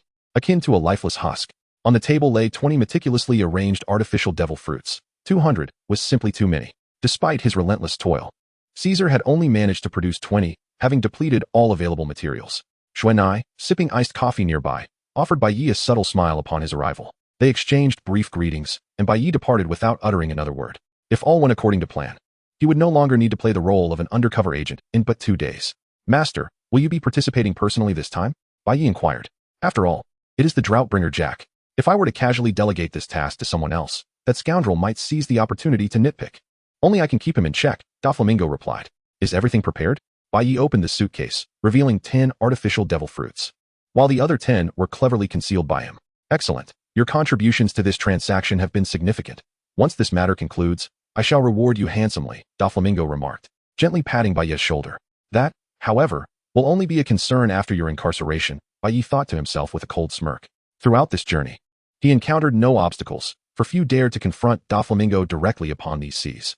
The voyage from Dressrosa to Sabaody Archipelago took just over 2 days. As he gazed upon the Sabaody Archipelago, Bai Yi couldn't help but reflect on how each pivotal moment of his fate seemed intricately linked to this very place. Have Ahu and Jack arrived? Doflamingo inquired. Bai Yi hastily contacted the other party using the communicator, then responded, Jack and his team have already arrived. We can proceed directly to engage in the transaction with them. The heart of Bai Yi raced tumultuously, for all rested upon this pivotal moment. Doflamingo furrowed his brow lightly and suddenly uttered without preamble, Ahu, do you believe there is but one mole among us? Instantly, Bai Yi's palms were drenched in cold sweat, and he hastily replied, that should not be the case, right? Yet, an unsettling feeling gnawed at him, as if unseen hands were manipulating the situation beyond his grasp. Doflamingo gazed towards the distant Sabaody Archipelago and continued, Ahu, how have I treated you during this time? The young master has been exceedingly kind to me. I would gladly traverse mountains of blades and seas of fire for you, Bai Yi professed. My good brother. There is no need for such extremes. However, I must entrust you with this transaction. Should you inadvertently fall into the clutches of the Navy, I shall exert every effort to rescue you. Rest assured, Doflamingo assured him. Good heavens. Just moments ago, you called me your good brother. And now you wish for me to take the fall for you? Truly, I am your steadfast ally. Is it not the fate of good brothers to be sold out? In the depths of his mind, Bai Yi was filled with frantic complaints. Yet at this juncture, the arrow was already knocked, and there was no turning back. He could never have anticipated that Doflamingo would resort to such a maneuver in the end. All right, young master, I understand. If I happen to be captured by the Navy, you must promise to come to my rescue. Bai Yi waved goodbye to Doflamingo, as if bidding farewell for eternity. Unbeknownst to him, he had already retrieved his den mushy and cleared his throat twice, signaling the covert message he had established with the Navy. A single cough indicated that all was proceeding as planned, while 2 coughs signified that something had gone awry, necessitating an immediate halt. Furthermore, it was crucial to note that very few within the Navy were privy to his role as an undercover agent. Would this group of Navy personnel soon unleash a barrage of gunfire upon him? Having weathered countless storms, it would be an utter injustice to perish at the hands of his own. Bai Yi arrived at the Chambord Archipelago, clutching a box in his hands. The place remained as chaotic as ever. Cursed be my forgetfulness. I neglected to inquire about Jack and the others' whereabouts. Bai Yi smacked his forehead, pondering how he could possibly wander aimlessly in such a vast expanse. At that moment, a man's cough broke the silence beside him. You belong to the Don Quixote family, do you not? Come this way. I am a member of the Beast Pirates, the man declared. Bai Yi felt a stir in his heart and approached with the suitcase in hand. We sought a secluded spot where the transaction could occur seamlessly, cash exchanged for goods, as instructed by Boss Jack. Allow me to inspect the merchandise, he asserted. Just as the man reached for the leather case in Bai Yi's grasp, Bai Yi firmly pressed his hand down. You claim to be a member of the Beast Pirates? What grounds do I have to trust you? As he spoke, his mind raced. Should the Navy intervene now, they would only apprehend a few low-ranking thugs, with no evidence to implicate Don Quixote Doflamingo or the Beast Pirates in any conspiracy. Doflamingo's connections ran too deep. Unless caught red-handed, securing a conviction would be nearly impossible. The man, unperturbed, murmured softly, You're quite young yet possess a commendable sense of vigilance. Very well, let me show you the money. With that, he produced 2 large boxes, confidently opening them. However, the moment the boxes were unveiled, both sides stood in stunned silence. Instead of bundles of crisp bills, they were met with a pile of blank paper. What is the meaning of this? The man remained frozen, bewildered. This had been the very box entrusted to him by Brother Jack. How could there have been such a grave mistake? In a fleeting moment, Bai Yi contemplated a possibility. Perhaps the adversaries intended to engage in a treacherous double-cross. Do not approach, lest you provoke my wrath. Bai Yi retreated a significant distance, and simultaneously, the others began to grasp Jack's intent. Was the esteemed Brother Jack indeed planning a deceitful maneuver? This was not their first encounter with such underhanded tactics. When had the Beast Pirates ever paid for their acquisitions? Brat, relinquish the box in your possession, or do not blame me for my rudeness, bellowed the man. You must be dreaming. Bai Yi's mind raced, struggling to decipher the true motives of Duofu Langming. Seeking death, the man instantly activated his devil fruit ability. The reason the Beast Pirates bore their name was that every member possessed the powers of Zoan-type devil fruits. The man transformed into a werewolf, while his subordinates morphed into various animals, charging towards Bai Yi. Bai Yi delivered a punch towards the werewolf, but to his astonishment, the opponent effortlessly blocked his blow. The physical prowess of a Zoan-type devil fruit user is significantly enhanced, should one fully awaken the capabilities of such a fruit. Both defensive and regenerative abilities would be vastly amplified. You're seeking your own demise. The werewolf's claws lunged at Bai Yi, who hurriedly attempted to evade. However, bolstered by the Zoan fruit's enhancements, the adversary's speed became exceedingly formidable, leaving Bai Yi at a disadvantage in terms of swiftness. In an instant, the werewolf caught up with him. Is this the boon granted by the devil fruit? Bai Yi gazed at the werewolf with a sense of bitterness. Must one consume a devil fruit to be deemed a true powerhouse? Figures such as Akiji, Akainu, Kizuru, Sengoku, Kaido, Big Mom, Whitebeard, Doflamingo, and Jack, all are users of devil fruits. In the pale night, a moment of distraction allowed the werewolf to seize the suitcase from Bai Yi's grasp. With a boisterous laugh, he proclaimed, Brothers, this time we shall achieve great merit. He then opened the suitcase, but the sight before him left him utterly bewildered. The suitcase was completely empty. There was not a single devil fruit, nor even an apple. Where are the devil fruits? Where are our devil fruits? The werewolf bellowed, lunging towards Bai Yi in fury. Bai Yi was equally perplexed, yet in that fleeting moment, he suddenly comprehended the unfolding reality. He had been deceived. This entire scheme was orchestrated by Doflamingo and Jack. Doflamingo, fearing the presence of an infiltrator among his ranks, chose to act as bait, engaging in a trade with the Beast's pirates using an empty suitcase. Meanwhile, the Beast's pirates executed a feint of their own, presenting blank paper as currency. If Bai Yi's deductions were correct, Doflamingo had by now procured the genuine devil fruit and was with Jack, who possessed actual cash. A chill ran down Bai Yi's spine. He had never anticipated that at the final juncture of the plan, Doflamingo would resort to such treachery against him. Should the Navy indeed take action, his fate would be sealed. If he were to abandon his role as an undercover agent, what would Doflamingo perceive him to be? A loyal ally, competent yet taciturn, who had once saved Doflamingo's life. Yet, such a person was easily disposable in Doflamingo's eyes. Truly, he was a formidable figure of his era. At this moment, Bai Yi couldn't help but admire the man who had epitomized the very essence of ruthlessness. Every obstacle was merely a stepping stone on his path to success. Where, one might wonder, are Doflamingo and Jack at this juncture? Should their transaction have been completed, all of Bai Yi's efforts over the past 3 months would have been rendered futile. Who knows when a similar opportunity will arise again? He chuckled ominously. Doflamingo, well done. I fancied myself the master of this game, believing that I had both you and Jack under my control. Little did I realize that the true jester in this scenario was I myself. Bai Yi clenched his fists tightly. What would it matter if he were to eliminate the members of the Beast's pirates before him? If Kaido were to hold him accountable, he could easily shift the blame onto himself. Regardless of the circumstances, he remained the greatest loser in this grand game. However, Doflamingo, you could never have imagined that I am not, in fact, a member of the Navy. My true identity is that of a revolutionary. Moreover, the leader of the Revolutionary Army has developed a unique black snail capable of precise location tracking. It was far too perilous to place it on you. So I cleverly concealed a miniature version within one of the artificial devil fruits. Surprised, are you? Doflamingo, the one wielding the slingshot, is none other than myself. Bai Yi. You and Jack are but pitiful prey caught in the web. Almost driven to madness, Bai Yi realized that if he had trusted Doflamingo, the situation would have already concluded. As for you lot, feel free to perish. He regarded the werewolf with a cold smirk. Have you lost your mind? You can't even defeat me. So how do you expect to take on all my brothers? The werewolf scoffed. Ha! Do you think you're skilled? Skill means nothing in this world. To survive, one must have power and connections. What path do you tread? A mere street rat? Bai Yi retorted with arrogance. His bravado stemmed not from his ability to overpower the individuals before him, but from a colossal figure emerging behind the members of the Beast's pirates. The group turned rigidly, their eyes widening at the sight of the monstrous entity. In an instant, they were rendered speechless. You are Bartholomew Kuma. Why are you here in Sabaody Archipelago? The werewolf shouted in shock. Kuma, holding a book in his hand, spoke in a remarkably calm tone. Tell me, where would you like to travel? Once, White Knight encountered the tyrant Bartholomew Kuma. Although the 7 warlords of the sea ostensibly allied with the Navy, it was improbable that Kuma would stand idly by while White Knight faced peril. The werewolf had yet to react when Kuma's paw, adorned with his unique fruit power, gently made contact, causing the werewolf to vanish from sight in an instant. Brother has disappeared, exclaimed several bewildered subordinates, their faces painted with shock. Yet, Kuma offered them no chance for comprehension. One by one, they were sent soaring into the uncharted corners of the world. Kuma then turned to White Knight, uttering a statement that nearly rendered him breathless. I am an officer of the Revolutionary Army, sent by Dragon to rescue you. For several seconds, White Knight's mind was a blank canvas, grappling with the revelation that the notorious warlord, Kuma, was indeed a cadre of the Revolutionary Army. How deeply have you infiltrated the Navy? Could you not have informed me beforehand? Kuma, indeed. I have a request for you. Take me here. White Knight projected a map using a transponder snail, highlighting a small red that indicated Don Quixote Doflamingo's current location. You need not continue the fight. You have fulfilled your role. Leave the rest to the Navy, Kuma advised. No, there is one more thing I must accomplish. White Knight asserted with unwavering determination. Kuma nodded, recognizing the resoluteness in his companion, and resolved to assist him. Rest assured, I will set you down on solid ground.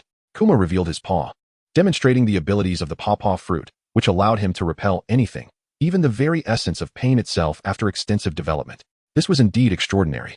Kuma's palm gently struck White Knight, propelling him far away, as if he had ascended to the clouds. Doflamingo, here I come. This event transpired merely 20 minutes prior. As Bai Yi just departed from Doflamingo's ship, a member of the Doflamingo family observed his retreating figure with a hint of unease. Young master, I understand your faith in Ahu, but is it not perilous to assign such a significant task to him alone? He is without even a single subordinate. The speaker was an elderly man, appearing quite advanced in years, and he was one of the core members of the Doflamingo family, Lao Ji. Have you not realized that I deliberately sent him out to divert others' attention? Doflamingo revealed a box. Wait a moment. Does this not place Ahu in considerable danger? Lao Ji inquired, somewhat astonished. How can one fear danger while working for the Doflamingo family? This also serves as an important test for Ahu. If he cannot surpass such a simple challenge, what merit does he have to call himself a member of the Doflamingo family? Doflamingo was utterly indifferent to Bai Yi's fate. As long as he could successfully ally with Kaido, everything else paled in comparison. Doflamingo glanced at the time and said, let us go. Do you recall the island where we previously traded with Big Mom? I have arranged to meet Jack there for our transaction. As long as the Navy does not catch us at the scene of the trade, they cannot touch me. After all, I possess the blood of the celestial dragons, Thus, Bai Yi was treated as a mere pawn by Doflamingo. However, little did Doflamingo anticipate that while the mantis stalked the cicada, the oriole lay in wait. And behind the oriole, there was a slingshot aimed directly at him. The White Knight had already gained a grasp on the devil fruit and installed a locatable snail phone, allowing him to effortlessly pinpoint Doflamingo's location, no matter how far he wandered. As soon as Bai Yi's feet touched the ground, Doflamingo and Jack were just meeting. Report to headquarters. This is Bai Yi. I have discovered Doflamingo's true trading location. Please dispatch a naval admiral for reinforcements. Bai Yi, this is Sengoku. Rest assured, reinforcements have been dispatched, but there will be no admirals. Are you joking with me? Doflamingo and Jack combined aren't enough to warrant the mobilization of an admiral? Bai Yi exclaimed urgently. The ordinary vice admirals were no match for these two. Their presence would be futile. Yet Sengoku merely chuckled. Though there are no admirals, the individuals sent are the most reliable veterans. You can rest easy, Sengoku assured. The most reliable veterans? Could it be? Meanwhile, Doflamingo and Jack had already met. Chapter 47. I am the undercover agent. How clever of you to devise such a scheme, sending your subordinates to act as undercover agents, Jack scoffed, a hint of disdain in his tone. However, Doflamingo paid no mind and directly opened the box containing the artificial devil fruits. Jack also opened his chest of money, and they nodded in agreement. Approximately 200 meters away, Bai Yi held a remote snail phone, capturing the entire scene. Doflamingo, your doom is upon you. Bai Yi finally allowed himself to laugh boldly. Goods exchanged for payment, Jack stated calmly. Doflamingo nodded slightly to Lao Ji, who placed the devil fruits before Jack. Kaido's greatest desire was to form an army solely comprised of Zoan-type devil fruit users. However, the quantity of available devil fruits was insufficient, leading Kaido to resort to artificial ones as substitutes. Neither of them activated their observation haki, unaware that someone was recording the entire event from the nearby thicket with a snail phone. Here's to a fruitful partnership. This is merely the beginning. And the future is long, Doflamingo proclaimed with great pride. From this moment on, Doflamingo was truly aligned with Kaido, and in the future, he would navigate both the underworld and legitimate society with ease. Who would dare to underestimate Doflamingo? Just as Doflamingo felt invincible, countless searchlights illuminated the area. And before he realized it, naval ships had completely surrounded them. Doflamingo, as a warlord of the sea, you have conspired with Kaido. The Navy demands your surrender. Doflamingo stared in shock at the Navy, bewildered by the turn of events. How could this happen? I was so cautious. Who is the commander of the Navy? Is there an admiral present? Doflamingo inquired anxiously. A subordinate replied, No, there is no admiral, only a vice admiral. Both Doflamingo and Jack breathed a sigh of relief. A vice admiral? Sengoku, whom do you underestimate? Then the soldier, nearly in tears, added, But the vice admiral is Monkey D. Garp. Upon hearing this, both Doflamingo and Jack fell silent. Garp, a figure surrounded by countless legends, had cornered Pirate King Roger on multiple occasions and was the father of the world's most notorious criminal, Monkey D. Dragon. The mere presence of such a legendary figure was overwhelming. What should we do now? Doflamingo turned to Jack. Jack wore a disdainful smile. With such a reputation, he is merely an old veteran. Why should we fear him? Men, to the ship. Bring it closer. Are you sure? His subordinates replied, visibly anxious. In the New World, no one was unaware of Garp's name. I told you, he is just an old veteran. Why fear? Forward, Jack proclaimed arrogantly, having grown complacent after years under Kaido's command. Countless cannonballs rained down from above, but Doflamingo and Jack dismissed them, though their subordinates suffered greatly, scattered and decimated. One naval ship docked directly at the pier, and Garp did not allow the ship to anchor but instead made his way to Rocky Island. On the surface, he appeared to be just an old man, draped in a cloak, one hand digging his nose while the other nibbled on a rice cracker. Men, do not fear, charge.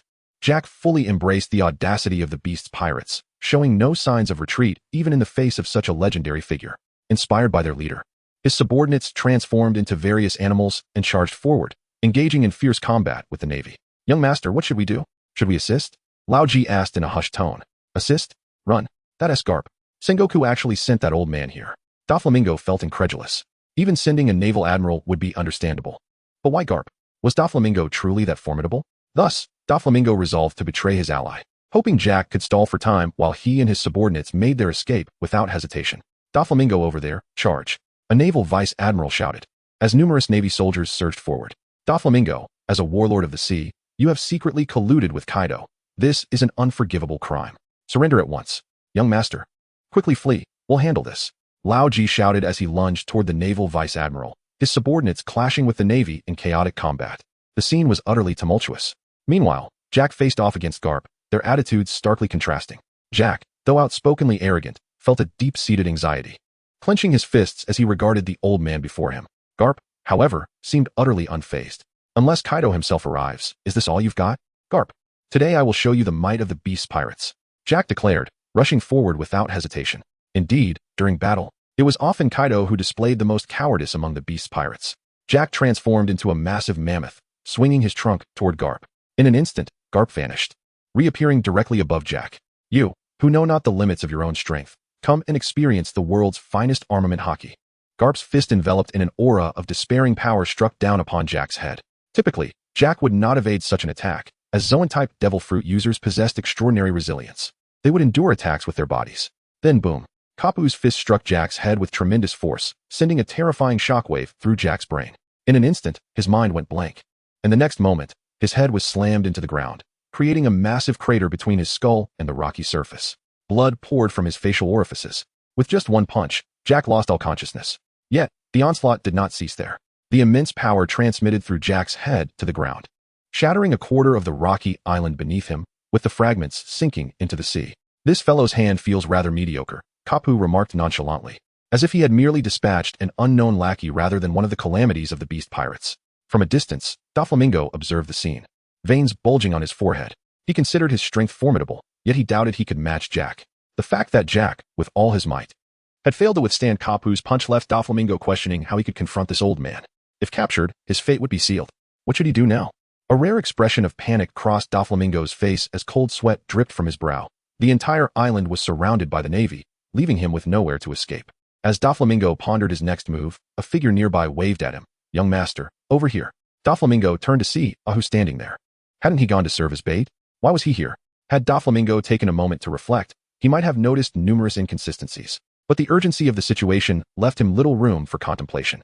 At the same time, Kapu spotted Doflamingo and strode toward him. "Ahu, it's time for you to prove your worth to the family. Do you see that old Navy man? Help me hold him off. I will reward you handsomely upon our return," Doflamingo commanded, pointing at Kapu. "Rest assured, young master. He is merely an old man," Ahu replied, a peculiar smile creeping across his lips. Doflamingo focused entirely on Kapu, oblivious to the strange expression on his loyal comrade's face. With his string fruit, Doflamingo could connect to the clouds above and fly. Knowing Kapu would likely employ the Navy's 6 styles, he instructed Ahu to intercept Kapu, hoping for even a brief window to escape. Doflamingo gently waved his hand, connecting the string from his finger to the clouds above. Just as he leaped into the air, a powerful hand gripped his ankle, and an overwhelming sense of weakness enveloped him. Turning back, he saw Ahu wearing a strange smile, his hand clad in seastone gauntlets, firmly grasping Doflamingo's ankle. "I'm sorry, young master. I'm a mole. No, from this day forward, you should call me Doflamingo," Ahu declared, yanking Doflamingo from midair. The sea stone, a gift Doflamingo had previously bestowed upon him, rendered Doflamingo powerless. He felt like a drowning fish, crashing to the ground. "Ahu, it's you." Doflamingo had suspected many, but never this seemingly simple-minded subordinate who had once saved his life. "Doflamingo, I've wanted to hit you for a long time," Ahu proclaimed, gripping Doflamingo's foot with one hand while his other formed a fist, which he brought down upon Doflamingo's face with the force of a meteor colliding with the earth. Although Bai Yi had not yet awakened his haki, his innate power was astonishingly formidable. Even the formidable Doflamingo was momentarily stunned by a single blow. What was most shocking to him was the betrayal of his most trusted subordinate. Had it not been for the sea prism stone suppressing him, Bai Yi would have been incapable of withstanding even a punch from Doflamingo. With a resounding impact, Doflamingo was struck hard by Bai Yi, blood gushing from his nose and mouth. Surprisingly, there was no trace of panic or anger on Doflamingo's face. Instead, he laughed, a boisterous and arrogant laughter. "I never imagined that I, Doflamingo, would face this day." Ha! Little did he know that just a day prior, he was the king of Dressrosa, the puppet master of the underworld, only to find himself transformed into a prisoner of the Navy within a mere 24 hours. At that moment, Karp stood directly before Doflamingo, effectively extinguishing any hope of escape he might have harbored. Chapter 48. Judgment. In the face of a powerhouse like Karp, resistance led only to certain death. It was far more prudent to surrender without a fight, even if it meant being thrown into impelled down. "Doflamingo, you have been smuggling arms and colluding with Kaido. What more is there to discuss?" A cold voice from behind Karp, belonging to a Navy rear admiral, inquired. 2 soldiers approached from either side, binding Doflamingo with sea prism stone handcuffs. "I have no words to say." Doflamingo fixed his gaze upon Bai Yi's face. "I simply wish to know your name, so I may understand at whose hands I have met my defeat." "Hukulin D. Bai Yi, currently serving as a Navy lieutenant," Bai Yi proclaimed without hesitation. Doflamingo continued to smirk. "Such exceptional acting. How splendid it would be if you could serve me. I never thought I would find myself deceived in this way. Very well. I shall remember you." Even though Doflamingo possessed extraordinary abilities, once bound by the sea prism stone, he was compelled to remain a subdued prisoner. Thus, this episode came to a close. Doflamingo was apprehended, and Jack, one of the 3 calamities of the beast pirates, was captured as well, a resounding victory. "Bai Yi, you have done well." Karp gently patted his disciple's shoulder in commendation. Bai Yi saluted, relieved that he would no longer have to endure the trepidation of an undercover life. Yet, he soon realized that his undercover career was far from over. As an operative for the Revolutionary Army, the anxiety-laden existence would persist for at least another 2.5 years. When would he return to the Revolutionary Army? A bittersweet thought lingered in his mind. This mission had made him acutely aware of the perils of being an undercover agent, akin to dancing on a razor's edge. One misstep could lead to irrevocable consequences. "Teacher, the situation in Dressrosa is dire. You must listen." Bai Yi reported comprehensively to Karp, detailing the grave circumstances in Dressrosa, the shortcomings of the artificial devil fruits, and the heinous acts committed by Caesar. Karp nodded, stating, we will address these matters promptly. My concern now is for your safety. I fear the remnants of the Don Quixote family may seek retribution against you. Return to the Navy headquarters for now. We will bring Don Quixote to justice." Carp understood that. Despite Don Quixote's multitude of crimes, the death penalty was unlikely due to his celestial bloodline. However, imprisoning him for life in Impel Down was certainly feasible. "I will personally escort Don Quixote back. You will share a vessel with me, Ghost Spider. Your duty is to transport Jack to Impel Down," Carp commanded. "Yes, Vice Admiral Carp," responded the respectfully deferential Vice Admiral Ghost Spider. After all, Carp could have easily become an admiral had he chosen to pursue it. Yet he preferred his current freedom over the constraints of rank. Within mere hours, the news surged across the seas like a tempest. Don Quixote da Flamingo, one of the 7 warlords of the sea, had been captured, and Jack, one of the beast pirates' 3 disasters, was defeated by Carp himself and was to be imprisoned in Impel Down.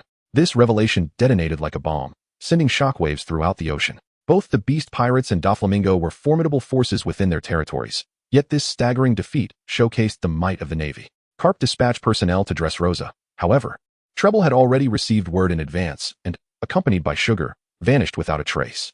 In Wano, Onigashima, Kaido was inebriated and wailing uncontrollably. "Oh, Jack, brother Doflamingo, how could you be captured by the Navy?" Kaido lamented, pouring more liquor into his mouth before adding, "Ultimately, you were simply too weak to prevail against an old man. But fret not, I will devise a plan to rescue you. Go, summon the flame." Meanwhile, in Mariawa, the 5 elders scrutinized the day's newspaper, their expressions grim. That scoundrel Doflamingo has colluded with Kaido and, to make matters worse, has been apprehended. Has he lost his mind? They pondered. What shall we do now? Regardless of the circumstances, Doflamingo bears celestial blood. He must not perish at the hands of outsiders. I propose we manage the situation as follows. The 5 elders conferred quietly, ultimately reaching a consensus. Bai Yi finally fulfilled his long-cherished wish of donning the naval uniform, basking in the brilliant sunlight as if transported to another world. Meanwhile, the Navy announced that in 10 days, Don Quixote Doflamingo would stand trial on Judicial Island.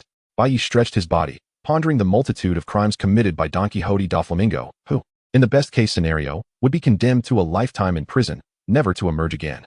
The thought elicited a smirk from Bai Yi. He deserved it.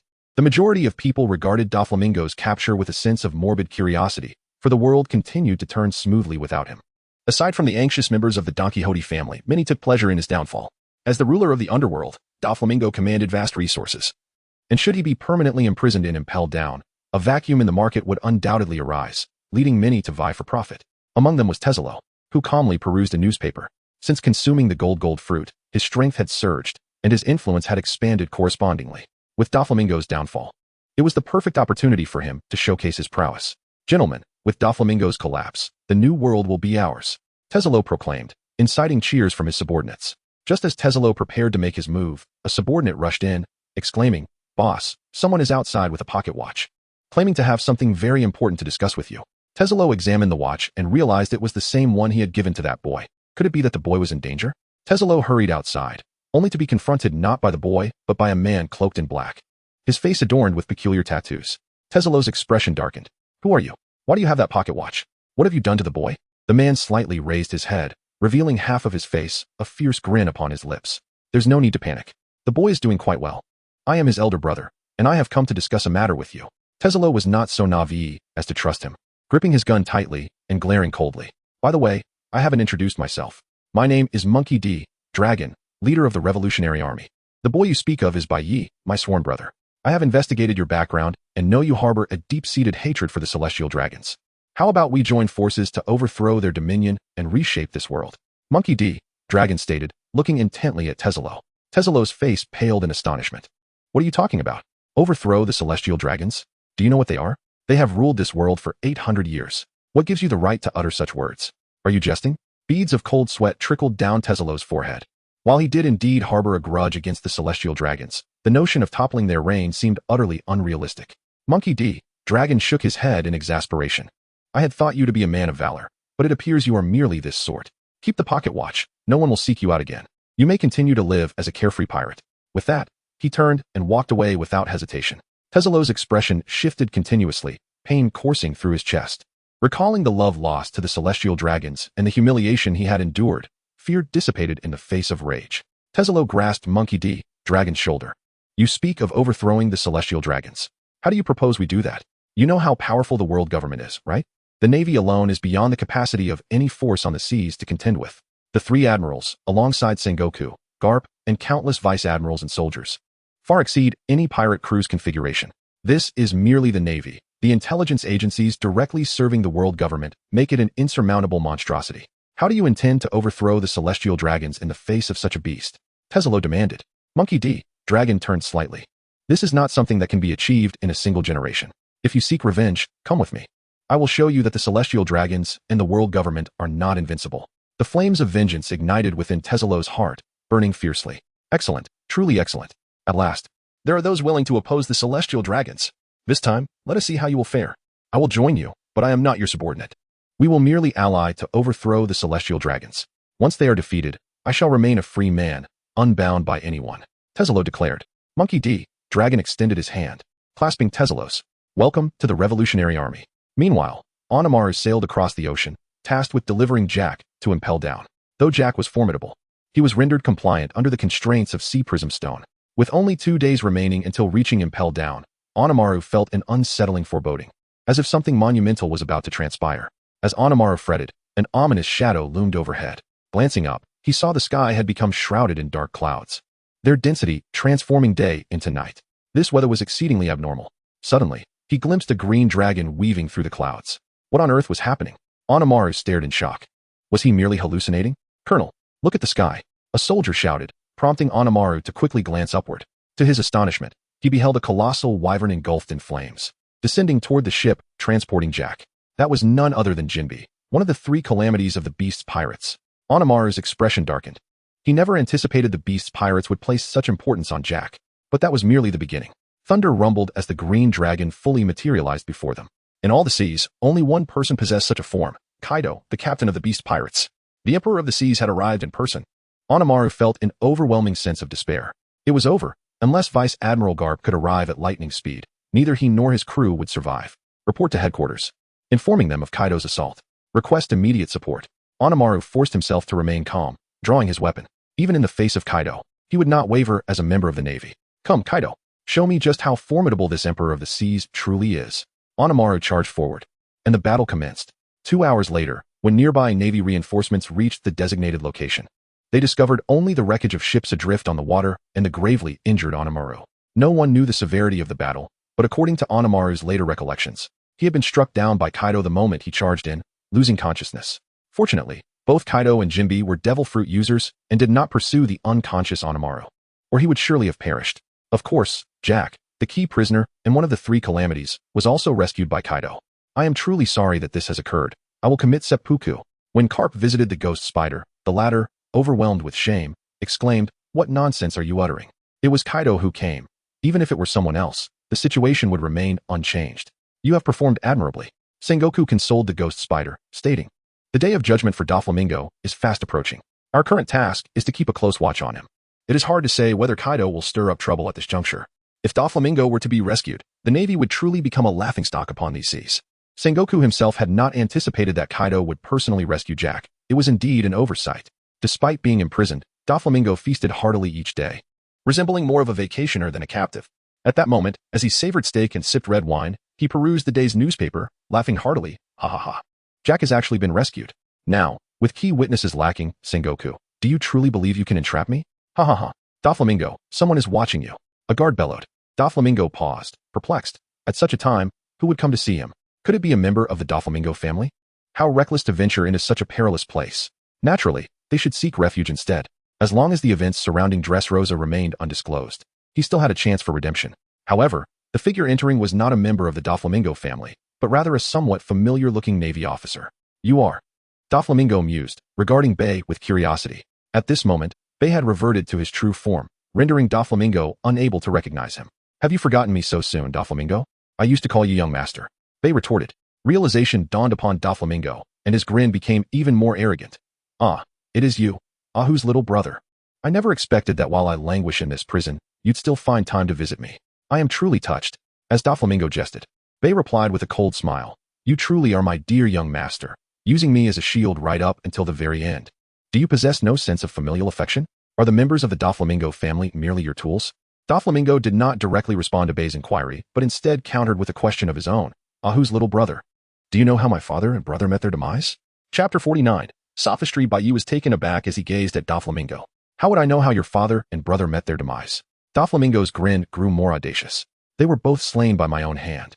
That foolish father of mine chose to forsake his celestial dragon status. And as for my brother, despite my kindness towards him, he resorted to being an undercover agent for the Marines, conspiring with a wretched little brat against me. Thus, for those who betray me, not even my biological father and brother shall escape my wrath, let alone a mere Navy officer like you. Once I devise a means to escape, your end will come. Ha ha ha. That is only if you manage to escape, Bai Yi retorted. However, I did not come here to discuss this. Tell me, where is Sugar? So, you seek to uncover Sugar's whereabouts. It makes sense, for without her, the Drerazeros will never revert to their human forms and will continue to exist as puppets. But tell me, can you guess where I have hidden Sugar? Bai Yi glared fiercely at Doflamingo, who was indeed correct in his assertion, if Sugar could not be found. The inhabitants of Dressrosa would be doomed to exist merely as puppets, forgotten by all. Do not regard me with such a terrifying gaze. Do you believe you have triumphed? Young one, this is only the beginning. We have ample time to engage in our game. Ha ha ha. Doflamingo laughed heartily. Bai Yi let out a cold snort and turned to leave. Although the Navy was in pursuit of Sugar and Toripole, finding a single person amidst the vast ocean proved exceedingly challenging. If one wished to hide, they could easily conceal themselves in any corner, waiting for Doflamingo to emerge once again, ready to return to his side as the king of Dressrosa. You dare to challenge me, kid? You are still far too inexperienced. You are simply not worthy. Doflamingo's arrogant demeanor remained unscathed, despite his capture. Outside the door stood Carp, who wore an indifferent expression. So, did this scoundrel say anything at all? Bai Yi nodded, understanding that Doflamingo's bravado stemmed from his belief that the five elders would not so easily abandon him. Although the Navy held considerable power, they were ultimately mere subordinates of the world government. It could be said that Doflamingo's fate rested solely in the hands of those five individuals. One could only wonder whether Doflamingo would still dare to act so arrogantly after being taken to Judicial Island. Carp remarked. Time swiftly passed. Bai Yi initially expected a multitude of Doflamingo's family members to come to his aid, yet, to his surprise, 10 days elapsed without a single member of the Doflamingo clan appearing, as if they had completely vanished from existence. On the day of Doflamingo's trial, major newspapers flocked to Judicial Island, with every journalist determined to secure first-hand information. Though Doflamingo was shackled, he appeared utterly unfazed by the throngs of reporters, engaging in light-hearted banter. Standing at the entrance of the courtroom was a figure who effectively eliminated any chance of a jailbreak, Admiral Sakazuki. Doflamingo laughed heartily, seemingly unconcerned by the gravity of the situation. The Navy's Admiral, Sakazuki, with a cigarette clenched in his mouth, coldly regarded Doflamingo without uttering a word. Thus, before the watchful eyes of the public, Doflamingo entered the courtroom, where jurors filled the seats on either side, and a three-headed judge prepared to preside over the proceedings. The atmosphere grew solemn as the trial commenced. Defendant, Don Quixote Doflamingo, charged with piracy, arms smuggling, conducting human experiments, and collusion with Kaido. Do you acknowledge your guilt? Boomed the three-headed judge. For an ordinary person, any of these charges would warrant execution tenfold. However, Doflamingo maintained his composure, showing no signs of anxiety. I certainly do not confess to these charges. All accusations against me are baseless, Doflamingo declared boldly. If you wish to convict me, please present the corresponding evidence. In the depths of Dressrosa, we uncovered a significant cache of arms. How do you explain this? The judge inquired sharply. It is well known that I am a member of the 7 warlords of the sea, recognized as a legitimate pirate by the world government. I am entitled to possess my own armed forces. Is it a crime to conceal a few firearms, Your Honor? Doflamingo replied with remarkable calmness. That is mere sophistry. Bai Yi whispered. Carp gently patted Bai Yi's shoulder, urging him to maintain his composure. Indeed, Doflamingo was acknowledged as a legitimate pirate by the world government, and using this alone to accuse him was unlikely to result in a conviction. Navy, do you possess any evidence to substantiate that Doflamingo smuggled a large quantity of arms? The judge directed his gaze toward the Navy. Bai Yi had no evidence in this regard, having focused on gathering proof of artificial devil fruits during his time undercover within Doflamingo's family. We have witnesses and physical evidence, proclaimed Vice Admiral Ghost Spider. Though injured by Kaido, he was resolute in ensuring Doflamingo would not evade justice. Call the witness. As the judge's voice resonated, a man entered the courtroom. Bai Yi was taken aback upon recognizing him. It was Fry. Fry had been pursued by Doflamingo's family after his identity was exposed. Bai Yi had employed a ruse to assist him in escaping, and he was later rescued by passing Navy forces, allowing him to testify. I possess numerous photographs that can prove Doflamingo's family smuggled a significant amount of arms, with one batch intended for Charlotte Linlin, Fry declared, causing an uproar in the courtroom. Everyone had assumed Doflamingo sought to stabilize his position in the New World by aligning himself with Kaido. Yet none anticipated that he was also attempting to forge connections with Charlotte Linlin. Upon hearing this, The judge's expression shifted dramatically. Doflamingo, is this true? Absolutely not. Doflamingo vehemently denied any association with these sea emperors, asserting that while the five elders could tolerate his rampant behavior on the seas, they would never condone his connections with such dangerous figures as Kaido and Big Mom. This is all slander.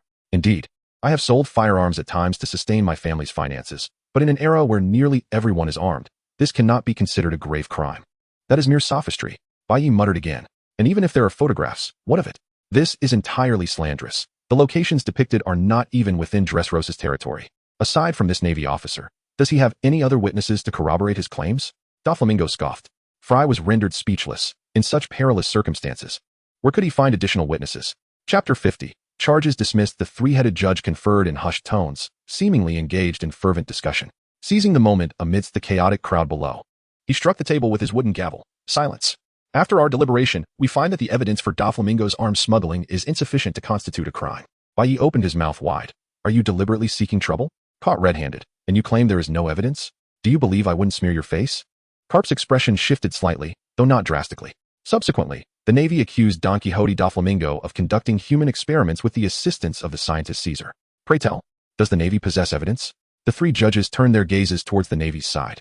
All eyes converged on Bai Yi, as he had been responsible for this matter. Whether they could send Doflamingo directly to prison hinged upon Bai Yi's performance.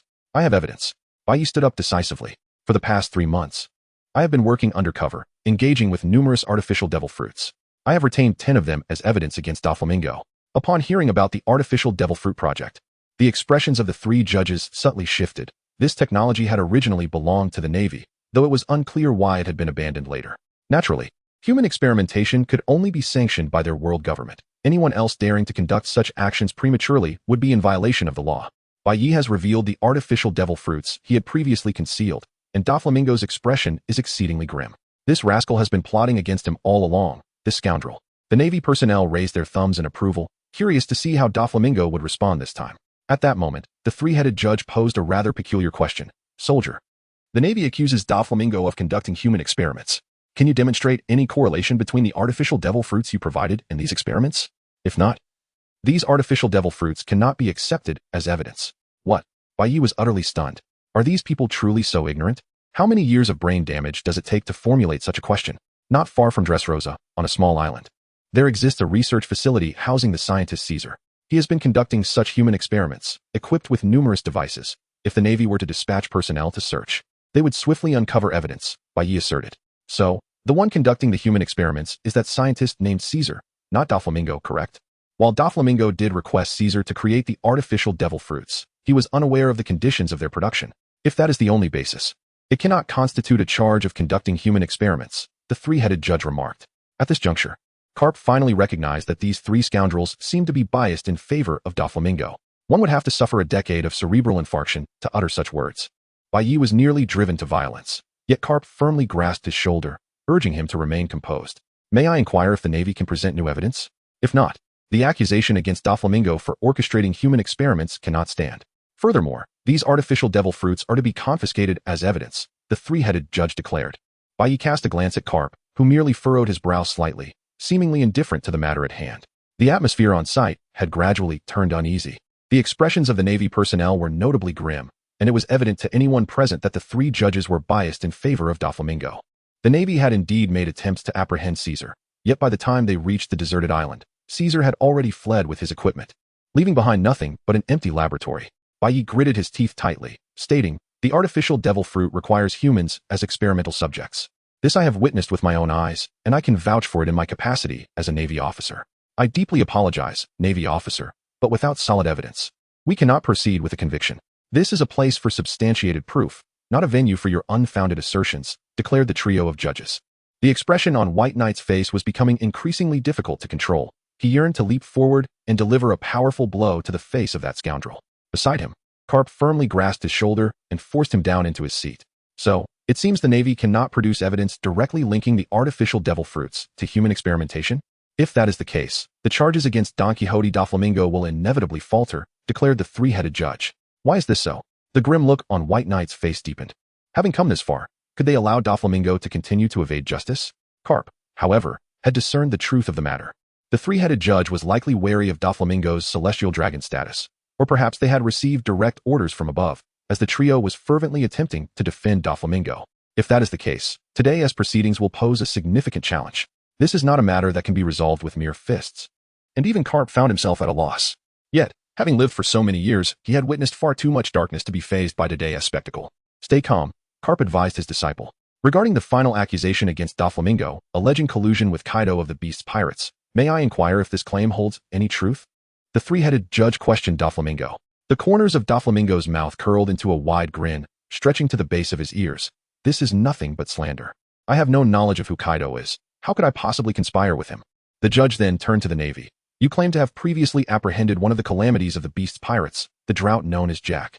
May I ask where this criminal currently resides? Can he be summoned to testify? The faces of every Navy officer darkened, for they all knew that not long ago, Kaido himself had come to retrieve Jack. Ghost Spider clenched his fists tightly. If only he had been powerful enough, this scene would never have unfolded. Apologies, Your Honor. The criminal was rescued by his comrades and is currently unable to testify, Ghost Spider said, his head bowed in shame. He felt a profound sense of responsibility for this matter, even though he understood that he could never defeat Kaido, and the primary responsibility did not lie solely with him.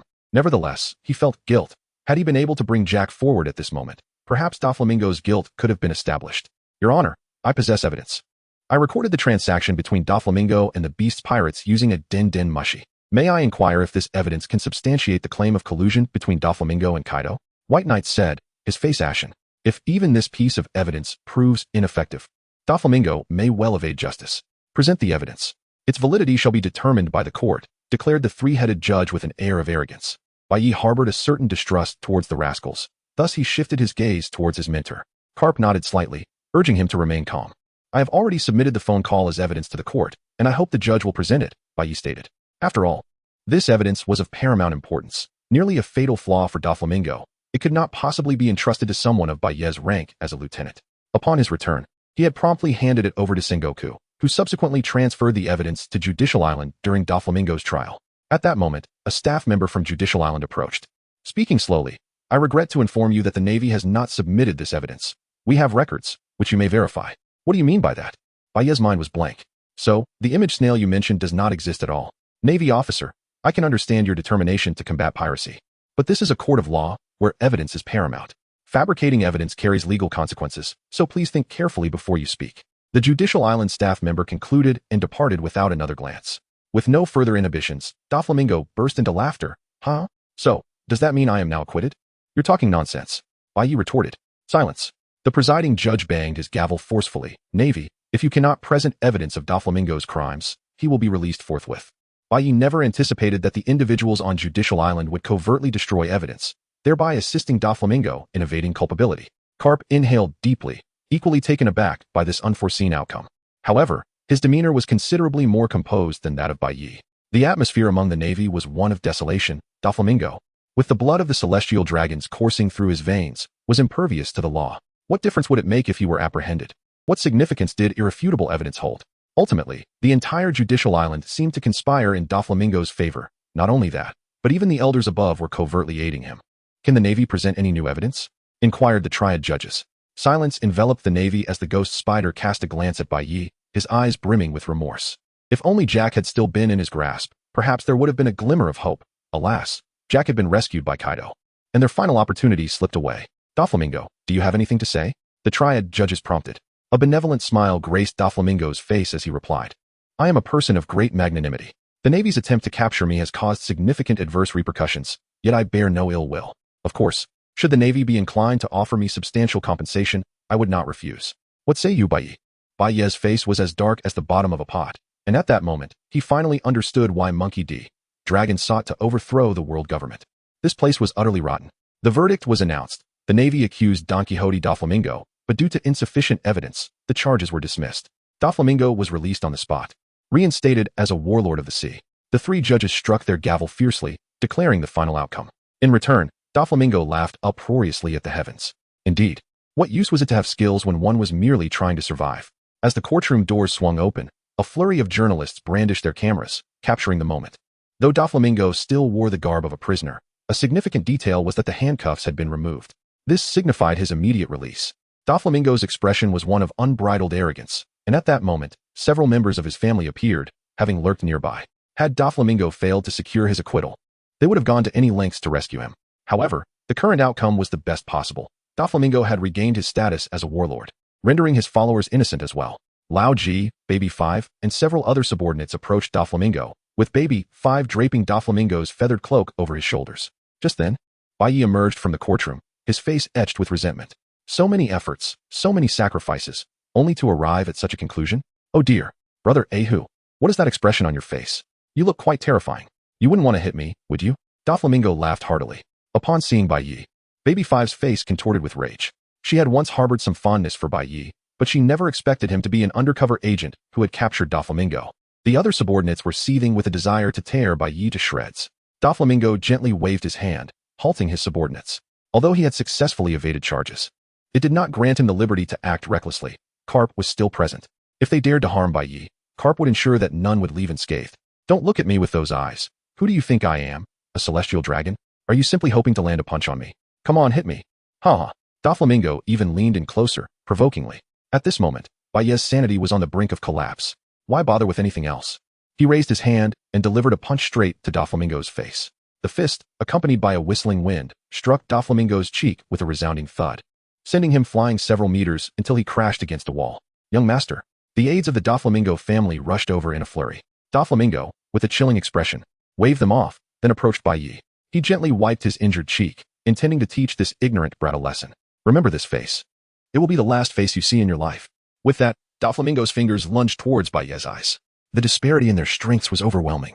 Bai Yi barely had time to react, helplessly watching as Doflamingo's fingers aimed for his eyeballs. Just as Doflamingo's fingers were mere centimeters from Bai Yi's eyes, a large hand suddenly seized Doflamingo's wrist, rendering him immobile no matter how hard he struggled. Doflamingo turned his head slightly to see the owner of that hand, and an icy chill ran down his spine. The hand belonged to none other than Admiral Sakazuki, codenamed Akainu. The two held their positions for a second or two before Doflamingo, wearing a forced smile, said, "Just playing a little joke with my young brother. No need to be so tense." As he spoke, he relaxed his grip. Sakazuki glared coldly at him before releasing his hold. Doflamingo lightly patted Bai Yi's shoulder. "Oh, my little brother, there will be plenty of opportunities for us to cross paths on this vast ocean." Ha ha ha. With that, Doflamingo departed with his subordinates, leaving only Baby 5 to glance back at Bai Yi, who was fixated on Doflamingo, that scoundrel. "Lieutenant, that punch was quite impressive," Akainu remarked indifferently. "Thank you for the compliment, Admiral." Bai Yi responded with a military salute. The moment Doflamingo left Judiciary Island, his expression shifted dramatically. The sting from Bai Yi's punch lingered painfully on his cheek. That bastard, that scoundrel. He truly thinks he is someone important. Someone, issue a bounty. I, Doflamingo, am placing a bounty of 500 million berries on the head of the Navy Lieutenant, Kukulin D. Bai Yi. His bounty proclamation sounded more like a gang's hit order. Regardless of who it was, anyone who brought Bai Yi's head to the Doflamingo family would receive the reward. However, it was unprecedented for someone as audacious as him to place a bounty on a Navy officer. Following this incident, Doflamingo's behavior became increasingly brazen, seemingly unafraid of any repercussions. At that moment, a ship approached from a distance, bearing the flag of the world government. Doflamingo regarded the vessel thoughtfully. Soon, a figure emerged from the bow. Unmistakably a CP agent. "Doflamingo, we are CP0, here to convey a message from the Five Elders. It would be wise for you to keep a low profile for the time being. The Navy holds a very unfavorable impression of you. They intend to use you to lure out Kaido, but should you cross them again, they may well eliminate you on the spot. Not even my brother could save you then. Be prudent, and refrain from associating too closely with those emperors of the sea. The Five Elders are quite displeased with such dealings. They possess the power to elevate you or ruin you with a mere word. Consider your options carefully." After delivering this message, the agent departed without looking back. Doflamingo's expression darkened. How dare those 5 old geezers disrespect him? Fine, I shall return to Dressrosa. The rest can wait.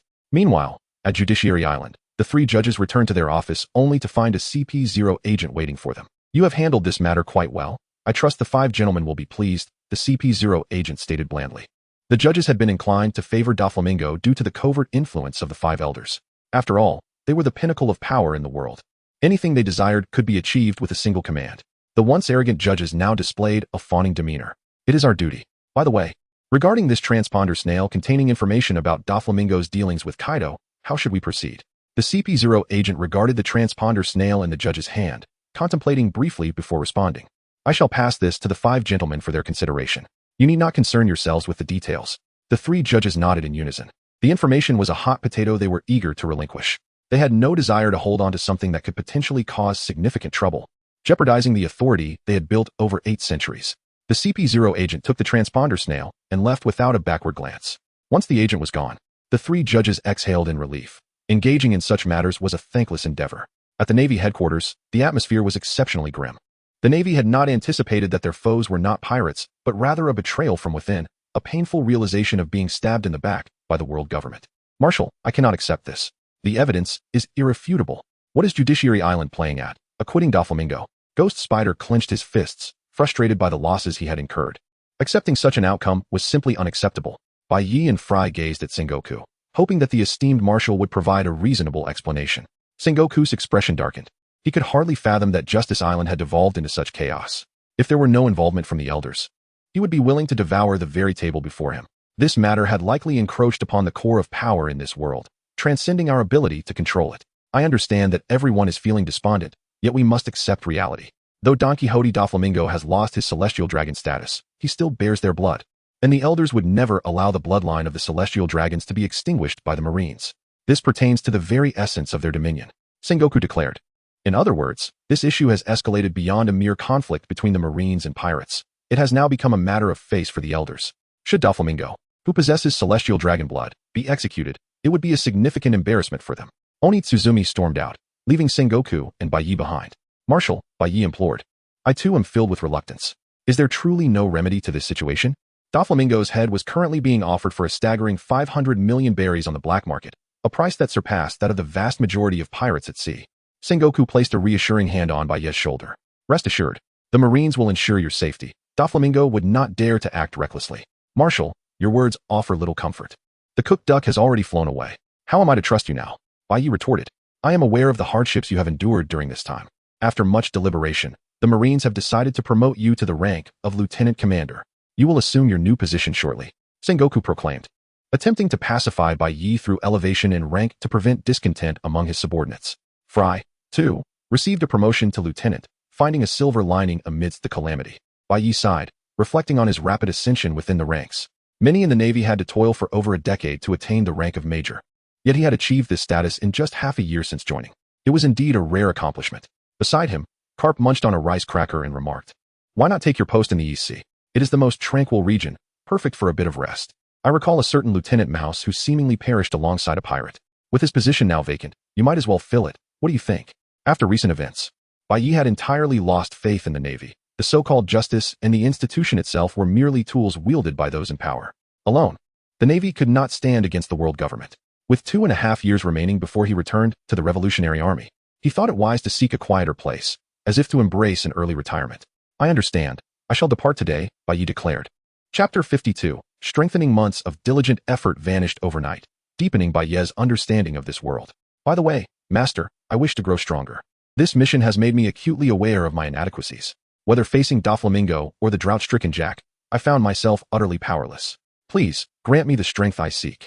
Bai Yi earnestly expressed his sentiments, and Carp nodded in satisfaction. Oh, is that so?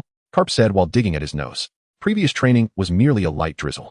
Are you certain you can endure what lies ahead?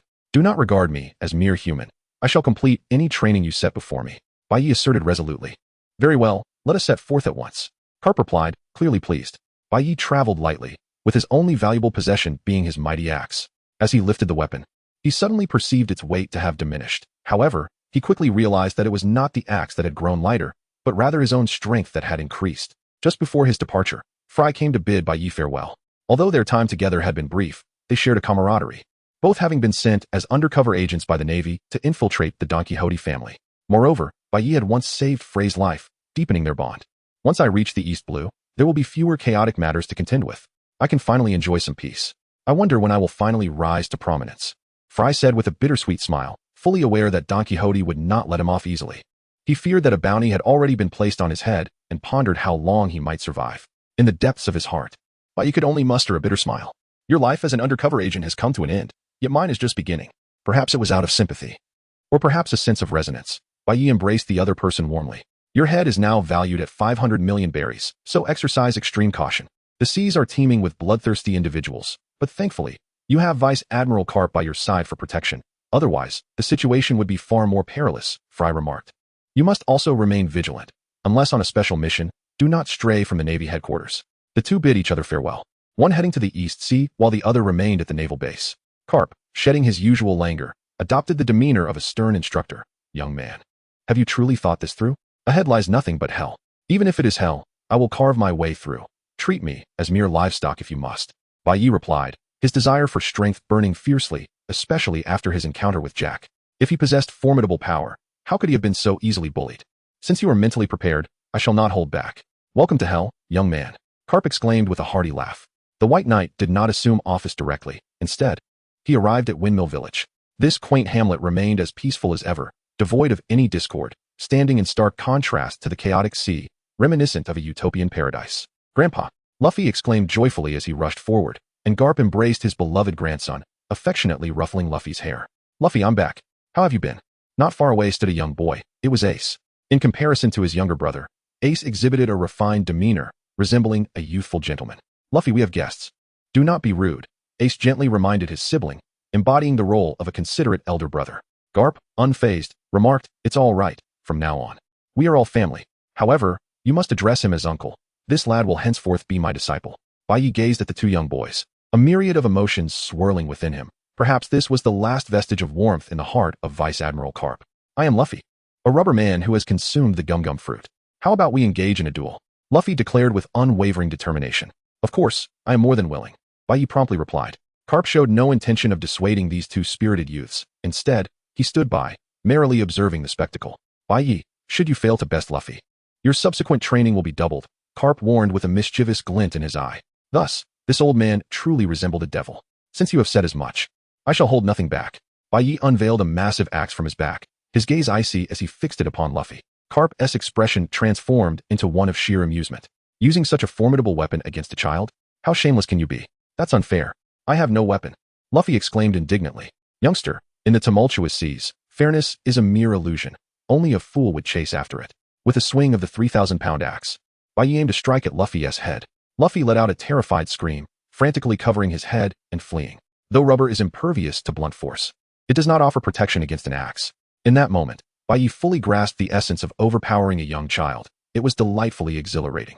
Stop, stop, stop. Karp could no longer bear to watch. What if you truly injure Luffy? He continued, you must temper your strikes. Come with me to the back mountain for training. But remember, what I can teach you are merely foundational skills.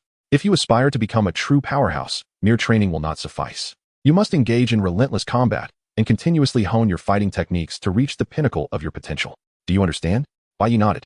Primarily aware of his own understanding, Bai Yi possesses remarkable physical prowess, having mastered 5 techniques of the Marine 6 styles, which speaks to a solid foundation in combat skills. In a sense, one might even consider him a minor superhuman. However, when compared to the likes of Karp, such capabilities pale in insignificance. Do you see that mountain? Karp gestured towards a towering peak in the distance. Bai Yi nodded. I shall present you with your first training objective. Flatten that mountain with your fists. The moment the mountain is obliterated, the first phase of your training will be deemed complete, Karp declared. Old man, are you jesting? To eradicate a mountain with my fists? How long would that take? A lifetime may not suffice. Bai Yi gazed at Karp in astonishment. Karp's expression darkened instantly. Before you undertake a task, uttering the words impossible is strictly forbidden. If you believe it cannot be done, you are free to leave at once. I, Karp, have no intention of instructing the inept. Bai Yi's expression slightly changed as he gazed at the towering mountain in the distance, contemplating how long it would take to gradually obliterate it with his fists. I understand now, master. I shall endeavor with all my might. He sprinted towards the base of the mountain, inhaled deeply, and delivered a powerful punch. Instantly, a multitude of rocks shattered around him, seemingly not an insurmountable task. However, after half an hour had elapsed, Bai Yi realized the true difficulty of the endeavor. Human strength is finite. The initial punch exuded the greatest force, only to wane with each subsequent strike. Eventually, his hands were covered in blood, yet the portion of the mountain he had reduced was scarcely a fraction of a minuscule percentage. Damn it, this old man can't be serious, can he? How could this possibly be achieved? Bai Yi panted, frustration evident in his voice. At that moment, Karp approached, carrying a medical kit, and took a seat directly across from Bai Yi. What's the matter, kid? Have you given up so soon? No, it's just that this is exceedingly difficult, master. Can't we take a more gradual approach? Bai Yi inquired. Absolutely not. This is merely the simplest part. If you cannot conquer this, then do not even think about progressing to the subsequent training. In my time, to prepare for a confrontation with an adversary, I used 10 mountains as punching bags, leveling them completely, honing my strength to its pinnacle, and then I defeated him with a single blow. Ha ha. Karp laughed heartily. How formidable is this old man? truly deserving of the title of the one who cornered the Pirate King. Yet, surely there must be some technique involved, Master? Bai Yu asked. Indeed, there are techniques. But they must be discovered through your own understanding. If one day you can render your hands as hard as steel, you will have succeeded halfway, Karp replied. Continue to strive, and this evening, I shall bring food. With that, Karp discarded the medical kit onto the ground and departed without a backward glance. Bai Yu took a deep breath, gazing at the towering peaks that loomed hundreds of meters above him, and once again clenched his fist. Eventually, he lost count of how many strikes he had delivered. His hands had become utterly numb, devoid of any sensation of pain.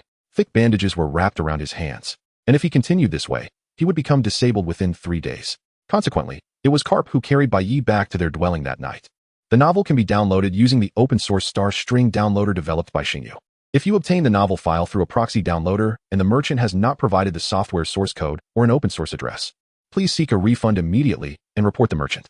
Author's email, xingyu@outlook.com. Author's QQ, 201-759-3710. Official QQ group, 149050832. Official TG group, https, Me FQ Tool Chapter 53, Dominance. When Bai Yi finally awakened, it was already the dawn of the following day. His stomach growled with hunger, and then a sharp pain radiated from his hands. As he gently moved his fingers, it felt as if his entire arms were being pierced by needles. Having navigated this new world for quite some time, he should have been well aware of that power, Karp remarked. Bai Yi suddenly realized what Karp was referring to. Were you speaking of haki? Indeed, everyone possesses this power, albeit in varying degrees of strength. Some are born with it, while others may spend their entire lives unable to harness this potential. Thus, whether you can reach this level ultimately depends on your own efforts, Karp remarked. During his time in the Chambord Islands, Bai Yi had once heard Rayleigh speak of haki, though he had not paid it much mind at the time. Little did he expect that today, his teacher would actually be willing to teach him how to wield it. However, how could he harness such power? Bai Yi had heard the term haki numerous times, yet among all the people he had encountered, only Rayleigh had demonstrated it before him. Teacher, since you are going to teach me how to use haki, you should at least explain to me what haki truly is, Bai Yi inquired. Haven't I told you before? It seems my age is catching up with me, and my memory is failing, Karp exclaimed, tapping his forehead before elaborating on the nature of haki. Haki is divided into 3 categories. The first, and most practical, is known as armament haki. This type of haki can envelop one's hands, feet, or body, thereby enhancing both offensive and defensive capabilities. The second type is observation haki, which primarily serves to anticipate attacks, allowing one to evade or respond accordingly. Then there is the third type. Karp paused, before continuing. The third type is called Conqueror's Haki. Those who possess Conqueror's Haki are individuals of unparalleled strength, with an average of 1 awakening for every several 100,000 people. Hence, those endowed with Conqueror's Haki are referred to as born kings. How impressive! But what exactly is the purpose of Conqueror's Haki? Bai Yi gazed at his teacher in astonishment. Karp, however, dismissed the inquiry with a wave of his hand, stating, the primary function of Conqueror's Haki is to intimidate others. Beyond that, it serves little practical use. Bai Yi felt that his teacher's description lacked precision. Nevertheless, he understood that relying solely on his own physical strength to flatten mountains was unfeasible. He must awaken the so-called armament haki. However, you are still far from that point. Before awakening haki, you must remain here and not wander off, Karp decisively declared. Bai Yi nodded, realizing that to establish himself in these seas, formidable strength was essential. If Doflamingo had lacked the formidable power to gain the admiration of the 5 elders, he would undoubtedly be imprisoned and impelled down for life. If Bai Yi possessed even half of his teacher's strength, he could easily send Doflamingo flying with a single punch, rather than watching him swagger away. If the likes of the Ghost Spider, wielding power comparable to Kaido, had prevented Jack from being rescued, dragging him to court, Doflamingo would have been in dire straits. Ultimately, the current state of affairs stemmed from Bai Yi's insufficient capabilities, whether it be the Navy or the Revolutionary Army. Without immense strength, one could not execute their ideals of justice. Karp's armament haki was among the most elite in the world, enabling him to stand shoulder to shoulder with the emperors of the sea. This demonstrated Karp's terrifying prowess, coupled with his exceptional teaching methods. Under Karp's intense training, bordering on torment, Bai Yi's strength surged at an astonishing rate. He felt his arms growing increasingly resilient, to the point where he could effortlessly shatter rocks without sustaining any injury. This rigorous regimen continued for 6 months, during which Bai Yi focused on honing his physical form. Under Karp's guidance, he finally mastered the final technique of the Navy's 6 styles, the moonwalk. During his new recruit training, Instructor Tori had mentioned that the moonwalk was the most practical skill. As Bai Yi soared into the sky using his newfound abilities, a feeling of exhilaration filled his chest. No human could resist the joy of flight. However, despite his 6 months of training against a mountain, he had only managed to chip away at 1/10 of it, leaving him uncertain as to when he would fully demolish the mountain. As the cool night breeze enveloped him, Bai reclined among the rubble, having just completed his workout. He was in the midst of relaxing his body when, suddenly, he heard the rustling of leaves followed by the sound of a child's voice nearby. Rubber machine gun. Such ambushes between Luffy and Bai had occurred countless times. Luffy launched his arms toward Bai, but lately, Bai had experienced a peculiar sensation. Even before Luffy's fist reached him, he seemed to sense their trajectory. In an instant, he seized Luffy's arms and bound him with his own limbs. I've told you countless times, such attacks are futile against me. Bai exclaimed wearily. Moreover, I am quite exhausted now. Please do not disturb my rest. Luffy, ensnared by his own arms, struggled like a wrapped dumpling, shouting incessantly. One day, I will set sail as a pirate and defeat you fair and square, he declared. Bai could not fathom what was amiss with this boy. His grandfather was a naval hero, a legendary general, and his father was a renowned revolutionary leader. Why, then, did this young lad aspire to become a pirate? It was utterly incomprehensible. Do you understand what pirates are? They are a wretched lot, irredeemable scoundrels. Why not join the Navy instead? A promising future awaits. Bai inquired with great curiosity.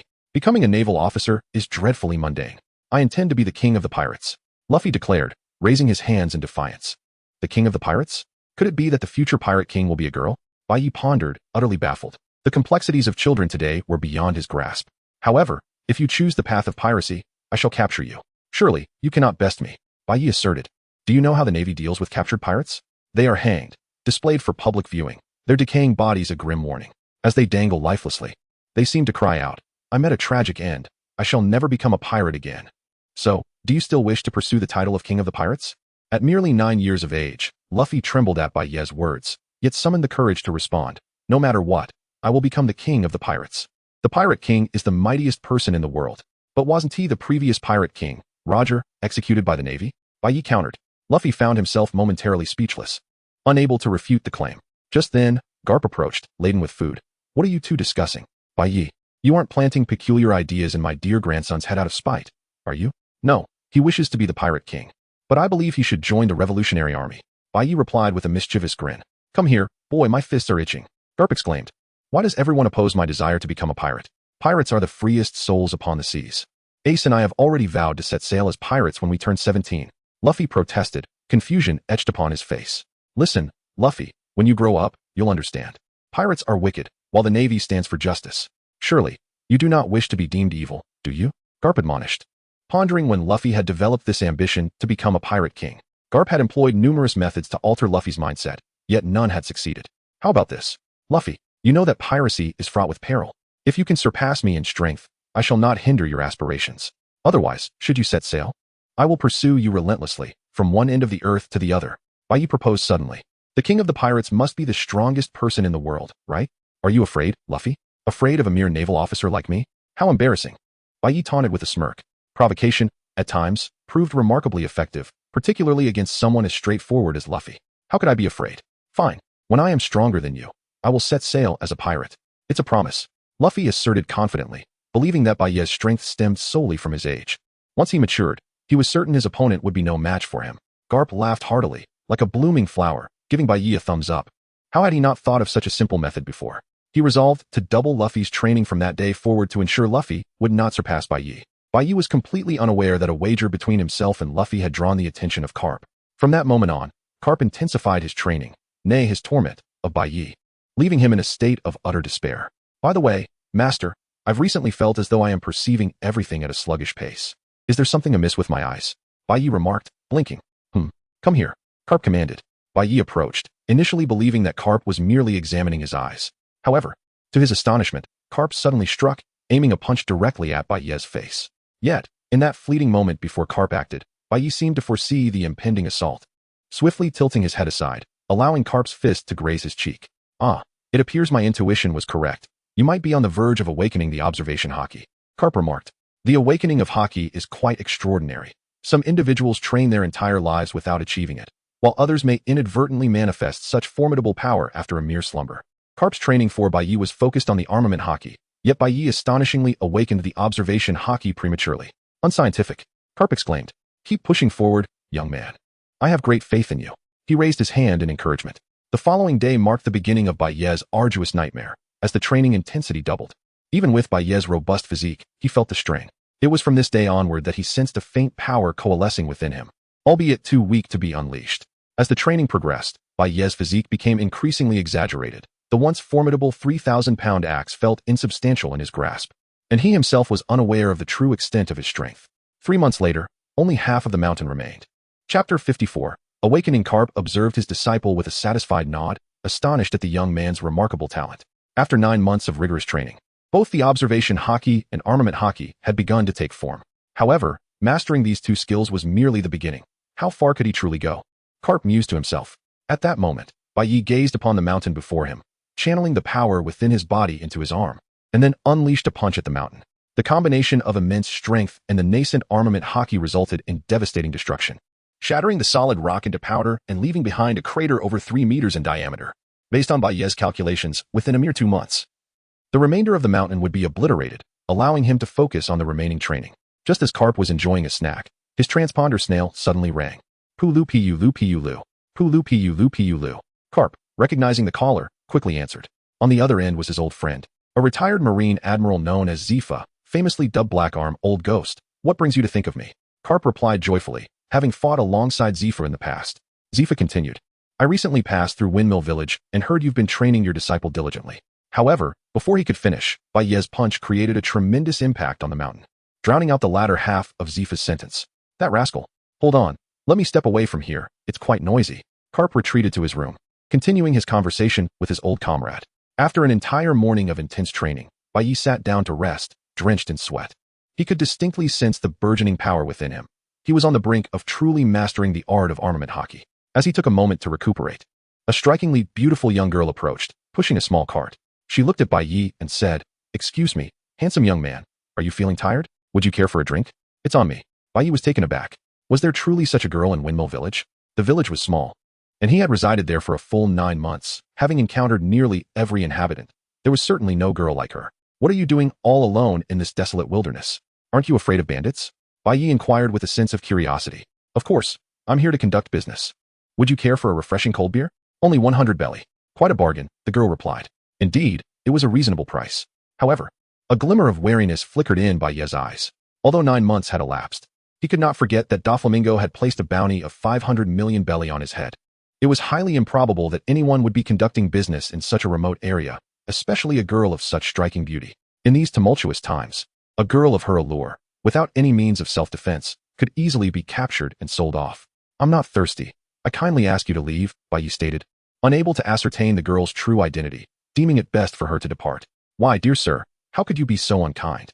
I offer more than just cold beer. There are other delights as well. Would you care to indulge? The girl said, her face alight with seduction. There was something amiss. Without a doubt, something was wrong. Though this woman appeared harmless, Bai Yi was no novice in the ways of the Navy. In these waters, there existed a type of devil fruit that bestowed extraordinary powers upon those who consumed it. Sugar and Monet from Doflamingo's family were both users of such abilities. I do not comprehend your words, Bai Yi replied. The girl gently traced her fingers over her lips, then let her hand glide down, caressing her pristine thigh. You understand, don't you? Come now. As the twilight of the white night slowly approached the young maiden, one couldn't help but ponder the madness of this world. In the blink of an eye, Bai Yi raised his iron fist and struck her cheek with a powerful blow. The maiden's expression shifted dramatically. With a swift push against the ground, she retreated hastily, while Bai Ye's punch shattered a nearby cart, spilling its contents across the floor. A look of indignation crossed the maiden's face, for she was confident in her allure. How could this young man remain unmoved by her beauty? Was it possible that he favored the company of men? Though she was unaware of his identity, it was evident that he was no virtuous soul. In the name of the Navy, I hereby arrest you on charges of murder, she proclaimed. Bai Yi deftly nudged a fallen bottle with his toe, sending half a bottle of beer flying toward the maiden. Her expression morphed into one of distress as she hurriedly dodged, fearing that the liquid might mar her attire. Observing her reaction, Bai Yi discerned that the alcohol must indeed be tainted. Truly, a bounty of 500 million was not easily claimed.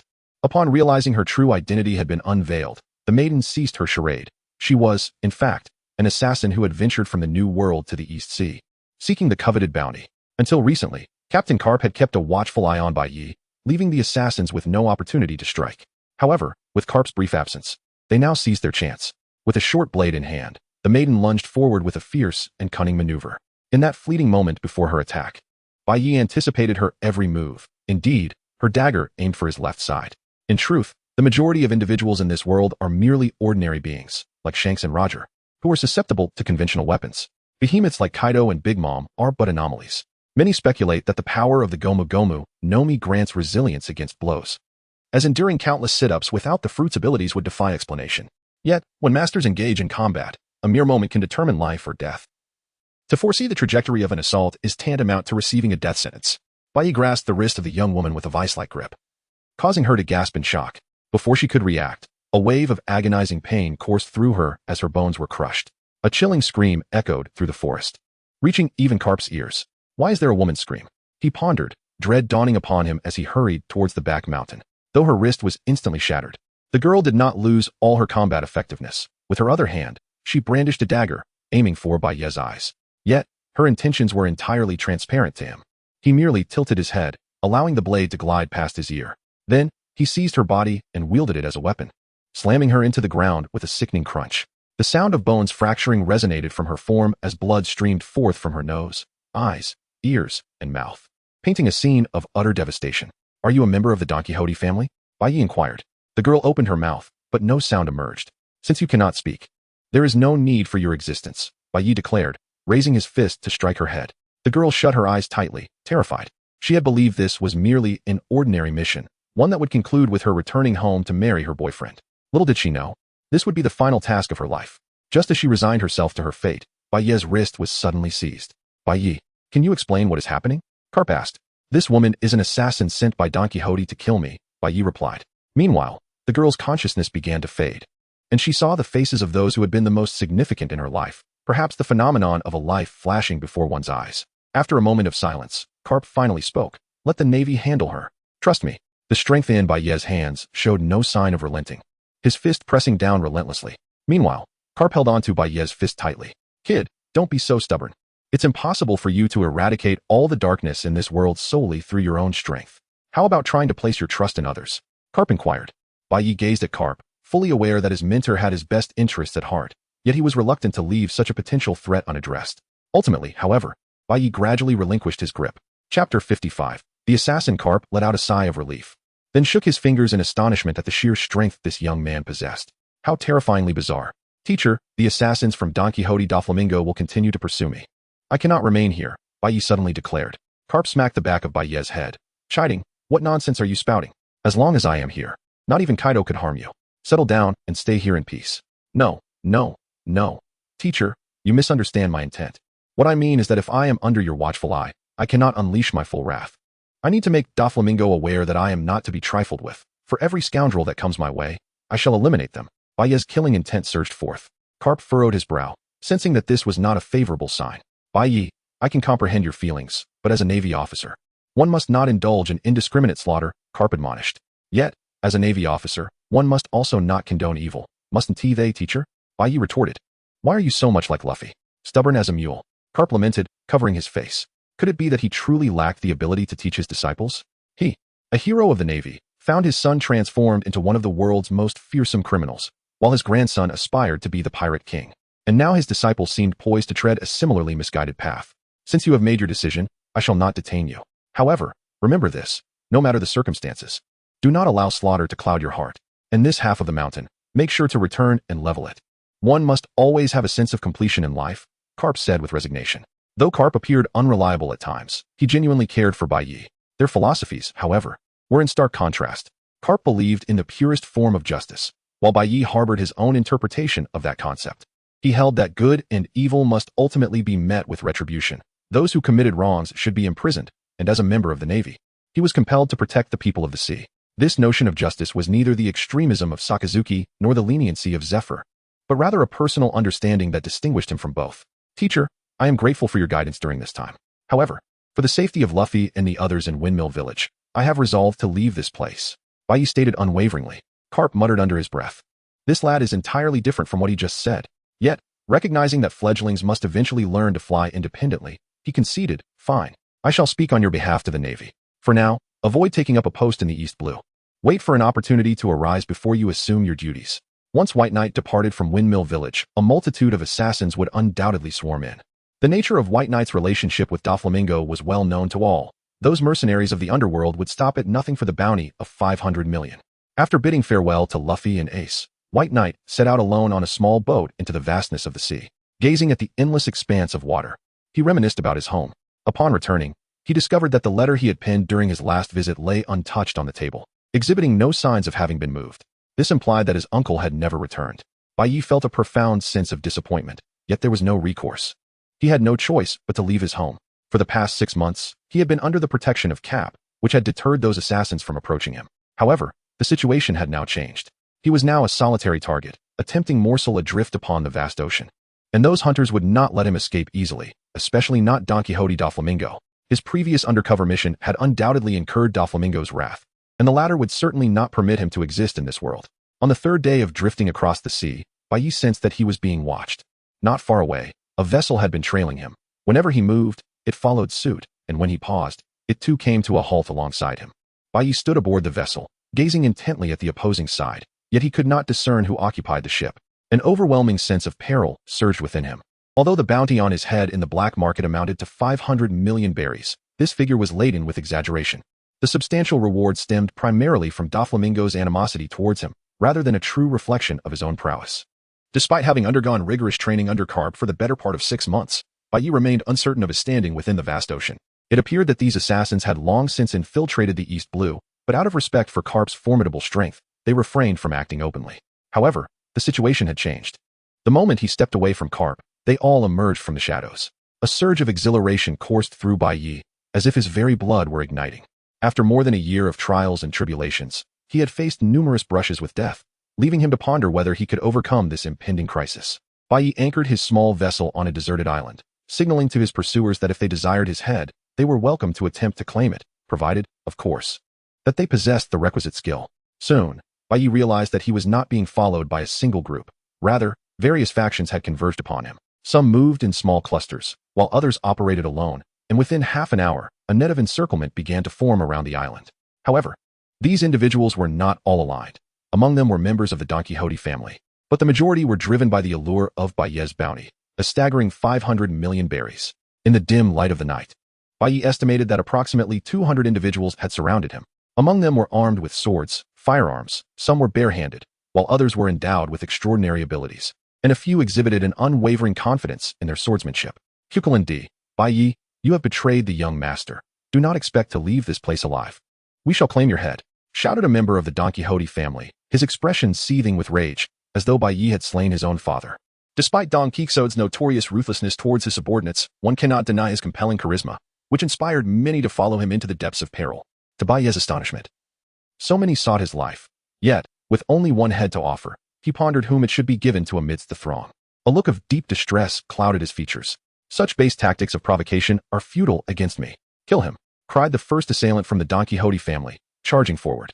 However, the Bai Yi of today could not be compared to the one from 9 months prior. After enduring rigorous training under Carp for those 9 months, his strength had ascended to unprecedented heights. In an instant, Bai Yi vanished from sight, reappearing before the member of the Don Quixote family. With a swift motion, he seized the man's head and forcefully drove it into the ground, resulting in a sound reminiscent of a watermelon bursting. The man's head was obliterated.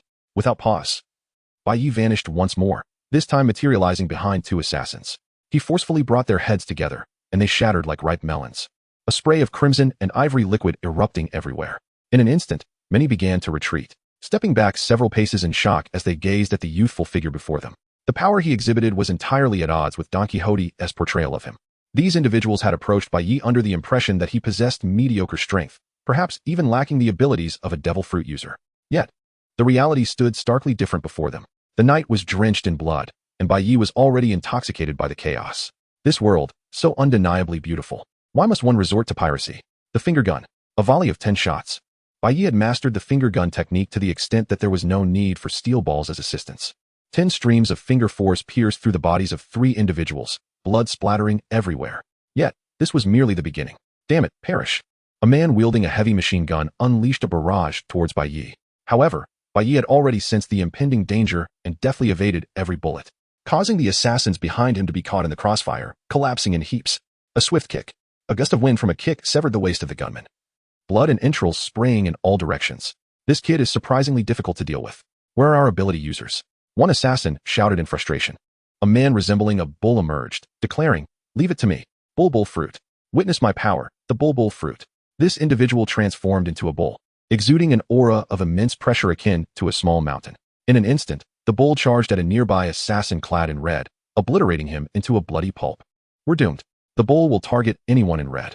Quickly, remove any red items. Another assassin cried out. Could we please refrain from using such troublesome abilities? The enemy is already formidable. Yet, the chaos did not cease. The bull rampaged through the crowd, tearing a large gap in their encirclement.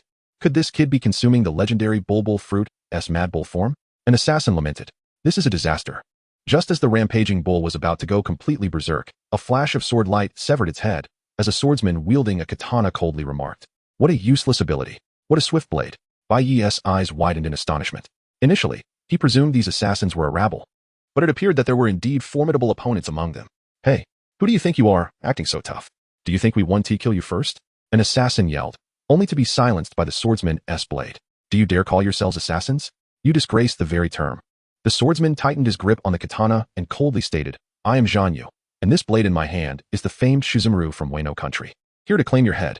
Legend has it that after forging Shizumaru, the swordsmith of Wano tested its sharpness by slicing through a bamboo tube filled with steel balls. With a single stroke, the blade effortlessly cleaved the tube, leaving all the steel balls within it neatly severed, without a single rough edge. Thus, the sword was named Shizumaru. Is it truly that legendary sword? It's said to have been lost in Wano for 20 years. How did it end up in this kid's hands? Its value surpasses 500 million. The surrounding assassins, upon realizing the sword in the swordsman's possession was the mythical Shizumaru, hastily turned their weapons towards him. Foolish mortals. The swordsman remained unfazed. In an instant, his form blurred like flowing light as he passed through the assassins, retrieving his blade with calm precision. Fallen light slash, first form. In the blink of an eye, a torrent of blood erupted from the bodies of the assassins, as a staggering 15 of them were cut down by a single stroke. The expression on Bai Yi's face was somewhat grim. The strength of this swordsman exceeded his expectations.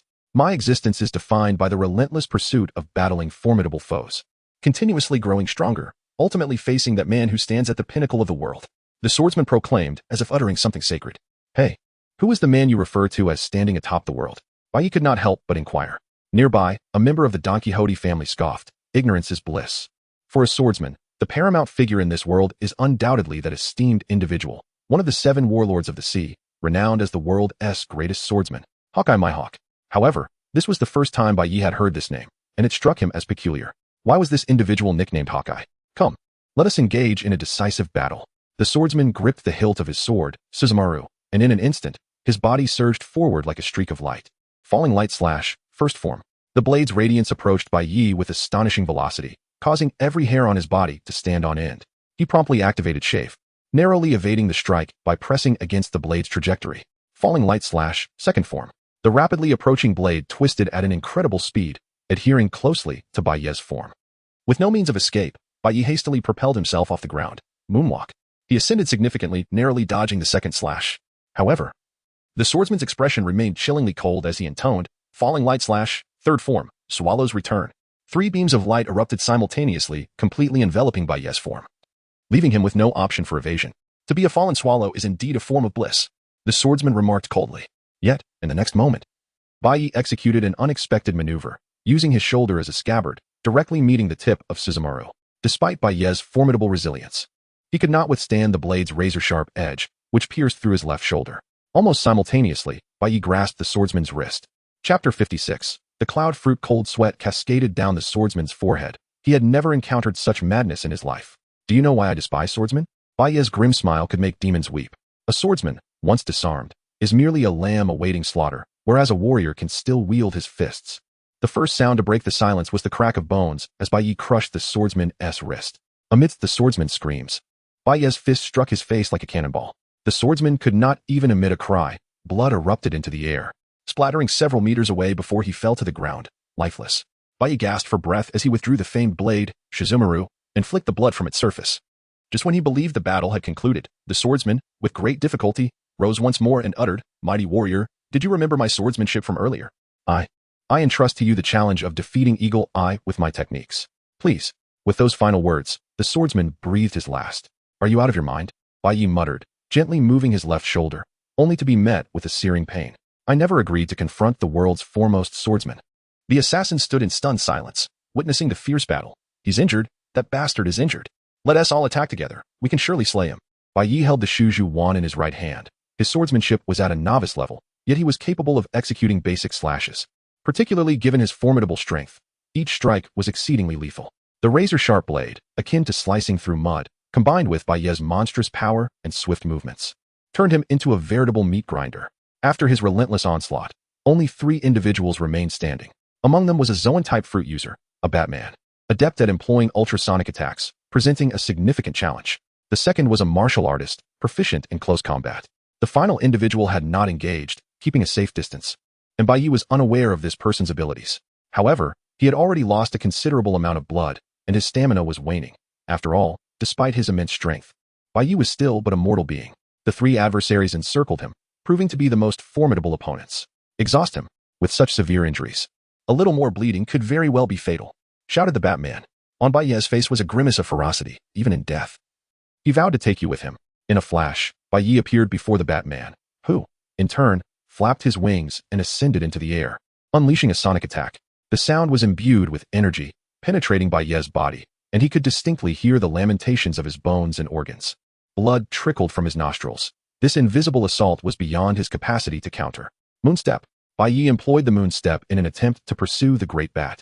But the fighter closed in with astonishing speed, delivering a punch to Bai Ye's left shoulder wound. In an instant, a searing pain coursed through Bai Ye's entire being. However, by the time he turned to seize the fighter, the latter had already danced away with nimble steps. This movement bore a resemblance to the moonstep, albeit slower. Yet its erratic trajectory rendered it nearly impossible to defend against. Meanwhile, a man at a distance remained aloof, his intentions unclear. This duo was exceedingly challenging to contend with. If a swift resolution was not achieved, Bai Yi feared he might truly perish here. Grasping the Shizumaru in his right hand, he pondered his strategy. While the fighter circled to Bai Ye's rear, opting for stealthy assaults rather than frontal confrontations, the Batman hovered above, while the fighter struck from behind, with an ominous observer lurking nearby, leaving Bai Ye's predicament increasingly precarious.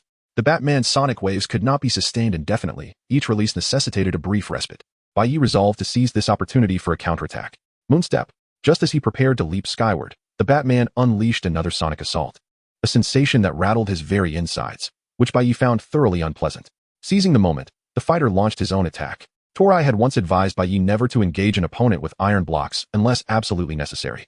However, during his training with Carp, Bai Yi had mastered a unique technique, releasing iron blocks while in rapid motion. Moonstep. Bai Yi soared once more, and at that moment, the enemy's strike landed, a powerful blow to Bai Ye's back. Yet, the sensation was akin to a fist striking iron. What?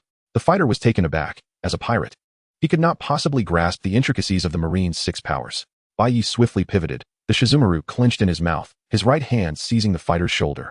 With a grip of extraordinary strength, Bai Yi could crush steel into a malleable mass, let alone a human shoulder. The fighter's shoulder was instantly shattered, and before he could utter a cry, the Shizumaru had already severed his throat. The first one. Bai Ye's expression contorted into one of savagery, and he gently tossed the Shizumaru into the air. The blade spun ceaselessly as Bai Ye's thumb pressed firmly against the hilt, and in an instant, the Shizumaru transformed into a streak of purplish-black lightning, piercing the Batman's gaping maw. Bravo! Bai Yi commended himself as he lightly descended to the ground. Gazing at his final adversary, this last foe appeared somewhat frail, standing at approximately 1.5 meters tall, dressed like a gentleman.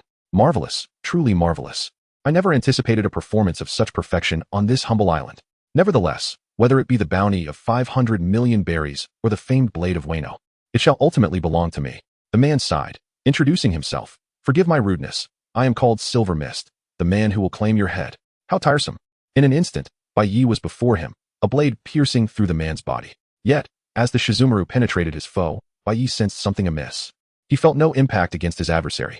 Impatient Navy man, my introduction is far from complete. I am Silver Mist, a man who has consumed the cloud fruit. A being of clouds, impervious to physical harm. Silver Mist regarded Bai Yi calmly before lightly gesturing, enveloping Bai Yi in a mass of white clouds. Are you a fool? While I cannot harm you, you are equally incapable of inflicting damage upon me. Clouds lack destructive potency. Bai Yi effortlessly broke free from the cloud's grasp and delivered a punch to Silver Mist's face. Yet this blow merely passed through him. Indeed, though possessing a Logia-type fruit, my cloud fruit is rather weak. Should you believe otherwise, I hope you do not regret it later. Thundercloud.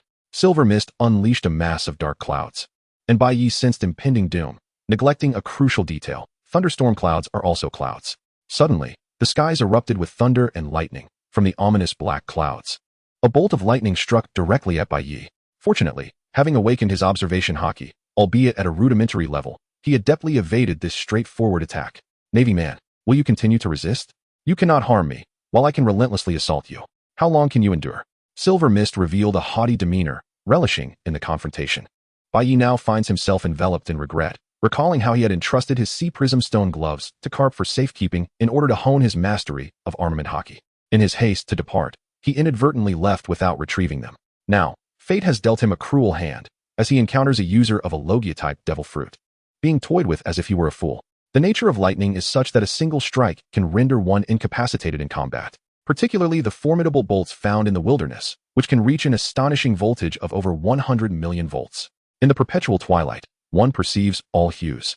Foreseeing the imminent location of the adversary's strike, Captain, fleeing is futile. Would it not be more agreeable to allow me to end your life with grace? Silver Mist articulated with utmost gentlemanly demeanor. Bai Yi clenched his fists tightly, confident that if he could awaken his armament hockey, he would effortlessly defeat his opponent. Yet, the question lingered. How could he ultimately break through this barrier? Just as Bai Yi's focus wavered, lightning struck once more. In the realm of the White Knight, it requires a period of accumulation to conjure lightning using the thundercloud, and it cannot be unleashed infinitely. Otherwise, the capabilities of this fruit would be utterly absurd. At this juncture, there remains but one course of action: to flee. Bai Yi gracefully executed a moonlit leap, ascending into the sky. Silver Mist, shaking his head in exasperation, remarked, "Naval officer, have you lost your wits in your haste to confront clouds by soaring into the heavens? The essence of clouds lies in water molecules. By condensing a substantial mass of them, one can inflict tangible physical harm upon the adversary." With a decisive gesture, Silver Mist extended his hand, stirring the celestial cloud layers. From the swirling clouds above, a colossal hand emerged, firmly grasping Bai Yi. "Let me transform you into charred remains, naval officer." The White Knight struggled relentlessly. Yet the two ominous clouds looming before him had begun to gather power, leaving no time to spare. The dark clouds pressed down upon the city. As the two masses of cloud intensified, flickers of lightning manifested within, a harbinger of nature's most terrifying force. The flesh of an ordinary person stood no chance against such elemental fury. With the dense clouds clinging to him, White Knight found himself in grave peril. When suddenly a thought struck him. All devil fruit users possess a critical vulnerability. They cannot swim, and the ability to manipulate clouds is rendered ineffective at sea. But how could he possibly reach the ocean now? No, the immediate concern was to survive the next assault from his foe. "Farewell, maybe man. I shall gladly claim your bounty of 500 million berries." Silver Mist proclaimed confidently. In the absence of hockey awakening, nature-type fruits were practically invincible, with no countermeasures aside from sea prism stone. In the next moment, lightning erupted. White Knight, utilizing his observation hockey, sensed the trajectory of the impending bolt. Taking a deep breath, he exclaimed, "Paper drawing." Instantly, his form transformed, akin to a full moon shifting into a crescent, narrowly evading the strike as it shot past him. "What?" Silver Mist gasped in astonishment, taken aback by the human body's astonishing maneuverability. Almost simultaneously, White Knight's right arm finally broke free from the clouds, swiftly severing the hand formed from vapor.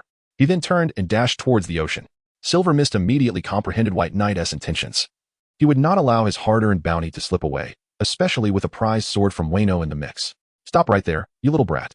Silver Mist transformed into a cloud, pursuing closely behind. However, White Knight was running for his life, and with the force of gravity aiding him. Within mere seconds he plunged into the sea. Silver Mist abruptly halted, his expression darkening as he gazed at White Knight sinking below the waves. As a devil fruit user, he was powerless against the ocean, both his abilities and his very being rendered useless in its depths. Are the Navy merely cowards who can only flee? You've truly disgraced the Navy. Silver Mist shouted angrily at the sea. Meanwhile, White Knight concealed himself not far beneath the surface, observing Silver Mist, finally exhaling in relief at having evaded his pursuer. Yet, once calmness returned, the pain from his left shoulder wound throbbed, causing him to furrow his brow. Having temporarily eluded his antagonist, what should he do now? He was no fish. He could only hold his breath for 4 to 5 minutes before needing air. And his adversary would undoubtedly seize that opportunity to attack. Chapter 57. Victory. There was but one recourse left, to awaken the armament hockey. The only means to physically confront his opponent. He had reached the precipice of hockey awakening. With just a bit more effort, he could fully realize his armament hockey. What he lacked was that fleeting sensation. Calm down. He must remain composed. Teacher Carp had once remarked that armament hockey requires guidance, that moment of feeling. "I can do this." White Knight closed his eyes, instinctively activating his observation hockey, absorbing the surrounding environment into his awareness. He could now sense a surge of power within him, instinctively protective whenever he faced an attack. What White Knight needed to do was unleash this power. As 5 minutes swiftly elapsed, he approached his limit. Like a fish leaping from the ocean, he burst forth, inhaling deeply. Sure enough, Silver Mist awaited him, having fully charged the 2 storm clouds. "You brat, I thought you had drowned." but being struck by lightning would suffice. Prepare to die. The blinding lightning erupted instantly. White Knight again utilized paper drawing to evade the assault, then propelled himself into the air, confronting Silver Mist with an overwhelming presence. Armament hockey. With that declaration, he launched a punch towards Silver Mist. The latter, upon hearing those words, nearly lost control of himself in fear, aware that in the new world, nature types were not invulnerable. Armament hockey allowed one to stand on equal footing against them. Yet, in the next instant, White Knight's fist passed through Silver Mist's face, inflicting no harm whatsoever. Haha. It was all a bluff. Silver Mist roared with laughter, realizing he was unharmed. No, this isn't the sensation I need. Imagine how Teacher Carp feels when he uses armament hockey. It should be as natural as breathing or eating. White Knight murmured, flipping back into the sea. Silver Mist, teeth clenched in frustration, found himself powerless against White Knight, who remained an adept swimmer. The White Knight descended into the depths. Once more attuning himself to the flow of this formidable force, gradually concentrating the energy he perceived within his right hand. The instructor had once imparted that the simplest application of armament hockey was to envelop it around a weapon or a fist. Enveloping. But how could one achieve such a thing? The White Knight pondered incessantly, continuously harnessing this power. Suddenly, an extraordinarily peculiar sensation manifested upon his right hand. Lowering his gaze, he beheld small, star-like black spots appearing upon his skin. The armament hockey was gradually enveloping his flesh. So it is, I comprehend now. Hockey is indeed a part of the human body, akin to an extension of one's skin, albeit this skin is far more resilient and potent. Thank you, instructor. I have finally grasped it. The White Knight was so exhilarated he nearly leapt in joy. In this life and death moment, he had at last understood the essence of armament hockey. Haha, Silver Mist, is it? I shall reclaim everything you have taken. A fierce expression gradually emerged upon the White Knight's face as he surged upward from the ocean's depths. Silver Mist awaited him, laughing heartily, ready to launch an attack. Yet, this time, the White Knight's advance was not merely a bluff. As Silver Mist laughed, the White Knight's fist crashed into his face with tremendous force, distorting his features, blood gushing from his nose and mouth, leaving only astonishment in his eyes. Why can your fist inflict harm upon me? If Silver Mist were able to articulate, such words would surely escape his lips. With a single punch, Baiyu unleashed all his pent-up resentment, mercilessly striking at Silver Mist. After 3 blows, Silver Mist fell limply into the sea, no longer struggling, leaving one to wonder if life still lingered within. Baiyu drew the beads of mercy from his waist, swiftly delivering a decisive strike that severed the neck of the silvery mist before returning to the small island to rest for a while. Upon his return to the deserted island, Baiyu lay breathlessly upon a large rock, surrounded by the lifeless bodies of pirates and assassins. A year prior, such a sight would have instilled fear profound enough to render him paralyzed, yet now, he felt utterly indifferent. After a brief respite to regain some strength, Baiyu discovered medicinal supplies among the corpses, allowing him to tend to his wounds with rudimentary bandaging. Struggling to sit up, he brandished the exquisite blade known as Shuzhuan. Indeed, it was a remarkable weapon, yet he lamented his lack of proficiency with it. Possessing such a fine sword only felt like a squandered opportunity. I cannot even wield a sword, and yet I dare to challenge the world's foremost swordmaster? What folly! Baiyu had no intention of honoring this unilateral pledge. As he departed, he set fire to the remains, incinerating every corpse. By the time the next wave of assassins arrived, they were met only with the charred remnants of their predecessors. What on earth has transpired? Did Doflamingo not claim this was merely the work of a rookie? How could he possess such formidable strength to annihilate every pursuer? The assassins were aghast. These ruthless individuals, unafraid of the world government's laws, now trembled at the prospect of a greater evil. Baiyu was gradually aligning himself with that very notion. This matter must be reported to Doflamingo. One assassin urged. The danger has far exceeded our capacity to manage. The others nodded in agreement, and they summoned a Den Mushi to contact Doflamingo. Meanwhile, Doflamingo was luxuriating in his emperor's life in Dressrosa when his Den Mushi rang. A cruel smile crept across his face. Let me guess, is it some good news? Perhaps these assassins have finally rid me of whose underlings and now seek their bounty? He chuckled darkly. Torpol, having returned to Doflamingo's side, whispered, Brother, should we truly grant them a bounty of 500 million berries? Would it not be wiser to eliminate them outright? No, I am pleased. We shall pay. I want the entire ocean to understand that those who betray Don Quixote Doflamingo meet a grim fate. Be they navy or pirate, none shall escape unscathed. Doflamingo's expression turned menacing as he answered the call, but after only a few words, his countenance darkened even further. Torpol sensed the shift in atmosphere. Something was amiss. For Doflamingo would not display such a demeanor without cause. The other members of the Doflamingo family held their breath, fearful of inciting the wrath of their leader. Doflamingo's face clouded over, and he coldly replied, Yes, I understand, before abruptly ending the call. He raised his goblet to his lips, but moments later, he violently smashed it against the ground. The entire contingent of assassins dispatched to hunt Baiyu had been utterly vanquished. And even one who bore a natural-type devil fruit was found among the corpses. A whose underling, and in less than a year, you have grown to this extent? Doflamingo sneered, his predicament growing increasingly precarious. He could not personally confront Bai Yi, for doing so might provoke the Navy to dispatch an admiral against him. Ahoo! You scoundrel! I will not let you off lightly. Doflamingo inhaled deeply, contemplating how best to eliminate this nuisance. Though the conflict on the deserted island went unreported in the press, it had irrevocably altered the landscape of the underworld. Few dared to challenge Bai Yi afterward. While the allure of wealth was strong, the preservation of life held greater value for many. Increased the bounty to 700 million berries. I believe someone will desire his head, Doflamingo declared. However, once this news spread through the underworld, the number of those willing to accept the task dwindled. In the grand scheme of the ocean, a bounty of 700 million was a staggering concept. Kaido, Big Mom, and their subordinates all boasted average bounties around 1 billion. The likelihood of survival against such titans was virtually non-existent. Despite Doflamingo's attempts to downplay Bai Yi's strength, belief in his prowess had solidified. In the underground realm, the name Kikulan Bai Yi had ascended to a level of notoriety rivaling Doflamingo himself. Chapter 58, Zaro. At some point, Bai Yi's name had morphed into a legend within the underworld. He had matched the Navy's formidable forces, engaging in a stalemate with Jack, one of the calamities. Additionally, through cunning strategy, he had toyed with both Doflamingo and Kaido. Had it not been for Doflamingo's celestial bloodline providing him an advantage, one might speculate that he would currently be languishing in Impel Down, gnawing on stale bread. Rumors, it seems, have a tendency to spiral into the absurd, and the number of individuals willing to accept these tales has only grown. Ultimately, Doflamingo could no longer be bothered to refute the claims. Meanwhile, Bai Yi remained blissfully unaware of the escalating situation surrounding him. His shoulder wound was severe, and the unsanitary conditions at sea had led to an infection.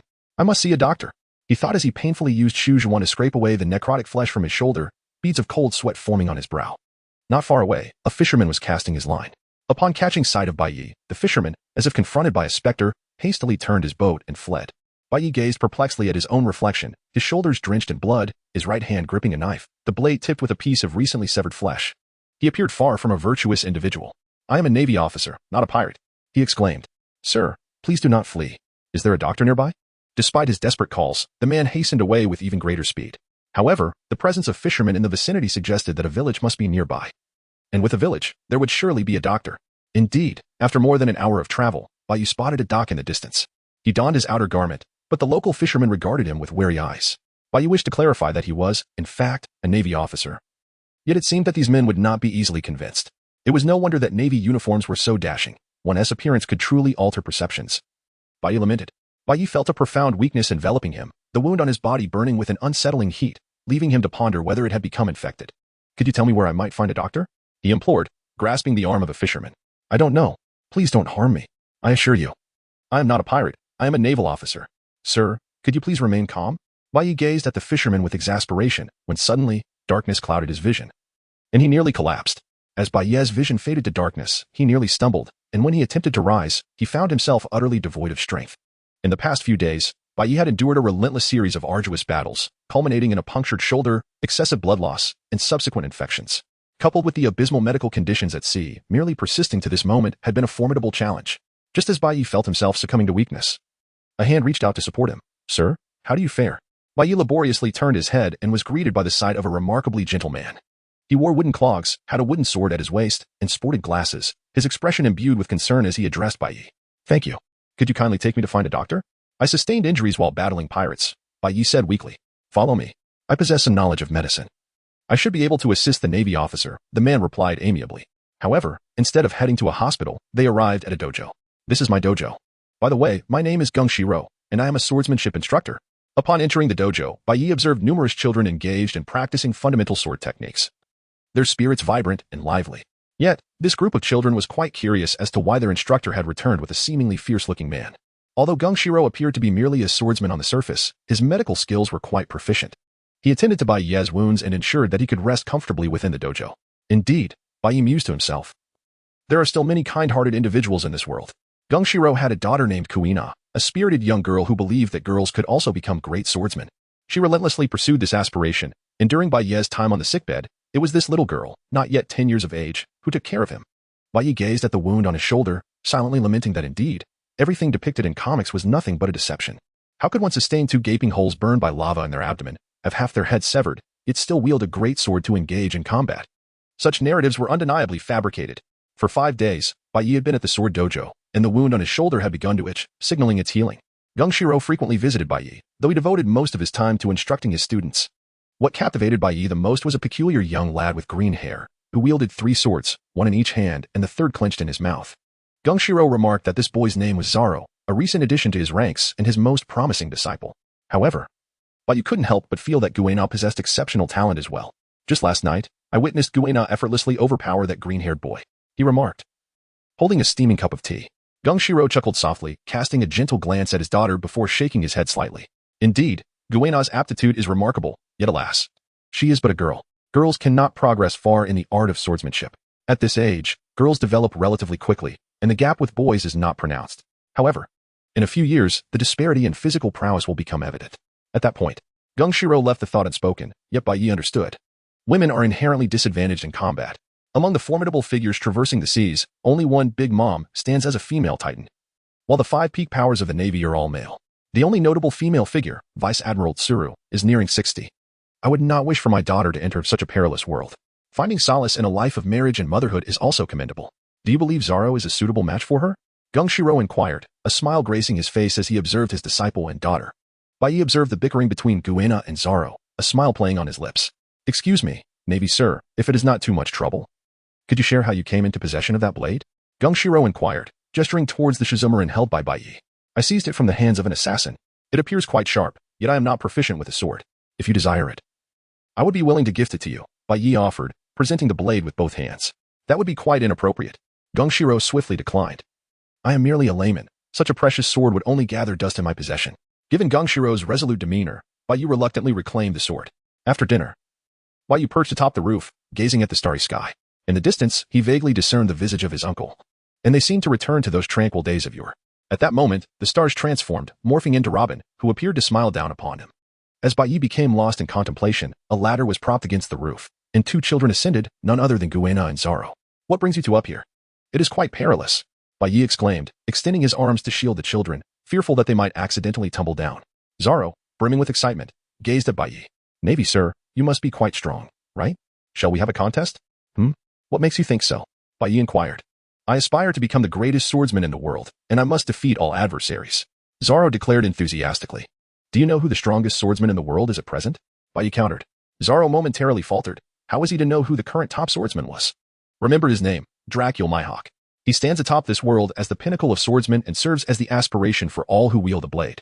If you wish to become the greatest swordsman, he is the mountain you must ascend, Bai Yi imparted, having only learned of Mihawk's identity days prior. However, Zhao's excitement surged as he envisioned himself battling the world's foremost swordsman. Let us proceed. Are you not keen to challenge me? Yet, I must confess, I lack swordsmanship. I merely wield a piece of iron called a sword, Bai Yi remarked. Zhao produced several wooden swords and added, I am aware your left hand is still injured, so I shall refrain from using my left hand. Guina, please assist me in binding my left arm. Bai Yi chuckled silently, surprised that this young man possessed such spirit. However, if he wishes to navigate the vast ocean in the future, it would be prudent for him to abandon such naive notions. Otherwise, he may find himself in peril without even understanding how he met his demise. Bai Yi gently waved the wooden sword in his hand, then cast a glance at Zhao. Despite having bound his right hand, Zhao still assumed the stance of the 3-sword style. In the dim light, Zhao remained oblivious to the mischievous grin adorning Bai Yi's face. He was determined to teach this young man a valuable lesson about the treachery of human nature. Are you ready, young one? Bai Yi's toes had already sunk into the earth.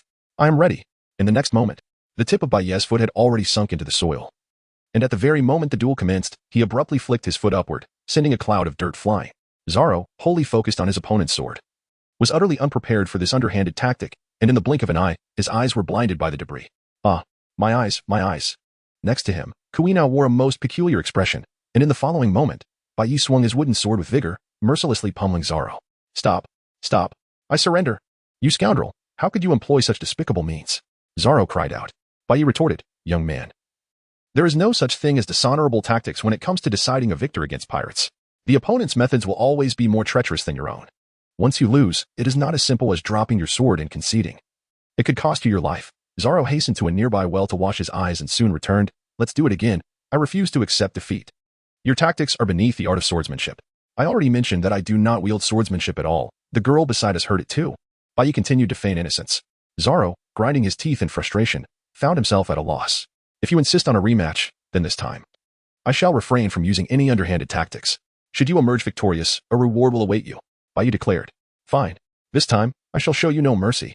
Prepare to witness my 3-sword style. Zhao exclaimed, brandishing 3 wooden swords and fixing his gaze on Bai Yi.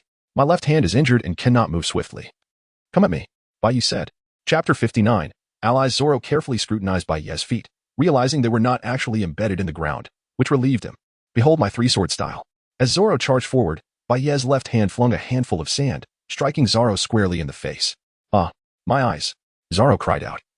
And Bai Yi continued his relentless assault. Stop, stop, I surrender. You scoundrel, employing such deceitful tactics. Zoro bellowed. This is called the art of deception. It is truly remarkable that you fell for the same trick twice. My left hand may be injured, but it is not rendered useless. Kuina, have you not been looking after this fellow? Surely you know his left hand has nearly healed. Why did you not inform me? Zoro lamented, clutching his eyes. I merely wish to witness your misfortunes, that is all. Kuina replied coolly. You traitor. Zoro howled, picking up the wooden sword from the ground. I refuse to accept defeat at the hands of a naval officer who resorts to underhanded tactics. I will surely defeat you. Very well. This time. I swear on my own reward that I will not employ any devious means. What say you? Bai Yi proposed. Zoro glared fiercely. I do not trust you. You will certainly resort to treachery, won't you? In the pale night, Bai Yi wielded a wooden sword, striking a formidable pose. Although he had only mastered the rudimentary techniques of a novice, he appeared quite intimidating. Come on, attack me, Bai Yi proclaimed loudly. Zoro was about to charge forward. But he quickly halted his advance. I won't be fooled. If you have the ability, come at me. Guena, observing Zoro's mixture of cowardice and unwillingness to concede, couldn't help but laugh, resembling a beautiful flower blooming in the darkness. Since you're not coming to me, I shall approach you. Be cautious. Bai Yi activated the Sara technique, instantly appearing before Zoro. Startled, Zoro instinctively raised his 3 swords in defense. Bai Yi brought down his sword with force. Indeed, he struck with intent to smash. The sound of splintering would echoed as Zoro's 3 swords were obliterated, while Bai Yi's wooden sword now rested against Zoro's neck.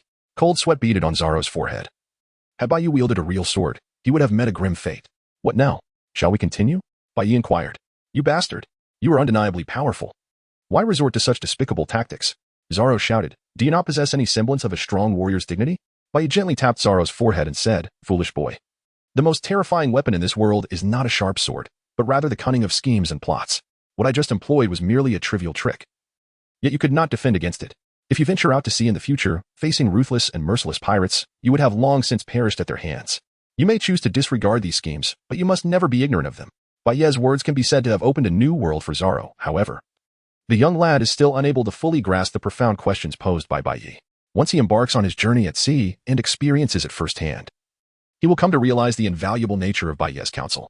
Not far away, King Shiro observes Zoro and his daughter with a gentle and benevolent expression, suggesting that Bai Yi is indeed a commendable manner. Sooner or later, Zoro will comprehend these words. Suddenly, Bai Yi inquired, What do you two feel about each other? Both children looked at him in confusion, unsure of the reason behind his question. Then, Bai Yi whispered, I heard from Mr. King Shiro that he wishes to betroth his daughter to you, my boy, so I was curious. King Shiro's face darkened. Such matters should not be discussed with children. You must be doing this on purpose. Indeed, the faces of the 2 young ones flushed crimson, akin to ripe apples. For children not yet 10 years old, the notion of marriage felt exceedingly distant and utterly embarrassing. Dad is such a big fool, Guena exclaimed, her face aflame as she dashed away. Bai Yi exhibited an air of indifference, addressing Zoro with a casual inquiry. What are you standing here for? Shouldn't you be on your way? Thus, a flicker of emotion stirred within the youth as he gazed at the receding figure of Kuina, his eyes reflecting a hint of bewilderment. The following day, after finishing his breakfast, Gung Shiro instructed his disciples to prepare for their morning lessons. He then turned to Bai Yi and remarked, Mr. Navy, you haven't had the opportunity to explore our Frost Moon village yet. I would like Zoro and Kuina to accompany you for a tour of the village, allowing you to enjoy your time here a bit longer. Moreover, please assist me in keeping an eye on the children. Bai Yi's nerves were quite sensitive. He couldn't shake the feeling that Gung Silang's words contained an unsettling undertone, as if some significant matter were being concealed from him. Well, of course, Bai Yi declared. Regardless of the circumstances, the other party has assisted me, and harboring excessive suspicion would be ill-advised. Come along, Zoro, Kuina.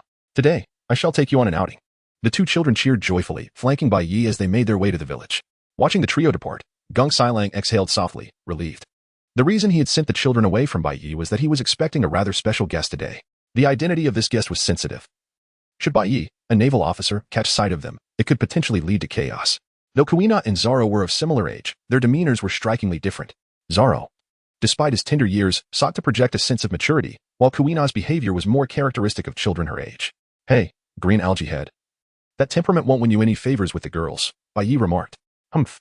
As if you understand girls so well. Do you even have someone you like? Zoro retorted disdainfully. In the depths of Bai Ye's mind, he instinctively recalled Robin's smile, nodding with a faint smile. I suppose there is. He then asked, so, to what extent has your relationship developed?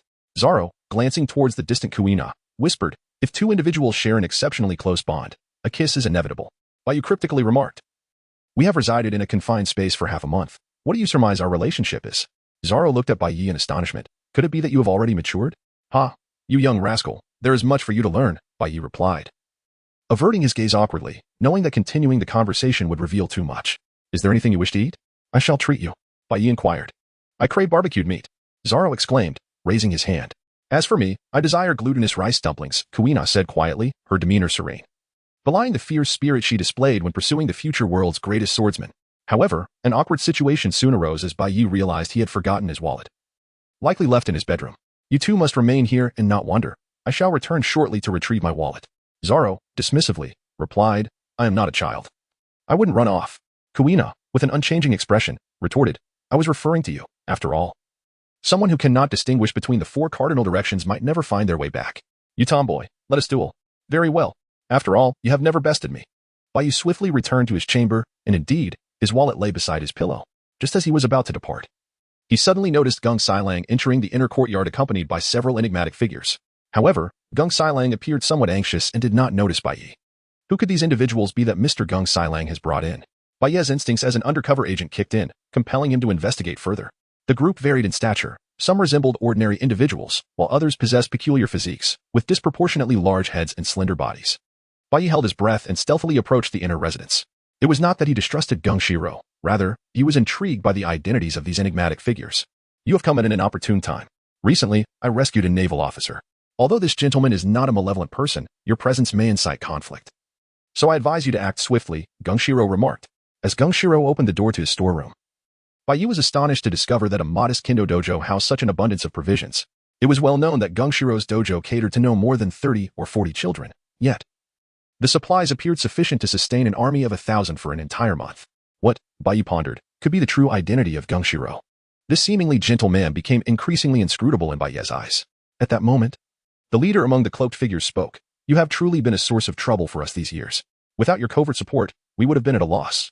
That voice sounded so familiar. In the pale twilight, Bai Yi exerted a slight pressure with his fingers, dislodging a stone from the wall, which emitted a barely audible sound. Who goes there? A voice, belonging to a figure with an oversized head and a slender body, suddenly bellowed, the tone ambiguous and unsettling. Oh no, have I been exposed? Witness my transgender fist technique. This androgynous individual, despite their disproportionate physique, moved with astonishing swiftness, appearing before Bai Yi in the blink of an eye. 6 styles of the Navy, shave. What? A Navy personnel? The expression on the androgynous figure's face shifted dramatically. Their head was nearly twice the size of their body. Yet they launched a series of fierce attacks with remarkable speed. The leader of the dark-clad individuals murmured, why does that voice sound so familiar? Is it Bai Yi? At that moment, Bai Yi and the androgynous figure exchanged a blow, sending the latter tumbling through the air like a deflated balloon, crashing onto the ground. Cough, cough, cough. Dragon, be cautious. This fellow is no ordinary adversary. The androgynous figure hastily regained their footing, shielding their leader. King Shiro quickly intervened, urging, everyone, let us remain calm. We can discuss this without resorting to violence. Bai Yi, facing the leader of the black-clad men, quipped, I thought it was someone important. Turns out it's you, my brother. Huh? Brother? The half-human turned to look at Monkey D. Dragon. A broad smile adorned Dragon's face as he wrapped an arm around Bai Yi's shoulders. This twist seemed utterly unnatural. Both Gung Shiro and the half-human were bewildered. Ahem, allow me to introduce, this is Kukulin D. Bai Yi. Currently the head of the Revolutionary Army's Intelligence Department, presently undercover within the Navy, Monkey D. Dragon proclaimed. Undercover? Gung Shiro and the half-human gasped in astonishment. Brother. When did I become the head of the Revolutionary Army's Intelligence Department? I was completely unaware. Bai Yi whispered. Forget about that. I'll ensure your salary gets a raise. Dragon replied discreetly. However, you've recently gained quite a reputation in the underground world. Are you aware of that? Huh? Gain a reputation? Bai Yi responded, bewildered. I'm not a pop idol. Why would I be famous? Dragon retrieved a dossier from his pocket, and upon Bai Yi's glance, he felt a chill run down his spine. Although the Revolutionary Army could not yet confront the world government directly, it boasted a formidable intelligence network. Thus, when Doflamingo ordered a manhunt for Bai Yi, they had already been alerted. What is this? Tied with Jack? Toying with Doflamingo and Kaido? Even the Marine Admiral Akainu and the Marine Hero Garb hold you in high regard. Are you certain this refers to me? Bai Yi scoffed, fully aware of his own limitations. Should Doflamingo or Kaido truly come after him, it would spell his end. Dragon, relaxed, remarked, fortunately. We didn't include the part about you not killing the celestial dragons. Otherwise, you would be the fifth emperor of the seas. Despite Bai Ye's rampant sarcasm, the most perplexed individual was Geng Shiro. He had initially feared a clash between the two factions, but it now appeared he had overthought. These two groups were indeed allies. This seemingly impressive young Navy officer was, in fact, a member of the Revolutionary Army, and it seemed he had a cordial relationship with Dragon. Moreover, had he just overheard something monumental? Killing celestial dragons? Such an event had not occurred in years. Could it be related to what transpired in the Sabaody archipelago? Wait a moment. The newspapers previously reported that it was the Revolutionary Army that killed the celestial dragons. Geng Shiro's mind was in a whirl. We came here primarily to address the food crisis. Although several nations have been liberated, food remains a pressing issue. Mr. Geng Shiro has been instrumental in helping us gather supplies, Monkey D. Dragon expressed his gratitude. Not at all. I am merely doing what I can. It's not as impressive as you claim, Geng Shiro quickly responded, then turned to Bai Yi, Navy officer, though I realize this question may be inappropriate at this moment. What about the children? Bai Yi instinctively struck his forehead. I left those two children on the street. I shall return at once. You may continue your conversation leisurely. With that, he hastily grabbed his wallet and departed. Little did he know. Geng Sarong observed Bai Ye's retreating figure and nodded slightly. Although he was still quite young, he was indeed a reliable child. Monkey D. Dragon also watched Bai Yi leave, recalling the previous incident in Dressrosa, where through underhanded dealings, the Revolutionary Army gained significant advancement, leaving outsiders oblivious to the true beneficiaries of the situation. Doflamingo suffered substantial equipment losses, while Big Mom incurred a hefty financial setback. Ultimately, all those resources ended up in the hands of the Revolutionary Army. Now, hurry and unload the provisions, lest the night brings unforeseen troubles, Geng Sarong urged. Upon Bai Ye's return to the marketplace, he discovered Zaro sitting sulkily nearby, his face bruised and battered. Beside him, Kuina resembled a triumphant lioness, selecting her spoils. It was evident that during Bai Ye's absence, Zaro and Kuina had engaged in a fierce altercation, and once again, Zaro had come off worse. Chapter 60. A narrow escape indeed. In this world, the only ones capable of overcoming the future world's greatest swordsmen were Nami and Kuina. Allow me to treat you. What would you like to eat? Bai Yi feigned ignorance of Zaro's injuries, recognizing that a boy's pride was particularly fragile at this moment. I want meat. Zaro replied without lifting his head. Very well, meat it is. Kuina chimed in. Thus, as Zaro returned to the dojo, his face marred by wounds, Geng Sarong could not help but burst into laughter, fully aware that his beloved apprentice had once again been bested by his daughter. Bai Yi cast a glance at Geng Sailang, gently blinking his eyes, inquiring whether the revolutionary forces had withdrawn. Geng Sailang subtly nodded, indicating that Long and the others had departed. Mr. Geng Sailang, I truly appreciate your assistance during this period. My injuries have nearly healed. It is time for me to return to my duties in the Navy, Bai Yi stated, implying that he was ready to resume his undercover life. Geng Sailang offered a faint smile. You are indeed a dependable individual. Please ensure your safety, and should you encounter any difficulties, do not hesitate to seek my help. I possess considerable confidence in my swordsmanship. Bai Yi nodded. Only Zaro felt quite displeased. After finishing their meal, he sought out Kuina in private. Kuina, we have always sparred with wooden swords. Dare you to face me with a real blade? Zaro called out. Kuina glanced at him from the corner of her eye. Do you even possess a real sword? This question made Zaro's face flush. Indeed. He was currently living and eating at the dojo without a single penny to his name. How could he possibly own a real sword? Tonight, in the grove where we usually duel, I will definitely procure a genuine blade, Zaro declared. If he could not defeat this girl before him, what right did he have to aspire to be the world's greatest swordsman? What right did he have to challenge the man known as Hawkeye? Kuina nodded, replying, very well. But you must find a good sword. She then turned and walked away.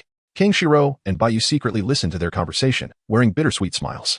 This must be what they call a pair of joyful rivals, Bai Yi remarked. King Shiro's smile grew increasingly bittersweet. My daughter is far too competitive. In time, she will realize that her progress cannot keep pace with Zaro's. She may even find herself left behind.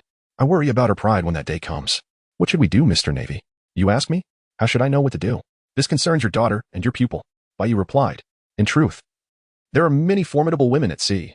I have heard that even the 7 warlords of the sea include females, Bai Yi continued. As a father, all I desire is for my daughter to live a peaceful life, free from dangerous affairs. That alone is sufficient, King Shiro stated. Fully aware of the perils that lurk upon these waters, especially for a girl. Mr. King Shiro, I believe I can comprehend your thoughts, but as parents, we ought to respect our children's aspirations. If Kuina truly wishes to become a world-renowned swordsman, she should strive towards that goal, at least ensuring she has no regrets in life. Bai Yi spoke softly. King Shiro fell into a brief silence, acknowledging that his approach towards his daughter was somewhat extreme. Yet he sincerely wished to shield her from harm. Recently, while undercover within the Dakihote family, I learned a profound truth. Only absolute strength can render one immune to so-called dangers. Otherwise, how can one be certain that the East Blue will remain peaceful? What if one day a powerful pirate were to invade? At that time, Kuina should at least be able to wield a weapon and defend herself. Rather than feeling utterly helpless, Bai Yi said. King Shiro could only smile wryly and nod. Let me ponder this for a while. Zoro was still contemplating where to find a good sword when, suddenly, a blade flew towards him, attached to its scabbard. He quickly extended his hands to catch it. This sword is said to be the treasure blade Shizumaru from Wano, temporarily lent to you. By the way, this blade is exceptionally sharp. So do take care not to injure anyone, Bai Yi advised. Zoro slowly drew the Shizumaru from its sheath, revealing a blade of dark purple hue. Its shimmering patterns faintly visible. Even a young boy like Zoro could instantly recognize that this sword was undoubtedly a rare treasure. Splendid. With this sword. Tonight I shall surely triumph over Kuina. The silvery moonlight cascades over the bamboo grove, casting dappled shadows upon the ground. Two children, approximately 10 years of age, stand about 3 meters apart, each wielding a samurai sword. Kuina slowly draws her blade from its sheath, beneath the argent glow of the moon. The blade resembles a pool of moonlight, exhibiting an almost translucent pearlescent hue. This renowned sword, known as Wado Ikamanji, is indeed the prized possession of Gung Shiro, and it has been surreptitiously taken by his own daughter this very night. Zoro, too, unsheathes his shusui, which, in stark contrast to the gentle Wado Ikamanji, emanates an eerie, malevolent aura under the moonlight. Tonight, I shall compel you to concede. Kuina declares as she swiftly executes a perfectly orthodox technique. Zoro, unwilling to yield, meets her attack with equal fervor. Upon the clash of their blades, Kuina is momentarily pushed back by Zoro's immense strength. Yet her fierce competitive spirit drives her to hold her ground, gritting her teeth. The weight of a real sword is vastly different from that of a wooden one. While Kuina's swordsmanship is typically agile, the heft of the genuine blade renders her intricate maneuvers cumbersome and sluggish. In contrast, Zoro's advantage in strength as a boy becomes increasingly apparent. Moreover, throughout the entirety of One Piece, the essence of combat transcends mere techniques. Foundational attributes overshadow these flamboyant displays of skill. Much like Mihawk, who can effortlessly cleave mountains, shatter meteors, and dismantle dozens of ships with a mere stroke. Such formidable power renders any ostentatious technique utterly inconsequential. For the first time, Zoro distinctly feels he has the upper hand over Kuina. An exhilaration courses through him as his strikes quicken. Initially, Kuina manages to fend off his attacks, but soon she finds herself overwhelmed, her arms trembling with pain. Struggling to maintain her grip on the sword. With a resounding clang of metal, Kuina emits a startled cry. Her footing falters unexpectedly, and Zoro's blade sends her sword flying from her grasp. Alarmed, Zoro swiftly retracts his weapon to avoid injuring her. I won. I actually defeated this tomboy, Zoro exclaims, nearly leaping with joy. Yet, as he prepares to boast, he notices Kuina clutching her left ankle, clearly having twisted it during their spar. Kuina, are you all right? Zoro asks with concern. I'm fine. Just leave me alone. Kuina snaps, shaking off his hand, her head bowed as she limps away, leaving Zoro behind, bewildered. Serves him right to be single for life. Bai Yi appeared behind Zoro without him noticing and gently patted his shoulder, asking, why are you staring blankly? Hurry up and chase after her. Yet, her expression was far from anger. It was sorrowful. At this moment, it was imperative to comfort her. Hurry, hurry, hurry. Bai Yi was deeply concerned for this young man. Zoro hastily pursued, only to find Kuina in distress, striking her ankle in frustration. Kuina, are you all right? He asked, visibly at a loss. Kuina kept her head lowered, and upon seeing Zoro, she bowed her head even further. Please don't be upset. Today might just be an accident. Did you not sleep well last night? I've lost to you plenty of times before. It's perfectly fine. Zoro murmured softly. Kuina raised her gaze slightly, and Zoro was taken aback to see her cheeks stained with tears. This only added to his confusion. I'm not blaming you, Zoro stammered. But Kuina did not voice the unspoken words that lingered. Being slightly older, she understood much more, aware of her father's objections to her sword training. However, she whispered, is it truly impossible for a girl to become a swordsman? In terms of strength, I am evidently inferior to you, and my body is developing rapidly. Both children flushed at this point. Perhaps I might become a burden in the future, Kuina added quietly. They fell into silence for a moment, and then Kuina continued, Zoro, what are your dreams? I want to become the world's greatest swordsman, Zoro declared passionately. And you, what do you aspire to be? I want to be the world's greatest female swordsman, to prove that girls are no less capable than boys, Kuina asserted, determination etched on her face. Once I grow a bit more, I wish to join the Navy to hone my strength through real combat. All right, then I shall become a pirate hunter, Zoro replied. Thus, the two children inadvertently set their life goals, and they dashed off in opposite directions. Will you not stay a few more days, Navy officer? Kenshiro asked, glancing at Bai Yi with a hint of reluctance as she prepared to leave. The past few days with Bai Yi assisting him with the children had significantly alleviated his stress. I have tasks to attend to at the Navy. I have already delayed my work for too long, Bai Yi replied. King Shiro understood all too well what that entailed. In that case, I shall not hinder you. Kuina, I have prepared a gift for you. It's in the attic. Please fetch it for me, he instructed his daughter. Kuina walked slowly, making an effort to hide her injured left foot, deliberately forcing herself to ascend the stairs. The gift must be this box, she thought, noticing a beautifully wrapped package on the table before carrying it downstairs. However, her left foot was more severely injured than she had anticipated. As she took her first step down the staircase, the weight of her body bore down on her left foot, sending a jolt of pain through her. She let out a sharp cry, instinctively leaning forward and tumbled down the stairs. This scene was witnessed by King Shiro and Bai Yi, who were horrified. If left unchecked, Kuina would land on her neck, and the impact could prove fatal for her delicate frame. King Shiro rushed to save his daughter but was too late. In that critical moment, Bai Yi swiftly drew her sword, executing a precise strike that lodged it into the fabric of Kuina's shoulder, halting her descent. Kuina! King Shiro finally reacted, rushing to his daughter's side. Kuina was drenched in cold sweat, still unaware of how close she had come to death. Are you hurt anywhere? King Shiro asked anxiously, checking her over. Fortunately, aside from her injured left foot and a cut on her right shoulder from Bai Yi's blade, she had no other injuries. Mr. Bai Yi, I cannot express my gratitude enough. Should you ever need my assistance in the future, I will go through fire and water for you, King Shiro declared. Profoundly moved, Bai Yi wiped the cold sweat from his forehead, astonished by the precision of his strike. Guena recounted the recent events, while King Shiro inwardly chastised himself for his negligence, having failed to notice his daughter's injured ankle. After ensuring his daughter was settled, King Shiro continued to bid farewell to Bai Yi, never imagining that his initial act of assistance to Bai Yi would ultimately save his daughter's life. Perhaps this was what they called karma. As fellow comrades, such deeds were expected. By the way, Zaro, I have a gift for you, Bai Yi remarked. Zaro paused, his eyes widening as Bai Yi tossed the Shuzamar into his arms. This blade is yours. Wait, this blade is for me? Zaro exclaimed, incredulous at the thought of receiving such a priceless weapon so effortlessly. After all, I have no use for a sword. It would be a waste in my hands. The original owner was a swordsman who aspired to challenge my hawk, yet met his demise at my hands. Just before his death, he expressed a desire for me to take up his challenge against the world's greatest swordsman. However, I lack swordsmanship, making it impossible for me to fulfill that wish. If you truly seek to ascend to the pinnacle of this world, consider this sword an early congratulatory gift from me. Bai Yi affectionately ruffled Zaro's moss-green hair. Mr. Navy, this gift is far too extravagant, King Shiro interjected with a frown. No, it is well-deserved, Bai Yi replied. At that moment, Guena approached, leaning on her cane, and asked Bai Yi, when I grow a bit older, I wish to join the Navy. Would you consider being my instructor? King Shiro nearly choked at his daughter's words. Having just experienced the fear of almost losing her, how could he allow her to join the Navy? Guena, please think this over.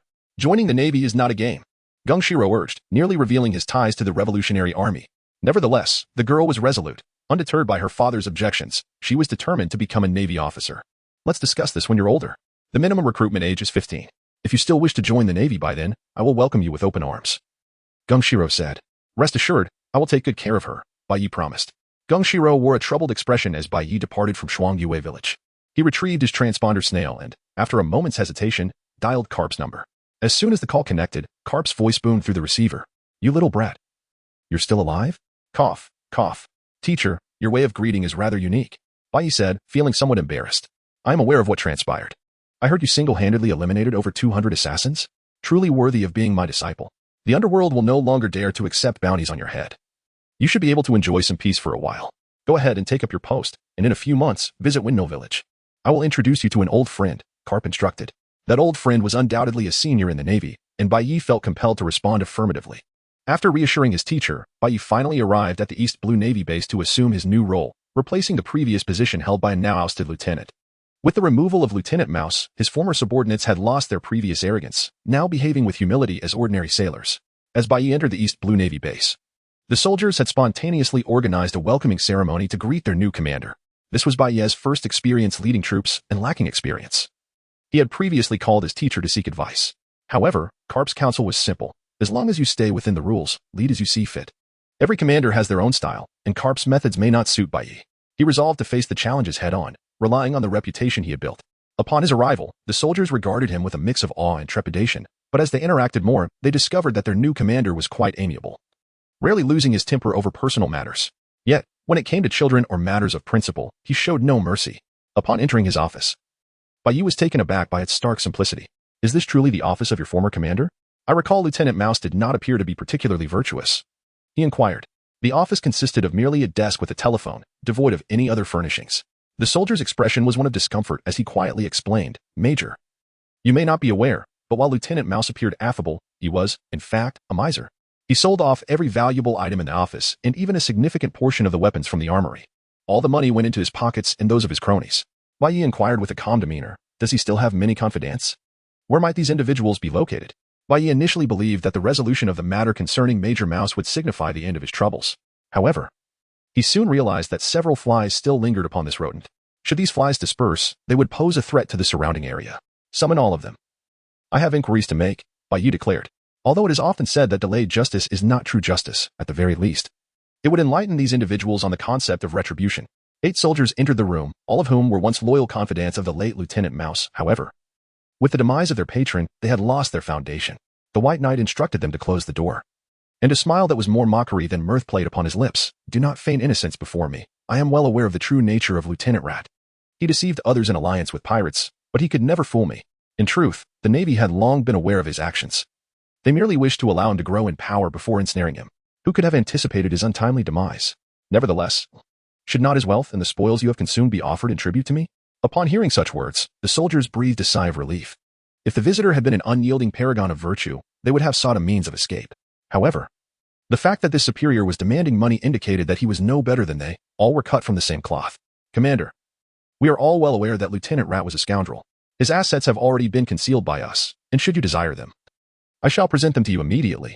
Furthermore, the provisions we previously consumed can also be offered. Of course, our safety. In this world, the concept of entrapment does not exist. Bai Yi initially believed that after a battle of wits and courage with these individuals, they would eventually reveal the truth. To his surprise, upon merely casting a hint, these gullible souls eagerly took the bait. No wonder they are such petty thieves. Well, since you insist, I shall not disregard all semblance of civility. Hand over the gold, silver, and jewels you have amassed over the years, along with the inheritance of Lieutenant Mouse. I assure you, you shall not be shortchanged, Bai Yi remarked with a chilling demeanor. The group, oblivious to the fact that they had fallen into a hunter's snare, foolishly surrendered their treasured loot. Despite their reluctance, they were more convinced that aligning themselves with the new leader would lead to greater rewards. Soon after entering the office, they found themselves confronted by their former comrades, guns aimed at their heads. These scoundrels dared to conspire with pirates behind our backs. Bring them to justice, a furious recruit exclaimed. For most, the purpose of joining the Navy was to uphold their sense of justice. And witnessing such corruption trampled upon by these vermin understandably incited their ire. Oh dear, my apologies. I inadvertently leaked the information, Bai Yi feigned innocence, wearing an infuriatingly smug expression. For the next 15 minutes, feel free to do as you please. I shall take a nap. And kindly awaken me after the time has elapsed. Major, we had an agreement, Major. The 8 soldiers wailed, yet they were encircled by other soldiers. Although these soldiers vented their frustrations through a barrage of blows, they refrained from taking lives, instead binding the 8 and escorting them before Bai Yi.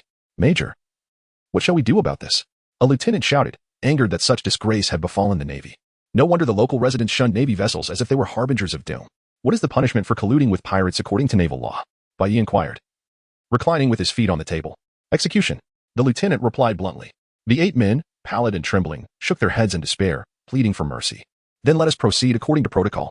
I shall draft the report. Take them away. Bai Yi stated indifferently.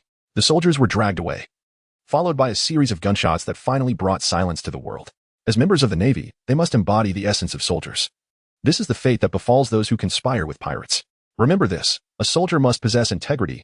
Bai Yi coldly admonished his subordinates. Yes. The more than 300 soldiers of the Naval Division bellowed in unison. Chapter 62. Where are my gold and jewels? Very well, dismissed. Is there any pressing matter during this period? Bai Yi inquired. He had been absent for 9 months, likely due to the leniency afforded him by his mentor, Carp, during which time his salary had been consistently dispersed. No, sir. The seas have been remarkably calm, with no significant tasks at hand, a lieutenant replied. Very well. You may leave, Bai Yi concluded. Bai Yi returned to his office, gently closing his eyes. In 20 months, he would return to the Revolutionary Army, no longer needing to live as an undercover agent. It seemed that this naval base was not far from Cocoa Village. If time permitted, he would visit Nami and Belmere. Life must be quite challenging for Belmere as a single mother. Next time, he resolved to bring more gifts. Lost in thought, Bai Yi gradually drifted into slumber. At that very moment, a fearsome pirate crew was rising over the vast sea. In a distant corner of the East Blue, a pirate ship sailed forth. Typically, the sight of a pirate flag instills dread in ordinary folk, yet this particular flag was strikingly comical. The reason was evident. The skull on the flag sported an enormous red nose, reminiscent of a jester. Beneath this flag stood a man who was the very embodiment of its whimsy. This diminutive figure wore an oversized hat and bore a proud expression, his most notable feature being a large red nose that made him appear as if he had stepped straight from a circus. This man was none other than Buggy the Clown, a former crew member of the legendary Pirate King, Gold, Roger. At present, he reveled in his freedom upon the sea with his crew. His pride was well-founded. Not long ago, he had devised a special type of cannonball, boasting an explosive power exceeding that of ordinary cannonballs by tenfold. He had begun mass production of these projectiles, which he dubbed buggy bombs. My loyal crew, follow your captain and indulge in the freedom of this ocean, he bellowed, laughter echoing around him. His subordinates erupted in cheers. Soon after, they arrived at a village inhabited solely by the elderly, the weak, and women and children. Buggy commanded his underlings to commence their looting. Captain, should we eliminate these people? One crew member inquired. Buggy, infuriated, struck the crew member on the head. Kill, kill, kill. All you think about is killing. If we wipe them out entirely, who will provide us with treasures in the future? Do you understand sustainable development? We shall take their gold and jewels, but leave them enough sustenance to survive. However, half an hour later, each crew member returned empty-handed. Where are the treasures? Where's my gold and silver? Buggy shouted. A seemingly aggrieved pirate replied, Captain, you said to leave them enough supplies to live. These people are already destitute and starving. If we take everything, they will perish within no time. Fuming, Buggy confronted the villagers. Why aren't you laboring diligently? How can you expect wealth if you do not work? How can I rob you if you do not earn? The malnourished villagers replied, the celestial dragons have just taken the gold from the heavens. We can barely survive as it is. You might as well kill us.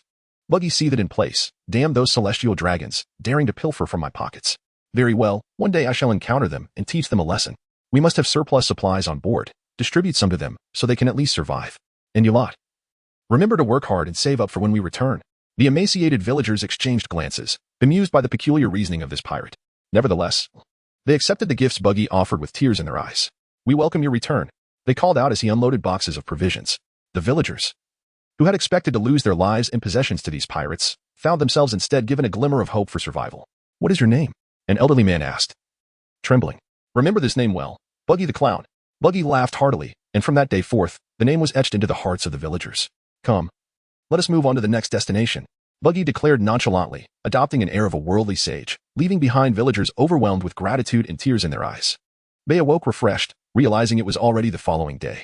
As a naval lieutenant commander, his duties were rather straightforward, to patrol these waters and ensure they remained free from pirate incursions.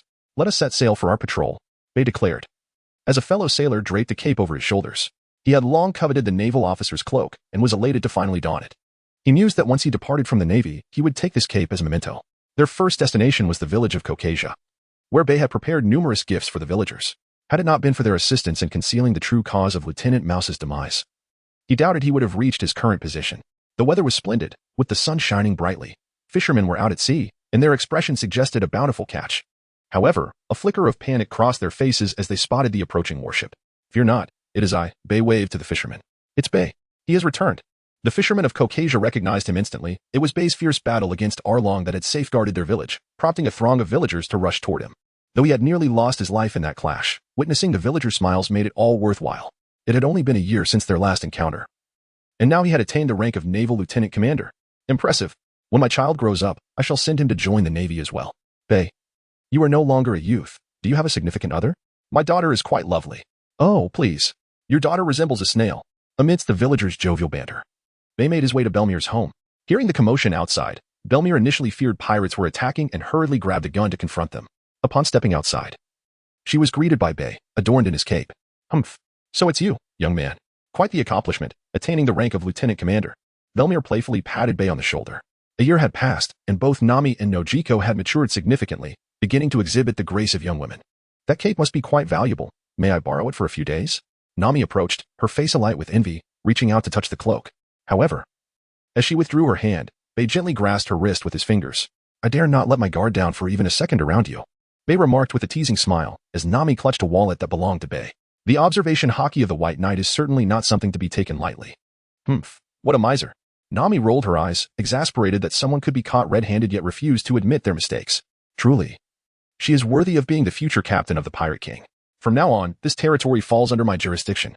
Should anyone encounter difficulties, feel free to approach me, and I shall do my utmost to assist, White Knight declared. Then I shan't hold back. Lend me some money. Nami boldly extended her delicate hand, only for White Knight to playfully swat it away. Smack. Ouch. That hurts. You miser. All right, let us head inside. Belmir ushered White Knight into the room, securely closing the door behind them. Once she ensured they were not being eavesdropped on, she remarked, You've got some nerve, haven't you? Killing a Navy lieutenant right in front of everyone. If we hadn't helped you cover it up, you'd be facing the guillotine by now. Enemies are always fierce upon meeting. What can I do? Worst case, I'll resign and become a pirate. The first thing I'll do as a pirate is raid Kokoyasi village and kidnap both of your precious daughters. White Knight joked lightly. Belmere gave him a sharp rap on the head, scolding him for his audacity. Regardless, you've become the leader of this sea, and the villagers can rest easy. We trust your character, but there have been rumors of several pirates causing trouble at sea lately. You must be cautious, Belmere advised. One of them is named Krieg, and it's said he has amassed a fleet of hundreds.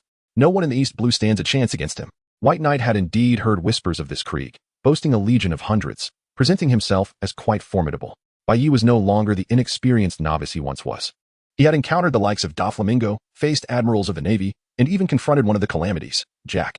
In the presence of such formidable figures, numbers held no significance. Whether one faced hundreds or thousands against Doflamingo, the overwhelming presence of Conqueror's Haki could be counted on but a single hand. I shall keep a watchful eye on him. There is another individual whose reputation is rather peculiar. Despite being a pirate, he has recently garnered considerable acclaim among the common folk of these seas, with some even referring to him as a savior. Belmere remarked, this person's name is Buggy, however. I am unaware of his origins. During my time with the Navy, I had not heard any tales of him. In any case, he is an exceedingly odd character. So exercise utmost caution. A pirate regarded as a savior? Are you certain you are not jesting? Bai Yi inquired, puzzled. That is precisely why I advise you to be vigilant. This individual is rather enigmatic. Belmere insisted. Buggy? Very well. I shall remember that name, Bai Yi responded. Thus, the two concluded their conversation. As Bai Yi departed, the soldier observed the peculiar glances exchanged between the two individuals. Could it be that the commander was fond of those older than himself, perhaps even with children in tow? When he regained his composure, he found Bai Yi coldly fixating on him. Soldier, I have a distinct feeling that you are harboring some impolite thoughts. No, absolutely not, the soldier replied, drenched in cold sweat. All right, let us conclude today's patrol here, Bai Yi declared. Prepare to return. Half an hour later, the jester Buggy joyfully arrived at the village of Kokoja. Lads, today the captain treats. Let us indulge until we are inebriated. Initially, the villagers of Kokoja were quite apprehensive upon seeing these pirates, with Belmere brandishing a firearm as she charged out. However, they soon realized that these children posed no threat. They merely feasted and drank merrily, and they even paid for their merriment. It seems these pirates are not quite what we imagined, Belmere whispered. In the vastness of the ocean, one could encounter all sorts of individuals. Some were dreadfully malevolent, while others appeared to be mere jesters. The jester before them, with his prominently red nose, clearly belonged to the latter category. I have heard that your orange wine is quite renowned. Bring me all the orange wine you have. I am flush with gold, Buggy exclaimed, tossing coins liberally. After distributing provisions to impoverished fishermen on the previous island, they stumbled upon a treasure trove worth billions of berries on another deserted isle. Thus, Buggy and his companions reveled in a carefree existence, though once a crewmate of the Pirate King and having glimpsed the end of the world. Buggy's aspirations were refreshingly simple, to earn a comfortable living and enjoy life to the fullest, disregarding the rest. Belmere, should we summon Bai Yi to handle this? A villager suggested quietly. If they pose no threat to us, let them be. There are far too many pirates in these waters for us to manage, Belmere replied softly. Chapter 63, Fortune-Telling Major. This sea region is remarkably tranquil. The only group that could be deemed a pirate crew is the former dragon pirates, a lieutenant remarked. I have heard whispers of a man known as the Dominant in the East Blue, perhaps named Creek. Do you possess any information about him? Bai Yi inquired. The lieutenant nodded. I have heard tales of this man, but pirates are notoriously elusive, rarely venturing into our jurisdiction. Crossing boundaries seems ill-advised. Indeed, the naval forces across this ocean were numerous, each overseeing their own territory, much like local constables. They tended to their own domains, rarely interfering unless faced with particularly troublesome issues. Please keep an eye out for any pirates by the name of Creek. Should you discover anything, notify me at once. I will ensure he regrets ever setting sail. Bai Yi said, a menacing smile creeping across his face, sending shivers down the spines of his subordinates. These soldiers were largely indifferent, only taking action if someone reported a pirate. Why would anyone risk their lives in these waters otherwise? Over the course of the following month, Bai Yi grew accustomed to his men, understanding their natures. The navy stationed here was hardly elite, so he could not impose too many expectations. The soldiers recognized their leader's demeanor. He appeared amiable, rarely taking offense or acting harshly over personal matters, yet when it came to pirates, he showed no tolerance. The past month had been exceedingly calm, involving leisurely patrols over the sea, occasional visits to Kokoja village, sharing stories, and enjoying drinks, a veritable retirement. Yet, the sea felt almost too peaceful. Remarkably, they had encountered no pirates during this time. Often, Bai Yi found himself idly gazing at the sky, occasionally reminiscing about Robin and wondering how she fared. She must still be alive, he mused. Today was a splendidly sunny day. Bai Yi's assistant was engaged in phone calls, nodding affirmatively. Boss, the high-ranking naval officers from Rogue Town are convening. Should we depart now to arrive by noon tomorrow? The lieutenant inquired. A meeting? What can't they clarify over the phone? Those old men are insufferable. Bai Yi retorted impatiently. Meetings at this hour often devolved into meaningless chatter. distilling the essence usually yielded just a couple of useful statements. Nevertheless, out of respect, he relented. Prepare the warship. We shall depart immediately. The languid lifestyle had begun to feel stifling, and a change of scenery would be invigorating. The sea breeze caressed his face, dispelling the heat of the sun. As he gazed upon the familiar waters, Bai Yi resolved to safeguard the peace of this ocean, no matter what challenges lay ahead. Yet, for now, the seas remained tranquil. Set sail for Rogue Town, Bai Yi commanded, and the warship roared to life. Unbeknownst to him, on the opposite side of the ocean, a pirate ship was also en route to Rogue Town. Captain, why are we heading to Rogue Town? Isn't that where the pirate king Roger met his end? It's known as the town of beginnings and endings, one of his crew members queried. Buggy couldn't help but reminisce about his former captain and his vibrant comrade. Shanks, I left something there that I must retrieve. Buggy's gaze became profoundly contemplative as he lowered his hat's brim, concealing his emotions. In that moment, the jester appeared to embody a deeper, more serious persona. Buggy had never boasted of being a crewmate of Roger. He merely sought a peaceful life devoid of entanglements and grand affairs. Yet, none of that mattered now. The past was behind him. Let us set forth. To Rogue Town. What was it that Buggy yearned to reclaim? Naturally, it was the fleeting essence of his lost youth. The White Knight arrived at Rogue Town ahead of Buggy, as the warship traveled at a swifter pace. With a day remaining until the meeting, after settling his assistant, he strolled leisurely through Rogue Town. This place feels so vibrant. He mused to himself, observing the bustling street filled with people. While indulging in his exploration, he inadvertently collided with someone, causing a slight jolt to his shoulder. Turning his head slightly, he noticed the man who had bumped into him doing the same. The man was clad in a striking white leather outfit, with 2 cigars clenched between his lips, surrounded by a cloud of smoke, clearly revealing his penchant for tobacco. My apologies, kid, the smoker remarked with genuine sincerity, taking a deep drag from one of his cigars. Bai Yi merely found this person rather peculiar and did not regard the matter with much concern. At that moment, a voice from beside him inquired, Hey there, handsome young man over there, would you like to come over for a fortune-telling? If it doesn't prove accurate, it won't cost you a thing. Bai Yi was momentarily taken aback, turning his gaze to behold an elderly woman, approximately in her 50s, who held a crystal ball in her hands and waved at him with an alluring demeanor. The sheer number of absurdities left him momentarily speechless, unsure of how to articulate his incredulity. The cigarette-smoking man scoffed dismissively, exclaiming, a deceitful old hag, before turning on his heel to depart. You insolent brat, halt. Allow me to read your fortune first. The old woman shouted, yet the man did not look back as he continued on his way, sneering as he left. You little rascal, you infuriate me. Do you not comprehend the virtues of respecting the elderly and cherishing the young? The elderly woman stomped her foot in frustration, exasperatedly casting her walking stick to the ground. It was surprising that despite her advanced age, she possessed such a spirited temperament. Bai Yi scrutinized the elderly woman before him. She stood at less than 1 meter in height, a diminutive figure adorned with a pointed wizard's hat. Her cheeks were obscured by dark sunglasses, and her right hand was adorned with an array of rings, reminiscent of a nouveau riche, while in her left hand, she clutched a purple crystal ball. The ring-laden right hand also grasped a staff that was twice her height, exuding an aura of an eccentric fortune-teller. I am the most renowned diviner upon this vast sea. Allow me a glimpse of your visage, and I shall unveil the trajectory of your destiny, the old woman proclaimed as she leaned closer. Madam, I am quite occupied. If you require funds, I could lend you a little, Bai Yi replied, somewhat exasperated, for he had never believed in the powers of clairvoyance. However, the elderly woman's next utterance left him momentarily speechless. If you wish to reunite with your long-lost kin, then sit obediently here and heed my words, she stated with an air of indifference. Bai Yi's entire body trembled. How did this old woman know that he had been separated from his family? What now? Do you finally believe that I am the foremost diviner of the East Sea? Sit here obediently, and allow me to examine your features. The old woman leaned in, gently rubbing Bai Yi's cheek, then her brows knitted tightly together. I wish to know if my lost relatives are still alive, Bai Yi inquired softly. The old woman turned to gaze at the crystal ball in her hands, taking a full minute before she replied, Of course, he is still alive. The two of you have met before, though you did not recognize him. Bai Yi was so elated that he nearly leaped off the ground. Had he truly met his uncle? Why was he unaware of it? Or was this elderly woman merely spouting nonsense? You will certainly meet again, but after your encounter, you may very well become adversaries, the old woman intoned in a chilling voice. Impossible. How could my uncle and I ever become enemies? Bai Yi protested. The two of them were each other's sole companions, the last remaining kin in their world. Betrayal was simply out of the question. Many things in this world are far more complex than you can imagine. Now, let me glimpse the trajectory of your future. For I am a woman intent on securing powerful alliances. The old woman resumed her theatrical incantation, yet her gaze remained fixed upon Bai Yi's face. Bai Yi felt an unsettling aura emanating from the old woman, swallowing hard. How wonderful, she proclaimed. I have glimpsed your future. A glimmer of intensity shone in her eyes as she continued. You shall achieve great success, standing above countless others. However, these accolades are not what you truly desire. Regrettably, you are not the individual I seek. Now, pay up. Bai Yi was taken aback, sensing that he might have been misled. I have one last question. Where can I find my uncle? He inquired. The The time is not yet right, even if I were to point you in the right direction. Various circumstances might prevent you from meeting him. However, I can tell you that your uncle is currently in the north. Now, pay up. The old woman replied. Bai produced 1,000 berries and placed them into the hands of the old woman.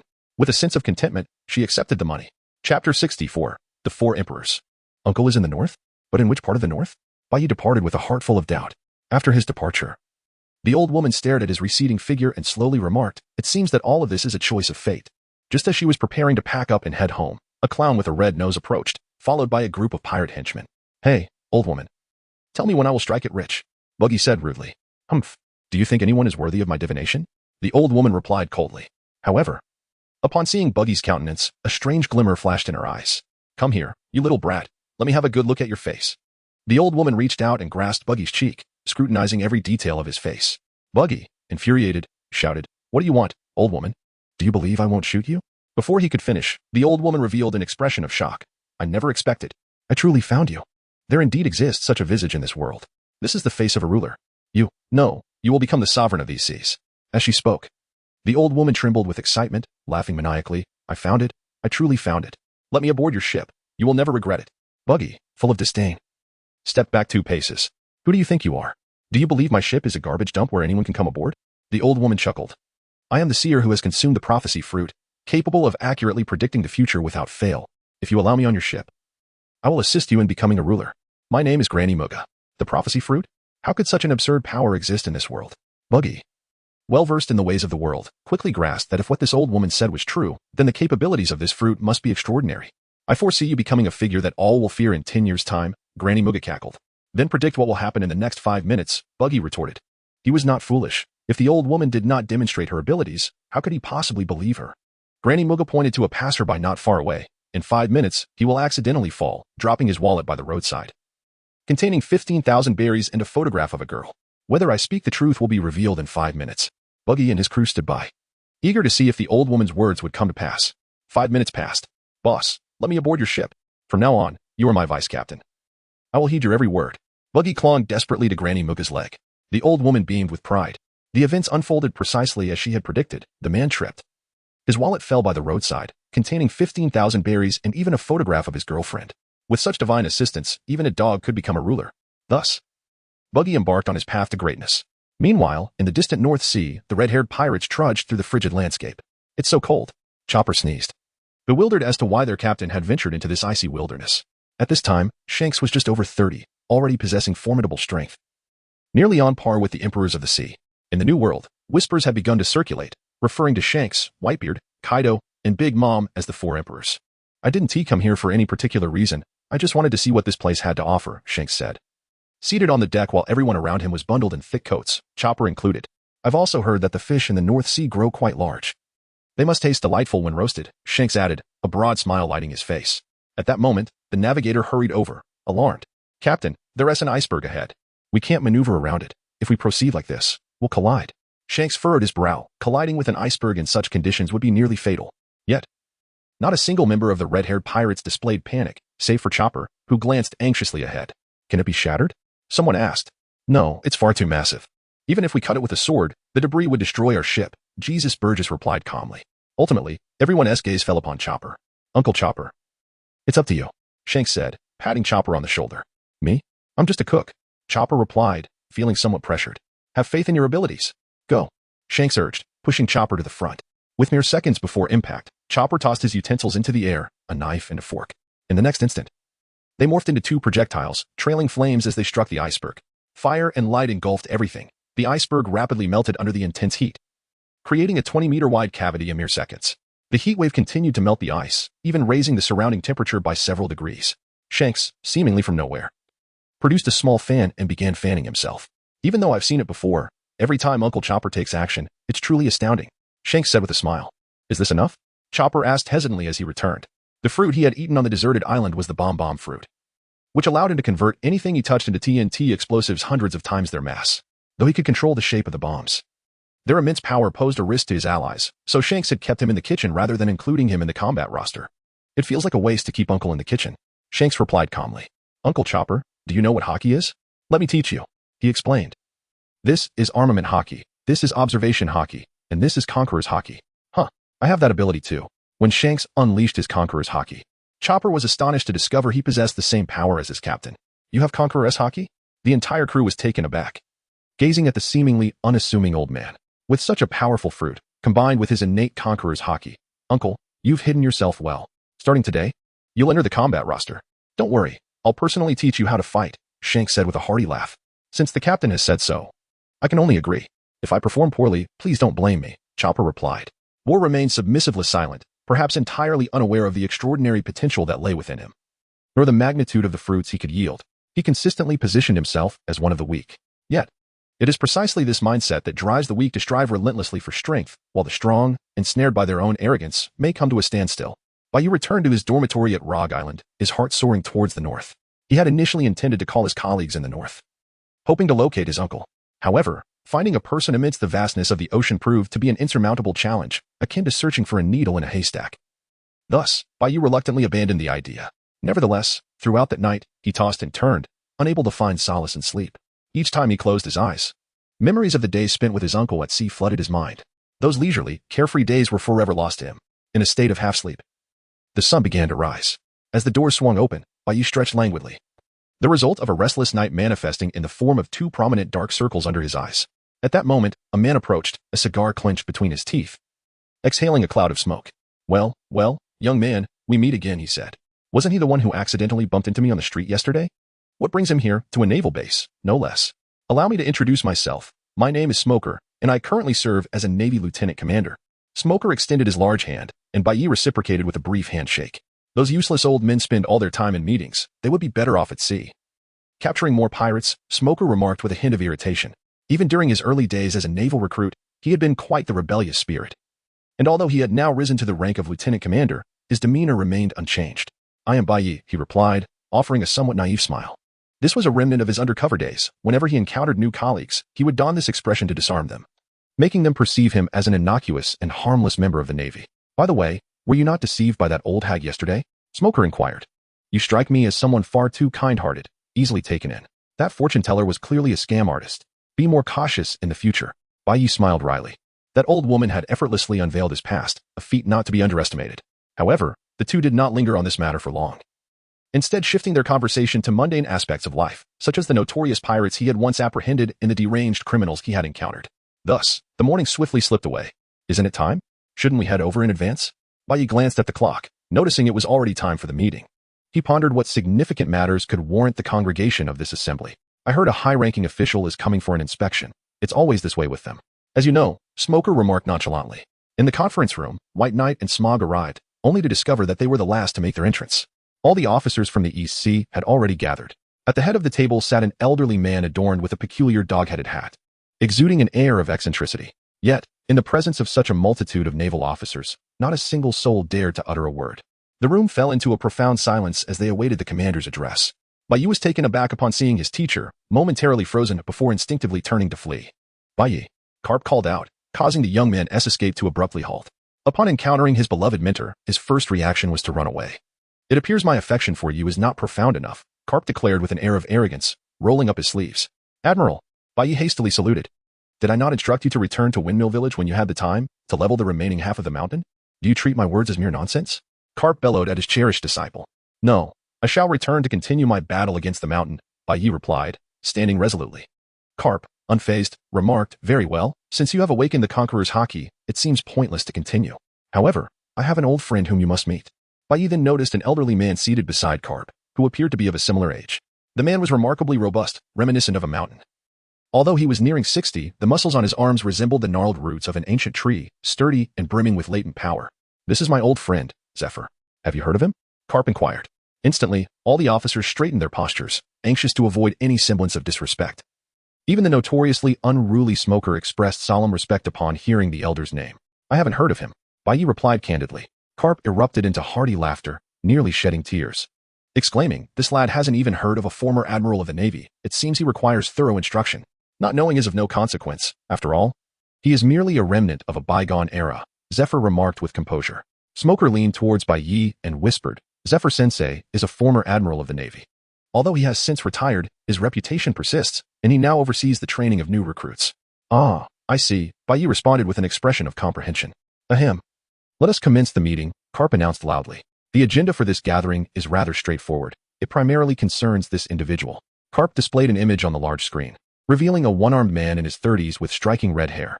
Upon seeing this man, everyone collectively swallowed hard. Karp continued, "This man's name is Shanks, the scoundrel who led my grandson down the path of piracy. From now on, should anyone encounter this rascal, I expect you to strike him with all your might, understood?"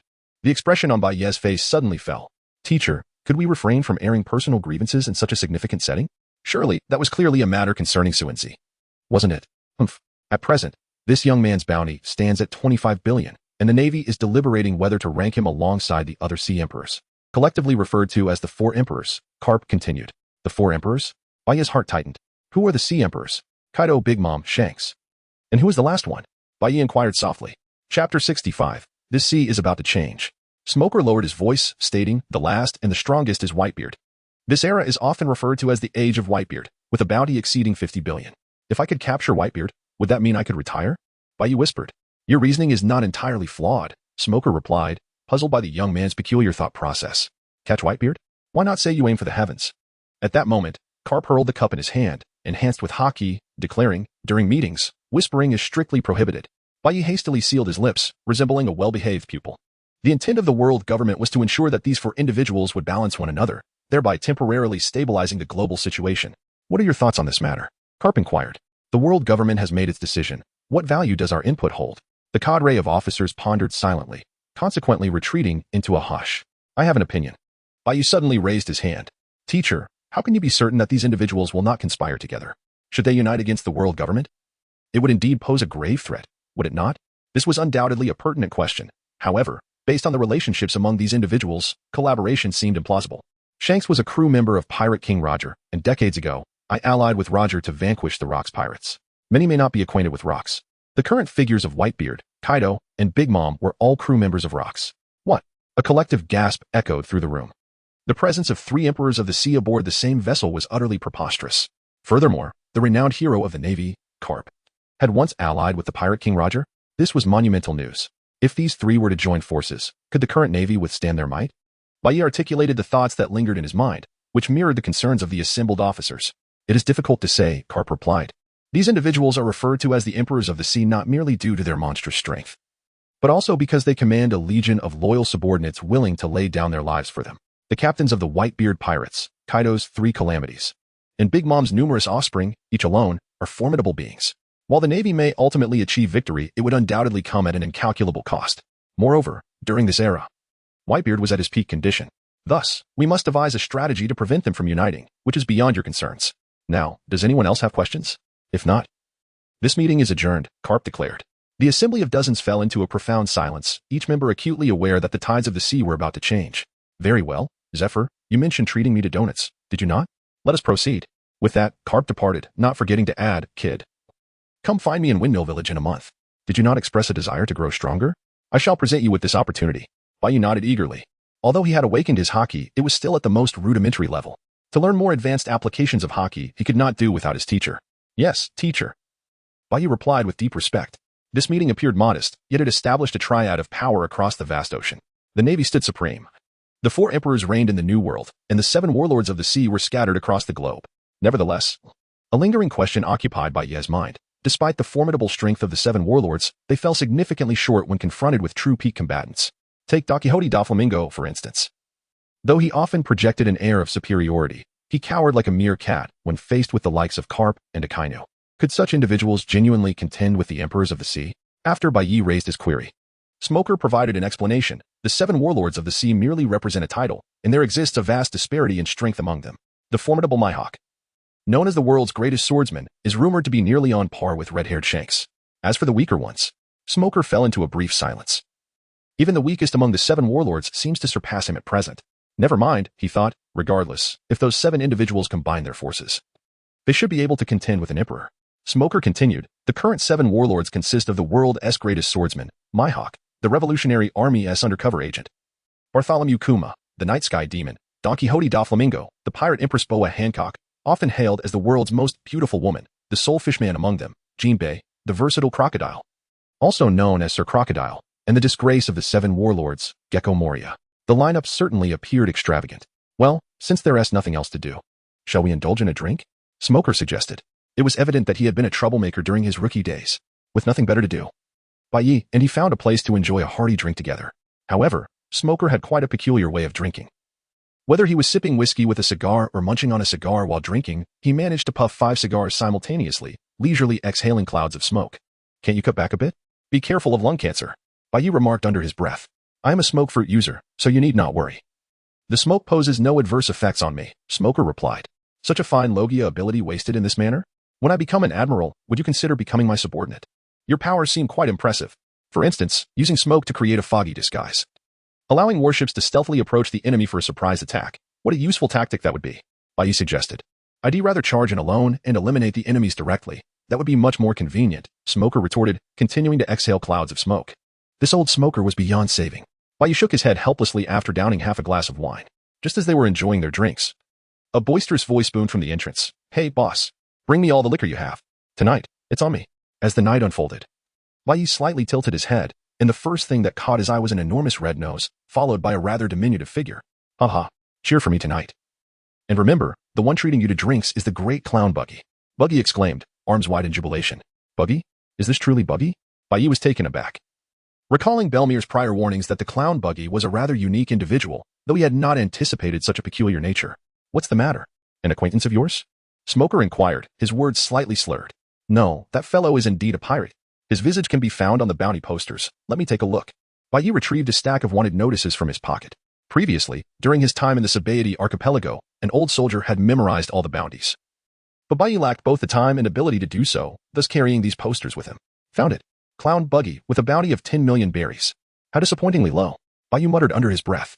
His highest encountered bounty thus far was 1 billion berries, belonging to the notorious Jack the Drought. Humph. Just a small fry. I'll take him down. Smoker, somewhat inebriated, staggered towards Buggy, wielding his weapon, the jit. Are you a pirate? Surrender immediately. I am a Navy officer. Smoker declared dramatically. Buggy paused, taken aback by the mention of the Navy. Glancing at Bai behind Smoker, he burst into laughter. You are but 2, while I have countless brothers. What do you intend to fight me with? Suddenly, Granny Muir, gazing into her crystal ball, exclaimed, Oh no, Buggy, run. Without a moment's hesitation, she sprinted out of the tavern at an astonishing speed, akin to that of a mother leopard. An impressive feat for a woman in her 50s or 60s. Buggy, still bewildered by the unfolding events, found Smoker's jet thrusting toward him. In a split second, Buggy disassembled his body to evade the attack. I told you, the Navy is all brutish. They resort to violence at the slightest disagreement. I merely wished for a drink. And you forced my hand. Buggy brandished a pistol, aiming it at Smoker's chest. However, it was in vain, as a Logia-type devil fruit user. Smoker could only be harmed by sea stone bullets or hockey. Is this your idea of being rude? Smoker's arm transformed into smoke, delivering a powerful punch to Buggy's face. You better surrender peacefully, or else don't blame me for being merciless. Having seen much of the world. Buggy quickly recognized Smoker's Logia abilities, causing a cold sweat to break out. This is it. I'm done for. Buggy thought in panic, realizing he couldn't use hockey. Just as Smoker believed he had the clown cornered, Granny Muir dashed back at an extraordinary speed, shouting, I'm back. Buggy, run. With a wave of her hand. A bucket of seawater soared through the air. All devil fruit users possess an innate aversion to seawater, and Smoker, not wishing to be drenched, transformed into smoke to evade it. Seizing the opportunity, Buggy rolled to his feet and shouted to his subordinates, What are you standing around for? Run. What was once a quaint tavern erupted into chaos as Buggy's crew scattered in all directions. Although Smoker yearned to apprehend them all, he was but one man. You scoundrel. Why are you after me? I've done nothing to provoke you. Buggy yelled at Smoker. Does the Navy require a reason to capture pirates? Especially when your head is worth 20 million. Smoker replied, slightly inebriated. Buggy, knowing full well he stood no chance against a Logia user, turned to flee. Let us meet at the docks. His subordinates nodded in agreement, while Smoker pursued relentlessly, his form shifting into smoke as he closed in on Buggy. This way. This way. Granny Muir shouted, leading Buggy back to their ship. Buggy, worry not. You are destined to be the king of the seas. You shall not fall here. Not against 2 mere Navy officers.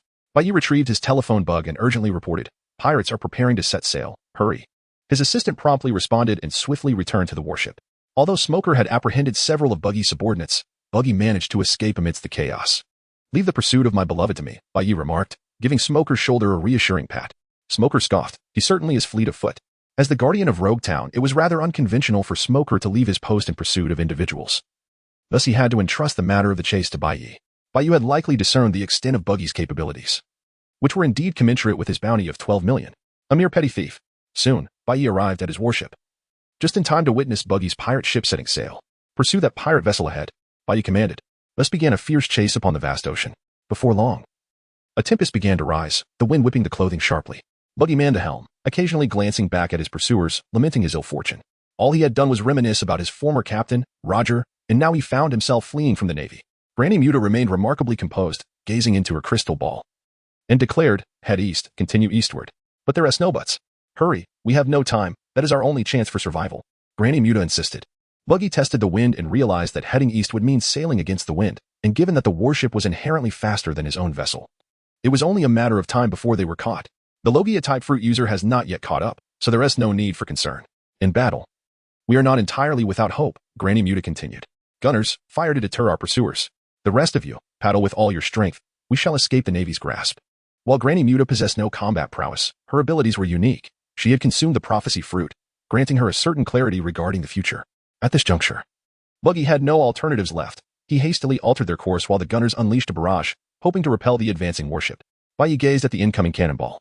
His finger gently raised, and 2 steel beats flew forth, detonating the projectile midair. What kind of monster is this?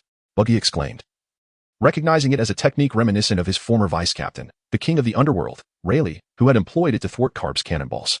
Fire! Target their masts! Buggy commanded with utmost composure. The resounding boom of artillery echoed as several cannonballs were launched. However, the precision of their ears' artillery was woefully inadequate, resulting in all 4 shots missing their mark. Continue the assault. We must capture them.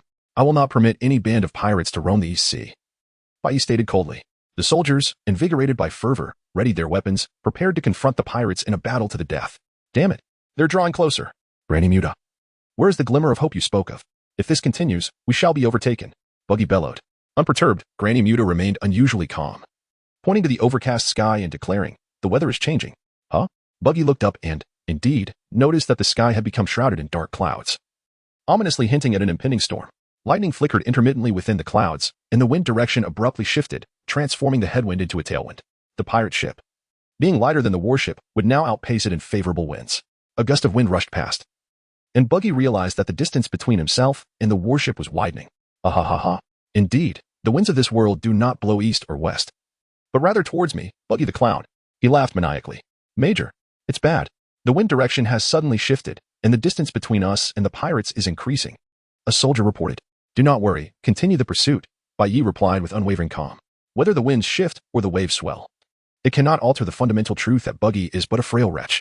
Once I close the distance, no matter the wind's direction, I shall bring him down and grind him into the ground. At that moment, the sky rumbled with thunder, and then the heavens unleashed a torrential downpour. The sea roiled with increasing ferocity, the 2 vessels bobbing like leaves upon the tumultuous waves. Bai suddenly recalled a technique his teacher had once mentioned. He swiftly grabbed a cannonball, exerted all his strength, and hurled it at Buggy's pirate ship. His might was astonishing. The cannonball soared like a shooting star, striking the mast of the pirate vessel with precision. A sharp crack resonated as the mast splintered. Buggy's laughter dissipated, and the ship's speed diminished instantaneously. However, at that moment, the wind shifted once more. The once favorable breeze transformed into a headwind, causing the military ship to slow even further. In contrast, although Buggy's ship had lost its mast, the absence of the wind's force allowed it to surge ahead more rapidly. Isn't this a bit uncanny? It feels as though the very sea is aiding him. Bai murmured. He retrieved a steel ball, taking aim at Buggy's head. If you can evade this strike, I shall fast for 3 days upon my return. Though he had become adept at using the finger gun, he still relied on the steel ball as an aid due to his initial habits. A crisp sound echoed as the steel ball flew, its friction with the air momentarily overpowering the surrounding sound of crashing waves. Almost simultaneously, a gust of wind whisked Buggy's hat away, prompting him to bend down to retrieve it. In that instant, the steel ball zipped past his scalp. Buggy remained blissfully unaware of the attack, merely feeling a chill on his head as his hair flattened like a valley. An assassin? Buggy's nose nearly ran with fear. Had he not coincidentally bent down to pick something up, his head might have exploded. This scoundrel intends to take my life. Someone, bring me Buggy bombs. Let me show these Navy fools what I'm capable of. Buggy seethed, realizing that with the absence of the nature-type ability, he still had a chance. Fire. The pirate ship's cannon was loaded with Buggy's signature bombs, aimed directly at the military vessel. Bai flicked a steel ball lightly, causing the cannonball to explode mid-air. The shockwave from this blast exceeded that of an ordinary bomb by more than tenfold. The tremendous force momentarily halted the military ship's pursuit, with a soldier exclaiming in astonishment. What kind of cannonball is this? Its power is unbelievable. Bai wore a gloomy expression, remaining silent. I refuse to believe that I cannot capture even the slightest pirate today. Full speed ahead. Bai spoke in a low voice. As he said this, he took out a steel ball, aiming for Buggy's head. However, Just as he was about to launch it, a wave obscured Bai Ye's line of sight. A flicker of doubt stirred within Bai Ye's heart. Could this clown, Buggy, possibly be the child of destiny? Ever since he ventured into the sea, it seemed as though the entire ocean conspired to assist this pirate. The waves, the weather, the fierce winds. Had there been even the slightest deviation, Buggy would have long since become a lifeless corpse. Bang, bang, bang. 3 more buggy balls came hurtling toward him. Upon reaching into his pocket, Bai Yi discovered that only 2 steel balls remained in his possession, and a subtle change crossed his expression. Whoosh. In a swift motion, Bai Yi propelled 2 steel balls from his hand, colliding them with an incoming cannonball, resulting in a tremendous explosion midair. Following this, he employed the moonwalk technique to ascend into the sky, deftly kicking the final cannonball into the depths of the ocean. Majesty of the Major, the soldiers exclaimed, their spirits soaring as they witnessed their commanding officer's formidable prowess. Could he be a monster? How is it possible for him to intercept cannonballs barehanded? Buggy gazed in astonishment at Bai Yi from behind. At that moment, Bai Yi had already leaped over, utilizing his moonwalk. Chapter 67, The End of the Road. Fire. Fire. We must not allow him to board the ship, Buggy bellowed. Yet, for Bai Yi, ordinary bullets posed no threat. With a few agile movements, he swiftly reached Buggy's vessel. You are Buggy the Clown, are you not? Do you have any last words? Bai Yi regarded the pirate coldly. You think you possess the powers of a Logia? Attack me, Buggy shouted, and instantly, a deluge of bullets rained down upon Bai Yi. Shave. The figure of White Knight materialized behind Buggy like a specter. Although Buggy currently presents himself as a mere shadow of his former self, he remains a pirate with a bounty of 20 million. Wielding several knives that he hurled at White Knight upon turning around. On the arm of Bai Yi, the armament hockey had already coiled, rendering him impervious to such levels of assault. He reached out and forcefully pressed the face of the clown Buggy against the deck. Ah, it hurts, it hurts. Let go. Let go. Navy, how about we strike a deal? I can offer you a treasure map. Just release me. Buggy cried out. What a foolish dream you're entertaining. As a member of the Navy, how could I possibly conspire with you? Bai Yi replied, his hand firmly pressing against Buggy's face. With your misdeeds upon the sea and your blatant bribery, I wonder how many years you shall spend in Impel Down? Not far away. Old Lady Muga stared intently at her crystal ball, suddenly shouting at Bai Yi. If you wish to see your uncle again, you had better leave obediently. Bai Yi gazed at the elderly woman before him, his expression gravely contemplative, for she remained an enigma he could not decipher. However, it was utterly impossible for her to dismiss me in such a manner. Return to Impel Down obediently. Bai Yi turned, producing his sea-stone handcuffs, intent on binding Buggy. It's over. All of it is over. My dreams. My aspiration to become a wealthy magnate. Buggy cried out, tears and snot streaming down his face. Utterly astonished that before achieving his ambitions, he had been captured and taken to Impel Down. Allow me to utter one final word. Granny Muga shouted at Bai Yi. Bai Yi gazed at the enigmatic Granny Muya, aware that despite her mysterious aura, her combat prowess was utterly negligible, posing no threat to him. Do you have anything further to say? I concede that your words may carry some mystical weight, yet in the face of absolute power, everything crumbles. Bai Yi declared confidently. Perhaps this pirate was merely fortunate, but even the greatest luck must eventually wane. Granny Muya solemnly uttered a cryptic phrase that left Bai Yi bewildered. Time has come. Time has come? Bai Yi's expression was one of confusion, pondering the meaning of her words. However, in the next moment, the significance became abundantly clear. A ferocious tempest erupted upon the sea, swiftly escalating to a staggering force of 13, coalescing into a colossal tornado with a diameter exceeding 5,000 meters. Tons of seawater spiraled skyward, and even the pirate ship was caught in the terrifying natural force, rendered as insignificant as a leaf being swept into the sky. Even Bai Yi began to panic. The surrounding pirates were in utter disarray, crying out in despair as chaos reigned on the deck. Granny Muya clung tightly to the mast, desperately trying to avoid being flung away by the overwhelming tornado, while Bai Yi plunged his hands into the deck to anchor himself. Though his legs were already being lifted skyward by the tornado's fierce pull, leaving him in an upside-down position. Help! I don't want to die. Buggy clung to Bai Yi's leg for dear life, terrified that if he let go, he would be swept into the storm. Why does the East Sea harbor such terrifying natural phenomena? I've been a fisherman for over a decade and have never encountered anything like this. Bai Yi mentally lamented. Yet this was hardly the moment for grievances. The small pirate ship had already been hoisted thousands of meters into the air. The impact upon descent would be catastrophic. How many aboard could possibly survive? The Navy behind them hesitated, daunted by the fearsome tornado, a calamity beyond human resistance. Is the Major all right? A lieutenant murmured. No one replied. Surviving in such conditions would be nothing short of miraculous. The immense tornado persisted for about 5 minutes before gradually weakening, and Bai Yi felt the ship begin to descend. He had never anticipated that a routine pirate capture could turn so perilous, nearly costing him his life. The ocean was breathtakingly beautiful, particularly from a height of 1,000 meters, captivating in its splendor. Yet, Bai Yi had no time to admire the picturesque sea. His sole focus was on survival. Although he had mastered the moonwalk technique, the sheer force of the winds that could lift a ship into the air would easily sweep away a man weighing less than 300 pounds. Bai Yi was certain that if he loosened his grip, he would be whisked away like a leaf. Don't cling to my leg. If you wish to perish, Don't drag me down with you, Bai Yi exclaimed, attempting to dislodge Buggy's desperate grip. However, Buggy summoned an extraordinary will to live. Refusing to let go no matter what Bai Yi said, Bai Yi resolved that as soon as the winds relented slightly, he would utilize the moonwalk to escape the eye of the storm. Yet, he overlooked one crucial detail: they were not the only ones being lifted by the tornado. Countless tons of seawater were also caught in its grasp. As the winds finally began to subside, Bai Yi prepared to leap from the ship, only to be met by a massive wave of water descending from above, crashing down upon him. No matter how formidable Bai Yi was, he could not hope to contend with the forces of nature, especially with Buggy still clinging to him. Boom! Tons of seawater plummeted from the sky, and Bai Yi and Buggy were overwhelmed, plunging into the depths of the ocean. Even Bai Yi's robust physique succumbed to the impact, plunging him into darkness. And he lost consciousness for a brief moment, perhaps half a minute. When he opened his eyes again, the storm still raged above the sea, but remarkably, Buggy's pirate ship remained intact, struggling to move forward. Buggy, regaining consciousness, was initially astonished to find himself alive, erupting in exultation. Haha. I, Buggy, am truly the chosen one. I survived that. Where's that damn navy? One of his subordinates inquired. I haven't seen them. They probably drowned. Suddenly, Bai Yi emerged from the water, springing up like a fish, gasping for air, only to be pushed back under by the relentless waves. Buggy, even if the great ocean ates you, what will it matter? I am the variable. I will not let you escape. Bai Yi shouted. That bastard is still alive. Run. Buggy screamed in alarm. At this point, the crew had dwindled to less than half. Most had been cast into the sea, their fates unknown. Buggy, disregarding everything else, frantically steered the ship forward, and the sailors rowed with all their might. Old woman, our fate rests upon your prophecy. May this place truly free us from that bastard's pursuit. Buggy shouted.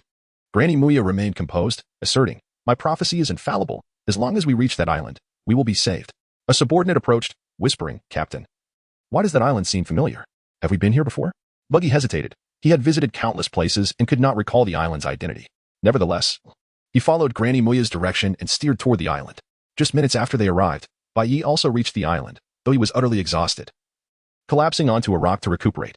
Granny Muya, we have arrived at the island. What should we do next? Buggy inquired. I do not know, Granny Muya replied calmly. The prophecy ends here, yet what I have foretold will surely come to pass, so do not worry. We will be saved. Before she could finish, Bai Yi's voice echoed ominously. If your predictions are so precise, have you foreseen your own fate? Granny Muya peered into her crystal ball and responded. The crystal ball tells me that in 1 second, you will strike me hard.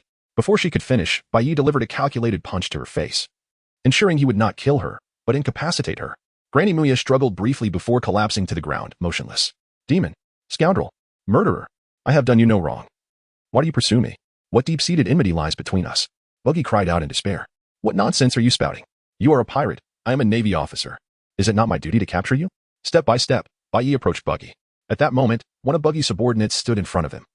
His voice choked with emotion as he declared, Captain, being able to follow you in this lifetime is enough for me to die without regrets. He was swiftly knocked down by Bai Yi with a single punch. Immediately, another subordinate rushed forward. Captain, in this life, I have followed you, and I will die. Before he could finish, he too was sent sprawling by a punch from Bai Yi. Captain, I have followed you in this lifetime. One punch brought him down. Captain, another punch felled him. Thus, by the time Bai Yi reached Buggy, none of Buggy's men remained at his side. He stood alone, trembling as he gazed at Bai Yi. Roger, you deceived me. You told me that the East Sea was the most peaceful and weakest of oceans. Yet this is entirely different from what you said. Tears and snot streamed down Buggy's face. Do you have any final words? Bai Yi fixed his gaze on Buggy, reflecting on how he had nearly perished in the sea while pursuing this pirate. Yet, fortune favored the diligent, and he had finally captured this rogue. Navy. It matters not if I die here, but I must reveal a secret. I was once a crew member of the Pirate King, Roger. So please, convey to the world that the great treasure truly exists. Buggy cried out, as if to bolster his own spirit. Bai Yi, with a stoic expression, remarked, is this your final farewell? Depart this world. The fist of the White Knight was enveloped in the formidable power of Haki. And with the strength capable of leveling a mountain, it should be no challenge to strike down an individual with a single blow. Buggy, already terrified, had shut his eyes. But at that very moment, a melodious voice, as pure and bright as a lark, rang out. Wait a moment. Bai Yi was momentarily taken aback when he spotted a little girl, no more than 5 or 6 years old, approaching him, dressed in remarkably simple attire. She placed her hands defiantly in front of Baki. I won't allow you to harm Lord Baki. The girl appeared exceedingly adorable, her large, expressive eyes sparkling with determination. Yet her frail frame suggested the lingering effects of prolonged malnutrition. Bai Yi's raised fist lingered in the air, as he incredulously inquired, Little sister, do you have any idea who he is? He is a pirate, a ruthless fiend who kills and plunders without remorse. I have captured him to ensure your safety. Why do you seek to obstruct me? At that moment, Bai Yi realized it was not just this young girl who stood against him. A throng of villagers had gathered nearby, their eyes brimming with fear. Yet, resolutely, they positioned themselves before Buggy. Because he is a good person. You are the villain, the young girl declared candidly. Bai Yi was bewildered by her perception. A few days ago, individuals clad like you came to extort money, threatening to kill us if we did not comply. My parents met their demise in such a manner. Yet this big brother shared his food with us, allowing us to survive. The girl gazed unwaveringly at Bai Yi. An elder stepped forward and spoke, Sir, what this child says is true. They are soldiers collecting the celestial gold for the celestial dragons. We are merely fishermen, barely scraping by. The celestial gold is overwhelming, and we cannot possibly pay it. If we fail to gather the required amount, our entire village will face annihilation. After having all our possessions seized, we can no longer endure. However, though Buggy is a pirate, he has generously shared his provisions with us, enabling our survival. I understand that the Navy and pirates are sworn enemies upon the seas. But if you must apprehend him, you shall first have to contend with us. Chapter 68. Zifa the Elder raised his rusted kitchen knife, while others brandished weapons, harpoons, wooden sticks, and stones. Despite the fear reflected in their eyes, the villagers steadfastly shielded Buggy, with not a single person retreating. Buggy gaped in astonishment, yet no sound escaped his lips. He had intended to wait until the fishermen had amassed wealth before robbing them, but he never anticipated that they would regard him as their savior. Boldly stepping forward in such a critical moment, Bai Yi silently gazed at Buggy, perceiving in these individuals a reflection of his former self from a year prior. Despite being an ordinary fisherman, the overwhelming burden imposed by the celestial dragons compelled his uncle to venture into perilous waters for better catches, ultimately leading to the ensuing calamity. The resonance of this shared experience was profoundly intense. Buggy, Belmare remarked that you are a pirate unlike any other. And now I comprehend the distinction that sets you apart from the ordinary brigands, Bai Yi murmured softly. Having spoken, he turned away without a backward glance. He had relinquished hope. Buggy, utterly astonished by the unforeseen consequence of a casual decision made long ago, realized it had inadvertently saved his life. This is marvelous, simply marvelous. I am still alive. Ha ha, Buggy exclaimed, nearly beside himself with joy. The footsteps of Bai Yi abruptly halted, and Buggy's laughter ceased instantaneously. His gaze fixed anxiously upon Bai Yi's silhouette. This is the final moment. Should I encounter you upon the vast ocean again, I shall show no mercy. Who would wish to meet you, anyway? Buggy exclaimed. After Bai Yi finished speaking, he departed without hesitation. The emotions of Bai Yi were quite peculiar. It was his first instance of deliberately sparing a pirate. However, he remained utterly unaware of the formidable individual he had released. Years later, Bai Yi would reflect upon this fierce battle with regret, pondering why he had simply eliminated that scoundrel. At that moment, his transponder snail rang, with his subordinate on the other end. Major, how are you? We saw you being swept into the sky by a tornado and then lost track of you. The lieutenant exclaimed anxiously. I'm fine, but Buggy has escaped. Bai Yi replied with remarkable ease. Initially, he was not adept at deception. Yet following his recent undercover mission within the Don Quixote family, he had become proficient at controlling his expressions and fabricating lies. A strange skill had emerged. It is a relief to hear you are unharmed. I will come to find you immediately. Please report your coordinates, the lieutenant said. Before long, the lieutenant arrived at the small island aboard the warship. Major, it is wonderful to see you safe. The lieutenant breathed a sigh of relief upon seeing Bai Yi unscathed. Bai Yi cast a deep glance at the island behind him and said, Let us depart. There remains much work awaiting my attention. With that, he returned to his station, as if none of the preceding events had transpired. For a period thereafter, Bai Yi's life gradually returned to its regular rhythm, consisting primarily of official duties, exercising, and resting only to awaken and resume his tasks. However, Bai Yi soon discerned that one cannot simply enhance one's haki through rudimentary training. His mentor, Carp, had once articulated that the potency of haki is predominantly manifested in both its quantity and density. The greater the haki one possesses, the more formidable its destructive capacity becomes. Yet, to elevate the level of haki, one need not engage in countless life and death battles. Rather, it is through breaking through the limits of mortality that one achieves advancement. The last encounter between Bai Yi and Yin Wu exemplified this. Had he failed to awaken his armament haki, he would have perished at the hands of Yin Wu. The impetus derived from the specter of death is unparalleled. In such moments, an individual can unleash power that transcends their limits. My teacher instructed me to seek him out in a month. Could it pertain to subsequent training? Bai Yi mused softly. The sea remained as tranquil as ever, with the clown Buggy having vanished without a trace following recent events. Nevertheless, Bai Yi found himself perplexed as to why a pirate would share the treasures they had acquired with others. It would be a considerable time before Bai Yi discovered that this was merely a beautiful misunderstanding. A month swiftly elapsed, and Bai Yi, alone, navigated his small boat to Windmill Village, which continued to bask in its customary peace. The villagers greeted him with cheerful waves. The moment Bai Yi pushed open the door to Luffy's home, he was met by an unexpected assault from Luffy and Ace. You two rascals. Bai Yi gently pinned them to the ground, declaring, Such tactics hold no sway over me. Where is your grandfather? Right behind you. Carp's voice boomed unexpectedly from behind Bai Yi. By the time he turned around, it was too late. A fist enveloped in armament haki struck his face. sending him crashing through the wall and soaring several meters away. Haha. Youngster, your observation hockey still leaves much to be desired. Karp bellowed with laughter. Compared to you, it is indeed lacking. Bai Yi retorted, his expression filled with grievance as he approached. Karp chuckled heartily, patting Bai Yi on the back with such force that it drew a grimace from him. You old rascal, are you taking advantage of me? Using hockey while patting my back, truly, you are a splendid minner. Curse it. If I cannot best the old man, how can I set sail as a pirate? Ace lamented, looking distressed. Once we grow a bit more, we should be able to contend with the old man. Ace replied calmly, seemingly unperturbed by the situation. Karp's expression hardened. Luffy, how many times must I tell you? Becoming a pirate is a futile endeavor. Your future must be that of a distinguished marine. I refuse. I want to be a pirate, and not just any pirate. I'll be the Pirate King. Luffy shouted defiantly. Bai Yi chuckled quietly, inviting you to strike him. Is this not retribution? The grandson of a naval hero is actually set to become a pirate. If this news were to leak, it would undoubtedly provoke much ridicule. Very well, you two may go and amuse yourselves.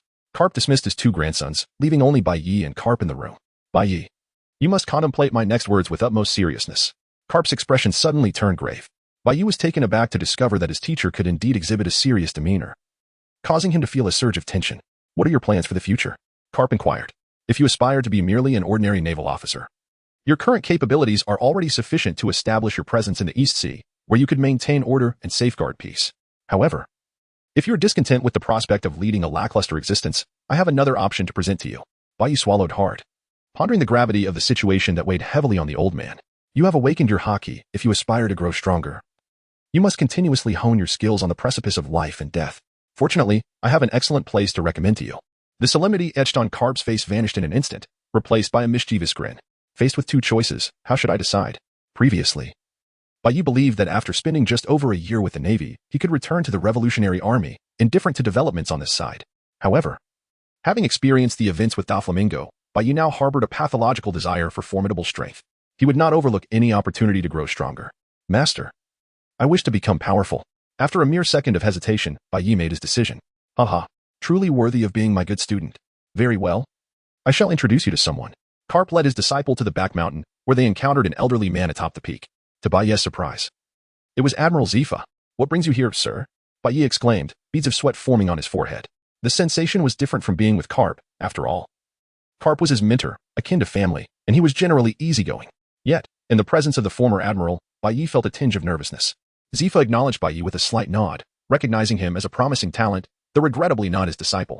Master, I recall that Admiral Zifa is currently responsible for training new recruits. Am I not too experienced to be considered one?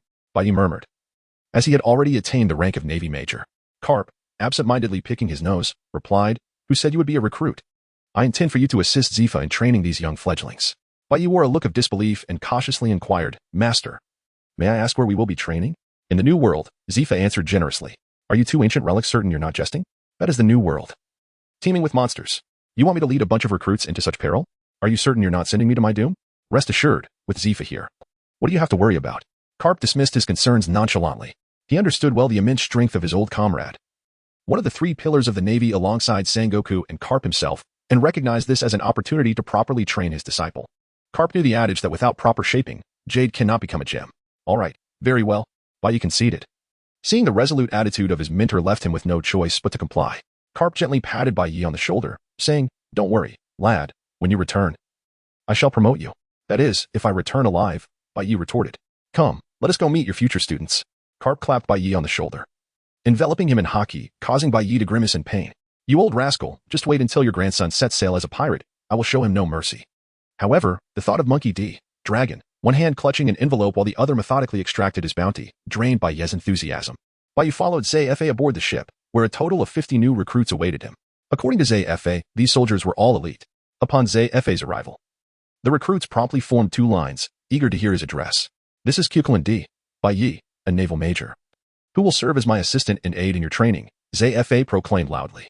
All the new recruits saluted Bai Yi, who reciprocated the gesture. However, he noticed among them a young girl, seemingly no older than 15 or 16, her cheeks still bearing the innocence of youth, yet her gaze was resolute. It appeared he would have his hands full in the days to come. Bai Yi, you are also to be included in the ranks. Remember, in my absence, you are to command all of them. You are different. You have undertaken perilous missions for the Navy and possess extensive combat experience. They must learn from you, Zfa declared with authority. Bai Yi felt a tinge of embarrassment at such praise. After bidding farewell, Bai Yi departed from Windmill Village. Following Zfa into the new world once more, Karp watched Bai Yi recede into the distance, a satisfied smile gracing his face.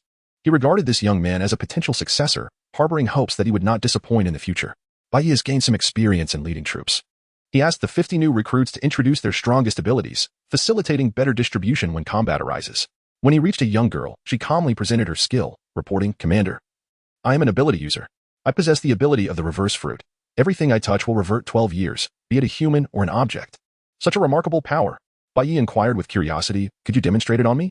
The girl removed her gloves, conjuring a sphere of flame that, in the next moment, pierced through Bai Yi's chest. As the purple flame coursed through his body, the sensation was peculiar, neither painful nor itchy, lacking any burning feeling. Yet, Bai Yi sensed a unique transformation occurring within him. In a fraction of a second, he rapidly shrank to the appearance of a mere 6- or 7-year-old child. "What an extraordinary ability!" Bai Yi exclaimed, astonished by his own form. Instantly, various tactical ideas flooded his mind. If wielded correctly, this power could yield unexpected results. To his surprise, even as a child, Commander Bai Yi was quite adorable. Ein, observing the youthful Bai Yi, playfully pinched his cheek. "Can you revert me back?" Bai Yi asked. Of course. Ein restored Bai Yi to his normal appearance. Such a bizarre ability exists in this world. Chapter 69. Zephyr watched the young ones frolicking without intervening, holding a bottle of wine, his gaze tinged with nostalgia. In his youth, he too had a close-knit group of brothers, but as time marched on, they gradually departed from his life. "Enough of the play. Set sail," Zephyr commanded. Everyone returned to their stations, preparing for departure. "Bai Yi, although you are officially a commander, you should understand your teacher's intent," Zephyr remarked. "Kapu wishes for Bai Yi to grow stronger through rigorous training rather than merely idling in the new world." "I understand, Teacher Zephyr. From now on, consider me a workhorse." "Do not spare me," Bai Yi replied with a grin. Zephyr chuckled. "You said it yourself. Do not go complaining to your teacher later." The group set sail from the East Blue, encountering calm waters without any dangerous incidents. After all, with an admiral and an elite naval major, they could navigate the East Blue with relative ease. Crossing over from Logue Town and traversing Reverse Mountain, the warship arrived at the first half of the Grand Line. At this juncture, Bai Yi expressed his thoughts. "Teacher Zephyr, sending these new recruits directly to the new world might be too much. I believe we should first hone our skills in the initial segment of the Grand Line, and once adequately prepared, we can venture into the new world." It was not that Bai Yi underestimated the new recruits, rather, the Grand Line teamed with formidable foes. While Zephyr was unperturbed, the recruits could find themselves in perilous situations. Zephyr nodded, fully aware of the new world's terrors as a former admiral. "Very well, we shall follow your suggestion. We will train in the initial segment of the Grand Line for the time being, and once we are ready, we will enter the new world." Although the first half of the Grand Line was not as chaotic as the latter half, it still presented various ability users, and caution was paramount. Bai Yi remained vigilant from the moment they entered the Grand Line. "Everyone, I am well aware of your capabilities, which are akin to the weakest of the weak. Therefore, during the forthcoming battles, do not perish. Otherwise, as your commander, I may feel quite disheartened," Bai Yi said with a wry smile, surveying the soldiers. Though they felt a twinge of resentment, they could do little but stand silently and listen. "Ein, you are now the squad leader. If both Zephyr and I are absent, you are responsible for commanding this team," Bai Yi declared. Ein promptly stepped forward and nodded. Zephyr chose not to intervene in these matters, allowing the young ones to manage themselves while he focused on training the soldiers. "As members of the Navy, our duty is to uphold justice and combat piracy. If anyone fears battle, they may leave now. I will not hold it against them. I too felt trepidation during my first experience on the battlefield. However, should anyone turn cowardly in the heat of combat, do not expect me to be lenient." Bai Yi's words were firm, leaving no room for negotiation. The soldiers glanced at their commander, their anxiety palpable. "Before we enter the new world, we will train in the first half of the Grand Line, primarily targeting various pirates to familiarize you with combat." Bai Yi surveyed the tense expressions of the soldiers and continued, "Is there anyone with objections? Now is the time to voice them." Determination filled the soldiers' eyes. Though they might still be inexperienced, each had their path to growth ahead. Bai Yi retrieved the nautical chart, noting that Alabasta lay not far ahead. This nation, composed predominantly of desert, endures perpetual drought and is also the stronghold of Crocodile, one of the 7 warlords of the sea. Despite Crocodile's covert ambitions to seize the nation, he has indeed succeeded in safeguarding the region, vanquishing any pirates daring to pursue the Pluton plan, reducing them to mere grains of sand cast into the desert. Thus, the vicinity is devoid of pirates. "Teacher Zephyr, what have you imparted to them so far?" Bai Yi inquired, casting a glance at the inebriated Zephyr. With a leisurely demeanor, Zephyr replied, "I have only taught them basic combat techniques. They are but a band of rookies." "And what of strategy and tactics?" Bai Yi pressed. "Time has not permitted that. And with merely 50 individuals, delving into strategy is perhaps not the prerogative of novices," Zephyr mused, regarding Bai Yi with curiosity. "Teacher Zephyr, I have an immature suggestion. During my time as an undercover agent within the Don Quixote family, I encountered many formidable foes. Relying solely on our combat prowess against this group would undoubtedly lead to significant casualties for the Navy. I believe it essential to ensure victory while simultaneously minimizing losses. This is the duty of us officers. I understand that the Navy should not fear death, yet we are human, while we may not fear death. We must not sacrifice ourselves in vain, Bai Yi articulated. Zephyr glanced at Bai Yi and suddenly chuckled, young one, with such thoughts. Your future path will undoubtedly extend beyond that of a mere major. Thank you for the compliment, Bai Yi replied with a faint smile. Shall we then seek a pirate crew to hone our skills? Very well. The command shall rest with you. Should we encounter an insurmountable adversary, I shall intervene, Zephyr stated. Taking a swig of his drink. They had previously conducted thorough reconnaissance, possessing intimate knowledge of the pirate crews stationed in the nearby waters. 15 kilometers ahead lies a black-cloaked pirate crew, led by a captain with a bounty of 50 million berries. We will launch a full assault tonight, Bai Yi proclaimed. Glancing at Zephyr, for it was ultimately Zephyr who held the authority aboard the vessel. Zephyr nodded slightly, indicating his agreement with Bai Yi's assessment, prompting the soldiers to mobilize. The captain of the Black Cloak Pirates, known as the Black Cloaked Monster, possesses a bounty of 50 million berries and is a mere human with extraordinary strength. A rather exaggerated feat. However, these details are not of paramount importance. Bai Yi unfurled a flat map, pointing to a dark spot. This location is the fortress of the Black Cloak Pirates, virtually impregnable. A direct assault would be nearly impossible, and they boast around 500 members, 10 times our number. The new recruits, upon hearing this, displayed expressions of shock. The prospect of engaging an enemy with such overwhelming numbers was almost unfathomable. Thus, devising a strategy to secure victory with zero casualties became paramount. Bai Yi struck the map with his pointer. Whoever possesses an idea, let it be boldly expressed. In a short span, the soldiers began to voice their suggestions. Some proposed requesting reinforcements, others suggested bluffing, and a few even spoke of poisoning the enemy's provisions. Their diverse ideas invigorated Bai Yi's perspective. Your thoughts are commendable, yet a pressing question arises. How do we implement them? Bai Yi's words silenced the room. Indeed. The enemy's fortress was fortified, and their defenses would be formidable. Even if poison were to be introduced, how could one ensure the enemy ingested unwittingly? All fell into deep contemplation. At this juncture, Zephyr, who had remained silent, spoke. I did not anticipate that my upright disciple would cultivate such unscrupulous tactics against foes. This truly broadens my horizons. Your approach bears resemblance to that of Sakazuki. Thank you, Teacher Zephyr, for the praise. Yet I must reiterate. Who possesses the means to infiltrate the stronghold? Bai Yi scrutinized his students, each of whom bowed their heads, for the task at hand was perilously dangerous. With the potential for grave consequences lurking at every turn, Bai Yi coughed lightly, signaling that it was time for him to show off and perform. The plan was set for tomorrow night, where he and Ein would infiltrate the enemy's stronghold and coordinate the opening of the gates. The remaining command would be entrusted to Teacher Zifa, Bai Yi declared. Zifa looked at Bai Yi with curiosity. He understood that Bai Yi was not a power wielder.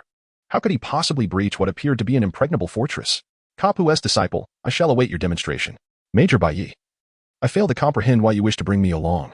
In terms of combat prowess, anyone aboard the ship exceeds me. Ein whispered. Although she had consumed the reversal fruit, allowing her to revert objects to a state 12 years prior, her own combat ability was rather lacking. In a real confrontation, she would merely be a burden. I have my own plans, Bai Yi replied mysteriously. Under the cover of night, the two approached the stronghold of the Black Robe pirate crew, which loomed before them like a stout chimney. While it was indeed possible to fly over using moonwalk, the presence of sentries on the walls would render such an approach perilous. Exposure could lead to failure. Ein, can you revert the entire fortress to its state from 12 years ago? Bai Yi asked eagerly. Impossible. My range does not extend that far. Ein looked at Bai Yi as if he were foolish. So, it truly cannot be done? Bai Yi murmured as the two circled the vast fortress, which occupied nearly half of the island. This is odd. How could a pirate crew of merely 500 construct such a monumental structure? Bai Yi pondered. Aware that most pirates were nomadic, to build such a fortress with only 500 members would take decades, perhaps even longer than the entire age of exploration itself. Ein gently caressed the stone wall and said softly, this structure has likely existed for a long time. It has merely been temporarily seized by the Black Robe pirates. Though the fortress was not particularly aesthetically pleasing, its utility was undeniable. It was hard to imagine that a band of pirates could design such an intricate edifice. Ah, I found it. This is our breakthrough, Bai Yi exclaimed suddenly. Ein hurried over, thinking Bai Yi had discovered a secret passage. What is this? It's merely a dog hole. Not even you, let alone I, could fit through. Ein replied, disappointment evident in her voice. Before them lay an opening just large enough for a large dog to pass through. An adult would certainly be unable to squeeze through. Indeed, as you said, an adult cannot pass, but what of a child? Bai Yi fixed his gaze on Ein. Ein paused, realization dawning. Are you suggesting I use my ability? Smart. You truly live up to my expectations as a captain. Bai Yi praised, giving Ein a light tap on the head. Ein asked quietly. But how can you be sure that what awaits us on the other side of the dog hole isn't a trap?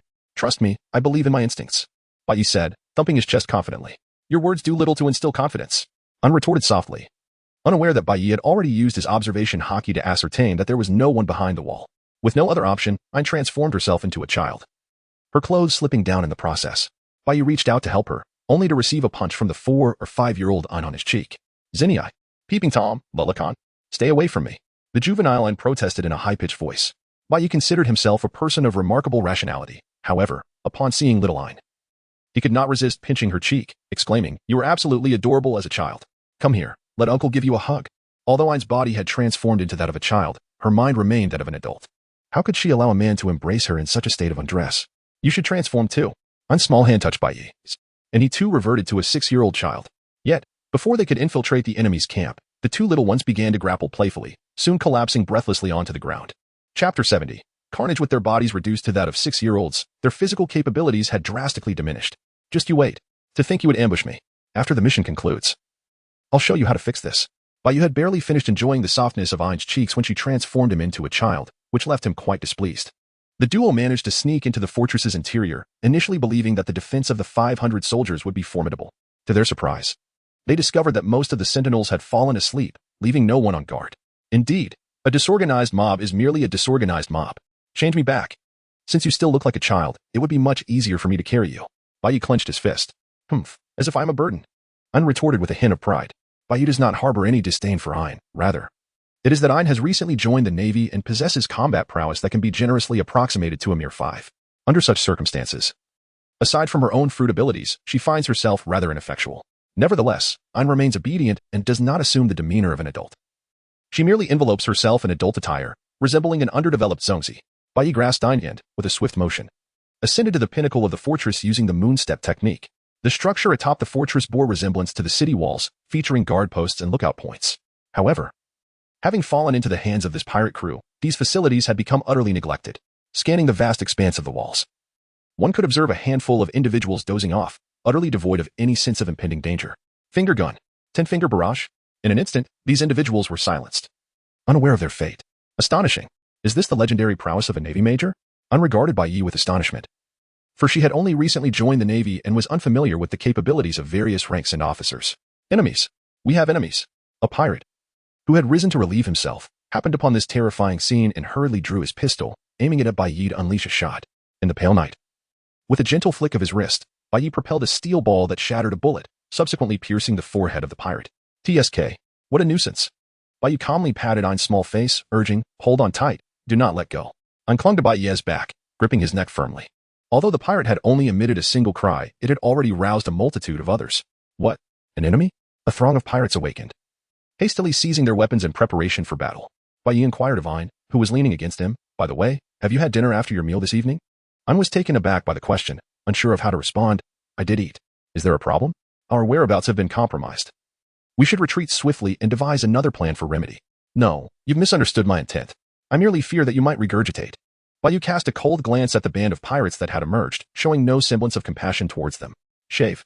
The figure of Bai Yi surged into the crowd like a specter, his fists akin to hammers, destined to either kill or maim any unfortunate soul they struck. Empowered by Bai Yi's terrifying strength, he transformed into a veritable human meat grinder, leaving a trail of shattered flesh, internal organs, and severed limbs scattered across the battlefield.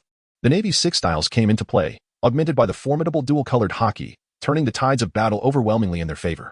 Ayn finally comprehended why Bai Yi had inquired if she had dined earlier. Only a true warrior could withstand such a horrific scene without retching. However, Ayn did not vomit, for within mere seconds of the skirmish commencing, she had succumbed to unconsciousness. Thus, she lamented the predicament. Amidst his bloody rampage, Bai Yi secured Ayn to his waistband, as if she were a delicate ornament. "What manner of monster is this? Why does he assail us?" a pirate shouted in despair. When the leader of the black-robed pirates made his appearance, a crimson scene unfolded before him, a gruesome testament to countless lives reduced to mere pulp. Their remains stuck together beyond recognition. The black-robed figure felt a tightening in his throat, and he retched uncontrollably. "Ah, so you are their leader? Will you surrender meekly? Or shall I send you on your way? Your comrades must be quite lonely on the road to the underworld," Bai Yi remarked, his body smeared with blood, a foolish grin dancing upon his lips. In the eyes of the black-robed figure, this creature before him transcended humanity. He was nothing short of a demon. No, even a true demon could not evoke such terror. This was a perverse killer. What a jest. "I am a notorious pirate with a bounty exceeding 50 million. Who do you think you are? At the core, you are merely a madman." The black-robed figure declared his lack of fear, yet his sword hand trembled uncontrollably. "Is that so?" Bai Yi began to emanate an astonishing aura of killing intent, His stance towards pirates was unwavering. Only the dead pirates were worthy of being called good pirates. Indeed, many were coerced into piracy, and the celestial gold extorted by the celestial dragons had led to the ruin of countless families. However, if one took to piracy to avenge themselves against the celestial dragons, slaying a few of them, Bai Yi would undoubtedly consider such an individual a hero. Yet, the vast majority of pirates lacked the courage for such vengeance, instead drawing their blades against those who had once been ordinary people like themselves. These individuals were never the heroes yearning for freedom, they were merely cowards. Thus, Bai Yi had never intended to show mercy towards such beings. At that moment, the black-robed figure had already unsheathed his sword. To be honest, a bounty of 50 million would render one a formidable presence across the seas. Yet this was the grand line. Clang. Bai Yi extended 2 fingers, delicately pinching the sword wielded by the figure in the black robe, gazing coldly at his adversary. Do you have any final words? Just then, unstirred from his slumber. Forgive me, I should not have become a pirate. I was wrong. Please do not kill me. Send me to impel down instead. The black-robed figure, witnessing his sword being held at bay by mere fingertips, felt his confidence shatter instantly. In the face of life versus the so-called freedom, the latter paled in comparison. At least, that was the black-robed man's perspective. Most naval officers would not execute a surrendered pirate, yet he was not confronting an ordinary foe. Ah, it seems you have found remorse, but alas, it is too late. The one who forgives is God. My duty is to escort you to meet him. Bai Yi's fist, akin to a cannonball, struck the head of the black-robed figure, reducing the unfortunate pirate's skull to a pulp, much like a rotten watermelon. Ein, having finally awakened, beheld this gruesome scene and fainted once more. His eyes rolling back in terror. He could only hope that this was but a nightmare, one from which he would never awaken. The other pirates, witnessing their leader's demise at the hands of a single blow, trembled and dropped their weapons, surrendering in fear. Bai Yi retrieved a flare gun from his possession and fired it into the air. Zephyr, who had been anxiously awaiting the return of his 2 disciples throughout the night, felt a wave of relief wash over him upon seeing the flare. However, this sense of reassurance was ephemeral as they breached the fortress gates. The sight that greeted them was akin to a scene from hell itself, causing even the battle-hardened Zephyr's expression to stiffen in shock. Bai Yi, can you elucidate what on earth is happening here? Zephyr's voice resonated with a frigid intensity. Karp had previously remarked that this particular disciple possessed an extreme disposition. Beneath a seemingly simple exterior lay a profound transformation when matters relating to pirates were at hand. Reminiscent of Sakazuki's approach. Initially, Zephyr dismissed these words, yet now, confronted with the hellish tableau before him, he recognized the gravity of his oversight. Bai Yi, could you please clarify what transpired here? Zephyr's tone remained laced with chill. Bai Yi saluted Zifa and then remarked, Teacher Zifa, I am merely fulfilling my duties as a naval officer, nothing more. Zifa's expression grew increasingly solemn. Upon the arrival of the Navy, the remaining pirates cried out, pleading for their immediate capture, as Bai Yi had instilled a profound psychological fear in them. Ein had finally awakened, though she retained the demeanor of a child. Recalling the gruesome scene from earlier, she could no longer contain herself and promptly vomited. Fortunately, Bai Yi had placed Ein on the ground beforehand, or else. Bai Yi, I understand that battling pirates is the Navy's responsibility, yet your strength far surpasses theirs. There is simply no need for you to eradicate them completely. Capturing these pirates would resolve all issues. Why must you resort to such cruelty? Zifa spoke coldly, who granted you the authority to take their lives. Known as the Admiral who does not kill, Zifa would, even against the most heinous foes, merely send them to impel down rather than execute them. To Zifa, Bai Yi's actions transcended mere personality, they hinted at deeper psychological issues. While Sakazuki acted in pursuit of his absolute justice, Bai Yi's predicament appeared even more severe. It was at this moment that Zifa comprehended what Garp had implied. Rectifying this young man's character was indeed a crucial task. Teacher Zifa, I must respectfully disagree with your perspective. I understand your adherence to the principle of non-lethal force, but sparing a villain indirectly endangers more innocent lives. I have witnessed villages ravaged by pirates, and I believe you have too. I do not consider these individuals deserving of forgiveness. Bai Yi looked at Zifa. Their ideology starkly opposed. Zifa was acutely aware of such matters. He had relinquished his position as an admiral years ago, driven by the grief of losing his wife and children to vengeful pirates. Yet, even in the depths of despair, Zifa had not forsaken his beliefs, steadfastly upholding his principle of non-lethality. Bai Yi remained silent, his gaze fixed on Zfa, who refused to back down. Neither could persuade the other. Ein found a secluded spot to transform back and quickly changed his attire. Teacher Zfa, I must say, Bai Yi does possess some valid points. The circumstances at that time were quite extraordinary. Our movements had already been discovered. If we had not resorted to such measures, survival would have been improbable. However, was Major Bai Yi's approach not a tad too ruthless? Zfa looked at his 2 students and sighed deeply. Bai Yi, I am well aware that these individuals deserve their fate. However, if this continues, your character may be adversely affected. I do not wish for you to become a mere harbinger of death. Thank you for your concern, teacher, but I shall not alter my perspective. If I encounter such nefarious pirates on the high seas in the future, I will ruthlessly eliminate them without hesitation. Of course. Bai Yi glanced at Ein, who stood a short distance away. My methods shall not be so cruel. ZFA understood that changing a person's ideology is not an endeavor that can be accomplished overnight. With a final sigh, he remarked, "If the opportunity arises, I recommend you align yourself with Sakazuki. Your philosophies are quite similar." In addition to his role as an undercover agent, White Knight has spared pirates on 2 occasions. The first was Nico Robin. Subsequently, he delved into her circumstances and discovered that this young woman posed a threat to the world government due to her ability to decipher the ancient texts. Consequently, her hometown was obliterated by the world government, and she became a fugitive. The second individual was the clown Buggy. At that moment, the island's resident stood resolutely before White Knight, and even if his heart were as hard as stone, he could not remain indifferent. After clearing away the indistinguishable corpses, the soldiers began to tidy up the battlefield. However, the expressions of all the Navy personnel towards White Knight had transformed. Initially, he had appeared as a friendly older brother with no pretensions, but following this incident, his image in the eyes of the new recruits evolved into that of a bloodthirsty Azura, one who would devour a man at the slightest provocation. "Teacher Zephyr, we have made a discovery." A soldier seemed to have stumbled upon something significant and shouted. The crowd gathered around to see that he had uncovered a large chest. Upon opening it, the chest gleamed resplendently, filled with an array of exquisite jewels. Several pairs of eyes turned into dollar signs at the sight. Such a substantial collection of gold and silver treasures must be worth at least several million. Let us store it on the ship for expenses, and later we shall find an opportunity to deliver it to Navy headquarters," Zephyr said calmly. After decades of serving as an admiral, he had long since become immune to such temptations. Bai maintained a calm demeanor. However, several soldiers appeared to be swayed. Bai delivered a fierce punch to the heads of the young recruits, exclaiming, "This is not a good thing for us. Be cautious not to risk your lives." The recruits bashfully scratched their heads in response. Once all matters were settled, ZFA beckoned Bai to accompany him. The two, one old and one young, strolled along the beach, and Bai remained uncertain as to why ZFA had summoned him. "Bai, you must have a profoundly painful past, don't you?" ZFA suddenly inquired. Chapter 71, A Reunion. Bai was momentarily taken aback, then lowered his head, remaining silent. "I could discern it from your attitude towards pirates. It is evident you have suffered at their hands. Perhaps a cherished family member was taken by them." Zifa did not continue, not intending to reopen Bai's wounds, but rather, he believed that to move forward, one must confront their past. "Teacher Zifa, I understand your intentions. However, each individual holds their own principles, and I cannot assert that your compassion towards pirates is erroneous, just as you cannot claim that my ruthlessness towards them is unjust. I have my own boundaries," Bai expressed gratefully. This elder, though stern, genuinely wished for his welfare. Yet, he would not alter his perspective on pirates. Bai never doubted that among these pirates, there were indeed heroes. However, human hearts often lean towards darkness, and while one may succumb to malevolence in an instant, redeeming oneself is a far more arduous journey. Therefore, I shall not waver from my principles. The most challenging endeavor in this world is not to vanquish an enemy, but to transform a person's mindset. Currently, the 3 admirals of the Navy, Akiji, Akainu, and Kizaru, are all Zifa's disciples, and thus he is well acquainted with their temperaments. Akiji seeks a nebulous form of justice. Should a pirate align with his sense of righteousness, he would spare them, much like he did with Robin. The world deems Robin the child of a demon, a harbinger of chaos, yet Akiji sees her as innocent, taking great risks to let her go.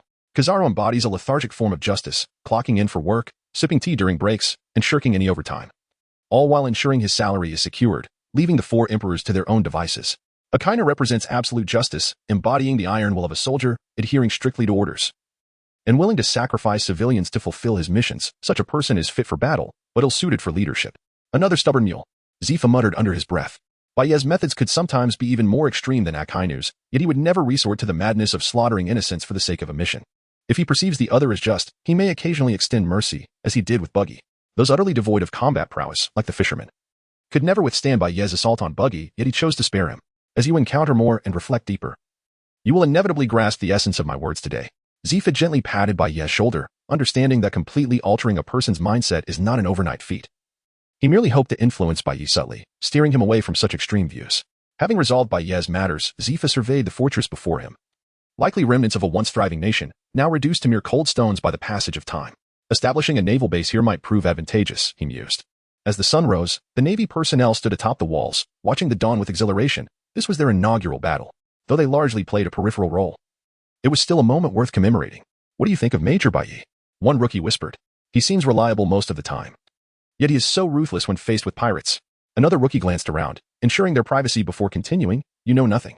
I heard Major Bai's only kin was slain by pirates, hence his deep-seated hatred towards them. How many others on this sea have suffered at the hands of pirates? Besides Major Bai and Teacher Zifa, we joined the Navy to prevent such tragedies, did we not?" At that moment, a normally reticent soldier inquired. Do you think if celestial dragons had a little less wealth, there would be fewer people driven to desperation, and consequently, fewer pirates at sea? Instantly. For hands clamped over his mouth. You madman! How dare you speak of the celestial dragons? One careless word could cost you your head. Such a life has persisted for 8 centuries, and in the end, it circles back to Roger, were it not for him igniting the age of exploration. Summoning forth so many pirates. Another soldier remarked. The current chaos of this era is not the fault of a singular individual, but a multifaceted consequence. The tyranny of the celestial dragons, Roger's guidance, humanity's yearning for the sea and freedom, and the Navy's quest for peace, these ideologies clash vehemently, weaving the vibrant tapestry of our world. What are you all discussing? Unapproached, her expression grim. She had scarcely eaten in days, and whenever she closed her eyes, she envisioned the scene of the cloaked figure's head being shattered. Being the sole female recruit, she received ample care from her comrades. How are you?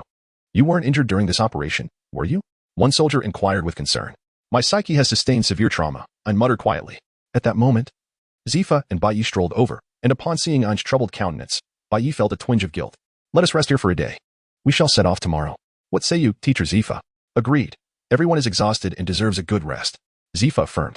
By the way, Bai Yi, I command you, in future encounters with pirates, unless extraordinary circumstances arise, do not annihilate them entirely. After all, they are lives, regardless of their choices. Understood, Teacher Zifa. I acknowledge my errors in this instance and will not repeat them, Bai Yi replied. Zifa raised his fist to strike, but Bai Yi swiftly fled. Meanwhile, on the ocean, a pirate crew awaited anxiously. What on earth are those cloaked figures up to?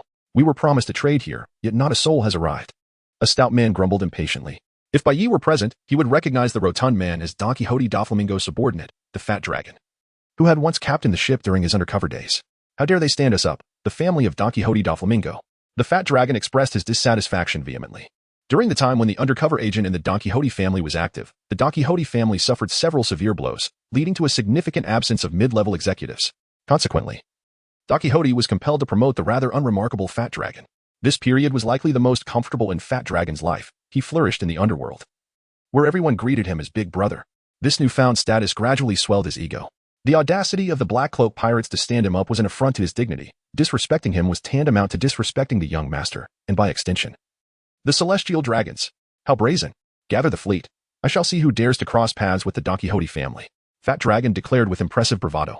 With hundreds of subordinates and an arsenal of weapons at his disposal, he was, in the grand scheme of the 4 seas, a formidable force. Coupled with the backing of the young master, he felt invulnerable. Thus, Fat Dragon and his fleet made their way to the stronghold of the Black Cloak pirates. Teacher Zifa. Trouble is brewing. We are surrounded by pirates outside. Could it be that the Black Cloak pirates have allies we are unaware of? One soldier exclaimed in haste. Zifa remained remarkably composed. As a former admiral of the Navy, he had encountered many grand spectacles. Stay calm. Do not reveal our identities just yet. Let us ascertain their intentions, Zifa instructed. All hands, prepare for battle. You Black Cloaks dare to look down upon the Don Quixote family. Come out of your shell this instant. Fat Dragon shouted in fury. In a hushed tone, Bai Yi addressed Zafa. It appears that our adversaries remain oblivious to the fact that the Black Robe pirates have been eradicated by us. Moreover, I happen to be acquainted with this individual outside. He is a complete fool.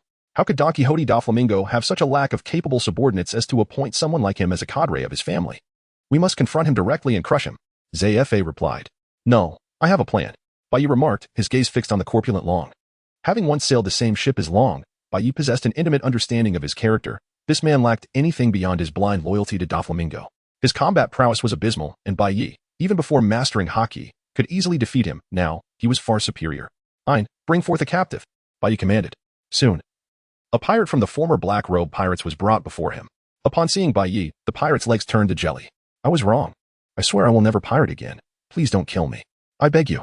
The pirate's spirit was nearly shattered, having endured the harrowing events of the previous night. Does it not resemble an opportunity for redemption? Do you know what I originally intended for you? I would grind you to bits with a millstone and feed you to the dogs, Bai Yi said, gently patting the pirate's cheek. The pirate held no doubts. A devil like him was capable of anything. Were you not engaged in dealings with the Don Quixote family today? Bai Yi inquired. No lies. This is your chance for atonement. If you assist me in dealing with this lot, I shall send you to impel down. Should you dare oppose me? Then I am afraid it will be goodbye until the next life. The pirate hastily nodded. We were set to acquire a batch of equipment from Doflamingo today, and they unexpectedly came to us. Entice the leader here, and the rest shall be of no concern to you. Should you succeed, I will ensure your passage to impel down. If you fail, do not blame me for my lack of courtesy. Bai Yi's expression was exceedingly gentle as he lightly tapped the pirate's cheek. Trembling, the pirate realized this was his last chance at survival. Rest assured, I will lure the members of the Don Quixote family, the pirate hastily promised. Outside, Long grew increasingly impatient. Prepare the cannons. Blast this accursed place to smithereens. Chapter 72. Training. Long, being affiliated with the Don Quixote family, was equipped with first-rate weapons that far surpassed those of ordinary pirates. At that moment, the fortress gate swung open, and the pirate hurriedly approached. Is Brother Long from the Don Quixote family here? Our captain has been inebriated since last night and has yet to awaken. Brother Long, would you like to come inside and check? The jewels are ready. Long's eyes narrowed in suspicion. Something felt amiss, yet he could not pinpoint what. Surely these rascals are not attempting a black market scheme against me? Long questioned one of his subordinates. Though they were part of the Don Quixote family, those daring enough to traverse the seas were often ruthless individuals, and black market dealings were commonplace. Why was only Sin agreed him? What to do? Should I trust them? Long pondered, glancing at his subordinates. Boss, who in the sea could possibly rival you, aside from the young master? A mere black-robed pirate crew would not dare offend the Don Quixote family. One of Long's men asserted confidently. Indeed, you make a valid point. Long had been growing a bit arrogant lately, given his backing by Doflamingo. The sight of the Don Quixote flag commanded respect across the seas. Thus, Long surmised that the black-robed pirates were merely intoxicated and unlikely to engage in treachery.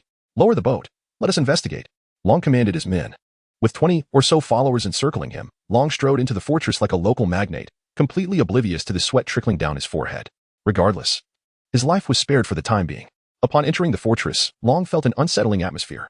Although not a combatant by nature within the Don Quixote family, his years at sea had honed his instincts. The black-robed pirates, numbering 500, should have been raucous. However, Long was met with an eerie silence, akin to stepping from a bustling market into a graveyard. Not good. Long instinctively drew his pistol, but just then, an object fell from above, landing directly before him. To his horror, it was the headless corpse of a black-robed pirate. Retreat! Long shouted, but at that moment, gunfire erupted from all directions, and his crew was mercilessly riddled with bullets, collapsing like rag dolls. This was a trap, and it was not the black-robed pirates engaging in treachery, but the Marines. Fools, do you not know we are subordinates of Doflamingo? The young master is a Shichibukai. We are allies. Why do you attack us? Long brandished the Shichibukai flag. Yet, upon seeing the figures before him, his face drained of color. Brother Long, we meet again. Baiyi appeared like a specter, draping an arm around Long's shoulder as if they were long-lost friends. You know that Doflamingo is a Shichibukai and the Marines are allies. Yet when Doflamingo sent assassins after me, why did you not speak up for me, Brother Long? Baiyi chuckled coldly. Long's face was slick with sweat. You betrayed the young master first. That does not justify Doflamingo's open hunt for my life. Baiyi tightened his grip on Long's neck. Leave all the weapons on your ship and return to inform Doflamingo that it will not be long before I seek him out myself. Long clenched his fists. You cannot contend with the young master. Unless a Marine Admiral intervenes, there are no foes in the Marines who know the young master. The Marines surrounding them exchanged peculiar glances, but Long remained oblivious to the strange atmosphere. If you release me, I shall speak well of you to the young master. Perhaps he will revoke your assassination order. Consider this carefully. Opposing the young master will lead to dire consequences. Long's expression oscillated between fear and menace. Return and inform Doflamingo that I am aware of the darkness within Dressrosa. Do not presume his status as a Shichibukai will shield him for eternity. The world government may abandon their hounds at any time. When that day comes, I shall seek him out, Baiyi declared. Long wished to retort but realized that Baiyi dismissed even Doflamingo with disdain. If he continued to speak defiantly and angered Baiyi, he might find himself swiftly dispatched. That would be a grave miscalculation indeed. However, Long murmured softly, and Baiyi could not quite discern what he said. Very well, I shall have everything unloaded immediately. Furthermore, I shall convey your words to the young master. I hope that when the young master seeks you out, you will not break down in tears. After speaking, Long produced his snail phone and instructed the crew to unload all the weapons meant for sale before swiftly departing. Upon witnessing Long's unexpected return, the pirates aboard the ship sensed trouble. Brother Long, did you encounter the black-robe pirates? We should storm in. Long swiftly slapped the foolish pirate on the head, exclaiming, Storm in? Do you have any idea who resides within? That is the young master's greatest concern, Cuculin D. Baiyi, a former cadre of the Don Quixote family. How could we possibly contend with him? Quickly, relay this information to the young master and seek his decision. It must be said that Long's choice was exceedingly clear. This was no longer a matter he could resolve alone. He hastily retrieved his snail phone and dialed Don Quixote Doflamingo. It seemed Doflamingo was not particularly busy. As the call connected swiftly, Young master, this is Long. I have crucial news to share. I have encountered Baiyi in the Grand Line. He has just annihilated the black-robe pirates and has proclaimed that he is aware of Dressrosa's darkness and that he will come to seek you out without you needing to pursue him. At that moment, Doflamingo lay on the beach soaking up the sun, surrounded by beautiful women and holding a glass of fine red wine. It should have been a blissful existence. Yet upon hearing the news of Baiyi, the wine suddenly lost its allure, and the beauty beside him seemed less captivating. Did that brat truly say such things? Doflamingo nearly crushed the snail phone in his hand. For him, Baiyi represented the greatest humiliation of his life. Not only had he infiltrated the upper echelons of the Don Quixote family, but he had also seized incriminating evidence against Doflamingo. Had it not been for the Elder Stars intervening, he would have spent the remainder of his life in Impel Down. Moreover, he had dispatched numerous assassins previously, yet none had returned. Haha. Ahoo. It seems you have become a bit too complacent after continually besting me. Filong, where are they located? Doflamingo resolved to take matters into his own hands. But he indeed possessed remarkable talent, but having departed the Don Quixote family merely 9 months ago, Doflamingo could not believe that an ordinary youth could have grown strong enough to rival him. Filong revealed Baiye's whereabouts, and a cold smile spread across Doflamingo's face. Kukilin Baiye, do not be so arrogant. I shall soon come to claim your life. By the way, young master, there is one more small matter. Kukilin Baiye has seized a shipment of our military arms, which could be quite valuable, Filong hesitated to add. Knowing this was a tactic to prioritize the significant news first, hoping that his minor missteps would be overlooked by his superior. Merely a shipment of arms is of little consequence. Filong, you have located Baiye. I shall reward you handsomely. Doflamingo replied with a smile. The White Knight has become a persistent source of distress for Doflamingo, who even now harbors suspicions that there may be a Navy spy lurking beside him. Until he eliminates the White Knight, this paranoia will never cease. Teacher Zifa, I would like to seek your guidance on the matter of hockey, White Knight shyly inquired. Observing the bashful boy before him, Zifa found it impossible to associate this timid figure with the nightmarish pirate he had once encountered. Of course, Zifa replied. It was precisely for this purpose that he had taken White Knight under his wing. Although White Knight had awakened his hockey, it was merely the most basic form. He lacked the advanced techniques, and his hockey's density and volume were grossly insufficient. Teacher, how can one enhance the total volume of hockey? You are the Navy's only non-devil fruit admiral, so you must possess considerable expertise in this area. White Knight flattered. Indeed. Zifa's face beamed with pride. It seems your teacher has kept you in the dark, that scoundrel. Hockey is essentially a formidable power inherent in every individual, directly linked to one's physical strength. Once you harness this power, the greater your physical prowess, the stronger your hockey will be. The common belief that one can only break through at the brink of life and death stems from the fact that individuals are more likely to unlock their potential in such dire situations. I see, White Knight nodded in understanding. Though Carp had already surpassed 50 years of age, his muscles remained as robust as in his prime. From this day forth, I shall teach you how to hone your hockey. Most of it relies on your own comprehension. How much you can learn depends solely on you. Zifa stated calmly. There was one more thing Zifa did not mention. The awakening of Conqueror's hockey would significantly enhance the density of armament hockey. Unfortunately, Zifa lacked Conqueror's hockey, so he could not ascertain this condition. In the subsequent period, the one tormenting White Knight transitioned from Carp to Zifa. Other recruits shuddered at the sight of White Knight's nearly inhuman training methods, let alone attempt to adopt such a regimen themselves. Nonetheless, Zifa's training proved remarkably effective.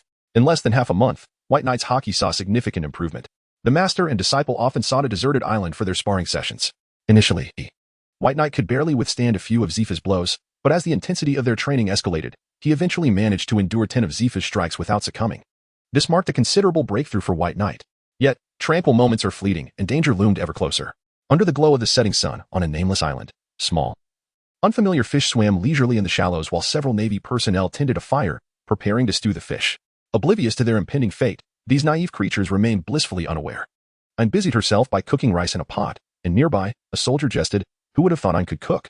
I wonder who will be lucky enough to win your heart in the future. What do you think of Major White Knight? I feel you two make a fine pair.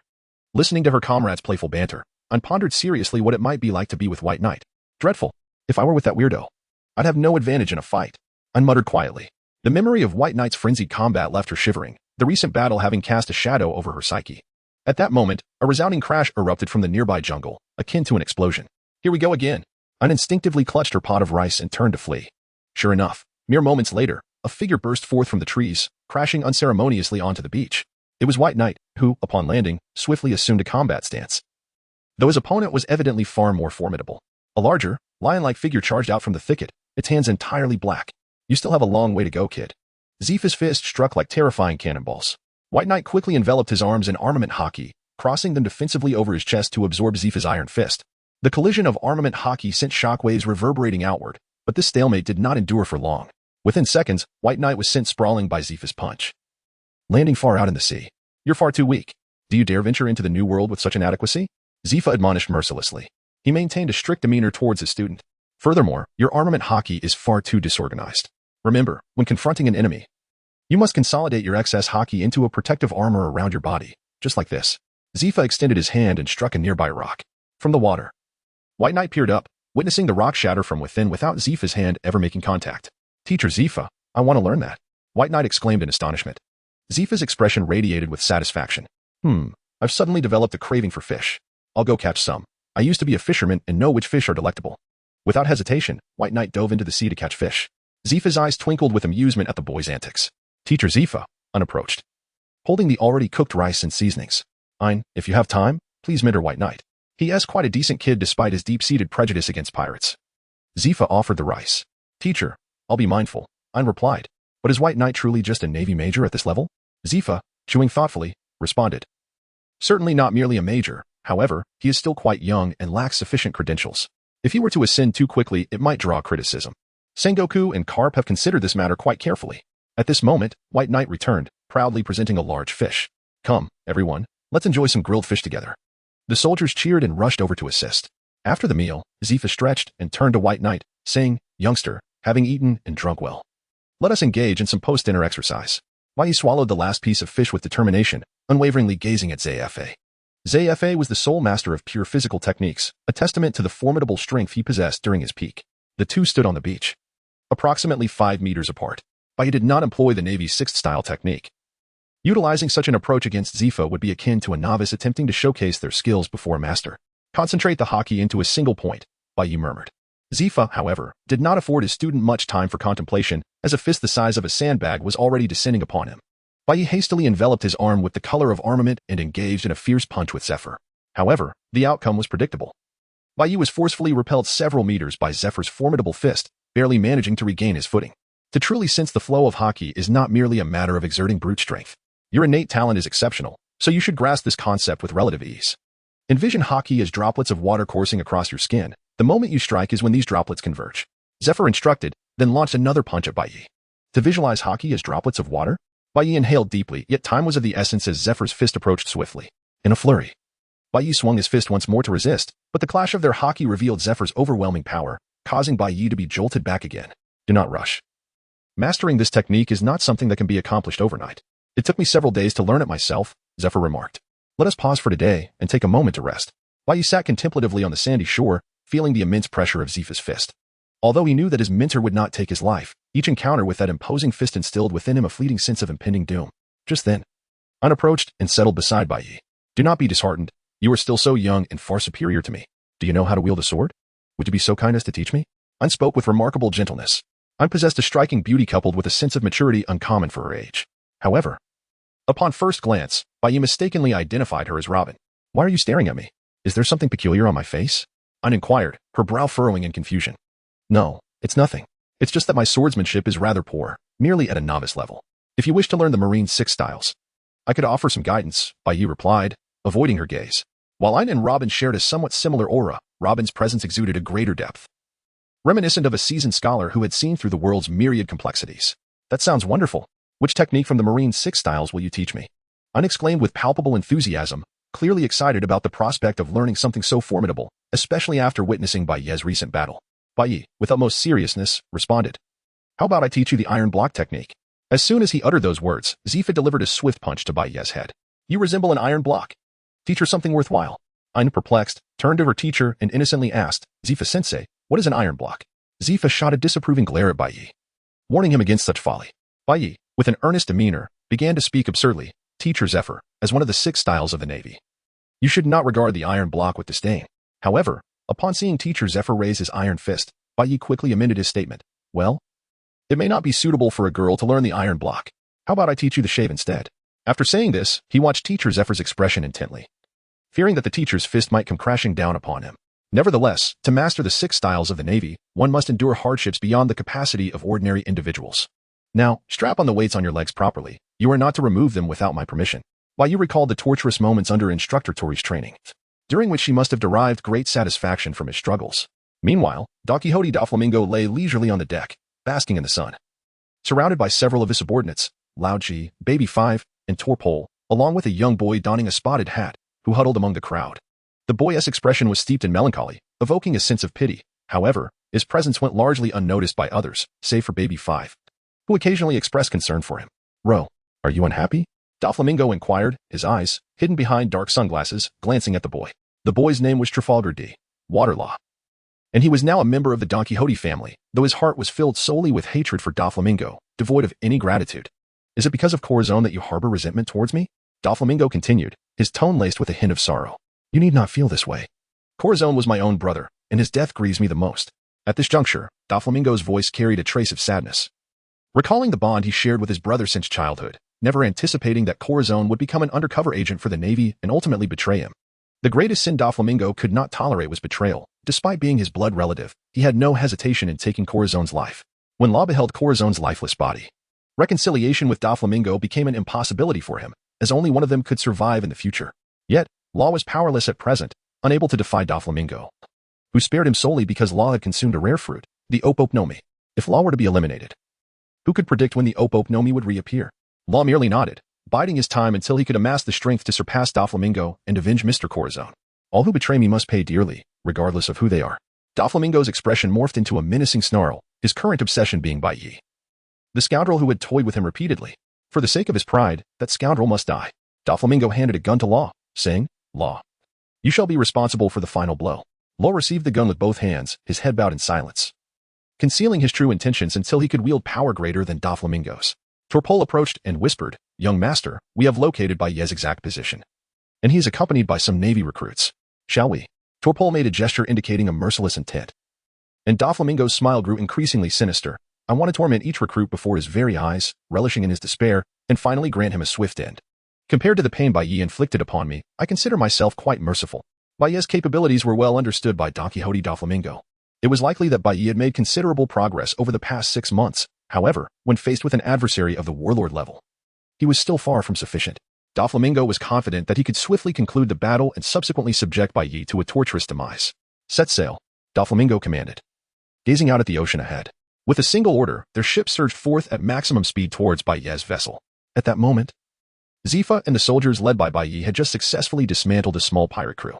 This time, neither Zifa nor Bai Yi intervened. It was entirely the result of the new recruits' efforts. Following the skirmish, aside from 2 individuals sustaining injuries, there were no significant losses. Ouch, it hurts, An exclaimed, cradling her injured arm. She was one of the 2 casualties. Indeed, without utilizing their devil fruit abilities and lacking haki, female soldiers were at a disadvantage compared to their male counterparts, as the disparity in physical prowess was evident. Nevertheless, An's injury was not severe. Her arm had merely been grazed, and after a simple bandaging, she was mostly fine. Zifa stood at the bow, instructing his subordinates, clear the battlefield and depart immediately. The enemy reinforcements may be en route. The soldiers hurriedly loaded the pirates' weapons, ammunition, and freshwater supplies onto their own ship, exhibiting behavior more akin to brigands than soldiers. Suddenly, a soldier rushed to Zifa. Teacher Zifa, there is a pirate ship approaching from a distance, flying the flag of the Don Quixote family. What should we do? Ignore that buffoon, Zifa replied coldly. Although Doflamingo held a certain reputation in the New World, Zifa did not regard him with any seriousness. Young master, ahead lies Bai Yi's ship, Toripol exclaimed, wiping his nose. Doflamingo's expression grew increasingly cruel as he spotted Bai Yi on the small vessel ahead. Ahu, have you ever experienced despair? However, as Doflamingo's gaze swept towards the bow, his expression suddenly froze. A robust middle-aged man stood at the helm, his purple hair and sunglasses glinting as he coldly regarded him. Upon recognizing the elder, Doflamingo felt as if his very blood had turned to ice, hastily averting his gaze. Steer the ship past them, Doflamingo ordered. Chapter 74. Ruthless even to his own, the family members, prepared for battle, were taken aback. The enemy was right before them, yet why did the young master falter? The elder at the bow was none other than Zifa, the former admiral of the Navy and a close comrade of Karp. Now the mentor to the 3 current admirals, Akiji, Akainu, and Kizaru. Why was I not informed of such crucial information? Doflamingo's expression twisted into that of a ravenous fiend. Young master, you did not inquire, Toripol attempted to retort, but seeing Doflamingo's barely contained rage, he refrained. As the 2 ships brushed past one another, Bai Yi clearly saw Doflamingo standing at the bow of the opposing vessel. Their eyes locked, neither party yielding an inch. Doflamingo's fury had reached its zenith. Yet reality compelled this celestial fiend to bow his head. The former admiral of the Navy, Zifa, a veritable monster. While his strength may not rival that of the current admirals, he was certainly not to be underestimated. At the very least, he would pose a formidable challenge. Ahu, we meet again. Have you missed your days in the Don Quixote family? Doflamingo said with a smile that rendered him more akin to a fiend than a friend. Of course, I have missed them, but alas, I was so close to claiming your head. Bai Yi shot back defiantly. Doflamingo's gaze shifted to Zifa. Had it been anyone else, he would have unleashed his conqueror's haki by now, but any sign of aggression would undoubtedly provoke Zifa's lethal counterattack. The 2 vessels swiftly passed one another. And as Bai Yi observed Doflamingo, he suddenly extended his hand, slowly raising his middle finger. Doflamingo's facial muscles twitched, clearly struggling to suppress his rage. Doflamingo, The opponent has the backing of a former admiral. Engaging openly would certainly lead to our disadvantage. Toripol cautioned, we must devise a covert strategy. Doflamingo glanced at Law, pondering if Law's mastery over his devil fruit abilities were more developed, for together they could contend even against an admiral. Yet, such hypotheticals were futile. Doflamingo could only watch as his enemy openly mocked him, feeling utterly powerless. Bai, do not become too complacent. Zifa can protect you for a time, but he cannot shield you for eternity. I refuse to believe you will not find yourself isolated. Doflamingo thought, a cruel smile once again gracing his lips. When we meet next, it will herald your demise. Once Doflamingo's ship vanished from view, Zifa remarked, it appears Doflamingo is searching for you. Who instructed me to ensnare him so thoroughly? Bai replied with a hint of exasperation. Doflamingo had roamed the seas for many years, yet had never suffered such a grave loss. Bai could only manage a wry smile. All he could do now was to continually strengthen himself and ultimately imprison Don Quixote Doflamingo. Given Doflamingo's temperament, he would certainly not relent, so one must exercise utmost caution. Zephyr took a sincere interest in his nominal disciple. However, Doflamingo did not look back. Instead, he disembarked at the nearest island. Though initially incensed, he had now regained his composure, realizing that the world's problems cannot be resolved through mere anger. As long as Zephyr was present, Doflamingo dared not take action. It is essential to understand that Bai and Zephyr occupy entirely different standings. While Bai is a disciple of Garp, he ultimately remains merely a major. Should he perish, the Navy would not antagonize Doflamingo for the sake of a single major. In contrast, Zephyr is a former admiral, a comrade of Sengoku, Garp, and the current admiral-in-chief, Tsuru.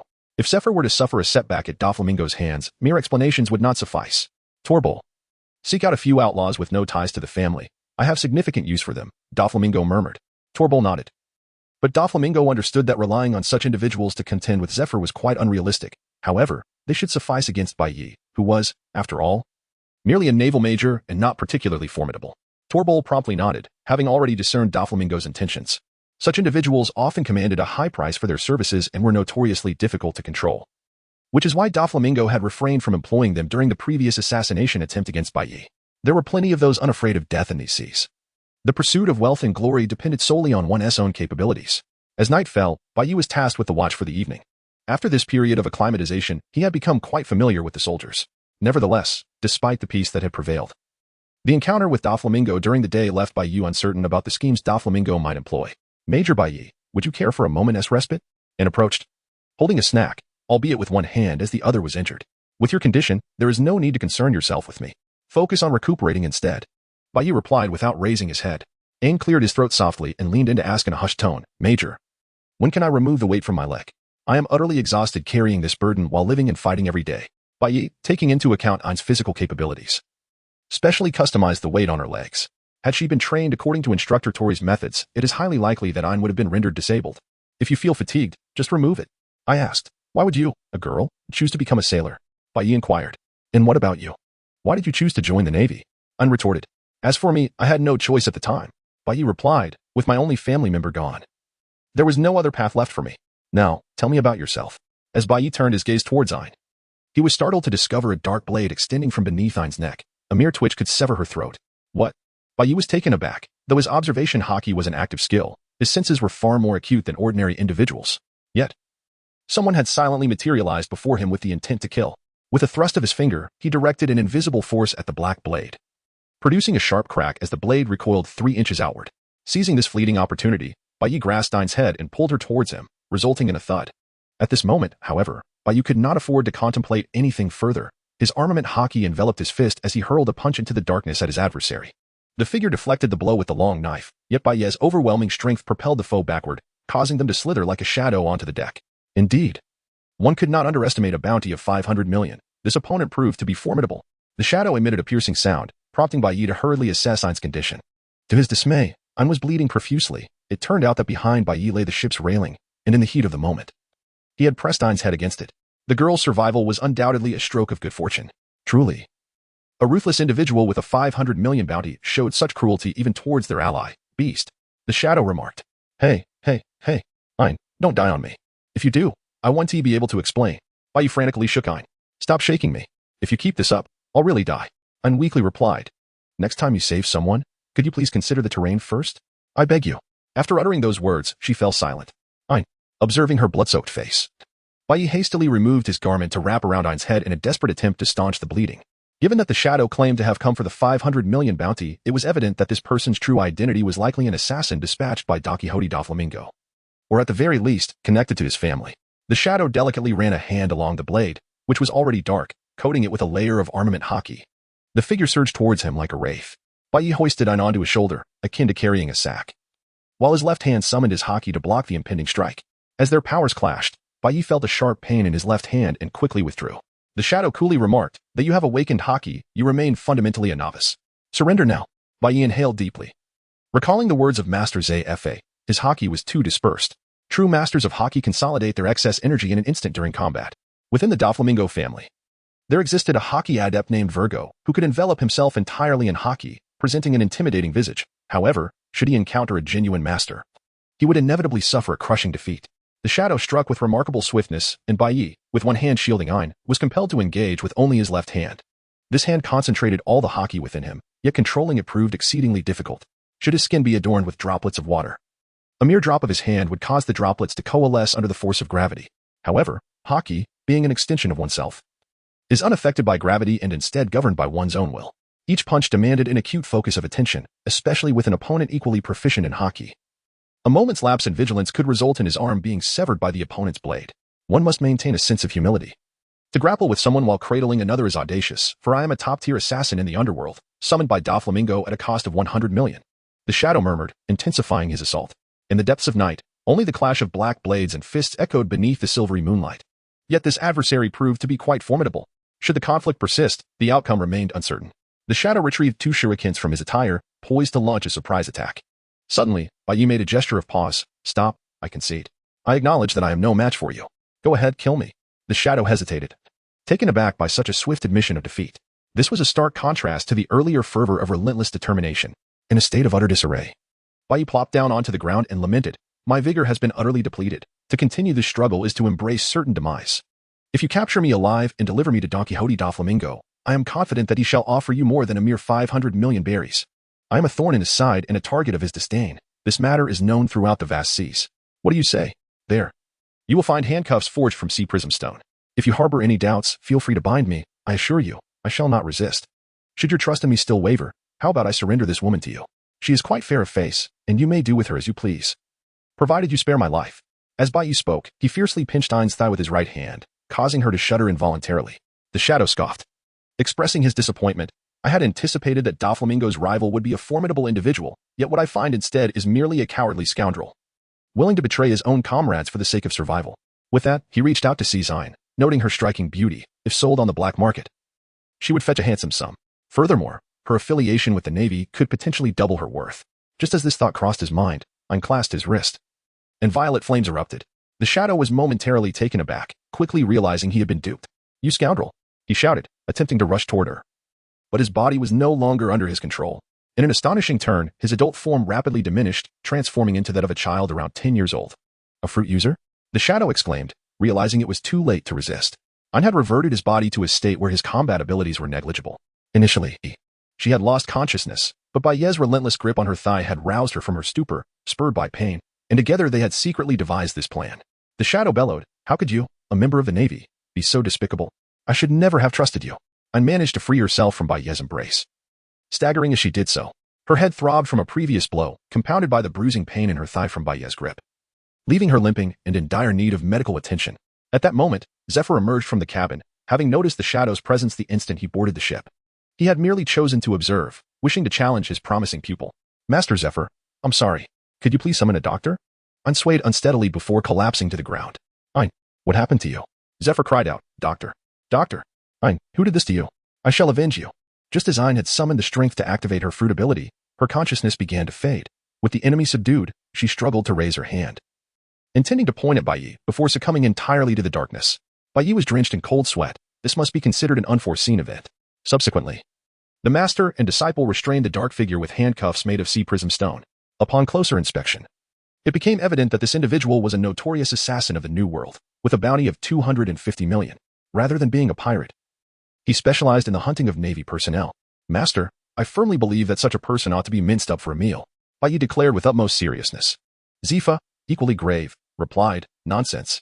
The Navy does not condone cannibalism. Instead, let us feed this wretch to the sharks. You two devils. I will never let you off the hook. Even if I become a ghost, I will haunt your windows daily, ensuring you find no peace. The shadowy figure bellowed. Although Zifa was known for not killing admirals, there were lines that should not be crossed, and the depravity of this individual was intolerable, even to him. He took pleasure in hunting down Navy members, and countless lives had been lost at his hands. Chapter 75. Could you please maintain a greater distance? Bai Yi took action while Zifa observed. Thus, the infamous assassin met his end at Bai Yi's hands, who even recorded the incident. Later, while in town, the footage accidentally fell into the hands of a reporter. When this reporter published the story, it sparked an uproar. Are you certain this is the Navy? This seems more like the work of a psychopath. Smack. Karp was enjoying a bowl of ramen when Sengoku stormed in, slamming a newspaper down before him. Look at this paper. There's been a major incident. All thanks to your precious disciple. Karp, bewildered, glanced at Sengoku. His disciple? Wasn't Bai Yi training under Zifa in the Grand Line? With Zifa supervising, what could possibly go wrong? After reading the article, Karp lost all appetite. Karp, tell me honestly. Is there something wrong with Bai Yi's mind? Perhaps you should call him back. I can help arrange for a psychologist. Sengoku expressed his concern. This lad seemed perfectly normal before, but since that last mission, he's been increasingly peculiar. Is it possible the pressure of that task was too much for him? That scoundrel Zifa. I'm calling him right now, Karp declared, dialing Zifa's snail phone. You fool. I entrusted Bai Yi to you to teach him how to be a proper Navy officer, not to mold him into a grand deviant. You must restore my disciple to his former self, or I swear I'll give you a beating. And you dare accuse me?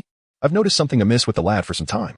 While he seemed fine in normal situations, he transforms entirely when faced with pirates, especially in battle. I've tried to counsel him repeatedly, but this bloodthirsty inclination is deeply ingrained. Thankfully, this tendency of his is directed solely at pirates. Zifa responded. Karp fell silent for a moment. In truth, Bai Yi had displayed this troubling disposition since his first day as a Navy officer. Karp distinctly remembered Bai Yi's first confinement, which was due to him killing a surrendered pirate. This inclination had always been present, but now that Bai Yi had grown stronger, it had intensified. The two elderly men fell into a contemplative silence.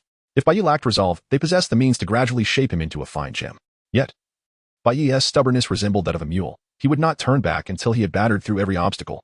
Indeed, there were many ruthless souls upon these seas. For instance, the vice warden of Impel Down, Shirey of the Rain, took pleasure in slaughter, having been imprisoned by Magellan multiple times.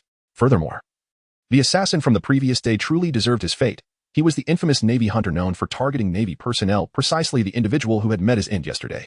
Thus, Zifa had refrained from intervening, believing time would gradually heal the wounds within Bai Yi's heart. At that moment, Akaina entered and overheard the two elders' conversation. Are you discussing that rather interesting young man? Sakazuki inquired. He recalled Bai Yi's audacity during the incident at Eni's lobby when he struck Don Quixote da Flamingo. Few would have had the courage to act as he did under such circumstances. Sengoku, how about we assign him to my command when his mission concludes? Sakazuki suggested. Karp pondered briefly. If the Navy were to be divided into factions, Sakazuki would undoubtedly belong to the hawkish side, while Akiji represented the doves. Kizaru was merely a bystander, clocking in and out of work, uninterested in factional disputes. Bai Yi's current demeanor indeed aligned more with Sakazuki's outlook. Very well, Karp nodded heavily. Upon his return, I shall assign Bai Yi to your command. I trust you two will find common ground. The newspaper was not only read by the Navy, but also captured the attention of everyone across the seas, particularly Don Quixote da Flamingo. Upon seeing the gruesome fate of the assassin he had dispatched, he understood the implications of Bai Yi's actions. Do not provoke me. Are you challenging me? Da Flamingo guffawed. If you weren't a member of the Navy, perhaps we could have been great friends. Alas, you will have no second chance. Though the shadowy figure was not a pirate, he belonged to a fully fledged organization of assassins. Bai Yi, unaware of the deep-seated connections involved, had eliminated the assassin, inadvertently placing himself squarely within the crosshairs of the underground world's assassin syndicate. Kyokulin D, Bai Yi, this time it's not just you. Even those around you shall not find peace. This is entirely of your own making. Doflamingo's chilling laughter echoed. He need not lift a finger. Others would take care of neutralizing Bai Yi for him. In the world of One Piece, the underground world did not refer to the realm beneath the red line, but rather to the unlawful organizations operating in the gray areas. Gangs, pirates, assassin groups, and gambling dens all formed part of this vast underground network, representing the dark underbelly of humanity. At that moment, a man missing both little fingers gazed at the newspaper. Upon reading the headlines, he clutched it tightly, tears streaming down his face. My child, slain by a mere Navy lieutenant. How despicable, how vile. Kyokulin D, Bai Yi, wherever you run, I will not let you escape. The man swept his dark cloak around him.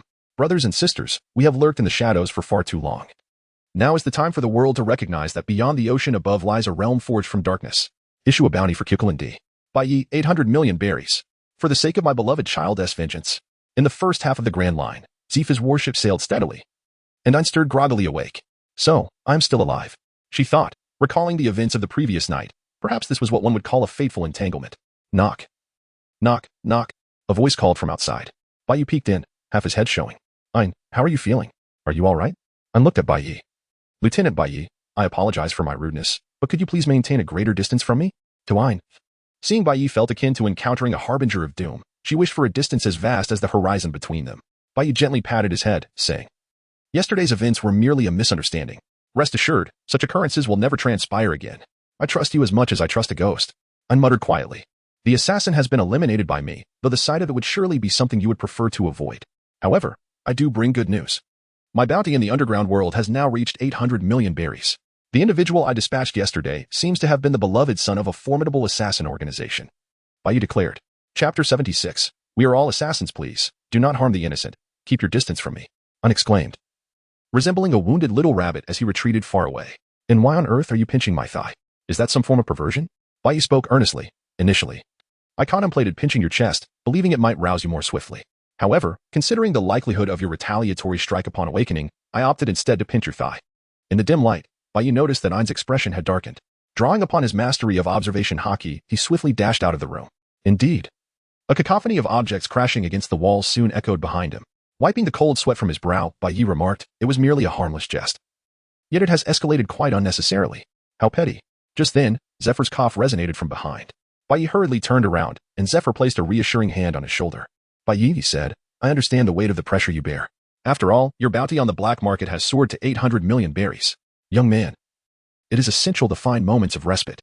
I hereby grant you a holiday to enjoy yourselves. Bai Yi regarded ZFA with a look of incredulity.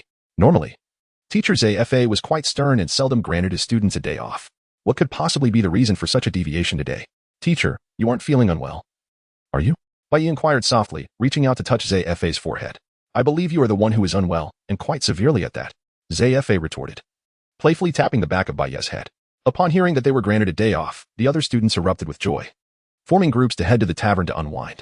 Ain also emerged from the infirmary, albeit with his head wrapped in thick bandages and his arm in a splint. Looking utterly pitiful, ZFA addressed his beloved student in a low voice. Your injuries are grave. You should remain in bed and recover. By the way, who inflicted such harm upon you last night? Why have you remained silent about it? Ain covered his face with his hands. Teacher, it's best not to dwell on the past. ZFA sighed, shaking his head. Indeed, I am growing old. Matters of youth should be resolved by the young themselves. At that moment, on a small island in the Grand Line, a 5-year-old girl was foraging for wild fruits in the woods. Although the area was modest in size, it was abundant in resources, and she had no trouble filling her belly. Just as the little girl began to hum a tune and prepare to return home, a figure clad in a black trench coat obstructed her path. This was a stranger she had never seen before. And soon she noticed that several individuals dressed similarly filled the dense forest. Just as she was about to cry out, a hand clamped over her mouth. Leader, allow me to eliminate her. One of the black-clad assassins said coldly. Fear filled the little girl's eyes as she saw the man draw a gun, aimed directly at her head. One slight movement of his finger could end her life. The man referred to as leader intervened. Do not act rashly. Do you truly think Admiral ZFA is a fool? Should a massacre occur here, it would certainly attract his attention. Gather everyone and drive them into the cave in the back mountain. After issuing his command, the leader produced a photograph from his clothing. If Bai Yi were present, he would instantly recognize it as the image of the marine hunter who had been mercilessly tormented and ultimately discarded into the ocean to feed the sharks. My child, I will avenge you without fail. Regardless of whether they are Navy or of another ilk, I shall not let them escape. The leader cradled the photograph gently, as if it were the last vestige of his faith. The little girl was rendered unconscious and hoisted over his shoulder. The villagers remained oblivious to the unfolding calamity. Even if they were aware, it would avail them little. They were merely ordinary farmers and fishermen, devoid of any combat knowledge, in the face of ruthless assassins. Over 100 villagers were swiftly subdued. Do not resist. Anyone who dares defy me shall perish. The leader gazed at the common villagers with indifference. His aim was simple, to herd them into the cave, while he and his organization as assassins disguised themselves as villagers to ambush Bai Yi and ZFA. They had conducted thorough reconnaissance and knew this was the sole supply point in the vicinity. If they missed this opportunity, the next destination would be the Sabaody archipelago. Once all the villagers were driven into the cave, a single assassin remained to guard them, while the others transformed into their roles as villagers. They were professional assassins, exhibiting remarkable skill, and to the untrained eye, they appeared as the very villagers themselves, devoid of any telltale signs. It is time for my son's revenge. Kukulin D. Bai Yi, I shall dismember you and feed your remains to the dogs. The leader bellowed in anguish, though his heart was heavy with sorrow. He did not lose his composure and reminded his subordinates, remember, our target is Kukulin D. Bai Yi, not ZFA. Confronting a former admiral head-on is unwise. We are assassins, not warriors, and there are myriad ways to kill. All the assassins nodded in agreement, having seamlessly assumed the guise of various villagers. Some appeared as elderly women, others as children, fishermen, fruit growers, and farmers, effortlessly blending into their roles. Truly, they were the most formidable organization of assassins in the underworld. Bai Yi informed the soldiers to rest for a day on the upcoming island. This is the final supply point on our route to the Sabaody archipelago. We need to replenish our fresh water and provisions. Zfa instructed. He was well acquainted with this route, having traveled it numerous times. Although their current water supply was sufficient to reach the Sabaody archipelago, unforeseen circumstances could lead to dire consequences. Bai Yi nodded. In this regard, his experience certainly could not compare to that of Zfa, who had served in the Navy for decades, and this was something he needed to learn. Since this location was the last supply point before the Shambar Islands, neither pirates nor the Navy would cast their greedy eyes upon it. Everyone, prepare to disembark and procure fresh water and provisions. Ein, you should stay here and wait patiently, Bai Yi said, glancing at Ein, whose bandages had yet to be removed. Of course, I nodded. In her current state, she would only hinder their efforts and could not assist. At that moment, evening had descended, and wisps of smoke rose from every household. Let us find a place to cook. I've eaten fish for days, and I'm on the verge of gagging. A soldier complained. Zfa snorted in displeasure. Having something to eat is better than nothing. There was a time when I was trapped on a deserted island by enemies, and I even resorted to eating my own boots. The soldier stuck out his tongue, not daring to say more, and followed the others onto the island. At this moment, neither Zfa nor Bai Yi had noticed the lurking danger on this small island, as these individuals appeared to be ordinary folk. Young man, my oranges are very cheap and exceptionally sweet. Would you care to buy a few? An elderly woman said with a beaming smile, extending the oranges in her hands, which had been laced with deadly poison. One bite would ensure certain death. Oranges. I'll take 2. Bai Yi thought of Ein, who was still lying in bed, and wished to buy some for her. My oranges are truly sweet. To give them a taste, the old woman said, her demeanor exuding warmth and kindness. Bai Yi gazed at the orange held by the old woman, its vibrant tangerine hue suggesting an exquisite flavor, as he reached out to take it. Just as he was about to take a bite, a soldier nearby waved at him, calling out, Major Bai Yi, come help us. The orange, poised at his lips, was reluctantly held back, while the old woman's eyes shimmered with a glimmer of hope. Bai Yi observed the 2 soldiers behind him, burdened with an abundance of supplies, and reluctantly set down the oranges to assist them. TCH. Upon his turning away, the old woman emitted a disdainful sound. You truly are fortunate. However, as seasoned assassins, their repertoire of traps extended far beyond this singular instance. The dusk had already descended, and it was highly likely that the soldiers would take refuge here, presenting ample opportunities for her plans. Take the fruit back to the ship. Leave these items to me, Bai Yi declared, effortlessly balancing a hefty load of supplies, a testament to his remarkable strength. These oranges appear delectable, one soldier exclaimed, drooling. Another soldier playfully tapped him on the back of the head. Fool. Can't you see who these oranges are intended for? But surely, it wouldn't hurt to have just one. The soldier whispered. A glint of coldness flashed in the old woman's eyes. This could spell disaster. If that soldier were to succumb to poison, her scheme would be laid bare. She fixed her gaze on the greedy soldier, and indeed, he was already peeling an orange, preparing to indulge. My poison is quite costly. I wouldn't waste it on such a trifling fool. The old woman's thoughts raced, and in an instant, she devised a plan. She suddenly cried out, feigning great distress, clutching her foot tightly. Oh, it hurts. My leg is in agony. To enhance the authenticity of her act, she even toppled her fruit stand, scattering oranges everywhere. As expected, Bai Yi and the 2 soldiers hurried over to her aid. Old woman, what's wrong? Are you feeling unwell? My leg has suddenly begun to ache. Could you please escort me home? It's not far, she lamented, her voice filled with sorrow, her performance strikingly convincing. Both Bai Yi and the soldiers examined her foot, finding no visible injury. Perhaps it's just a cramp, but I cannot conduct business today. Could you take me home? I promise to reward you with many delicious oranges. The old woman pleaded, clutching Xiao Er's arm in desperation. Of course, Bai Yi replied, thumping his chest, before hoisting the old woman onto his back, ready to escort her home. Chapter 77. The importance of observation. My dear boy, you are truly a good soul. The old woman's face contorted into a sinister smile. Yet Bai Yi remained oblivious to her expression as he carried her on his back. Bai Yi chuckled lightly, pondering the nature of duty and questioning whether he could truly be deemed a good person. A year prior, if someone had labeled him as such, he would have felt elated. Back then, he was blissfully naive, free of worries, with his primary concern revolving around what to have for dinner each day. Yet now, he was beset by an overwhelming multitude of troubles. As an undercover agent, he could betray the Navy without a moment's hesitation when circumstances demanded it. The dichotomy of his own morality left him perplexed. An elderly woman stealthily extracted a piece of wire from her sleeve, intent on strangling Bai Yi from behind. Just as her hand delved into her garment, another hand reached out. Madam, would you care for an orange? Thank you. Startled, the old woman quickly retracted the wire, only to find a gluttonous soldier approaching, offering a peeled orange. I don't want it, she stammered, trembling in fear. Fear not, we are the Navy. Unlike those ruthless brigands, the soldier said with a warm smile, placing the orange gently in the old woman's hand. Was the orange quite sweet just now? It must be delightful. Of course, it is indeed very sweet. The old woman hesitated, contemplating the implications of refusing to eat. Would abstaining reveal her intentions? Conversely, consuming it could lead to her demise through poisoning. How vexing, this dilemma. The white knight arrived at the center of the village. Old woman, where is your home? He inquired. Oh, it is not far. Just walk straight ahead. The elderly lady casually gestured in a direction, leading him to a quaint wooden cottage. Inside, he found another individual, an old man of similar age to the old woman. My dear, you have returned. Were you carried back again? Are you injured? The old man expressed his concern. It's nothing serious, just a cramp in my foot. There is no need for such alarm. The old woman replied. Bai gently placed the elderly woman on the bed nearby, then surveyed the arrangement of the room. For some reason, he sensed an incongruity. Yet he could not articulate what precisely felt amiss. Young man, thank you. Please, have a drink. The old man cheerfully offered 2 bowls and poured steaming tea into them. The gluttonous soldier was about to reach for a cup when Bai seized his wrist, casting a knowing glance his way. Have you forgotten the Navy's code? One must not take what belongs to others. The soldier paused, bewildered. Was such a rule indeed part of naval conduct? However, upon catching the look in his superior's eyes, he quickly grasped the underlying tension. This soldier, though greedy, was not foolish. He retracted his outstretched hand with haste. My apologies, Major. I merely felt a bit peckish. Very well, let us be on our way. Bai took another look around the room, subtly lowering the brim of his hat to obscure his gaze. Young man, you brought me back, and I have yet to repay you properly. How about staying for a meal? The elderly woman inquired with a kindly expression. My father's culinary skills are exceptional. My apologies, dear lady, but we must return to report in. If the military cannot locate us, chaos may ensue. Bai's eyes roamed over the furnishings, and he revealed a rather guileless smile. Those familiar with Bai understood that this particular smile signified his intent to ensnare. Such a demeanor often lulled others into a false sense of security. Why has this lad not fallen for the trap yet?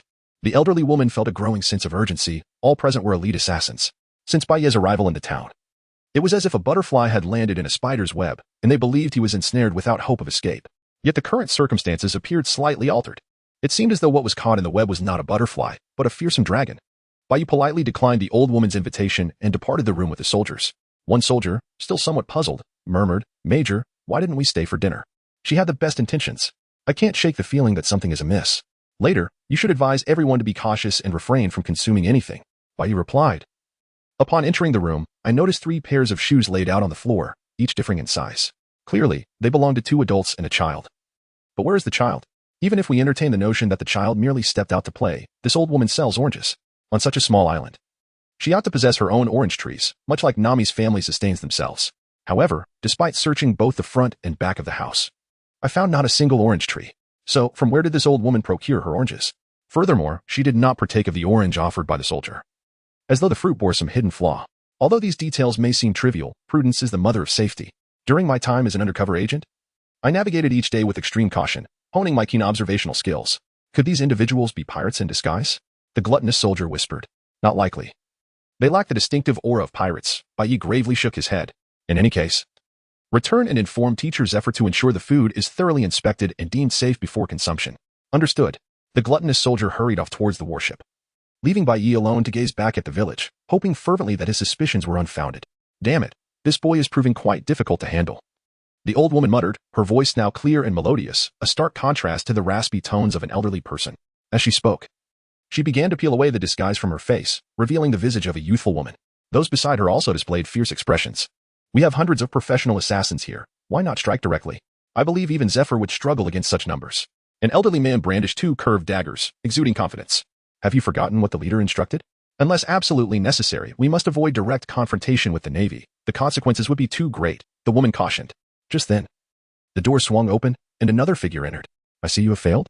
Not to worry, we have another plan. When night falls and silence envelopes the area, I will plant this bomb beneath their warship, sending everyone skyward. A man, appearing childlike in his attire, approached. As top-tier assassins, they had mastered the art of disguise, capable of convincingly embodying any role. Very well, the next move is yours. Upon returning to the warship, Bai recounted in meticulous detail the events he had encountered to ZFA. The seasoned ZFA quickly sensed that something was amiss. Are you suggesting that the villagers here are problematic? Yet, during my previous passages through this area for supplies, I encountered no such issues, he mused, harboring a flicker of hope in his heart. Could it be that every inhabitant of this village has been replaced, and these villagers are mere imposters? Bai inquired. At this remark, ZFA fell into contemplative silence. Although he had frequently procured provisions from this location as a high-ranking general, It was impractical for him to remember every face. Should we not leave this place at once? It is evidently a trap laid out for us, he suggested. The gluttonous soldier fixated on the orange, trembling with trepidation. Had he succumbed to the temptation and taken a bite earlier, he might have already met his demise. This is merely a hypothesis, and if it holds true that the original villagers have been supplanted, then a pressing question arises: where have the genuine villagers gone? If there were signs of struggle or bloodshed, it should have been easily discernible to you, Teacher Zfa, Bai Yi stated. Zfa shook his head slightly. I have not detected any such signs here. Thus, either your conjecture is erroneous, or the villagers have been confined elsewhere. We must ascertain whether these are indeed the villagers of this hamlet or representatives of another force. I hope this is merely a manifestation of my paranoia, Bai Yi remarked. Zfa, maintaining his composure, surveyed the soldiers before him and commanded, everyone, prepare for battle. Under no circumstances are you to engage without my explicit order. Those assigned to guard duty tonight shall double their vigilance. Report any unusual occurrences immediately. As Bai Yi ascended to the deck, he gazed upon the boundless expanse of the inky sea, a sense of melancholy enveloping him. Beneath the seemingly tranquil waters, tumultuous undercurrents brewed, prompting him to ponder when this ocean would ever attain true peace. In the distance, a small village shimmered with lights, yet in reality, these illuminations were merely the work of assassins who had ignited the lamps within the rooms. All of their operatives had congregated along the coast, seeking an opportune moment to strike. The ship lay in utter silence, devoid of any commotion, suggesting that they had not succumbed to the poisoned provisions. Was there a flaw somewhere? The leader of the assassins, disguised as the village chief, inquired. This should not be the case. Our disguise ought to be impeccable, rendering it impossible for the naval officers to detect us. Yet, one assassin expressed his confusion. If the poison has proven ineffective, then let us proceed to equip the explosives and obliterate them entirely. The leader grasped a timed bomb. Placing it aboard the vessel would ensure that in half an hour, all naval personnel would be sent skyward. Regardless of whether one is an admiral or a malevolent major, in the face of an explosion, they are merely an ordinary person. From among the assassins emerged an unremarkable middle-aged man, whose swimming prowess was unparalleled. With the bomb in hand, he leapt directly into the sea. The others awaited news. Eager for the impending clash, their spirits ignited with anticipation. Chapter 78, Assassins and Regular Troops in a Standoff. Zephyr approached Bai Yi on the deck, gently placing a hand on his shoulder. You appear fatigued. It would be wise to take a moment to rest and rejuvenate. One cannot remain in a state of constant tension, lest one encounters difficulties. Leave this to me. In a hushed tone, Bai Yi remarked, I am not weary. I am merely contemplating when this life will find its conclusion. Zephyr let out a soft sigh. As long as the age of exploration endures, this existence shall remain interminable. Humanity is invariably drawn to the allure of freedom, often believing that pirates are the most liberated souls upon these vast seas. Indeed, while some pirates embody ruthless malevolence, committing acts of murder and arson without restraint, there are others who merely seek to pursue the freedom that resides within their hearts, having never wronged another. Thus, I frequently advise you to refrain from indiscriminately striking down all pirates. Hush, there are others in the sea. Although Zephyr lacked the conqueror's haki, his mastery of observation and armament haki had reached formidable heights. The assassin, stealthily emerging from beneath the waves, was detected by Zephyr the moment he encroached upon his perceptive range. Bai Yi held his breath, simultaneously activating his observation haki. Indeed, he could faintly discern a shadowy figure beneath the water, rapidly approaching the vessel's hull. Regrettably, his suspicions were confirmed. There was something amiss in this village. Bai Yi clamped his short dagger between his teeth and leaped into the sea, where those submerged remained blissfully unaware, their observation haki yet to awaken, oblivious to the impending peril that silently approached. The movements of Bai Yi were astonishingly swift. Upon locating the enemy, he exhibited no hesitation and charged forward with unwavering resolve. The assassins on the shore awaited their cue. Although the leader was frantic to avenge his son, he maintained an outward facade of calm. Leader, what is taking so long? By now, the battleship should be on the verge of exploding. One assassin murmured. The leader's expression darkened significantly. We must wait a little longer. If the demolition plan fails, we will have no choice but to launch a full-scale assault. He was confident that with so many elite assassins on his side, even the naval admirals would not prevail against them. Meanwhile, beneath the waves, the assassins had already engaged Bai Yi. Their strength lay in their unpredictable tactics. Yet battling against the top-tier warriors of the Navy was a different matter entirely, and the assassins remained blissfully unaware of the gravity of their predicament. It was akin to a game. Even with equal resources, an assassin would surely falter against a tanky warrior, let alone when the latter possessed a substantial economic advantage. Underwater, the assassins moved like fish, a rarity for humans. However, Bai Yi's ability to fight against fishmen without faltering made him an anomaly. Coupled with his formidable strength, he resembled a humanoid Gundam in the real world. Thus, the battle concluded the instant the two adversaries made contact. The clash was reminiscent of an egg striking a mountain. Theoretically, with ample time and countless eggs, the concept of dripping water-penetrating stone could hold true, but Bai Yi offered no such opportunity. He swiftly crushed the assassin's hands and tossed him onto the deck. By the time the assassins regained their senses, they found themselves encircled by a throng of people. the most striking of whom was the former Admiral Zephyr. Zephyr coldly regarded the assassin before him. Speak. Who are you? Why did you ambush us here? What has become of the villagers in the village? I am a professional assassin with my own code of ethics. I will not betray my organization. The assassin retorted defiantly. Nonetheless, Zephyr had his methods for dealing with such individuals. He confined the assassin in a separate cabin, sneering as he commanded, closed the door, and released Bai Yi. Upon seeing Bai Yi, the assassin's previously resolute expression shattered. To those who had seen the newspaper, this seemingly simple man had become synonymous with a demon. I warn you, do not come any closer. I will scream. I can scream very loudly. The assassin trembled in fear as Bai Yi approached. Even if you scream until your throat is raw, no one will come to rescue you. The night is long. How would you like to play? Bai Yi began to lay out various implements of torture. Zephyr stood outside, inhaling the fresh air when suddenly, a man's anguished cries erupted from the cabin. Help! Help! Let me out! This monster is not human! Help! Let me out! I will tell you everything you want to know. Zephyr cracked the door open slightly, and a bloodied hand reached out through the gap, as if grasping at the last vestige of hope. Yet, a large hand emerged from the shadows, covering the assassin's mouth and dragging him back into darkness, followed by another round of piercing screams. The soldiers aboard revealed expressions of sympathy as they whispered, Master Zephyr. Do you think there will be any problems? Zephyr cleared his throat gently and knocked on the door. Bai Yi, if he divulges all he knows, do not kill him. The screams from the cabin ceased.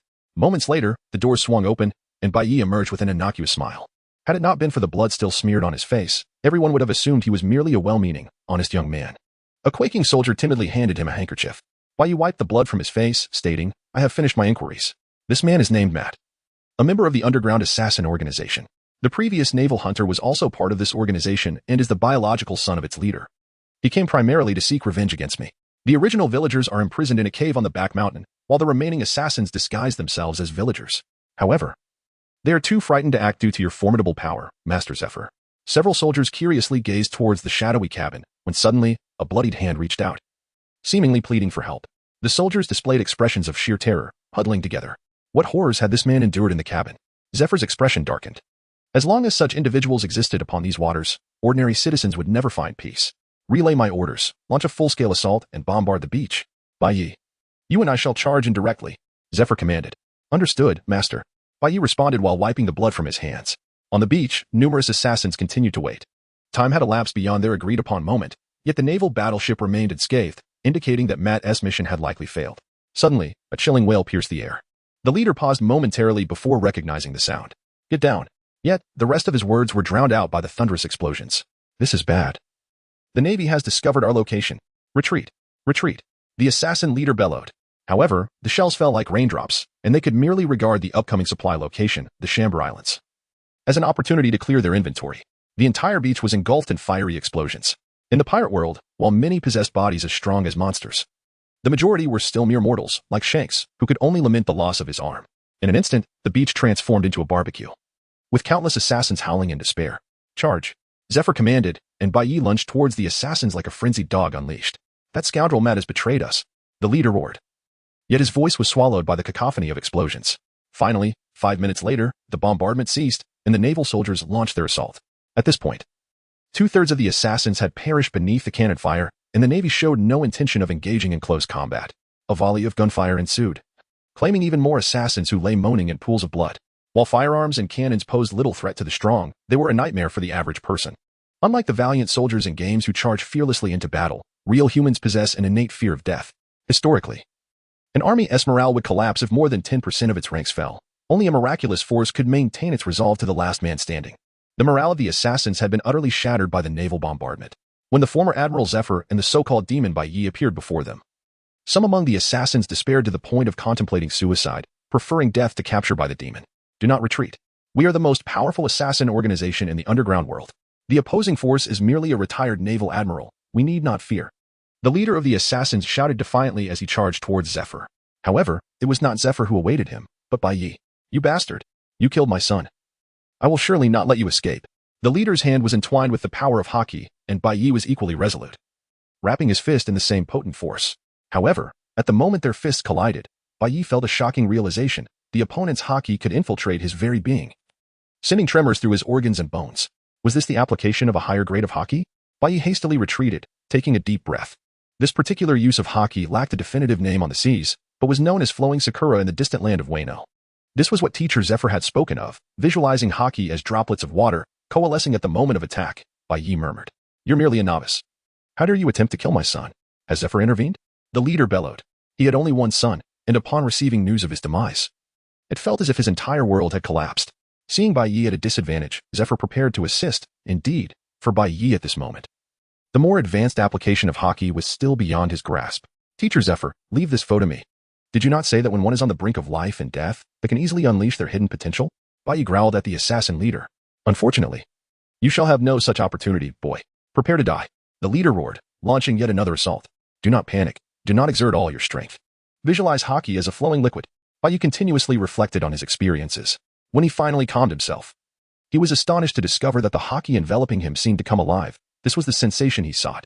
In the next instant, however, Bai Yi's body was still propelled by an overwhelming force, spinning twice in the air before coming to a halt. Through the training with Zephyr, Bai Yi's Haki had grown significantly stronger than at the outset, yet the awakening of his Haki was still too recent for him to fully comprehend its higher applications. Of course, flowing Sakura was merely one method of utilizing Haki. Mastering it did not automatically confer strength. Even the two sisters of Empress Boa Hancock could employ flowing Sakura yet still fell short against the Haki-less Luffy. The Red Scabbards had trained for over 20 years in flowing Sakura, only to be vanquished by Kaido in an instant. Thus, the potency of a skill ultimately hinges on the wielder. Returning to the matter at hand, Bai Yi had never experienced such a sensation. As if the Haki coiling around him had become entirely sentient. Was this the application of a higher grade of Haki? As the leader charged again, Bai Yi gently swung his fist, an invisible armor of Haki forming around it, colliding with the leader's fist. In that moment, Bai Yi recalled how Rayleigh had first demonstrated this technique, creating an intangible armor on his body to shield against explosive damage. Now, he recognized that Rayleigh had utilized a high-grade Haki. Boom. Their fists collided, mere inches apart without direct contact. Simultaneously, Bai Yi sensed a barrier within him shatter, elevating the density and quality of his armament Haki to a new level. So that was it. I understand now. Thank you, Teacher Zephyr. Bai Yi channeled his immense power forward, and the assassin leader's face turned pale, realizing the terrifying magnitude of Bai Yi's strength. In an instant, Bai Yi's power cascaded like a torrential waterfall, his fierce Haki not only severing the enemy's arm but also penetrating the leader's internal organs, wreaking havoc within him. The leader's body resembled a kite severed from its string, soaring far before coming to rest. As he landed, blood poured from his mouth and nose, and his gaze reflected utter despair. Why has it come to this? I have yet to exact my revenge. My organization is the most formidable assassin group in the underworld. The leader slightly turned his head to see that all his assassins, himself included, lay defeated. Haha. Even if you kill me, what of it? You will save not a single villager here. Do you not consider yourself a paragon of justice? In the end, you can only watch as those you seek to protect fall one by one before you. The assassin leader's face twisted into a cruel grin. He had previously dispatched a message to his subordinates, regardless of whether his plan succeeded. At dawn, the villagers within the cave would be slaughtered, and dawn was approaching. Everyone, I have arrived late. Ein, still bound in bandages, stood not just with 20 soldiers but also with hundreds of villagers. It turned out that from the submerged assassin mat, the Navy had learned of the villagers' captivity, prompting Ein to lead half the soldiers to rescue them. At this moment, the sun was just beginning to rise. Do you have any final words? Bai Yi inquired, gazing at the assassin leader before him. Do not think you have one. Doflamingo will not let you escape. Haha. I shall await you in the realm of the dead. The assassin leader cackled maniacally. With a cold chuckle, Bai Yi assured, rest assured, I shall deliver Don Quixote Doflamingo to you in due time. Subsequently, he became acquainted with the fate of this individual. Neither Zephyr nor the other soldiers anticipated that such a minor supply operation would incite such a considerable uproar. The villagers were exhilarated upon encountering the Navy. For them, it was a moment imbued with a sense of security. After ensuring the well-being of all the villagers, Zephyr prepared to bid farewell alongside his soldiers when a young girl approached Bai Yi, cradling a basket of fruit. Thank you, big brother. Gazing at the innocent girl before him, along with the basket of fruit she held, Bai Yi felt a pang of discomfort. This situation was primarily a consequence of his actions. Failing to protect these individuals was a dereliction of his duty, regardless of the incident itself. As a member of the Navy, it was his obligation to rescue those ordinary citizens who were persecuted by pirates and assassins. Yet now, this girl was expressing her gratitude to him. Zephyr, perceptive to his disciple's thoughts, gently placed a hand on his shoulder, encouraging him not to dwell excessively on such matters. In this world, many things cannot be neatly categorized as right or wrong. If you believe you have not done enough, strive to do better in the future. Zephyr remarked nonchalantly. Throughout his decades of life, he had witnessed countless tragedies, being a tragedy himself. He wished to shield the philosophy and the youthful spirit from becoming entangled in such sorrow too soon. Bai Yi extended his hand and lowered the basket, allowing the little girl to depart joyfully, reminiscent of a charming little bird. Every individual possesses the inherent right to pursue freedom, however. Such liberty should not come at the expense of harming others. Enjoy this, Zfa remarked, patting Bai Yi on the shoulder, for it is the pact between you. After savoring these fruits, you must strive even harder to become an exceptional sailor. It had been many years since Zfa encountered such a promising talent, and he genuinely wished for Bai Yi to avoid straying down a misguided path. Bai Yi seized a fruit and stuffed it into his mouth, swallowing it as if he had made an unspoken resolution. The sun bathed the earth in its golden light, although the world harbors countless tragedies that bring tears and sorrow. It is undeniable that it also hosts numerous comedies, where tears are shed not solely from sadness, but from joy as well. Suddenly, Bai Yi's complexion turned a ghastly shade of purple, his hands gripping his throat tightly, contorted in evident distress. Zfa, shaking his head in exasperation, remarked, "Could you not eat it properly? There's no one here to compete with you for it." Honestly, he initially thought Bai Yi was choking on the fruit. Yet Bai Yi kept shaking his head. His expression resembled that of someone who had swallowed a blade, but it was not a case of choking. Observing Bai Yi's gestures of denial, Zfa's expression suddenly changed. He recalled that the assassins from yesterday had mixed numerous poisonous fruits with the ordinary ones. Could it be that the young girl was unaware of this and had unwittingly brought the toxic fruit? As this thought crossed his mind, sweat beaded on his forehead. "Ship's doctor, hurry over. We need the antidote, quickly." However, Bai Yi continued to wave his hands, indicating that he did not appear to be poisoned. This left even Zfa puzzled, forced to wait and watch. After a considerable time, Bai Yi finally swallowed the remnants of the fruit and managed to utter, "This fruit tastes dreadful. What on earth is this flavor?" In a fit of frustration, Zfa struck the back of his head with a fist, exclaiming, "You little rascal, you nearly scared me to death. I thought you were poisoned. If it's so terrible, why didn't you just spit it all out? How could I return someone's kindness by spitting it out? Besides, this fruit is truly ghastly. You can try it yourself." Zfa glanced at the fruit in Bai Yi's hand, and his expression shifted dramatically. The fruit resembled a chunk of rock, dark brown in color, with a large bite taken out of it, presumably by Bai Yi himself. With a grave tone, Zfa remarked, "Bai Yi, this thing, it appears to be a devil fruit?" Bai Yi was taken aback for a moment.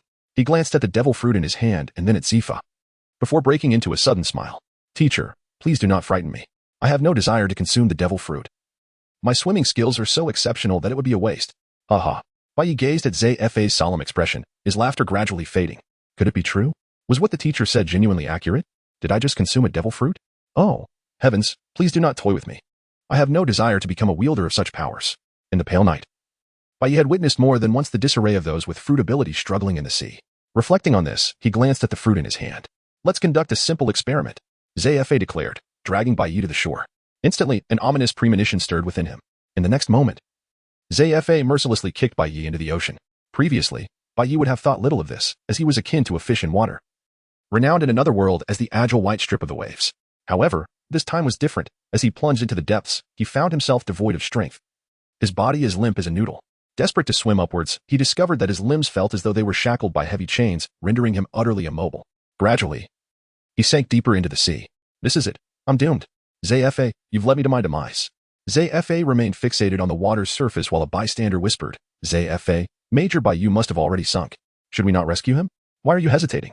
Zfa finally snapped to attention, leaping into the sea. By the time he retrieved Bai Yi, the latter had ingested a copious amount of seawater. They employed various first aid techniques, and after expelling a torrent of salt water, Bai Yi gradually regained consciousness.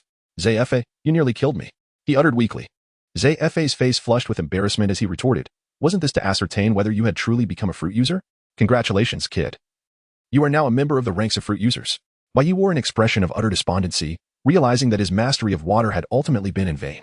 Zfa felt an urge to laugh, yet he restrained himself, resulting in an odd countenance. All right, do not be disheartened, my boy. Let us discover what abilities you have obtained. If you have acquired formidable powers, they may well compensate for your lack of water proficiency." Bai Yi laboriously extended his hand, examining his arm, which appeared to show no significant change. He pondered the nature of his abilities. Were they of the Superman variety, the natural type, or perhaps the Zoan? Zephyr muttered, uncertain if it was a curse. As a master of pure martial arts, he had taught all his exceptional disciples to be wielders of abilities. Of course, this might also be attributed to him as a mentor. The three admirals not only possessed formidable devil fruit powers but also matched the prowess of other strong fighters in martial arts. Kizaru, during his encounter with Rayleigh at Sabaody Archipelago, held his own without faltering, even gaining an advantage due to his youth. Zephyr's reliance on devil fruit abilities was evident, as he drew the Ama no Murakumo sword and engaged in an inconclusive duel with his teacher, who solely depended on martial arts to attain the rank of admiral. Throughout this period, Zephyr's contributions were invaluable. It seemed he felt no extraordinary sensations. Bai Yi regained some strength and then sat up. Zephyr, with a sudden spark of inspiration, produced an iron rod from seemingly nowhere. "Bai Yi, come here and let me strike you." "Fear not, I shall not employ haki this way. We shall discern if you are of the natural type," Zephyr remarked with a mischievous grin. Bai Yi observed Zfa approaching with a solid iron rod in hand. Without uttering a word, he turned and fled, only to be restrained by the arms of 2 soldiers behind him. Major Baiyi. Teacher Zafa is doing this for your own good. You should comply. The 2 soldiers remarked with mischievous grins. You 2 scoundrels, let me go. Are you truly going to betray your comrade? I'm your major, Baiyi exclaimed, glaring at the advancing Zafa, his face paling in fear. A single blow from that rod would surely result in at least a fracture. However, Zafa offered no opportunity for resistance, striking directly at Baiyi's thigh. With a resounding thud, Baiyi's thigh shattered. Teacher Zafa, how cruel you are, he cried, clutching his leg. Surprisingly, despite his entire thigh being obliterated. Not a drop of blood was shed, and neither muscle nor bone was visible. The fractured area resembled solid rock, or perhaps, earth. Most astonishingly, the shattered region swiftly restored itself, as if Zafa's attack had never transpired. What is happening? Baiyi marveled at his leg. Had he not only lost his buoyancy, but had he also transformed into something inhuman? Zafa, maintaining a calm demeanor, gazed at Baiyi, stating, as I suspected, based on the patterns of this fruit. You have ingested the earth fruit of the natural system. In other words, your body is now akin to clay. Baiyi gazed in astonishment at his own arm. Realizing that he had transformed into clay, which explained why he sank like a stone upon contact with water. Teacher Zafa, is there no remedy for this? Baiyi inquired. Certainly not. You can rest assured on that front. Unless you happen to perish, the devil fruit will reappear in an unknown location. As long as you are alive, do not dwell on such matters. From now on, be cautious while bathing, lest you risk drowning. Zafa replied. However, this fruit appears to be quite formidable. If harnessed properly, it may very well lead to the emergence of a formidable admiral within the Navy in the future. Of course. As my disciple, you must not become overly reliant on the abilities of the fruit. Baiyi nodded slightly. He had never wished to become a user of a devil fruit. However, as the die was cast, he had no choice but to accept the reality. Chapter 80. The duel. Although Zifa had advised his disciples against excessive reliance on their devil fruit abilities, he nonetheless took the time to elucidate the characteristics of the Logia-type devil fruit to Baiyi. The true strength of a Logia user lies in the fact that when one awakens their haki, they are still incapable of harming the user of a Logia fruit. However, your earth fruit is particularly unique, encompassing an astonishing variety of elements. Theoretically, rocks, soil, deserts, and swamps all fall within the domain of the earth. If you are able to harness the powers of this fruit effectively, its potential is immense. Moreover, in comparison to other Logia fruits, yours possesses significantly greater defensive capabilities. Zifa remarked. Baiyi gazed at his own hands. Although he did not fully comprehend certain aspects of Zafa's words, he had an undeniable sense that he had consumed an extraordinary fruit. However, he acknowledged that he was a novice in the realm of devil fruit development. Everything ultimately depended on oneself, as Zafa had stated. Baiyi nodded. Initially, he found it effortless to control his abilities after consuming the devil fruit. Mastering his powers became as simple as the act of eating and drinking. He quickly grasped the underlying secrets, transforming his arm into solid rock. Furthermore, Baiyi discovered that he could manipulate the hardness of his body. For instance, with a single rock, he could freely adjust its hardness within a range of 1 to 10. He could render the stone as unyielding as steel or allow it to flow like the mire of a swamp. Of course, his fruit's powers extended beyond mere transformations. Not only could he integrate his body with the earth, but he could also wield the surrounding terrain as his combat instruments. Through continuous experimentation, Baiyi had reached the remarkable ability to control land up to 100 meters away. The territory he commanded felt as integral to him as his own limbs, and his body could meld with the ground, enabling rapid movement. To him, the earth now resembled the vast ocean of his past. This extraordinary sensation left Baiyi astounded. It was no wonder that so many chose to willingly consume the devil fruit. Half a month later, Zafa and his companions traversed the Sabaody archipelago, past Fishman Island, and arrived in the new world of the Grand Line. Baiyi, how has your development with the fruit been? Let us spar, Zafa remarked, eyeing Baiyi, who had been engrossed in his fruit's potential. As a mentor, he had previously cautioned Baiyi against over-reliance on his powers. Yet it seemed the boy had entirely dismissed his advice. Baiyi gazed at the impassive Zifa and, filled with excitement, hurried over. During this period, he had conceived numerous techniques concerning his fruit, yet he had lacked a target to test them on. Just then, Zifa-sensei appeared, and Baiyi thought it would be remiss not to seize the opportunity. The two chose a deserted island for their encounter, while other soldiers gathered around to observe. Ein, casually holding a sunflower seed in hand, seemed entirely unconcerned about the impending clash. Despite having consumed a formidable devil fruit, Baiyi stood no chance against Zifa, a notion shared by all the new recruits. You may strike first. Zifa beckoned Baiyi with a flourish, intending to impart a lesson to his disciple that the devil fruit, ultimately, was merely a diversion, while true strength resided within one's own abilities. Baiyi wore a mischievous smile. Teacher Zafa, prepare to face my challenge. Baiyi extended his hand, while Zafa observed him warily. Regardless of the circumstances, Baiyi had consumed a natural-type fruit, which was undeniably formidable. Should he falter, it would certainly be entertaining. However, Zafa did not witness any colossal stones hurtling towards him, nor did he see Bai Ye's arm transform into a massive rock to strike him down. Instead, he felt the ground beneath his feet give way, as if the solid rock had suddenly morphed into a quagmire. Zfa hastily glanced down and was astonished to find that the stones beneath him had indeed transformed into a fluid resembling marshland, rapidly engulfing him up to his knees. Stone marsh. Bai Ye proclaimed with pride, revealing that this ability could turn the very ground beneath an adversary into a mire, effectively trapping them. Yet, Zfa was not to be underestimated. His mastery of the Marine 6 styles was unparalleled. He deftly executed the moonwalk technique, attempting to spring free from the stone marsh. Just as he prepared to escape, the marsh unexpectedly solidified into stone beneath him, ensnaring him once more. A mere trifle, Zfa exclaimed, instantly channeling his haki to shatter the stone into fragments. After half a month's study, this is the best you can conjure? Zfa bellowed in dissatisfaction. Teacher, let us not rush to conclusions. The truly intriguing part is yet to come. Bai Ye replied confidently, with a gentle tap of his toe on the ground. The earth beneath him twisted and came alive, transforming into a colossal arm that reached out towards Zfa. Zfa regarded the stone arm with calmness and nodded slightly. Now this resembles something. However, to him, such an attack was trivial and posed no threat. His haki had nearly reached the pinnacle of human capability with a single punch. He shattered the enormous stone arm, unaware that he was merely falling into Bai Ye's trap. You have been deceived, teacher, Bai Ye declared, waving his finger. The shattered stone seemed to animate, swirling in midair before enveloping Zfa from all sides, forming a massive stone sphere. Akin to an alternate reality version of a celestial bombardment. The nearby recruits stood frozen in shock, thinking, could it be? Teacher Zfa cannot possibly lose so easily. Of course, had Zfa been so easily defeated, he would not have earned his title as an admiral. With a terrifying burst of haki, he obliterated the stone sphere with a single punch. Then, he deftly employed the moonwalk to soar through the air. Taking a moment to catch his breath, he realized he had narrowly escaped suffocation. Fortunately, Bai Ye's fruit abilities were still in their infancy. Had they been any stronger, he might not have evaded the earlier attack. However, Bai Ye, I have discerned your tactics. These tricks will no longer work on me. Zfa declared as he dove from the sky, reminiscent of a famished lion. Bai Ye pressed his hands against the ground, summoning a massive stone wall from beneath, enhancing its hardness to the utmost.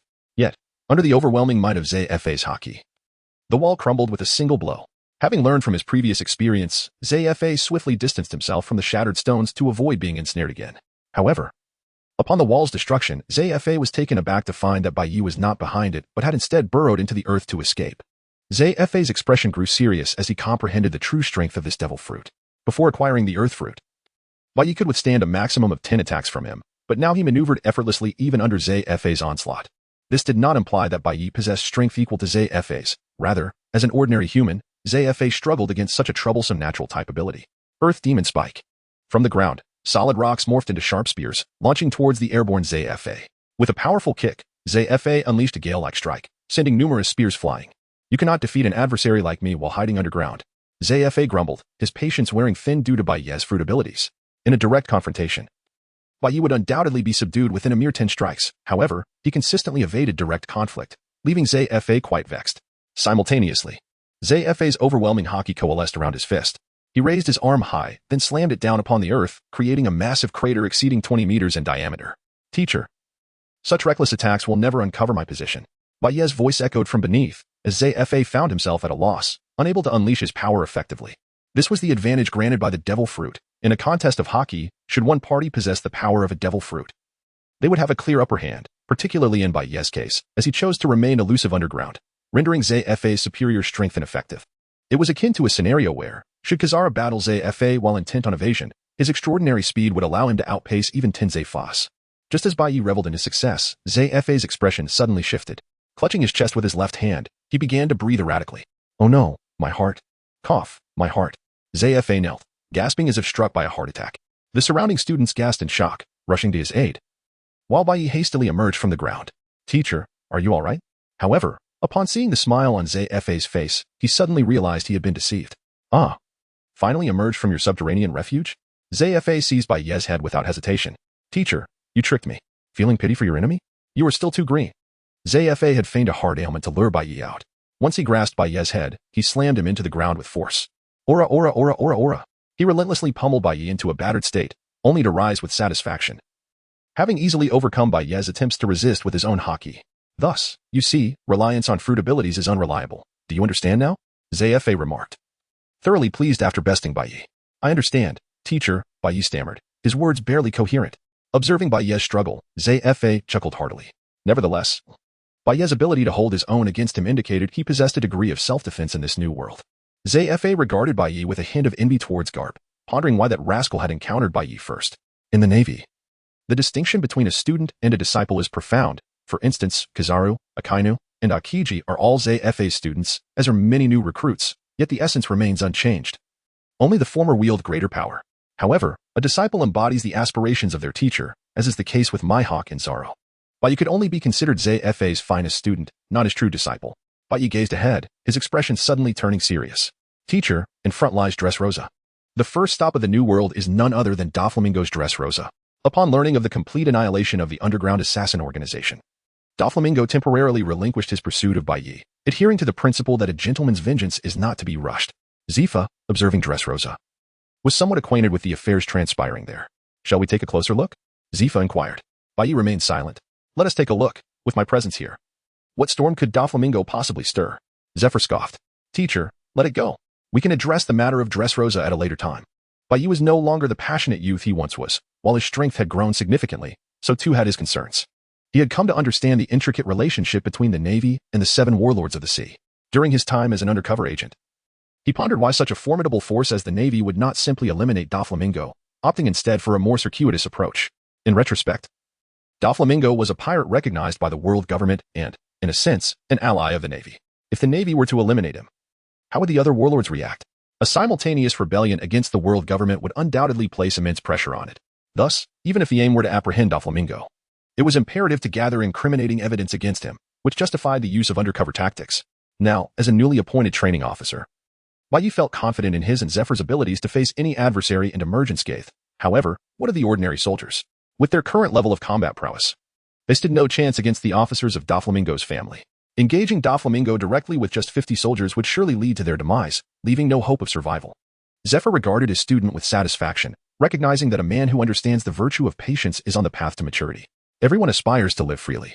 Yet upon entering this world, one quickly realizes that reality imposes constraints on such desires. Therefore, when confronted with situations that one finds intolerable, it becomes necessary to choose forbearance and await the right moment. Chapter 81. The deal. Although Doflamingo had provoked Baiye several times, Baiye was reluctant to sever ties with him at this juncture. He bore the responsibility for the lives of these recruits. 1 year, at most 1 year, Doflamingo. Just wait until I am no longer a Navy officer, and then I shall deal with you. Baiye vowed, his gaze fixed on the direction of Dressrosa. As an undercover agent of the Revolutionary Army, he was compelled to adhere to Navy policies, but once his 3-year term was completed, he would settle the score with Doflamingo. However, while Baiye sought to avoid conflict, Doflamingo was unwilling to relent. According to intelligence reports, he was aware that Baiye was soon to enter Dressrosa's territory, a prime opportunity he could not afford to miss. Young master, with but a word from you, we can swiftly take the head of Cuculin D. Baiye. We cannot allow him to continue living in this world. Torpole urged Doflamingo. At that moment, within the grand hall of the Doflamingo family, all the family's officers gathered. Baiye had become a thorn in Doflamingo's side. As long as Baiye lived, Doflamingo would not rest. Yet, despite his animosity, Doflamingo refrained from acting recklessly. Confronting Zephyr head-on was not an option. Upon hearing the name of the former Marine Admiral, silence fell over the assembly. Indeed, Zephyr was an insurmountable mountain for them. Without a strategy to undermine him, harming Baiye would be impossible. Turpole then spoke up. Mingo, I have a candidate who might be able to defeat Zephyr. Doflamingo paused, astonished. A person capable of defeating Zephyr? He could not fathom who could possibly surpass Zephyr's might on these seas. Torpole continued unhurriedly. About half a month ago, a foolish lad appeared in our territory. His strength is astonishing, perhaps even surpassing yours. Interestingly, this lad claims to be the son of Whitebeard. If we leverage him to defeat Zephyr, no. Even to distract Zephyr, then with your prowess, defeating Baiye would be a mere formality. The son of Whitebeard? Doflamingo's brow furrowed. In this era, known as Whitebeard's epic, no one dared to rival him in the New World. The sudden emergence of someone claiming to be Whitebeard's son on his territory filled him with unease. Can this individual be trusted? Will he pose any threat to us? Doflamingo inquired. Of course not. Torpole replied confidently. This individual is a simpleton, clearly lacking intelligence.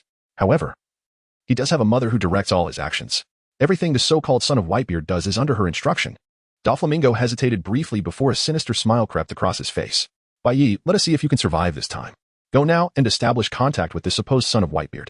If he can indeed occupy Zephyr's attention, I shall reward him handsomely with gold. Torpole nodded and promptly set off to contact the son of Whitebeard. In a secluded corner of Dressrosa, the imposing figure of the so-called son of Whitebeard sat in a narrow alley, accompanied by his mother, Miss Bazin. Their identities were shrouded in mystery. having suddenly emerged from the sea, each claiming to be connected to the legendary Whitebeard. Despite his low intellect, the son of Whitebeard possessed genuine strength, formidable enough to render him nearly invincible since setting sail. Miss Bazin, adorned with an array of jewels and leaning on a cane, exuded an air of eccentricity. "This is the reason our young master has summoned you. Would you care to consider our proposal?" Torpole stated directly upon finding the son of Whitebeard. Whitebeard too gazed at his mother, his mind seemingly devoid of thought. Miss Bazin let out a cold laugh, exclaiming, "You truly have the audacity to send my precious son against a former admiral. What a clever scheme you have devised." Torpole, grinning widely, retrieved a box from behind him. As Miss Bazin opened it, her pupils transformed into a golden hue upon discovering it was brimming with gold. Cough, cough. My son is invincible. Dealing with a retired old man is certainly child's play. However, it seems this amount may not suffice. Unfazed, Torpole produced another chest of gold, asserting that as long as someone could assist them in confronting Zephyr, money was of no concern. Deal. Haha. This wealth is now mine. Miss Bazin gleefully embraced all the gold, bursting into laughter. Let us toast to a delightful collaboration. A cunning expression spread across Torpole's face as they plotted against the former Admiral Zephyr. Whether they would return alive remained uncertain if that foolish boy perished. How could this old woman possibly safeguard these 2 chests of gold? Whitebeard too, whose true name is Edward Wilbur, remains a figure shrouded in mystery regarding his biological connection to Whitebeard. However, there is a discernible resemblance between them, both in appearance and the formidable aura he exudes. Wilbur himself is somewhat dim-witted, blindly obeying his mother's every command. When he observes her willingness to send him against a marine admiral for the sake of a heap of gold, he expresses no dissent, even chuckling vacantly at the prospect. Then, Zephyr, I leave you in their capable hands. This is merely a deposit. Should you successfully thwart Zephyr, our young master has even more gold to offer, Torpole remarked, casually digging his nose. Of course, no problem at all, Miss Bazin replied, clutching the gold. For her, perhaps the safety of her son pales in comparison to the allure of gold. Let us depart, Wilbur. We shall set forth at once, Miss Bazin declared, striding away with her son and their 2 chests of gold. Torpole observed the retreating figures of mother and son, a cold smirk adorning his face. His greatest hope was for Zephyr and the foolish boy to mutually annihilate each other, thus ridding the Don Quixote family of a troublesome adversary while simultaneously saving himself a considerable sum of money. What could be more advantageous? The sea remains eternally unchanged. It may appear calm and serene, yet one can never predict when tumultuous waves might arise, dragging one into the abyss. Zephyr, seldom at ease, reclined on the deck basking in the sun, while soldiers busied themselves tidying the area, and I prepared a meal. All of this seemed remarkably ordinary. Bayou sat atop the watchtower, surveying the surroundings. This was indeed a new world, teeming with an array of monstrous creatures and countless outlaws. One could never know when a couple of fools might emerge, seeking fame and daring to challenge Zephyr, though such individuals were likely courting their own demise. Teacher Zephyr, might we consider a change of class? I have been enduring the sea breeze for 2 hours now. Could you not show a modicum of compassion for your student? Bayou lamented helplessly. Zephyr, however, feigned ignorance and continued to slumber peacefully. Chapter 82. Doflamingo believes he has regained his edge. Bayou gazed at Zephyr with a sigh, recognizing the old man's advancing age. Not far ahead lay Drezarros. Yet neither Zephyr nor Bayou intended to set foot on the island. Bayou had already resolved to address the matters of Drezarros at a later, more opportune time. Suddenly, Zephyr opened his eyes, fixating on a distant isle. I hear someone calling for help, he remarked. The sound is coming from that direction. Bayou was taken aback. Apart from the sound of the waves, he heard nothing at all. Foolish boy, use your observation hockey, Zephyr scolded, filled with exasperation.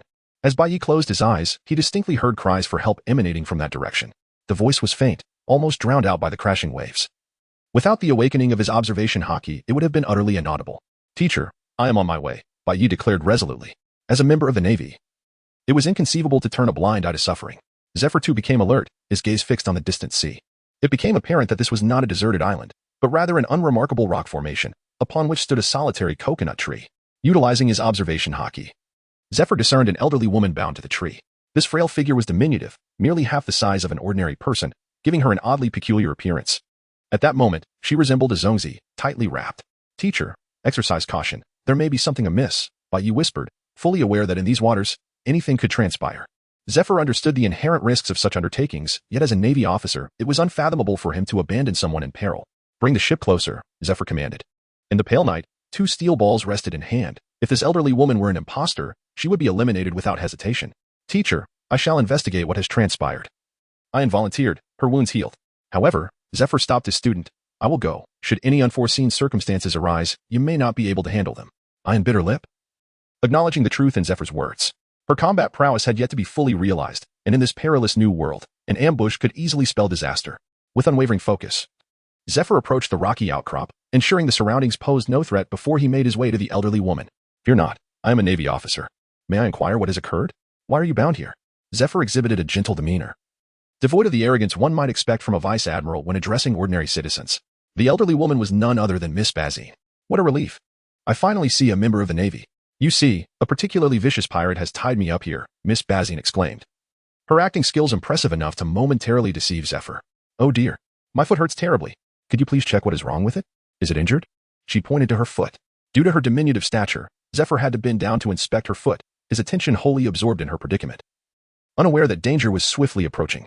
By the way, Navy officer, there is one crucial piece of information I must convey. The pirate who bound me to the tree is now right behind you. Miss Bazine's tone shifted dramatically, catching Zephyr off guard. In the next instant, a colossal figure surged from the sea, enveloping Zephyr entirely. Whitebeard too wielded an enormous naginata, bringing it down menacingly toward Zephyr's neck. In that critical moment, Zephyr could only pivot and block with his wrist, as the ambush was utterly unforeseen, leaving him no time to activate his armament hockey. Beads of cold sweat dotted Zephyr's forehead. He realized he had fallen into a trap, and this strike would likely cost him at least one arm. Yet, just as the fatal blow was about to land, the rocks before Whitebeard too seemed to come alive, suddenly rising to form a wall. With a deafening crash, the wall shattered under the ferocious might of Whitebeard too, but that fleeting instant granted Zephyr the opportunity to react. By the time Whitebeard too swung down his second strike, Zephyr's arms were already enveloped in armament hockey, and he retaliated with a powerful punch aimed at Whitebeard too's massive blade. In an instant, a colossal shockwave radiated outward, akin to the eye of a storm. Meanwhile, White Knight wiped away a bead of sweat, relieved to have arrived just in time. Upon witnessing a person bound to a tree, Bai Yi immediately sensed that something was amiss. Such occurrences typically belong to the realm of chivalric tales. Thus, as Zfa endeavored to rescue the individual, Bai Yi maintained a vigilant stance, and indeed, Whitebeard too made his appearance. In the fleeting moment that Whitebeard too launched a surprise attack on Zfa, Bai Yi harnessed his power over the earth to conjure a protective barrier for Zfa. Although Zfa was already retired, his formidable combat instincts remained intact, and he swiftly recognized the trap, responding with alacrity. Wilbur, eliminate that wretched old man. Miss Bazin shouted vehemently, prompting Wilbur to raise his great sword once more, aiming a strike at Zfa. In comparison to ordinary individuals, Whitebeard too was undeniably a monstrous entity, endowed with innate strength and augmented by supreme dual-colored hockey. Even when faced with the current admirals of the Navy, he possessed the capability to contend. However, at this moment, Zfa, in his 50s, was at the zenith of his warrior prowess, his vitality undiminished, and his skills and experience at their peak. With top-tier dual-colored hockey, he showed no fear in confronting a behemoth like Whitebeard too. The clash of iron fists and swords reverberated, the shockwaves generated by their hockey akin to the roar of thunder. It was then that Bai Yi realized that the training sessions with his master Zfa had been little more than child's play. In a matter of mere seconds, the two had exchanged blows dozens of times, causing the